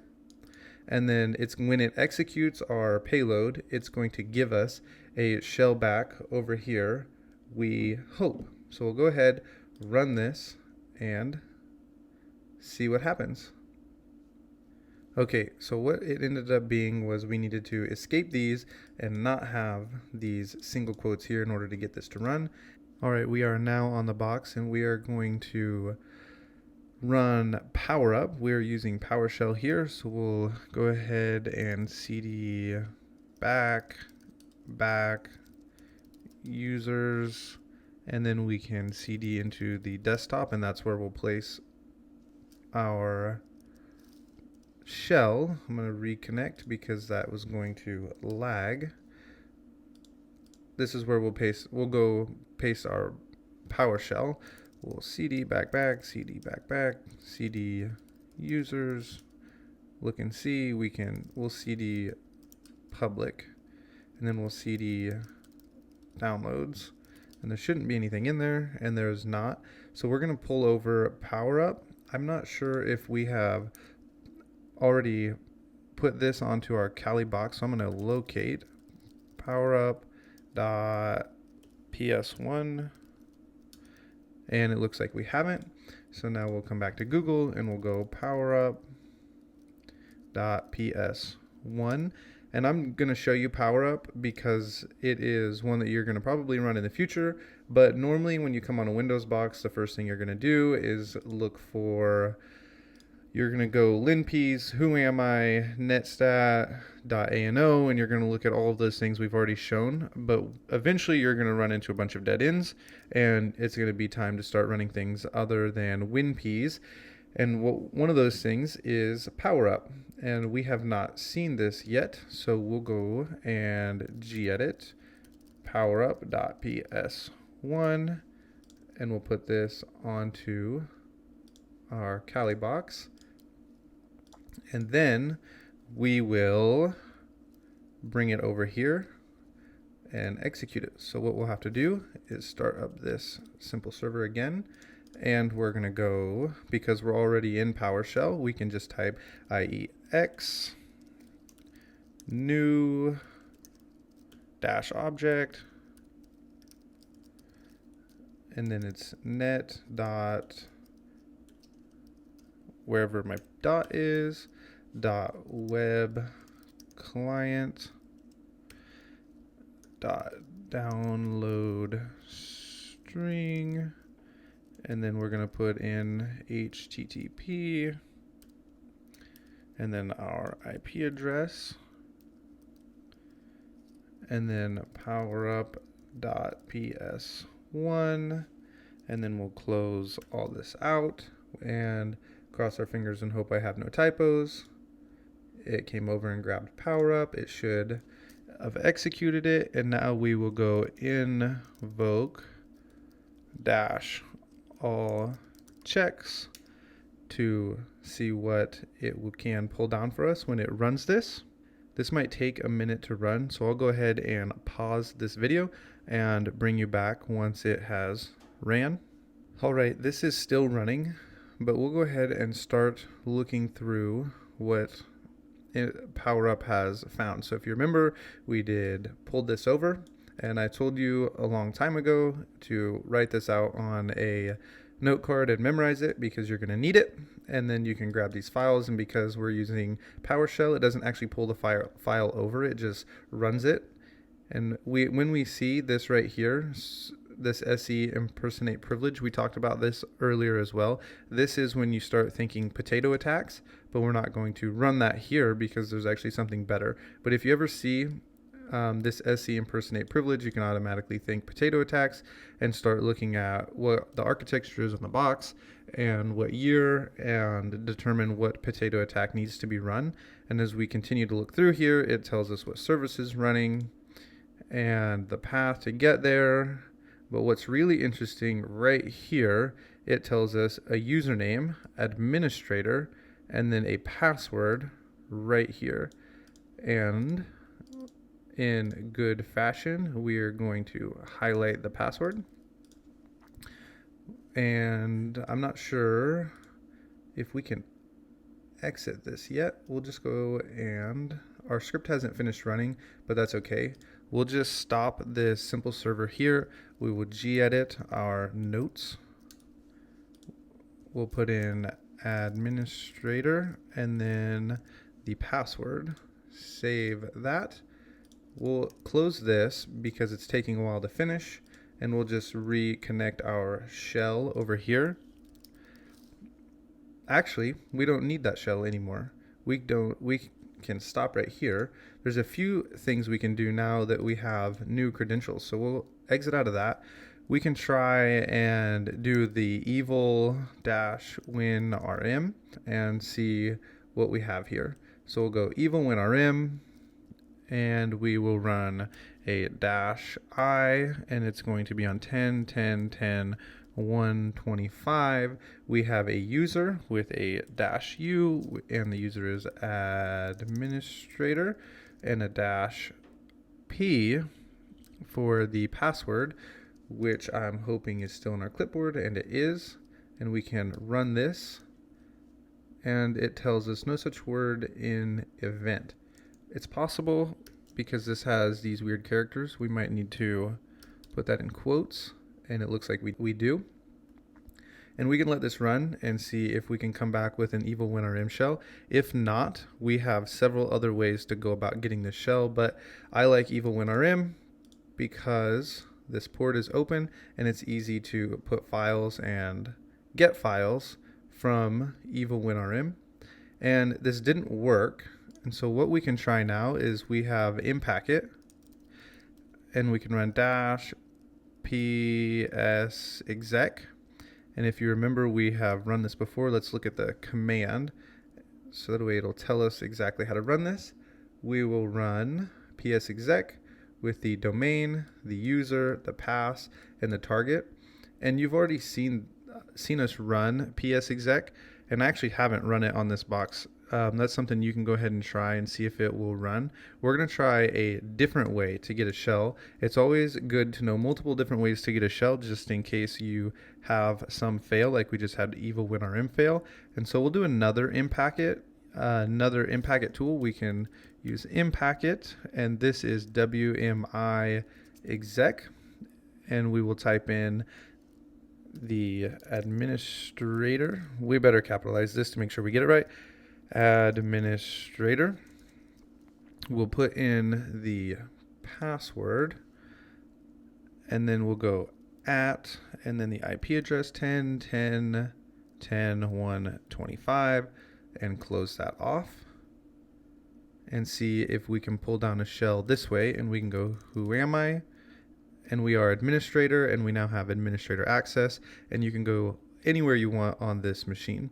So this is Querier. The reason I wanted to show you this machine was to show you power up being used and also responder. And it's most important for you to remember responder, because it's one you're going to need to know and you're going to see in the future. So with that, I will see you in the next video. Okay, this is going to be a little bit of an overwhelming video as we cover Bloodhound. But nonetheless, it is something we need to cover, and you can reference in the future whenever you're on an Active Directory network and you need to run Bloodhound for more information. And it kind of gives you a layout of the land. And it's really nice because this specific network isn't overwhelming. There are some networks when you run Bloodhound, it is a convoluted mess, and this is actually a really nice introduction. So when we run Bloodhound, before we run Bloodhound, the first thing we need to do is sudo apt install Bloodhound. So sudo apt install Bloodhound, just like this. We're going to type in yes. And when we install Bloodhound, it's going to go ahead and install the dependencies we need. And one of those is right here, Neo4j, because it's going to use the Neo4j database inside the Bloodhound application. I'm going to go ahead and let this install, and then I'll unpause the video once it has finished. Actually, while this is installing, we'll grab the executable file from sharphound, the executable file sharphound from the Bloodhound GitHub page. So we can type in GitHub Bloodhound, and we're going here because we do not want to compile this ourselves. So we can come into GitHub, look at these collections, and right here is the sharphound that we need. So we can copy this link. We're going to save it into this directory. So we'll do a wget on that link. We can ls. There is sharphound, which we will need. It looks like bloodhound is done. So what we will need to do is run neo4j. So we'll go sudo start neo4j. Okay, apparently we don't need that. We can just type in sudo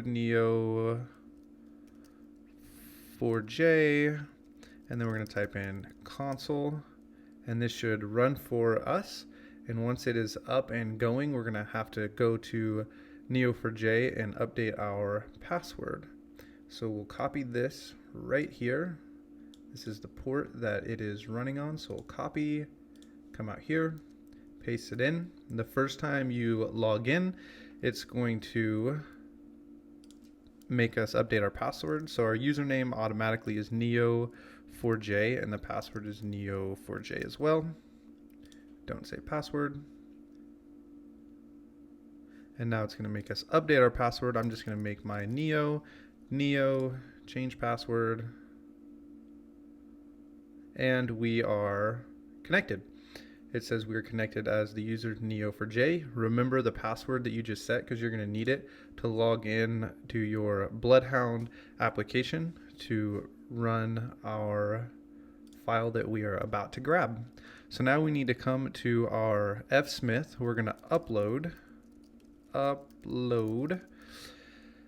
the sharphound. So we'll upload sharphound.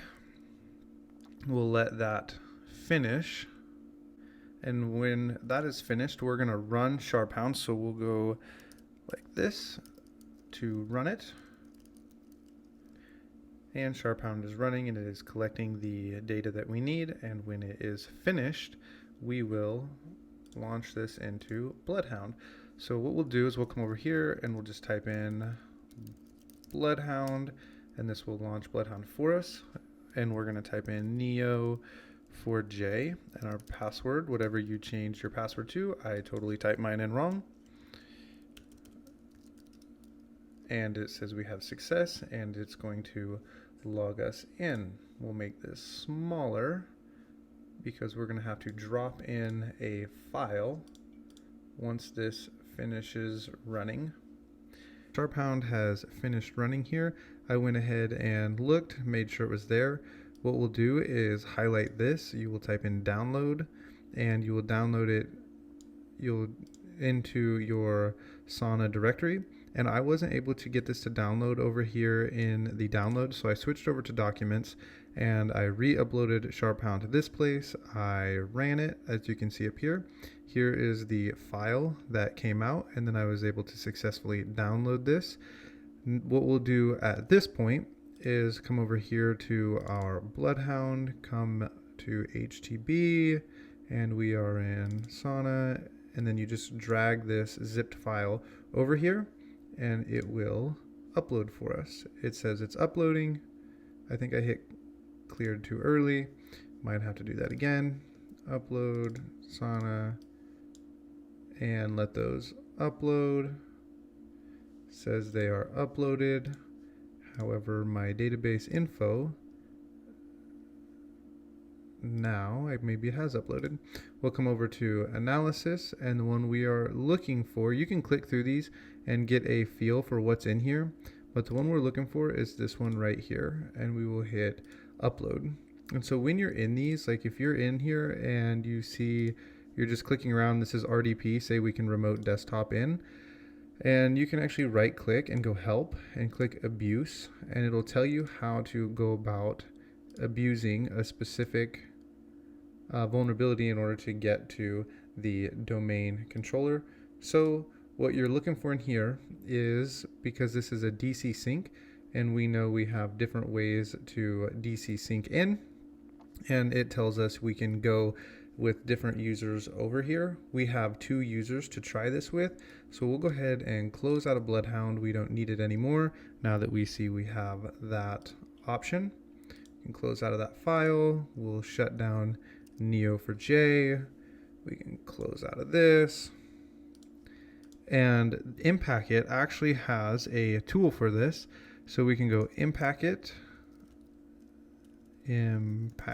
-secrets dump, and then we will type in the domain. So we have egotistical. I'm actually going to copy it rather than work on typing all that out. We'll go egotistical bank.local, and I can't remember which one of these we were in. Paste that in. We'll go /, and we're going to try that user that we found earlier. So we'll close out of this, and we can cat our notes, and we'll try this user right here. So we'll copy, paste, and then we type in at the IP address we are attacking. It's going to ask us for the password, and we found this as well in our WinPeas script. We'll paste this in, and it tells us we have an error here. All right, I had to pause the video and go look up the proper syntax for the secrets dump, and it looks like this. So we have the Impacket secrets dump, SVC, load manager. We use our username and then our password that we found, and it goes at the IP address, and we'll run this. And it's going to grab this ntds.dit. This is a very important file. If you ever come across this, this is something you're going to want to grab and look inside of. And we see now the users, and we have the administrator user, and this is one of the hashes. This hash actually is nothing, so you can see right here AAD3, and that's because Windows doesn't use this hash anymore. So this is the one we want. And you may have heard of a pass the hash attack, but you have not seen it yet. So this is going to be a pass the hash attack. We're going to use it for the first time, and it is also going to be an Impacket -ps-exec, and we're going to use the egotistical bank, egotistical-bank.local / and we're going to go administrator because they are right here. That's where I'm getting that. And it's going to be at the IP address 10.10.10.175. And then we're going to go -hashes because we're going to be using a hash. And then we paste, and I think that it gets pasted in this way, just like that. And it is working for us. So we say, who am I? And we are now authority system. And the reason I pasted the hash in twice, the exact same hash, is because ps-exec is expecting two hashes. It's expecting this one and this one, but because this AAD3B, you'll see it here, it just stands for nothing. So what we have to do is we have to use the same hash that actually has significance 2 times. And that is the box sauna. So with that, I will see you in the next video. Okay, we are here. We are going to do our last Active Directory box. I saved this one for last because it has a lot of information in it that is related to stuff we have already gone over. I think most everything we are going to go over we have seen, except for Bloodhound, which we're going to do at the very end. And I'm actually going to cut the video so that way in the future when you encounter an Active Directory box, you can come back to this course and you can click on the video Bloodhound, and you will be able to walk through the usage of Bloodhound, and you're going to be able to come back here and play with Bloodhound on your own and get a better feel for how to use it. But with that, I have already ran the nmap scan, and this is a great Active Directory nmap scan because we see a lot of ports open. We have 445, we have LDAP, we have SMB, we have the WinRM port, we also see Kerberos. So there's a lot going on here, and we also see a web server. So the first thing we do, as you're accustomed to doing, is running your Go Buster. I'm going to start a derb just because it's easier to run, and it's not, I'm pretty sure this web server doesn't have PHP or anything like that, any extensions needed. So we'll type in 10.10.10.175 so that way we have that running, and we can come to the web server and give it a look around. So we'll look through here and see what's going on. You can click around, so go to the contact us. You can check for different things. Here we do have a .html, which won't matter in our derb. Scan we have running in the background. Go to blogs, see if there is about us.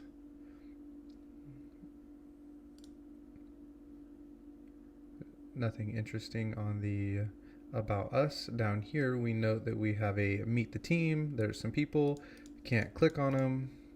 One of the things to always check if you come to a meet the team, something like this, you can go and look for emails and see if you can enumerate emails, and sometimes they'll shorten these down to like S driver, which we're going to see in a little bit. So the first time I ever did this box, I got really lucky and it actually went super fast. So when we come here, we scroll down, we see SMB signing enabled but not required. So we'll go ahead and go SMB map and type in the host. We'll go 75 and let that run. Nothing, so we can run SMB client -in -l, and we'll run this as 75, and it tells us the connection failed and we don't have access to connect. I always like to test this one more time with those slashes at the beginning, slashes at the end. Sometimes it makes a difference, sometimes it doesn't. And it tells us we can't connect to the SMB client, and we can't use any of our in-packet enumeration because we don't have any users. So the first thing I did when I did this box is about as quick as we have just gone through this. I said I need these users and I need these usernames. First thing I went ahead and did on this box was I grabbed this, and I knew if I could get one of these users, if I could enumerate one of these users, I could pull down a hash. And so I went and I typed in in-packet -get np users. We can run this with the no pass exactly like this, and we can run the user here, and I went F Smith. There is a tool out here that will run this enumeration for us, which is KerbRoot, and I suggest you go and look at it. It's really simple to use, and if you were trying to enumerate users, you would just go out to Google, grab a list of usernames and run KerbRoot. And I have used it. I let it run one time for like maybe an hour, and it did find several usernames, and it really helped me out on the box I was running. So we can run this. I think that looks right. It was not right. We have to change this right here. We are running egotistical bank, and I copied this right here. We'll get off, make that not highlighted. Where I found that was right here from our nmap scan, egotisticalbank.local, and run this. If it doesn't work, we might need to add that to our Etsy hosts, and it ran, so it looks like we don't have to. We've already seen this as well in the past. This is the TGT ticket, so we got a ticket granting ticket from the egotistical bank, and now that we have this ticket, we can crack it. So we'll go hashcat. Or actually, we're not ready. We need to gedit hash.txt. We can paste this hash in here and check and make sure it pasted the entire thing. And it did, and we can save this. We've seen this as well in the past. We can come over here and type in this right here, so that way we know what we need to run. And it's right here, 18200. Now we can type in hashcat. Our location for the word list is already saved in there. we can go 18 to 100, and this should crack the hash for us. So what we'll do is I'll pause this, and then we'll come back once this is cracked, and we will continue on with this box. All right, this has cracked the password for the user fsmith. When I originally did this, we're not going to walk through this right now, but I tried to see if I could get the hash for every single one of these. I went fsmith, s collins, and you can, the only reason I tried fsmith is because it's really common to use a first initial and a last name when making emails for companies and usernames, and so I went ahead and just typed that in. Like I said, you can use Kerbroot if you're struggling with that, or you can use a tool that'll make a bunch of common usernames with names that you input into that. But I didn't have to do that, and I have used Kerbroot in the past, like I said, so know that you don't have to manually test for this, but this is how I did it when I originally did the box. And it's helpful to know that's just how companies usually label things when you run into this in the future. So we have this hash and we have it cracked. So we'll copy this, we'll come over here, we can close out of that, it's not pulling down anything for us, we can gedit our notes, and we can type in fsmith and the password now that we have that. And because we now have a user, one of the things I think we should try to do is we'll go evo winrm and see if we can log in as fsmith. So we'll go evo winrm -i, and we need 10.10.10 for the IP, and it's 175-u fsmith-p, and we'll paste in the password and see if we can get onto this box. And we are able to get on the box, and like our enumeration videos for Windows, we'll go ahead and we'll dir, and somebody has already been on this box and ran it, because we're going to do this here in a little bit. So I actually might revert this box, but we'll go back one directory and we'll actually cd into downloads. Maybe somebody hasn't been in there yet. Cd downloads dir. This directory is empty. So what we're going to do is grab WinPeas and put it onto this machine. And the easiest way to do this is I'm going to cd desktop tools ls. Do we have WinPeas on this box? We do not. So we'll come out here, we'll go WinPeas.exe, and we'll grab it off of GitHub. We're on the GitHub page, we scroll down to the release page. Let this load. I like to run WinPeas Annie right here. We can, let's see if we can copy this link. Copy link. I want to put it right here so that way we can just upload it. So we'll do a wget on that link. We can ls, and it is in there. I'm going to change this name because I don't want to type it in with caps. So I'm going to go move WinPeas to WinPeas.exe. ls, make sure that name has changed.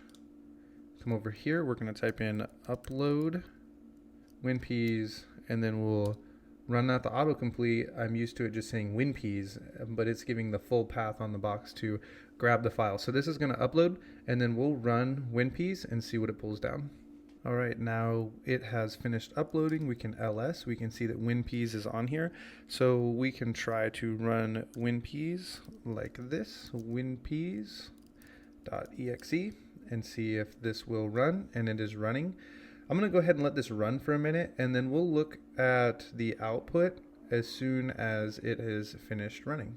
All right, so WinPeas has finished running. So what we'll do here is we'll scroll down and look through some of this information. We have this username, system, not finding a lot of information there. Nothing looks too interesting yet. So we'll keep scrolling. We're on as current user, fsmith, current user F Smith. We see the computer name, administrator, looking for our auto log on credentials. This looks helpful. So we have a default username. So here's a username and a default password. So right here's a password. We have some stored credentials here. So what we can do is copy these. We will gedit the notes once again. We will paste this in and we will save this user right here.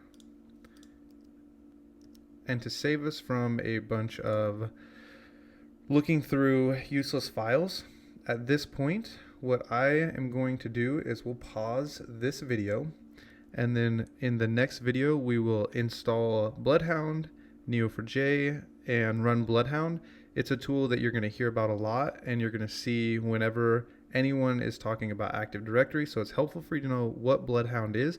So we'll do this in the next video. See you there. Welcome to the buffer overflow portion of this course. I made a slideshow on buffer overflows and went over some of the terminology and how it worked. And when I was rewatching it, I was thinking this would just be confusing and scary if I had never done this before. So I just want to go ahead and say we're going to be going over buffer overflows inside Try Hack Me. There are over 10 buffer overflows that you can practice within Try Hack Me. As we go through these, it's going to sound scary and we're going to use shortened terminology, and I would encourage you just to go ahead and look these things up if you get curious. A lot of what happens, I don't know if you want to know necessarily how things work or just see how it's done. If you want to know how things work, you can go ahead and Google and find out how buffer overflows work and what exactly everything is doing. I'm going to explain the basics as we go through these as to not overwhelm you and to show you that they're really not as difficult as you might think. And so with that, we're going to start in Try Hack Me with an easy buffer overflow on a Windows machine. I'll see you in the next video. Okay, we are here and we are going to be trying to work through this buffer overflow. I am on a Try Hack Me, and so you can actually come in here and start this yourself. You're going to have to come in here to practice buffer overflow. I suggest coming in here to practice buffer overflow because there are 10 different buffer overflows you can work through, and by the time you reach the end, you will be very confident, and it's worth every penny for you to come in here and work through these buffer overflows. So I'm going to show you how to go ahead and get connected to the machine. You'll go ahead and start your machine right here. You'll join the room. You'll click Start Machine. Then what you're going to do is highlight this in order to RDP into your Windows box for practice.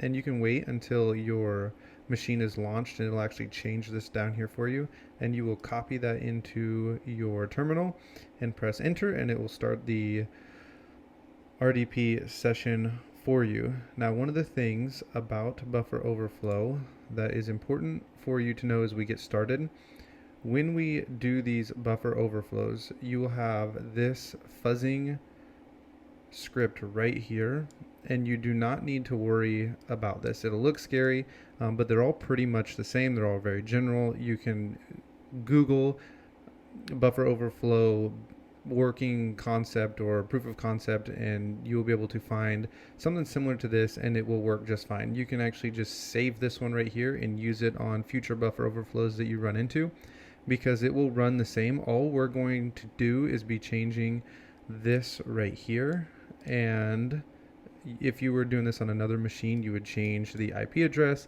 and you would change the port, and so there's a few things you would change. So you can look at proof of concepts on Google.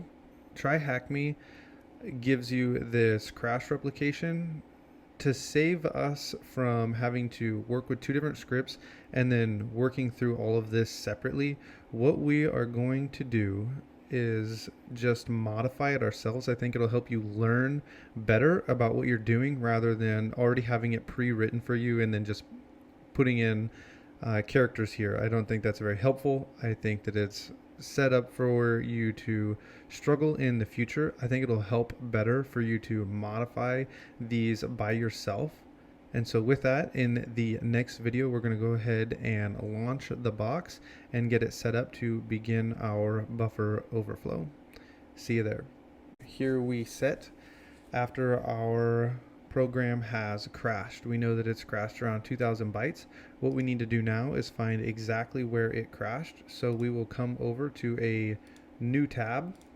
We will type in msf-pattern_create, and then we're going to type in -L2000.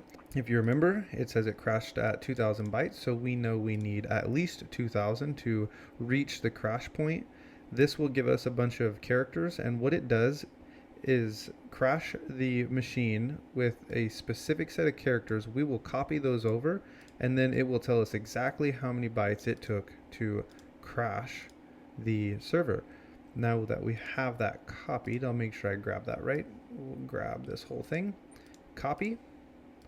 We will edit our fuzzer, and what we're going to do is we're just going to call this, make a new variable, and we'll call it offset, and it's going to be a string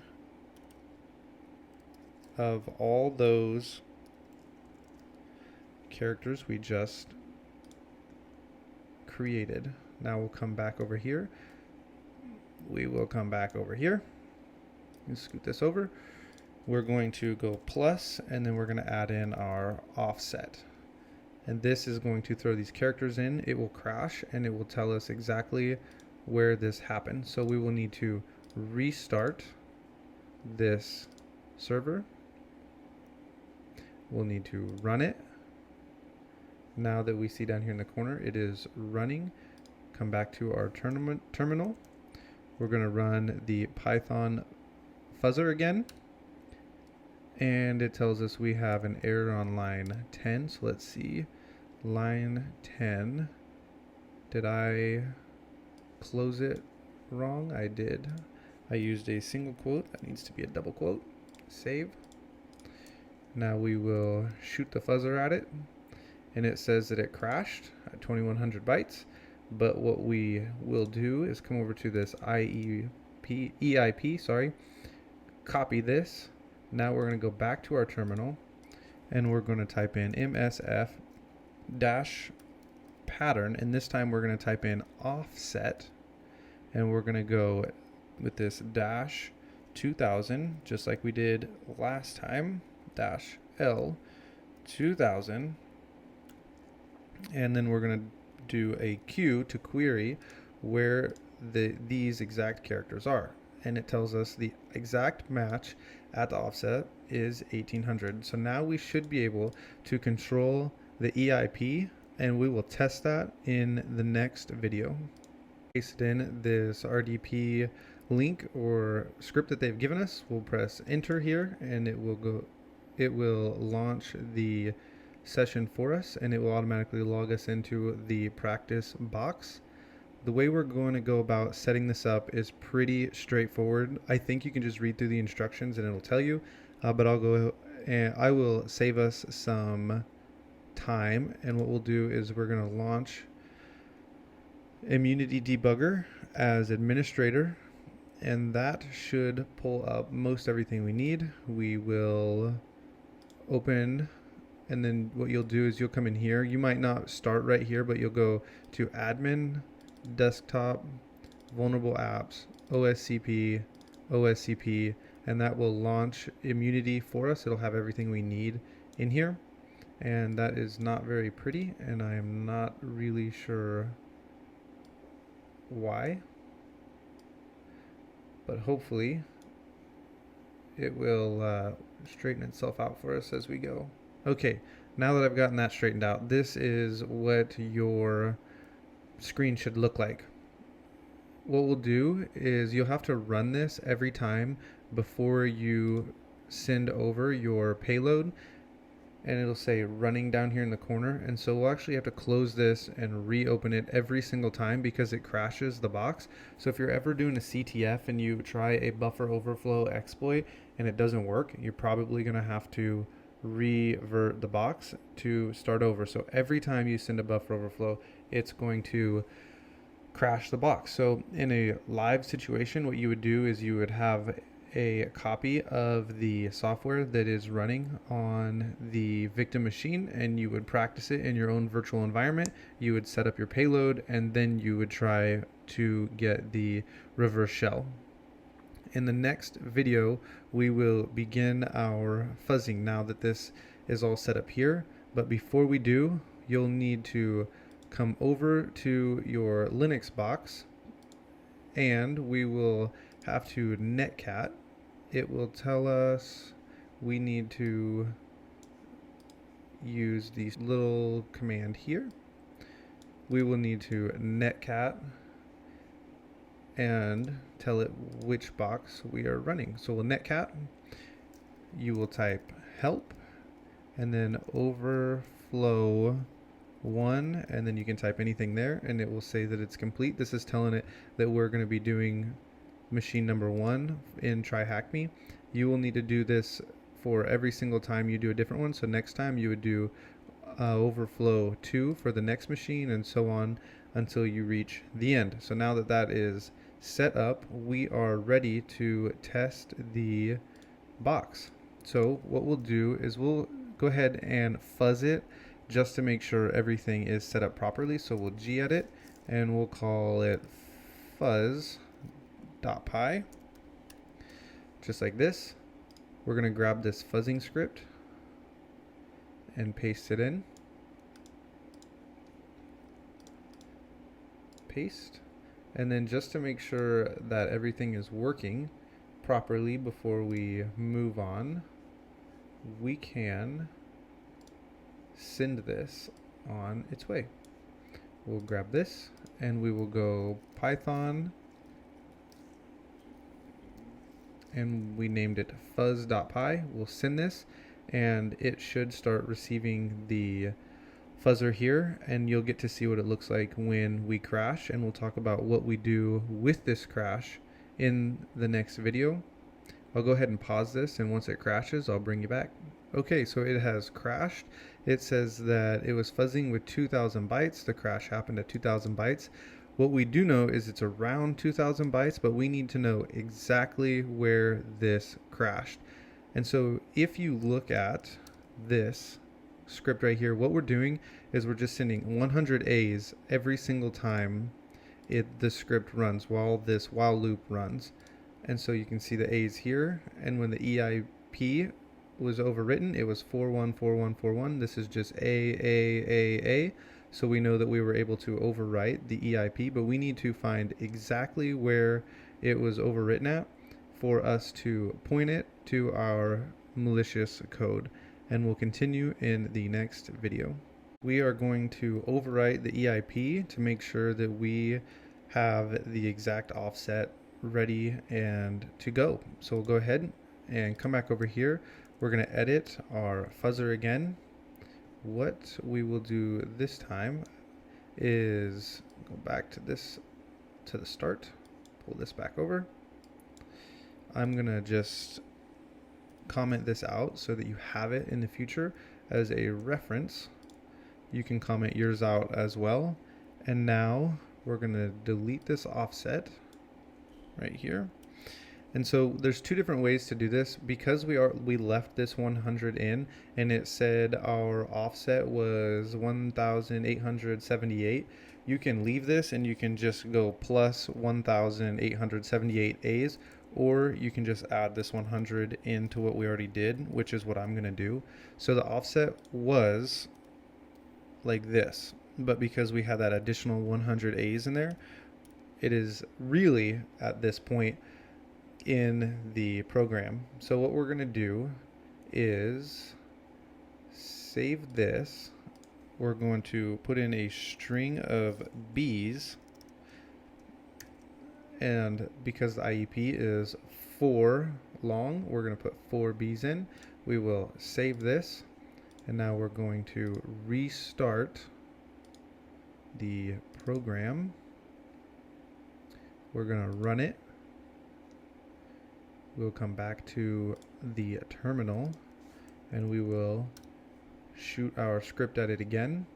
And you can see right here We have the EIP is 42424242, and that is our bees. So now we know we control the EIP, and we will go ahead and move on to the next step in the next video. We are going to be looking for bad characters. So what we'll do, just starting out, is we will gedit our script we've been working with. We will add in bad characters. It will look like this. We're going to make this variable, and then we're going to have these parentheses. I'm not sure if these spaces here matter.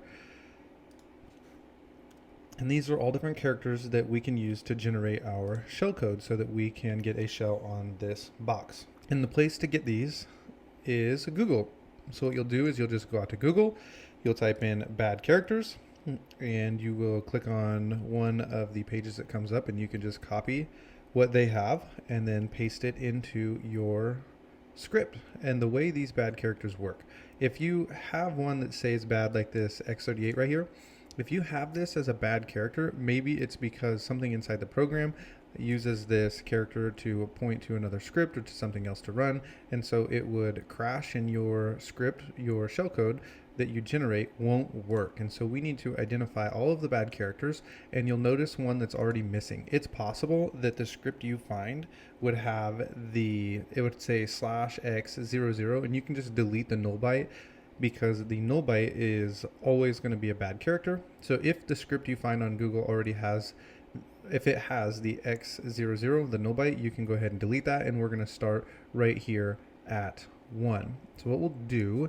is come over here, we're going to add in our bad characters. So we'll type in this variable here, and that will run in our script. So we'll save that, restart the debugger. We will run it, make sure that it's running down in the corner. We'll run our updated Python script. It will crash.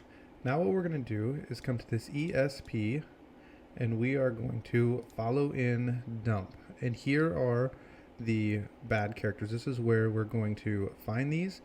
So we'll try and adjust the text size.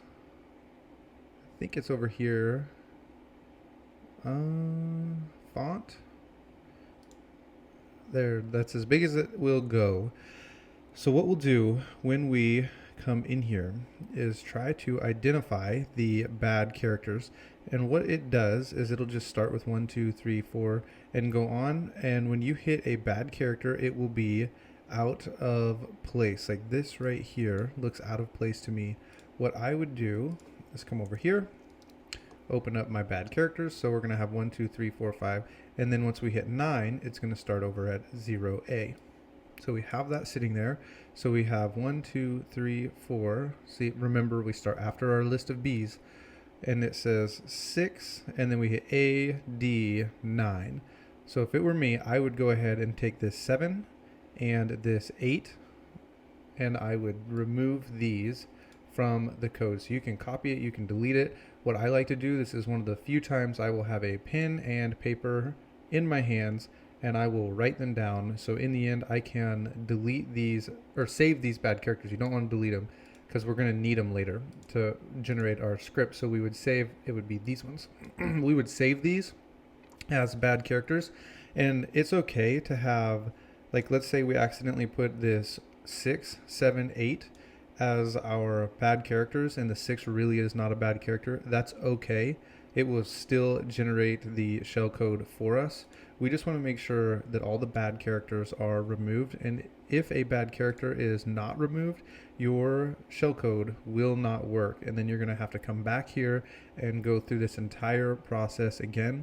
And one of the things that we see when we're doing this here is the bad characters. So we have this 7, and then we have this looks like the 8, and then we see down here again we see the same thing. It's always going to be, well, not always, but most of the time the bad characters are going to look the exact same. And so I'll let you guys go ahead and pause this if you want, or if you're following along on the box, you can find all the bad characters. And once you do, I will bring you back and I'll have the bad characters mapped out, and we will move on to the next step in this process. Has come for your work to pay off, and we are about to get a shell on this box. So what we'll do is we'll come over here and we will open, we will restart the program. We can just go ahead and start it, and we don't need to mess with anything else at this time.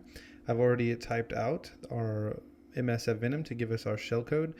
You can go to where we normally get our payloads on Google, or you can just copy this and type it and save it out. So what we have here is the payload that we're going to be using, our local host, the port we want to use, the bad characters. I'm pretty sure I have some extras, but that's okay. And then we have the -F-C, and then the architecture, which is the x86. We can generate our shellcode here. And once that's done, we will go back and modify our fuzzing script. So what we can do is we can go gedit, and we can come here and modify the script we've been using. We'll need to go and we'll need to add in something else. We're going to need to do a plus, and then we're going to need to put in some nops. They don't do anything. They're just kind of like a padding space before we go to our shellcode to make sure it gets to where it needs to be. And we'll do 32 of those. And the amount of nops you use is going to change depending on the machine you're doing. I've seen some people use as low as 8 all the way up to 32. I know 32 works on this machine, so that's what we're going to go ahead and use. So we'll also add in our buff, or actually we'll just call it our shell, because this is going to be our shell code. So we're going to need to make a new variable called shell, and it is going to be the shell code we just copied over. I like that to be on a new line so that way it looks nice and pretty. Looking at this, I believe this needs to be inside quotes so that way it gets entered as a string. And that should work. And so now that this is running, everything is going, it says it's running down here, we should be able to shoot our payload. But before we do, we need to make sure that we have our netcat listener going on the port that we specified in the payload. So we'll go Python, and then we use fuzzer.py, and that should generate for us our who am I? And it says we are on the box. So this is how you work through the buffer overflows. This workflow will work for all of the machines you're probably going to encounter. And now you will be able to come back and reference these videos as you work through more buffer overflows. If you have any questions, please let me know, and maybe I can make additional videos and clarify anything that wasn't clear throughout the buffer overflow portion of this course. Our bad characters, and I actually, now that I'm looking at them, see I forgot to add in the null byte, so we'll go ahead and do that now. We'll go gedit, and then we'll type in bad, and we will add in the x00. So now we should have all the bad characters, at least I hope we do, otherwise our shellcode at the end will not work for us. But now what we need to do is find the module that we can use as our jump point. So we'll go ahead and type in down here, !Mona modules, and that will bring us to this page. And what we're looking for underneath this module info is one of these that has false, false, false all the way across, that also is connected to our vulnerable server, and that is this essfunc.dll. So that's the one we're going to look for, and we're going to need to find the opcode equivalent for the jump point for this. So the way we'll do that is we can come over here, we can open this up, we can type in locate NASM, and the one we're going to use is this right here. And when we'll copy paste, we'll run this, and it will bring us to a NASM console, and then we will type in JMP ESP, and that will give us this FFE4. And so we'll come back over here, and we're going to find this for that. We're going to find the FFE4, the jump point for the ESS-func.dll. So we'll type in find -s, and then we're going to go /xff/xe4, close off our quotes, -m ESS-func.dll. And that will bring us up these results right here. And you can just start at the top and work your way down if you were in a live situation, but this first one will work for us. So we're going to need to remember 625011AF. You can type that out and save it so that we have that there. And now what we're going to do is come back over here, open up our server we're attacking. We're going to come over here. We're going to hit this little arrow to set our jump point. I have already typed this in for us, so that way we don't have to watch me do that. We will hit OK. It's going to take us to that point, that FFE4 right here with that number. On a Mac, to highlight this, to make it our jump point, it is function F2, and that should highlight it for us. Now what we'll do is come back over here. We will gedit our fuzzer once again. If your bad characters are still in here, you can delete those and put it back, set your BBB back in here. But what we'll do is take this same number we have right here, and we'll have to put it in backwards right here. So we'll delete that, and we will type quote. Oh, we already have our two quotes. We'll go -XAF -X11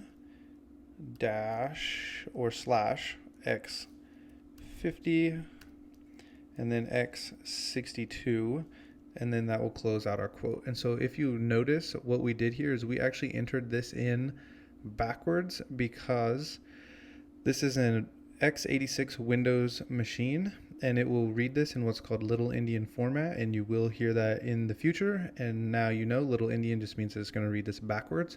So we should be able to save this now, as long as it's entered correctly, and shoot it at our vulnerable server, which we need to now start. So we'll get that started. And this should give us the EIP right here. So this now has set up our jump point, and it will come to this file, and now it's going to shoot us over to our reverse shell and our payload, which we're going to make in the next video, and will give us the reverse shell that we're looking for.